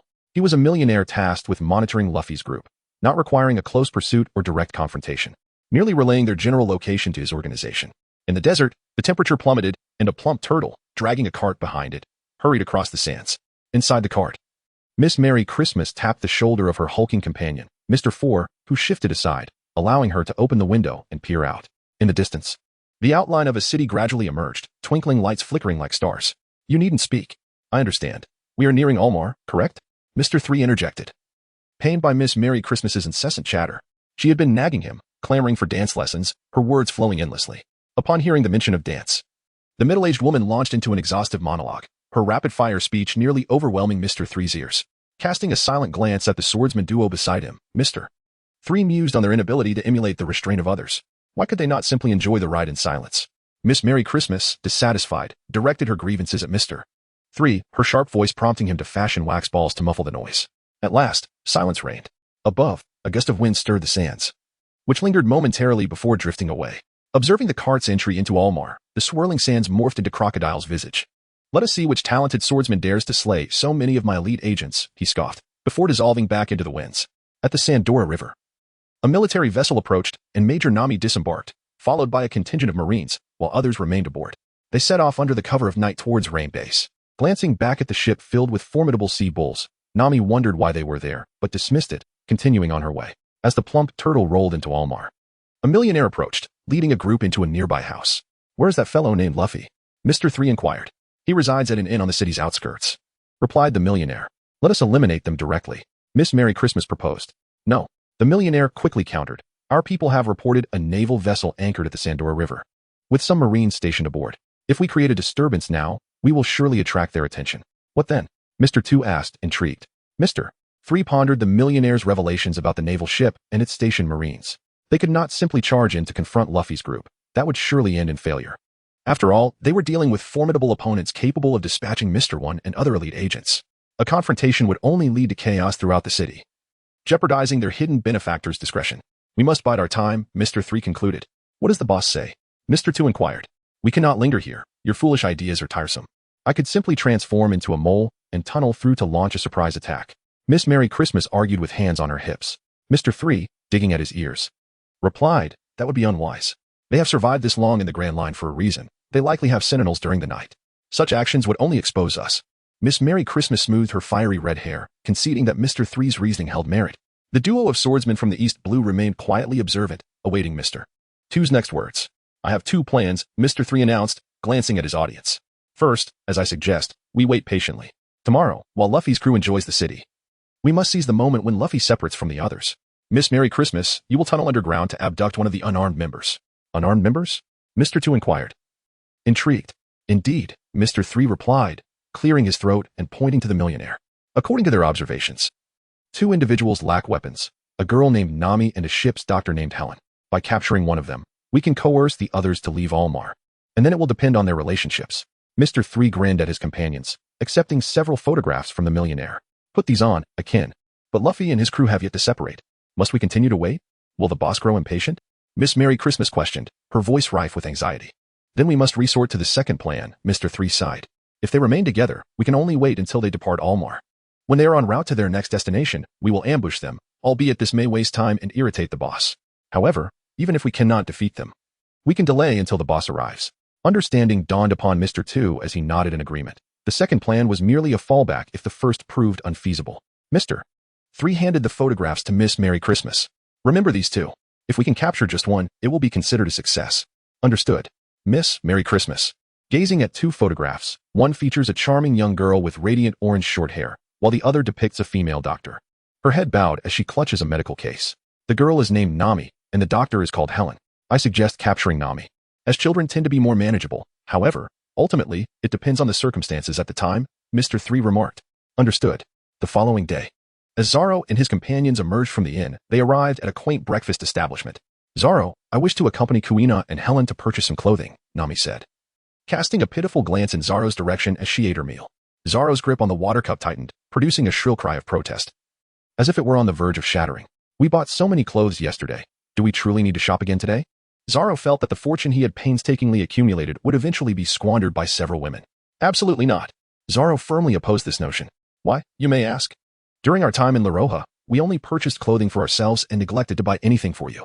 Nami playfully swayed Zoro's arm, prompting him to glance at Kuina, who frowned in unison. Sighing, Zoro gently patted Nami's head, while it was indeed touching to buy clothes for the male crew members. He had noticed since yesterday that a few individuals had been appearing far too frequently, seemingly stalking them. In this era of great pirates, the presence of marauders could be felt both at sea and on land. Zoro had to exercise caution. "Very well, Akin, accompany those 3 and ensure their safety," Zoro instructed. "Understood," Akin replied nonchalantly, finishing the porridge in his bowl and tightening his grip on his weapon. "Zoro is the best," Nami exclaimed joyfully, embracing Zoro in celebration. Kuina silently removed a trinket from Zoro's person and set it aside, taking Nami's original seat. "Kuina is so stingy." Nami made a face at Kuina, continuing her meal. "Akin, you must protect them well," Zoro commanded, then turned to Kuina. With both Akin and Kuina present, he felt reassured that Nami and Helen would be safe. "Rest easy." Akin nodded, quietly trailing behind Helen. "It's fine. We're just parting ways for now," Kuina signaled to Zoro before taking Nami's hand and departing. "Master, it's just the 2 of us left," Harold remarked, watching the others leave, feeling a bit bored. "Indeed, it's just us now. Let us engage in some rigorous training," Zoro declared, turning back towards the inn. "Rigorous training?" Harold queried, puzzled. "Yes, to grow stronger. One must endure various forms of hardship and training," Zoro explained. Upon entering the inn, Harold was utterly unprepared for the mountain of food Zoro had deemed rigorous training. "This is truly grueling." Back in Cocoa Village, Harold had merely felt that Zoro's insistence on eating more was painful, akin to suffering. A person who typically enjoyed only 2 bowls of rice would find the prospect of consuming an additional bowl akin to swallowing medicine, and thus would be reluctant to eat. Harold was precisely that kind of person. However, after enduring Zoro's extensive physical training and being force-fed, Harold had developed an insatiable appetite. Seated in the inn, the 2 children with green and golden hair faced a mountain of food, relentlessly shoveling it into their mouths. Delicious. Harold had grown to relish the hardship Zoro spoke of. Nearby, a girl enjoying her breakfast watched the duo in astonishment, her mouth agape. As sunlight bathed the oasis, vendors at the marketplace prepared their stalls, opening their doors as foot traffic gradually increased. Strolling down the bustling street, Nami held Kuina's hand, darting from shop to shop, peering into a bookstore, and stopping at stalls to admire beautiful trinkets, sharing laughter and conversation with Kuina. Dr. Helen smiled as she observed the small accessories adorning the girls' heads, waving her hand to signal that she did not require any adornments. Put it on, Dr. Helen, your smile is truly lovely. You shouldn't always wear such a serious expression, Nami urged, tugging at Helen until she bent down, allowing Kuina to place a small ornament atop her head.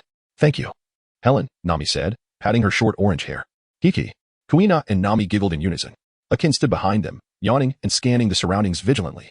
Suddenly, he felt a tug on his hand. Looking down, he saw Nami beckoning him to crouch. What is going on? Akin asked, perplexed, as he complied and crouched down. So beautiful. Kuina and Helen exclaimed in unison as they watched Nami tuck a flower into Akin's headscarf.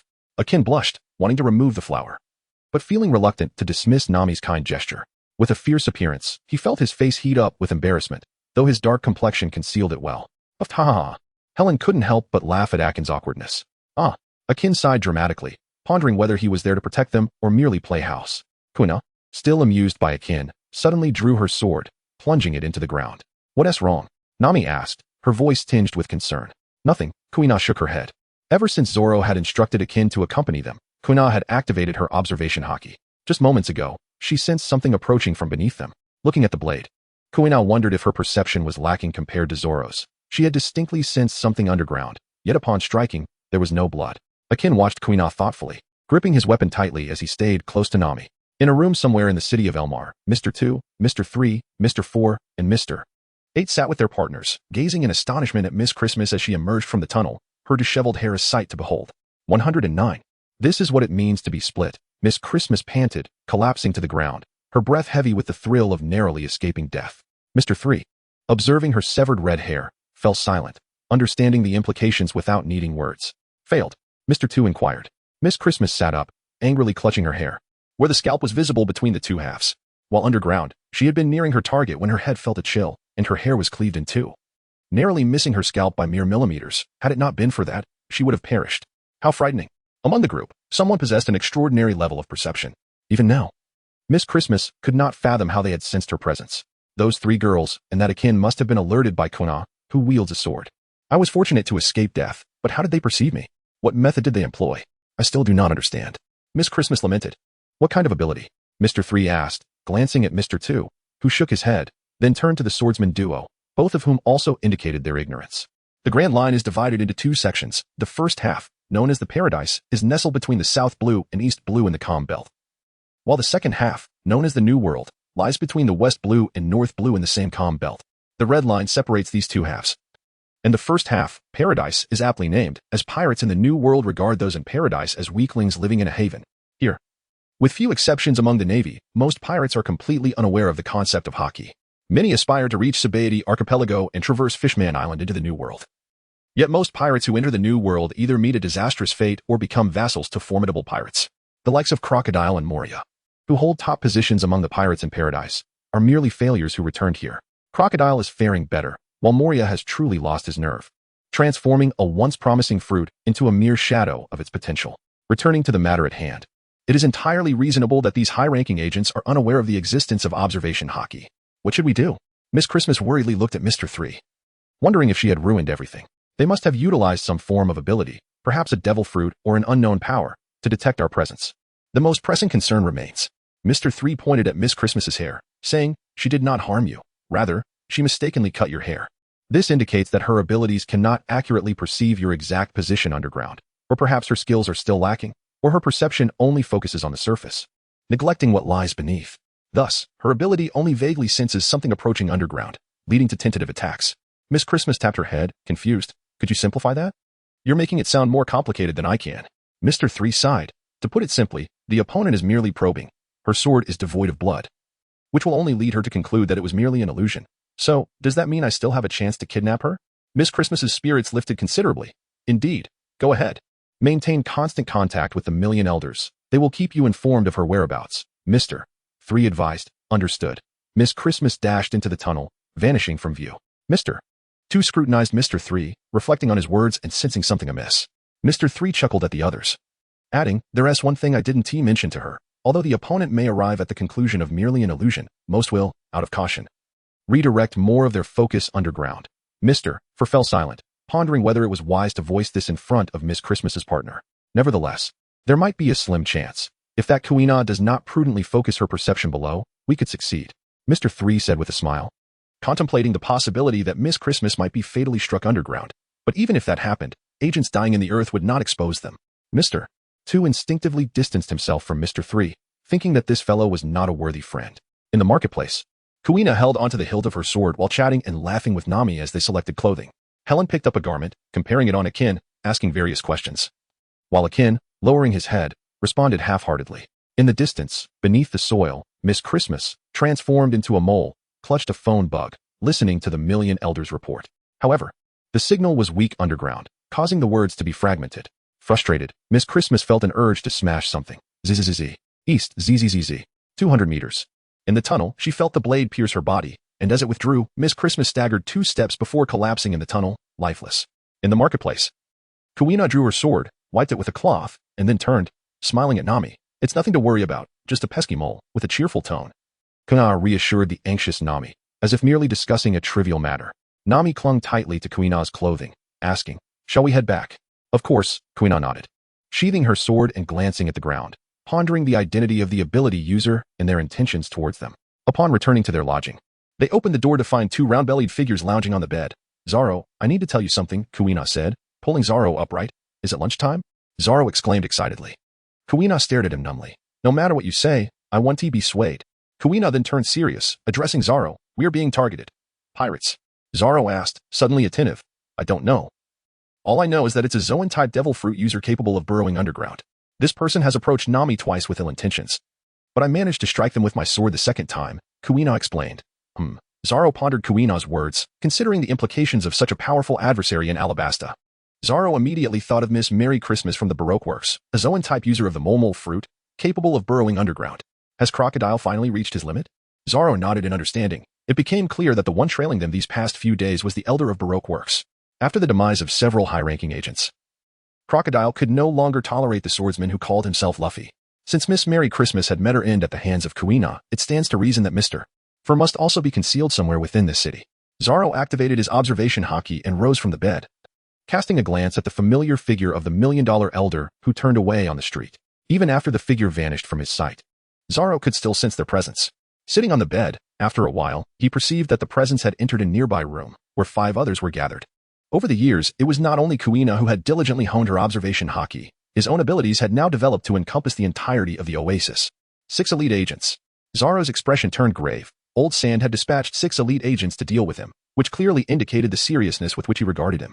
"Stay together and do not venture outside," Zoro instructed, to which Kuina nodded before seeking out Nami and Helen. Meanwhile, in the marketplace, a million-dollar elder was haggling at a street stall, but in reality, he was disguised and intermittently surveilling the window across the way, keeping a watchful eye on the target. On the rooftop, a tuft of green hair was faintly discernible, and Zoro disdainfully regarded the million-dollar elder, thinking that such a meager watch was futile. No matter how much pressure built within, Zoro, utilizing his observation haki, perceived the movements of the city's inhabitants, deftly evading the numerous spies of Baroque works, and made his way to the banks of the Santora River. From a distance, he cast a glance at the formidable sea cows stationed by the ship, reassured to see that they bore no injuries. It appeared that none of the assailants had boarded his vessel, concealed behind the sand dunes. Zoro unexpectedly beheld the familiar warship stationed beside his boat. It belonged to Major Jinai. It was unlikely that he had secretly brought Nami and Helen aboard. With the presence of the sea cows and the navy, Old Sand had not yet descended into madness to the extent of exposing his grievances against the Marines. Resolute, Zoro activated his observation haki fully and cautiously returned to the inn, summoning his companions. "We have been targeted by the organization we encountered earlier," Zoro declared. "I heard this from Kuina," Nami nodded in agreement. It's good to be mentally prepared. This situation differs from the last, previously. Our adversaries were merely a handful of moderately skilled fighters. The rest were mere fodder. This time, I anticipate that at least 6 high-ranking agents have been dispatched to confront us. Nami, Helen, you two should return to the ship, and Akin, you as well. With Akin and the sea cows safeguarding you, your safety is assured, especially with a naval vessel anchored nearby. Zoro patted Nami's head, signaling her not to fear. Shouldn't I accompany you to confront them? Akin expressed his concern, casting a worried glance at Zoro. Given his strength, even if he fell short of Zoro's prowess, he could still hold off 1 or 2 high-ranking agents. No, your duty is to protect Nami and Helen, Zoro replied sternly, nearly articulating that he was merely the designated bodyguard for the ship's navigator and doctor. I will follow your orders, Akin acquiesced. All right, let us depart. The 3 of you will return to the ship in groups while I lead the way. Zoro then guided Akin and Helen as they evaded the eyes of Baroque works. Arriving at the Santora River, you two should board the ship. Once aboard, try to remain out of sight to avoid detection by the organization as spies. Zoro instructed from behind the sand dune. Are you 3 truly capable of this? Do you need? Akin's sentence trailed off, interrupted by Zoro. It is more than sufficient, Zoro affirmed confidently. Mr. One had suffered immensely at his hands, as long as they were not besieged by several warlords. He believed the situation manageable. Akin nodded and, along with Helen, boarded the ship, closing the cabin door behind them. Sitting at the table, Akin retrieved the transponder snail that Zoro had provided for him. Each of them possessed one. He had intended to inquire whether they should contact Major Guina. Helen observed Akin's expression, understanding his unspoken wish to fight alongside Zoro. Resolute, she vowed to train until she could protect herself and no longer be a hindrance to them. Do not overthink it. You are our ship's doctor, and it is our duty to protect you, Akin reassured her, gently patting her shoulder. A short while later, the wooden door creaked open, and Nami entered. Back at the inn, Zoro regarded Kuina and Harold, both gripping their weapons tightly. Do not be anxious. We do not require confrontation with them at this moment. Zoro smiled reassuringly. Why not? Harold questioned, puzzled. They had eliminated numerous high-ranking operatives from the organization, so why would their adversaries refrain from engaging them openly this time? In my perception, the organization had exposed 5 of their high-ranking agents. How long had they been here? A ground-based ability user approached Nami with ill intentions. Why had they chosen her? Furthermore, although we had learned the code name of their leader, Mr. Zero, we still remained in the dark regarding their true identity and the reasons behind such secrecy. Zoro's consecutive inquiries left Harold in a state of bewilderment. Are you implying that they wish to conceal their identities while targeting our weakest member, Nami, as a means to threaten us? Kuina remarked. Indeed. But you have overlooked a crucial detail, Zoro replied with a triumphant grin. Harold was taken aback. Was Kuina's understanding incomplete? Even the organization's leader referred to themselves by a code name and cautiously communicated through a snail phone. This enigmatic figure likely harbored no intention of revealing their identity to outsiders. Nor did they wish for their own subordinates to be aware. The lengths to which these individuals would go to capture Nami further substantiated this notion. They appeared fearful of confronting us directly in the marketplace. Should they find themselves outmatched, it was unlikely that this mysterious leader would be inclined to assist them. Zoro chuckled, observing that Mr. One's partner had perished, and he believed that Crocodile must have contemplated the issue of strength as well. Is it the navy from the St. Dora River over there? Kuina inquired. Indeed, Zoro nodded in affirmation. Should an assault on several children occur in the marketplace, it would undoubtedly summon the Navy, led by Jinbei, without delay. Would Crocodile choose to annihilate everyone alongside the Navy, or would he prefer to remain in the shadows? It would be madness to risk killing Navy personnel, exposing himself to the danger of being reported to headquarters just before their demise, and forfeiting his position as a warlord of the sea. After all, his coup had yet to commence, and he had not yet received intelligence regarding Pluton. Merely a handful of high-ranking agents. Crocodile would think nothing of finding replacements. The ostensible goal of Baroque works was to establish an ideal kingdom. Yet Crocodile's true ambition lay in acquiring the ancient weapon Pluton to attain unparalleled power. For this purpose, he would show no regard for anyone, not even his most loyal subordinates. As night descended, the clamor of the marketplace gradually waned until, by midnight, the streets lay deserted. In a narrow alley, Zoro struck down an elder concealed in vigil, gesturing towards the opposite side. Kuina and Harold each rode a camel, with behind them a figure swathed in layers of clothing and veiled, indistinguishable in the darkness. Zoro hastily made his way over, mounting a camel and securing a dummy behind him with a slender cord. Behind Kuina and Harold were 2 large dummies, while Zoro was accompanied by a smaller one. This arrangement inadvertently created a misconception for certain individuals, as Luffy's crew stealthily departed from Airmar under the cover of night. The group rode the camels slowly towards the outskirts of the city, exchanging a knowing smile between Zoro and Kuina, their haki sensing the presence of others who had come to surveil them. At least 3 seasoned observers were tailing them, and as Zoro expanded the range of his perception, he detected 5 more individuals lurking in the distance. They had indeed left Airmar. Listening to the voice of the Dindin Mushi, Mr. 3 stowed the device away and, accompanied by several others, exited the alley to observe the 3 camels traversing the desert, following closely behind. As the camels, carrying Zoro and his companions, gradually distanced themselves from the oasis, Zoro cast a final glance back, his vision filled solely with the vast expanse of desert. Zoro tightened his headband. Feeling the chill in the air, the desert night was indeed frigid. Behind the distant dunes, Mr. 3 rubbed his arms, acknowledging the cold of the nocturnal desert. Mr. 2 and his companions watched as the camel gradually faded from their sight and hastened to follow. Suddenly, a timed bomb hurtled through the air, prompting Zoro to dodge alongside the dummy he was clutching. The bomb soared past, and from a distance, Mr. 4, who had taken a shortcut, swung his 4-ton baseball bat, expertly sending the time bomb back. Interesting. Zoro untied the string, leaped off the camel, advanced a couple of steps, and, with his blade cloaked in haki, struck the bomb back. A sigh of relief escaped him. There was still time, and he had been unnecessarily cautious, covering his blade with haki. The baseball-shaped bomb traveled halfway towards Mr. 4 before detonating. A thick cloud of black smoke obscured their vision, while sand swirled in the air. Kuina and Harold, feeling the restless camel beneath them, quickly dismounted and stood on the sand. What?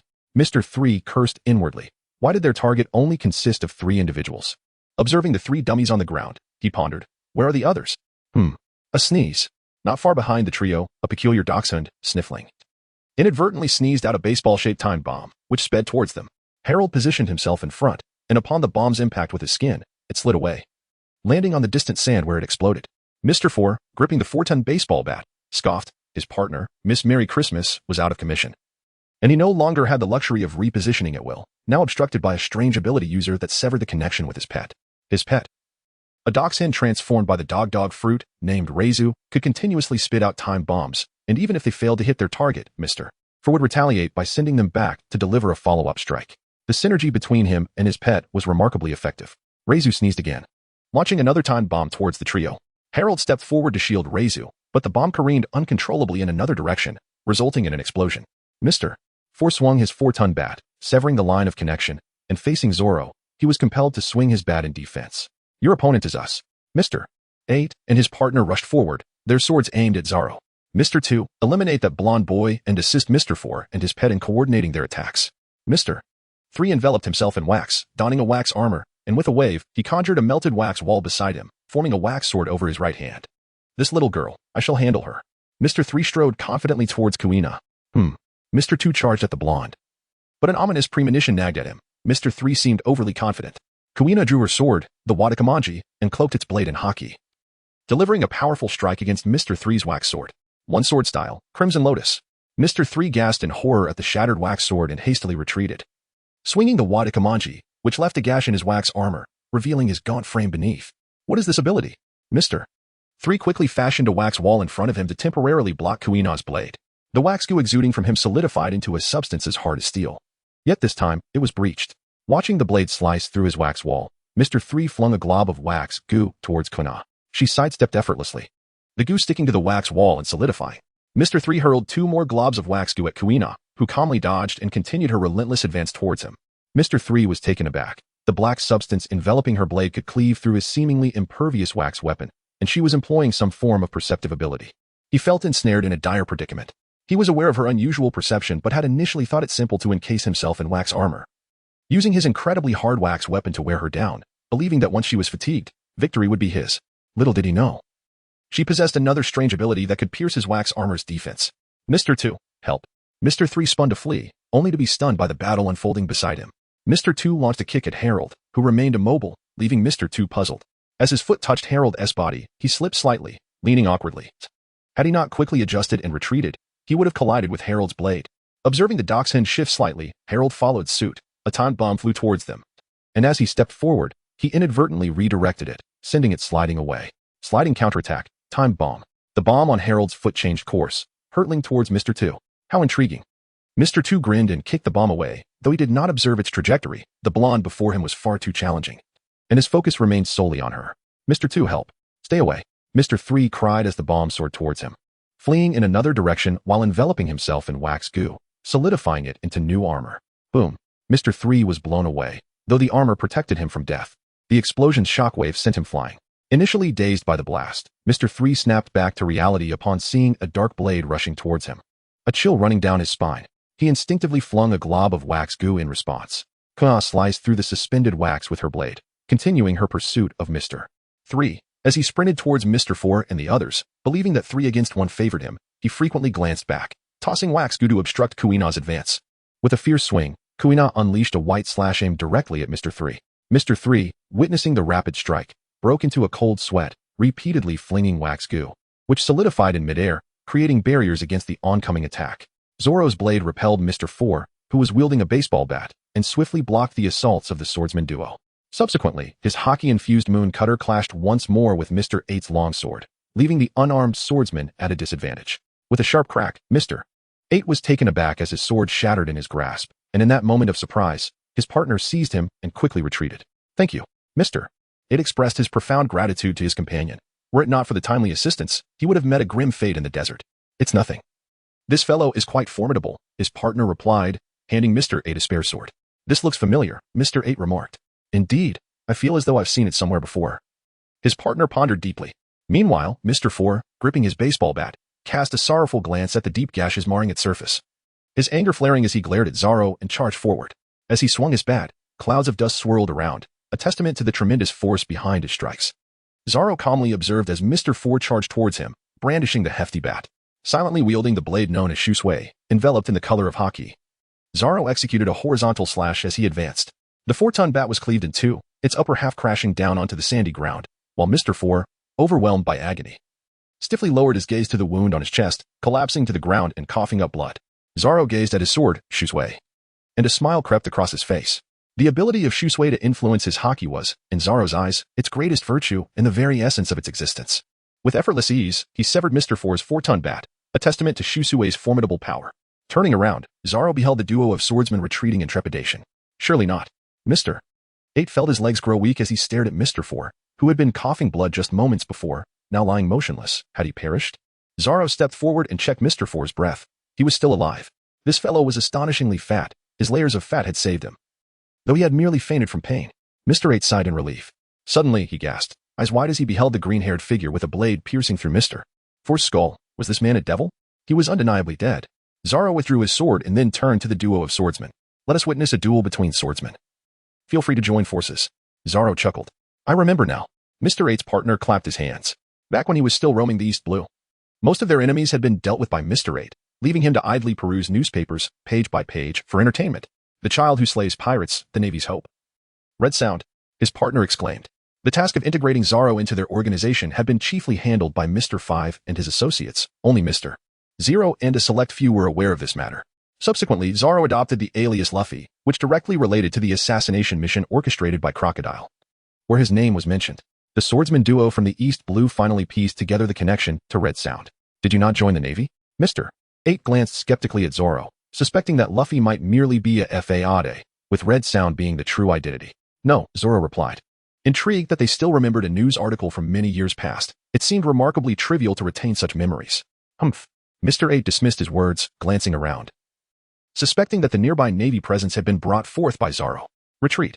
Mr. 8 and his partner turned to flee. They were outmatched, and the thought of a Navy ambush nearby left them with no hope for their boss's support.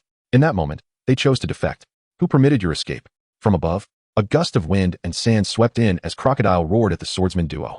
The storm intensified, bearing down on them, and Crocodile's grim expression bore witness to his ire. Upon witnessing the seemingly lifeless Mr. 4 and the retreating swordsman duo, Mr. 3 contemplated his own flight. However, upon seeing Crocodile descend from the sky, enveloping the swordsman duo in sand, and witnessing them drained of life and collapsed beneath Crocodile's foot, Mr. 3 shuddered. The boss had arrived, and the shock of Crocodile's cold execution of the two traitors struck Mr. 3 even harder than the revelation of Crocodile's identity as one of the 7 warlords of the sea. Candle wax solidified into a longsword as Mr. 3 turned to confront the ancient Kuina. Even if he were to be slain, he preferred not to be drained dry and crushed underfoot. How terrifying. Kuina wielded her sword, cutting through Mr. 3's candle blade, deftly evading the waxy remnants he flung at her. Useless. Crocodile cast a cold glance at Mr. 2, who was locked in a standoff with the golden-haired child, and at the wiener dog, who was helpless against Kuina, alongside the two already deceased. Crocodile seethed with anger. His elite operatives could not even handle a group of mere children. "Mr. 2, he murmured to himself, realizing that this formidable warlord was their boss. "Step aside." Mr. 2 glared at Harold. "You would do well to turn and leave. Harold replied with a smirk. Impossible, for this is my mission. Mr. Two kicked repeatedly, but his efforts were deftly sidestepped, narrowly avoiding Harold's strikes.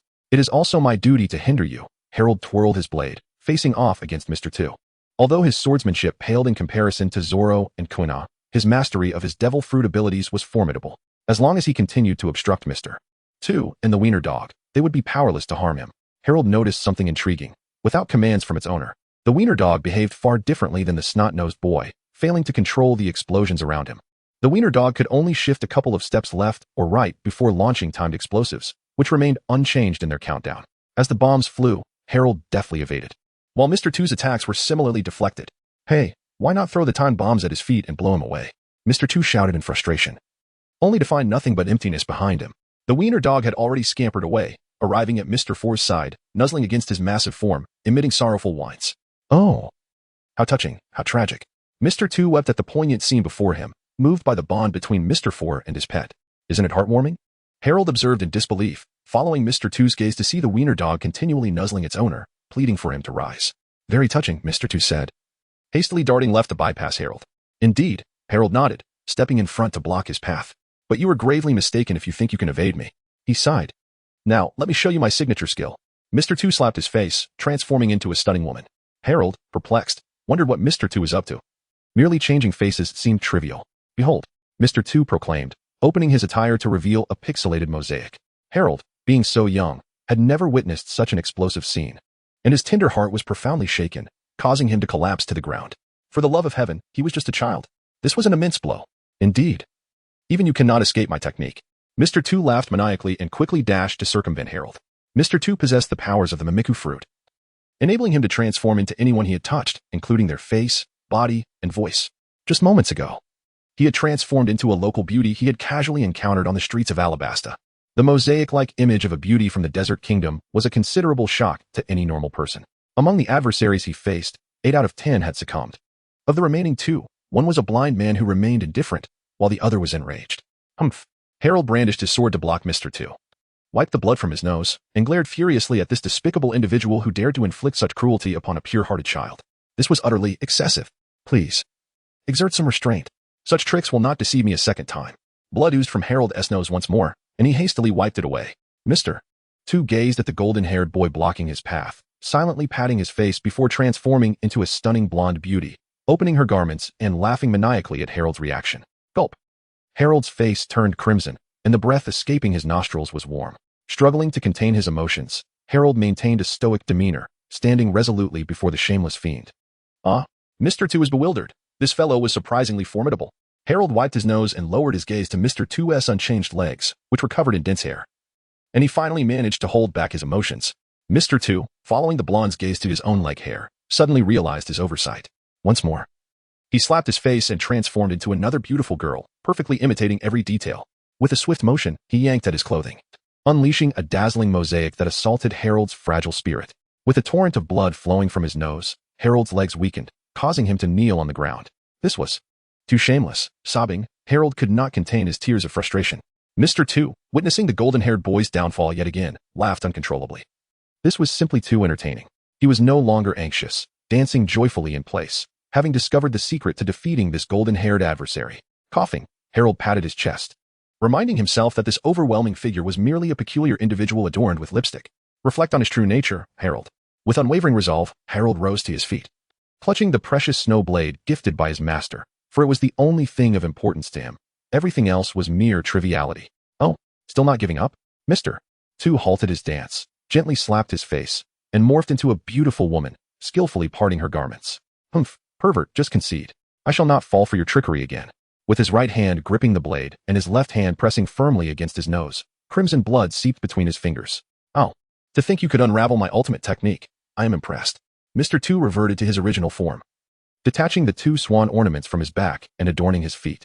Let me showcase the essence of my cross-dressing martial arts. Mr. Two grinned at his opponent, presenting a curious spectacle, with one side appearing feminine and the other masculine. Harold, speechless, felt that this eccentric individual would surely excel as a comedic performer.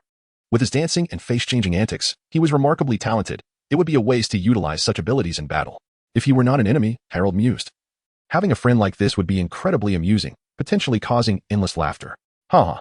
Prepare yourself for the cross-dressing martial arts, explosive swan. Mr. Two lunged at Harold with a flying kick, the two swan heads on his feet transforming into countless shadows aimed at him. Swish, swish, swish. Harold deftly evaded the relentless swan heads, causing Mr. Two to retreat, suspiciously eyeing the swan decoration on his right foot. One of the swan ornaments bore a beak as hard as steel, while the other did not. Yet, neither could penetrate Harold's defenses and were easily deflected. What kind of ability is this? The condensed force fails to breach your defenses. Mr. Two inquired, intrigued. I am the slippery man, having consumed the slippery fruit, allowing me to glide past anything. Harold responded with confidence, even though he knew there were still many things he could not slide past, such as shockwaves and elemental attacks like magma. Nevertheless, Harold firmly believed in what his master had told him. As long as he continued to strive and develop his abilities, he would eventually overcome these obstacles. Of course, with the exception of haki. How delightful. Mr. Two's eyes sparkled. The greatest advantage of his mimiku fruit was the ability to imitate various individuals, and he had now encountered someone who could slide past anything. Do you perform acrobatics? Mr. Two asked out of curiosity. Just as Harold was about to respond, he was interrupted by the sounds of a scuffle behind him, dispelling any frivolous thoughts. Enough chatter. I shall defeat you. With that, Harold gripped his blade and charged forward. Though his combat experience paled in comparison to Mr. Two, the latter found himself equally at a stalemate, and the two engaged in a fierce battle, neither yielding an inch. Humph. Worthless. Crocodile observed the standoff between Mr. Two and the golden-haired child, then gestured, summoning a tempest of sand to engulf the figures before him.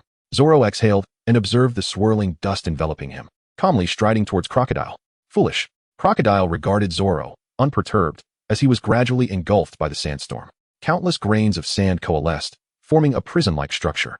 Hiss. A flash of steel sliced through the air, shattering the solidified sand prison, and Zoro emerged from the breach, cloaked in haki. Haki can defend against certain devil fruit abilities, provided its strength surpasses that of the opponent. What? Haki? Crocodile stared in astonishment at Zoro, recalling his own defeat at the hands of a certain individual, which had sparked his desire to acquire the title of Dark King. Naturally, he was aware of haki, yet he had believed that possessing a formidable Logia-type devil fruit rendered him sufficiently powerful, leaving him with little inclination to further hone his haki skills. Another pivotal issue was that Logia users cannot cover their elemental bodies with haki, a conjecture based on the anime, so please refrain from criticism, whereas Luffy, being a paramecia type, retains a tangible form when rubberized. Indeed, Zoro, well-versed in the narrative, had long harbored doubts about one particular matter. Could it be that Crocodile was entirely oblivious to haki? After all, Crocodile had been defeated by a certain man. It was inconceivable that he remained unaware of haki's existence during that encounter. It was improbable. The anime merely suggests that Oda introduced Crocodile too early, resulting in the repercussions of his premature appearance. However, this is now a tangible world, and its progression will not solely adhere to Oda's envisioned narrative. TCH. Desert Sword. Crocodile's arm transformed into a colossal sand blade, cleaving towards his opponent, splitting the rocks upon the sandy ground. Here he comes, wielding his signature desert sword.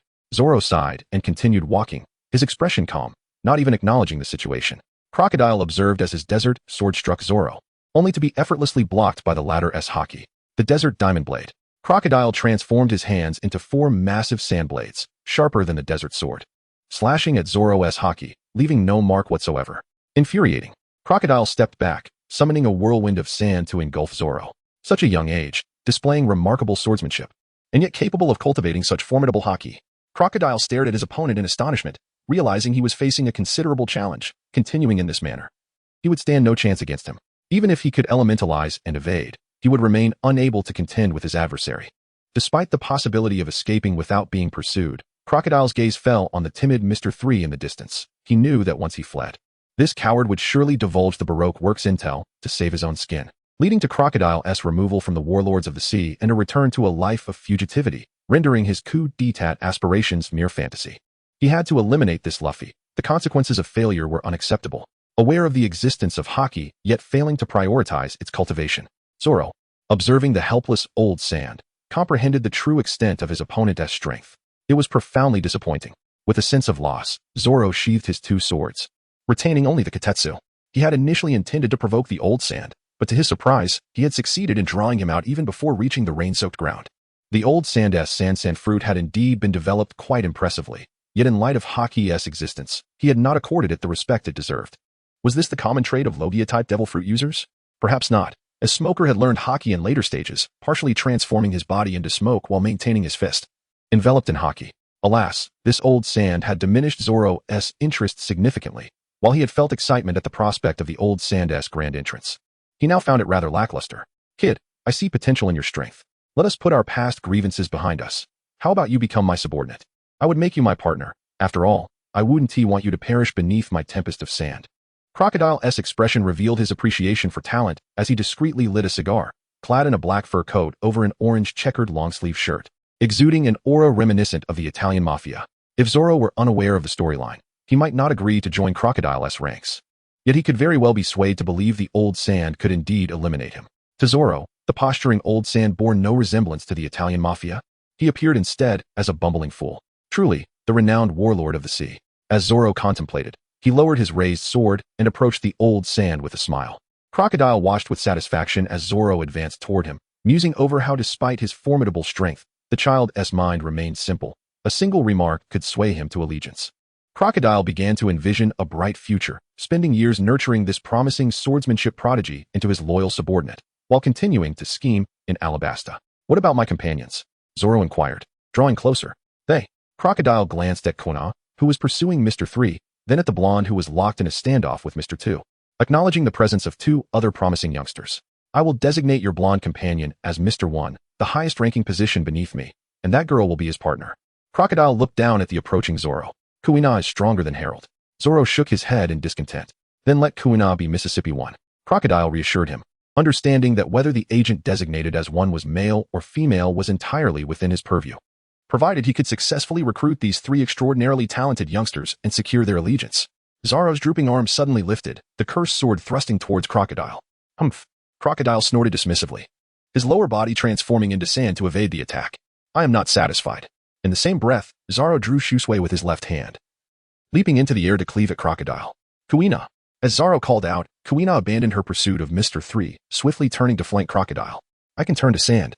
You cannot harm me, and you will only perish in my sandstorm. Crocodile continued to engage Zoro, deftly dodging the thrust from behind by Kuina. Crocodile had no intention of retreating. Today, either these three would pledge allegiance to him, or he would exhaust them to death, leaving no room for negotiation. Is that so? Zoro and Kuina relentlessly struck at Crocodile, with the three of them engaged in a fierce skirmish. In the distance, Mr. 3, realizing that Kuina had ceased her pursuit, let out a sigh of relief. Observing the trio's engagement, he dared neither to join the fray nor to flee, fearing that his boss would discover his escape and come after him, ready to kill. What? Harold looked on in shock as Zoro and Kuina struggled against Crocodile. Just as he intended to assist, he was intercepted by Mr. 2. Although your abilities are quite entertaining, and I would very much like to befriend you, I absolutely cannot let you pass, Mr. 2 declared. This. Harold frowned at the other. Step aside. Not a chance. Mr. 2 chuckled triumphantly. Don't even think about it. How about I conjure a few beautiful ladies for you instead? Harold ignored him, swiftly gliding over the sandy terrain like a skateboard, leaving Mr. 2 astonished. Harold sped over the sand, halting before the obstruction ahead. No passage. Mr. 3 continually flung his candle wax, erecting barrier after barrier of wax walls upon the desert. As Mr. 3's speed intensified, the connected wax walls extended further into the distance. Damn it! Harold struck the wax wall with his blade, yet found it impervious to destruction. Lacking the haki, he struggled to breach the barrier. Harold dug in the sand twice, only to despair at discovering a wall of mixed wax and sand beneath. Mr. 3. Keep an eye on the wax wall while I handle him. Mr. 2 kicked towards the blonde. Understood. Mr. 3 responded. How long can your stamina hold out like this? Pledge your allegiance to me. There is still a chance. Crocodile observed Zoro with smug satisfaction. Half of Crocodile's body transformed into sand, his expression triumphant, though internally he had already prepared for the worst, having narrowly avoided several near-fatal strikes. It was only through flight that he managed to escape. Why not become my Mr. 1, and I shall be the boss? Zoro scoffed. Humph. Crocodile snorted, gathering sand into a shield that was promptly cleaved apart by Kuina's advance. No matter how long you fight, it will be of no avail. You cannot touch me. Crocodile retreated a short distance, avoiding the assault.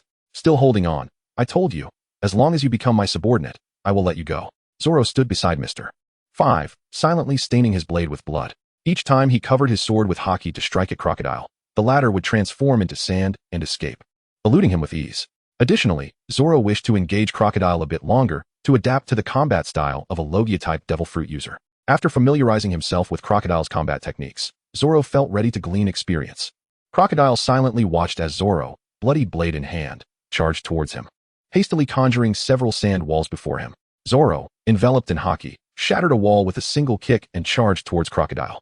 Blood from his blade splattered onto Crocodile's form as he lunged forward, aiming to pierce him. Die! Crocodile roared, transforming his arm into a scimitar of sand, swinging it menacingly at Zoro. Swiftly, Kuina, who was closely beside Zoro, intercepted the attack with her own blade. Crocodile hastily attempted to dissolve into sand. With a sickening sound, he felt the blade embedded deeply in his chest, twisting mercilessly within his flesh. The blood that drenched him prevented him from hastily transforming his torso into sand, and the agonizing wound caused his body to tremble violently, ultimately bringing him to his knees. While Haki could indeed strike him, he often managed to evade it at the last moment. A wave of regret washed over Crocodile as he pondered why he and T fled earlier. His vision blurred increasingly as he gazed at the green-haired youth before him. He should have fled, even if he had not been splattered with blood moments ago. Continuing this stalemate would inevitably lead to his demise at the hands of Haki. He still harbored dreams of becoming the Pirate King, and he yearned for another confrontation with that man.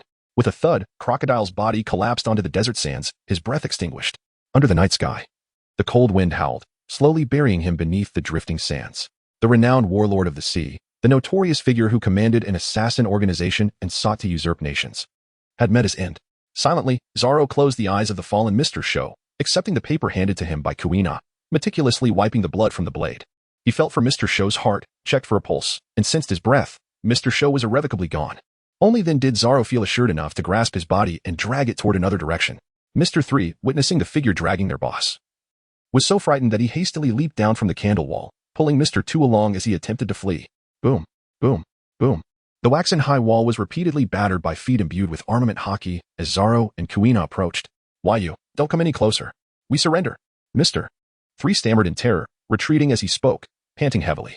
After such a prolonged battle, having exerted his powers for so long, he felt utterly drained, even devoid of the strength to run, although he was one of the top-ranking operatives within the assassin organization. The sight of someone dragging the lifeless body of their boss made his legs weaken in fear. It was truly terrifying. The 7 warlords could kill at will. Mr. 2 was astonished that the opponent could vanquish Crocodile, yet regarding Crocodile's demise, frankly, Mr. 2 had already lost all faith in his boss when he witnessed Crocodile eliminate 2 operatives. Zoro cast Crocodile aside onto the sandy ground, his gaze fixed intently upon the 2. I offer you a chance. Join my crew now, and I shall overlook the past, granting you your lives, Zoro declared. Guina and Harold exchanged surprised glances, astonished at his mercy. In previous encounters with adversaries, he had always been eager to eliminate them. Zoro gazed at the 2 individuals before him. Von Clay was a person who deeply valued friendship and loyalty. These 2 traits were enough for Zoro to admire him. After all, in the original narrative, he had stayed behind and impelled down to open the door for Luffy and his companions, truly embodying the essence of a faithful friend. Such a person is indeed a treasure, a genuine ally. In contrast, many self-proclaimed friends boast about their unwavering bonds, yet fail to lend a hand in times of need. When the moment of crisis arises, can they truly save their friends? Von Clay was the type of individual whose willingness to sacrifice himself for his comrades was far more precious than mere trust. As for why Mr. 3 was invited along, his treacherous nature and willingness to resort to any means for victory, coupled with his devil fruit powers, were noteworthy attributes. However, when faced with life-threatening situations, he would undoubtedly flee. So why mention Mr. 3 in passing? Ah, indeed, it was merely a casual remark. Mr. 3 was nothing more than a secondary consideration. Within Mr. 3's heart resided a mixture of fear and budding admiration for the other party. If he were to join their ranks with those young, powerful, and immensely promising individuals, wouldn't his future be splendid? Just as he was about to express his willingness, Mr. 3 was startled into a crouch by Mr. 2 beside him. We do not agree. Von Clay shook his head, regarding the other with utmost seriousness. Although he harbored disdain for that treacherous boss who had betrayed his own, the fact remained that he was under his command, and they must at least fight back for their leader. Otherwise, he would lose respect for himself. Von Clay prepared himself for battle. You. Mr. 3 gazed tearfully at Mr. 2, exclaiming, aren't you putting him in a bind? Rest assured, I will not retreat. Mr. 2 looked at the weeping Mr. 3, realizing that his earlier suspicions were indeed unfounded. Mr. 3's emotional response indicated that he too was a person of deep loyalty. Well said. Zoro chuckled with delight, finding this version of Von Clay to be the one he truly desired. Kuina, Harold, step back and keep an eye on Crocodile's corpse. I am going to engage them in combat. Zoro unsheathed his sword, performing a flourish with it, facing the 2 without the intention of using haki. After all, he had no desire to inadvertently strike down the young Von Clay. Kuina dragged Crocodile's body backward, while Harold stowed away his snow weapon, retreating to observe the showdown between his master and the 2 opponents. Come on. Von Clay charged forward, launching a kick at Zoro. Zoro calmly raised his hand, deflecting the kick with the back of his sword. Behold my transvestite fist technique. Von Clay lunged forward to strike. Ah, Zoro let out a yawn. Feeling somewhat drowsy, he reached out and grasped Small Fang's hand, pushing him back. Feng Kuei swiftly swung his other hand towards Zoro's head, only to have it blocked by the yawning swordsman. The two engaged in their skirmish, while Mr. 3, with a sense of trepidation, charged forward. At this juncture, he found himself at a loss regarding what to do. Escape was futile, as two individuals loomed nearby, their eyes fixed upon him with predatory intent. Yet, engaging in battle was equally daunting. Was he to seek vengeance for his employer and then meet his own demise at their hands? Mr. 3 was engulfed by a profound sense of despair. Clad in his waxen armor and wielding a wax sword, he aimed to strike at Zoro, closing his eyes in resignation. He thought, this is the end. Clang. Mr. 3 unexpectedly opened his eyes. Previously obscured by darkness, he now heard the metallic clash of swords meeting, and realized that the opponent's blade was devoid of any encasing black material. Were they merely testing their strength? A breath of relief escaped him. Being lost in thought could indeed lead to one's demise. Zoro, dissatisfied, slashed his sword across Mr. 3's exposed face, leaving a deep cut. Ah, Mr. 3 cried out in pain. Bang. Zoro delivered a powerful kick to Mr. 3, sending him soaring through the air. He then resumed his battle with Von Clay. Coughing, Mr. 3 tumbled onto the sandy ground, struggling to rise, his legs feeling weak beneath him. Von Clay gazed at his opponent in astonishment, unable to fathom how every attack he launched, whether a kick or a punch, was effortlessly deflected. What could this ability possibly be? Von Clay inquired. It's observation haki, Zoro replied. The sword Emma poised menacingly at Von Clay's throat. Nodding in acknowledgement, Von Clay closed his eyes, resigning himself to the realization that he would never have the chance to comprehend such a power. Zoro silently sheathed his sword, gazing solemnly at the young man before him. Join me as my companion. I am Zoro. This. Von Clay widened his eyes in astonishment, questioning why Zoro had spared him and offered him a place among them. What is it about me that has caught your eye? You displayed remarkable loyalty by standing against your treacherous boss. I believe you would make an excellent companion, Zoro replied with a smile. Of course, Feng exclaimed, giving himself a thumbs up. He prided himself on being a person of great loyalty and value friendship above all else. Moreover, your ballet skills are quite impressive, Zoro chuckled heartily. Really? Is that true? Feng's heart soared with joy. He had been hesitant, but now he looked at Zoro with excitement, wondering if Zoro had truly seen the grace of his dance from such a distance. This was overwhelmingly touching. Feng Clay knelt down, tears streaming down his face. Finally, someone appreciated his dance. The other elite agents regarded him as a freak, and while some of his subordinates practiced with him out of fear, others genuinely enjoyed dancing with him. Yet, to have someone publicly acknowledge his art was profoundly moving, especially coming from Zoro, who valued his talent enough not to kill him and invited him to be his companion. Feng Clay wept uncontrollably, his body trembling. Your ability to change faces is quite remarkable. Join me as my companion, Zoro continued. Feng burst into tears again, overwhelmed by the fact that Zoro not only spared him but also admired his dance and transformations, inviting him to be a partner. This was what he had always longed for but never received. Zoro. Feng embraced him, filled with uncontainable joy. Meanwhile, Harold silently observed the emotional Feng Clay, surprised to see such a formidable individual in tears. Reflecting on his first impression of Feng, he sighed. His master was the only one who had not shown disdain and had genuinely expressed appreciation for Feng. Hey, join us as well, as long as you refrain from any lowbrow antics. I quite enjoy watching you dance, Harold said, patting Feng Clay on the shoulder. Certainly, certainly. Feng wiped his tears and playfully draped an arm over Harold's shoulder, grinning mischievously. But what about the beautiful women I imitate? Aren't they more captivating? Not a chance. Harold firmly rejected. Ahaha. Feng laughed heartily, reveling in the banter. Just wait until this little rascal grew a few years older. He might not feel the same way. Zoro watched the exchange in silence, understanding the dynamics at play. Feng had employed a tactic reminiscent of an animated series he had seen, but given Feng's wicked grin, Zoro suspected it wasn't merely about face changing. Hey, Mr. 3. Why not join us as well? Crocodile is dead, Feng called out to Mr. 3. Mr. 3, feeling exasperated, thought to himself how the one who sought vengeance for their boss was now joyfully laughing and becoming Zoro's companion. He would have cursed had he been a time traveler, exclaiming in frustration. All right. Galdino responded eagerly, shedding his wax armor and smiling as he approached. Why would he refuse such a powerful ally? Zoro, Harold, and Kuina all exchanged glances, their expressions reflecting disdain. I regret this, Zoro said. He's far too timid, Harold added. Useless. Kuina attempted to voice her thoughts, but was silenced by Zoro's hand over her mouth. This was demoralizing. Galdino felt as though a crow had flown over his head, leaving behind 6 black marks of embarrassment. Useless, useless, useless, he muttered, kneeling in despair, having envisioned those words multiple times. I'm finished, I'm finished. Let us go back, Zoro announced, leading the way. I'm tired, Kuina followed suit. Again with me? Harold despaired as he trailed behind. I'll help you, Feng offered, lifting Crocodile onto his back. Galdino remained alone, watching as the others gradually walked away. They would not have him as a companion. and they couldn't even be bothered to kill him?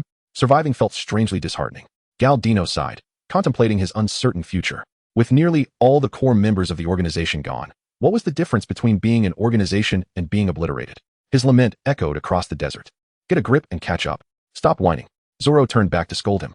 All right, coming. Galdino replied with newfound enthusiasm as he stood up to follow. Zoro smiled slightly. Although this fellow lacked courage, he possessed a remarkable skill, much like the wood release. 3 rooms and a hall technique employed by his neighbor, Yamato. Nua could conjure wax and replicas of houses and furniture.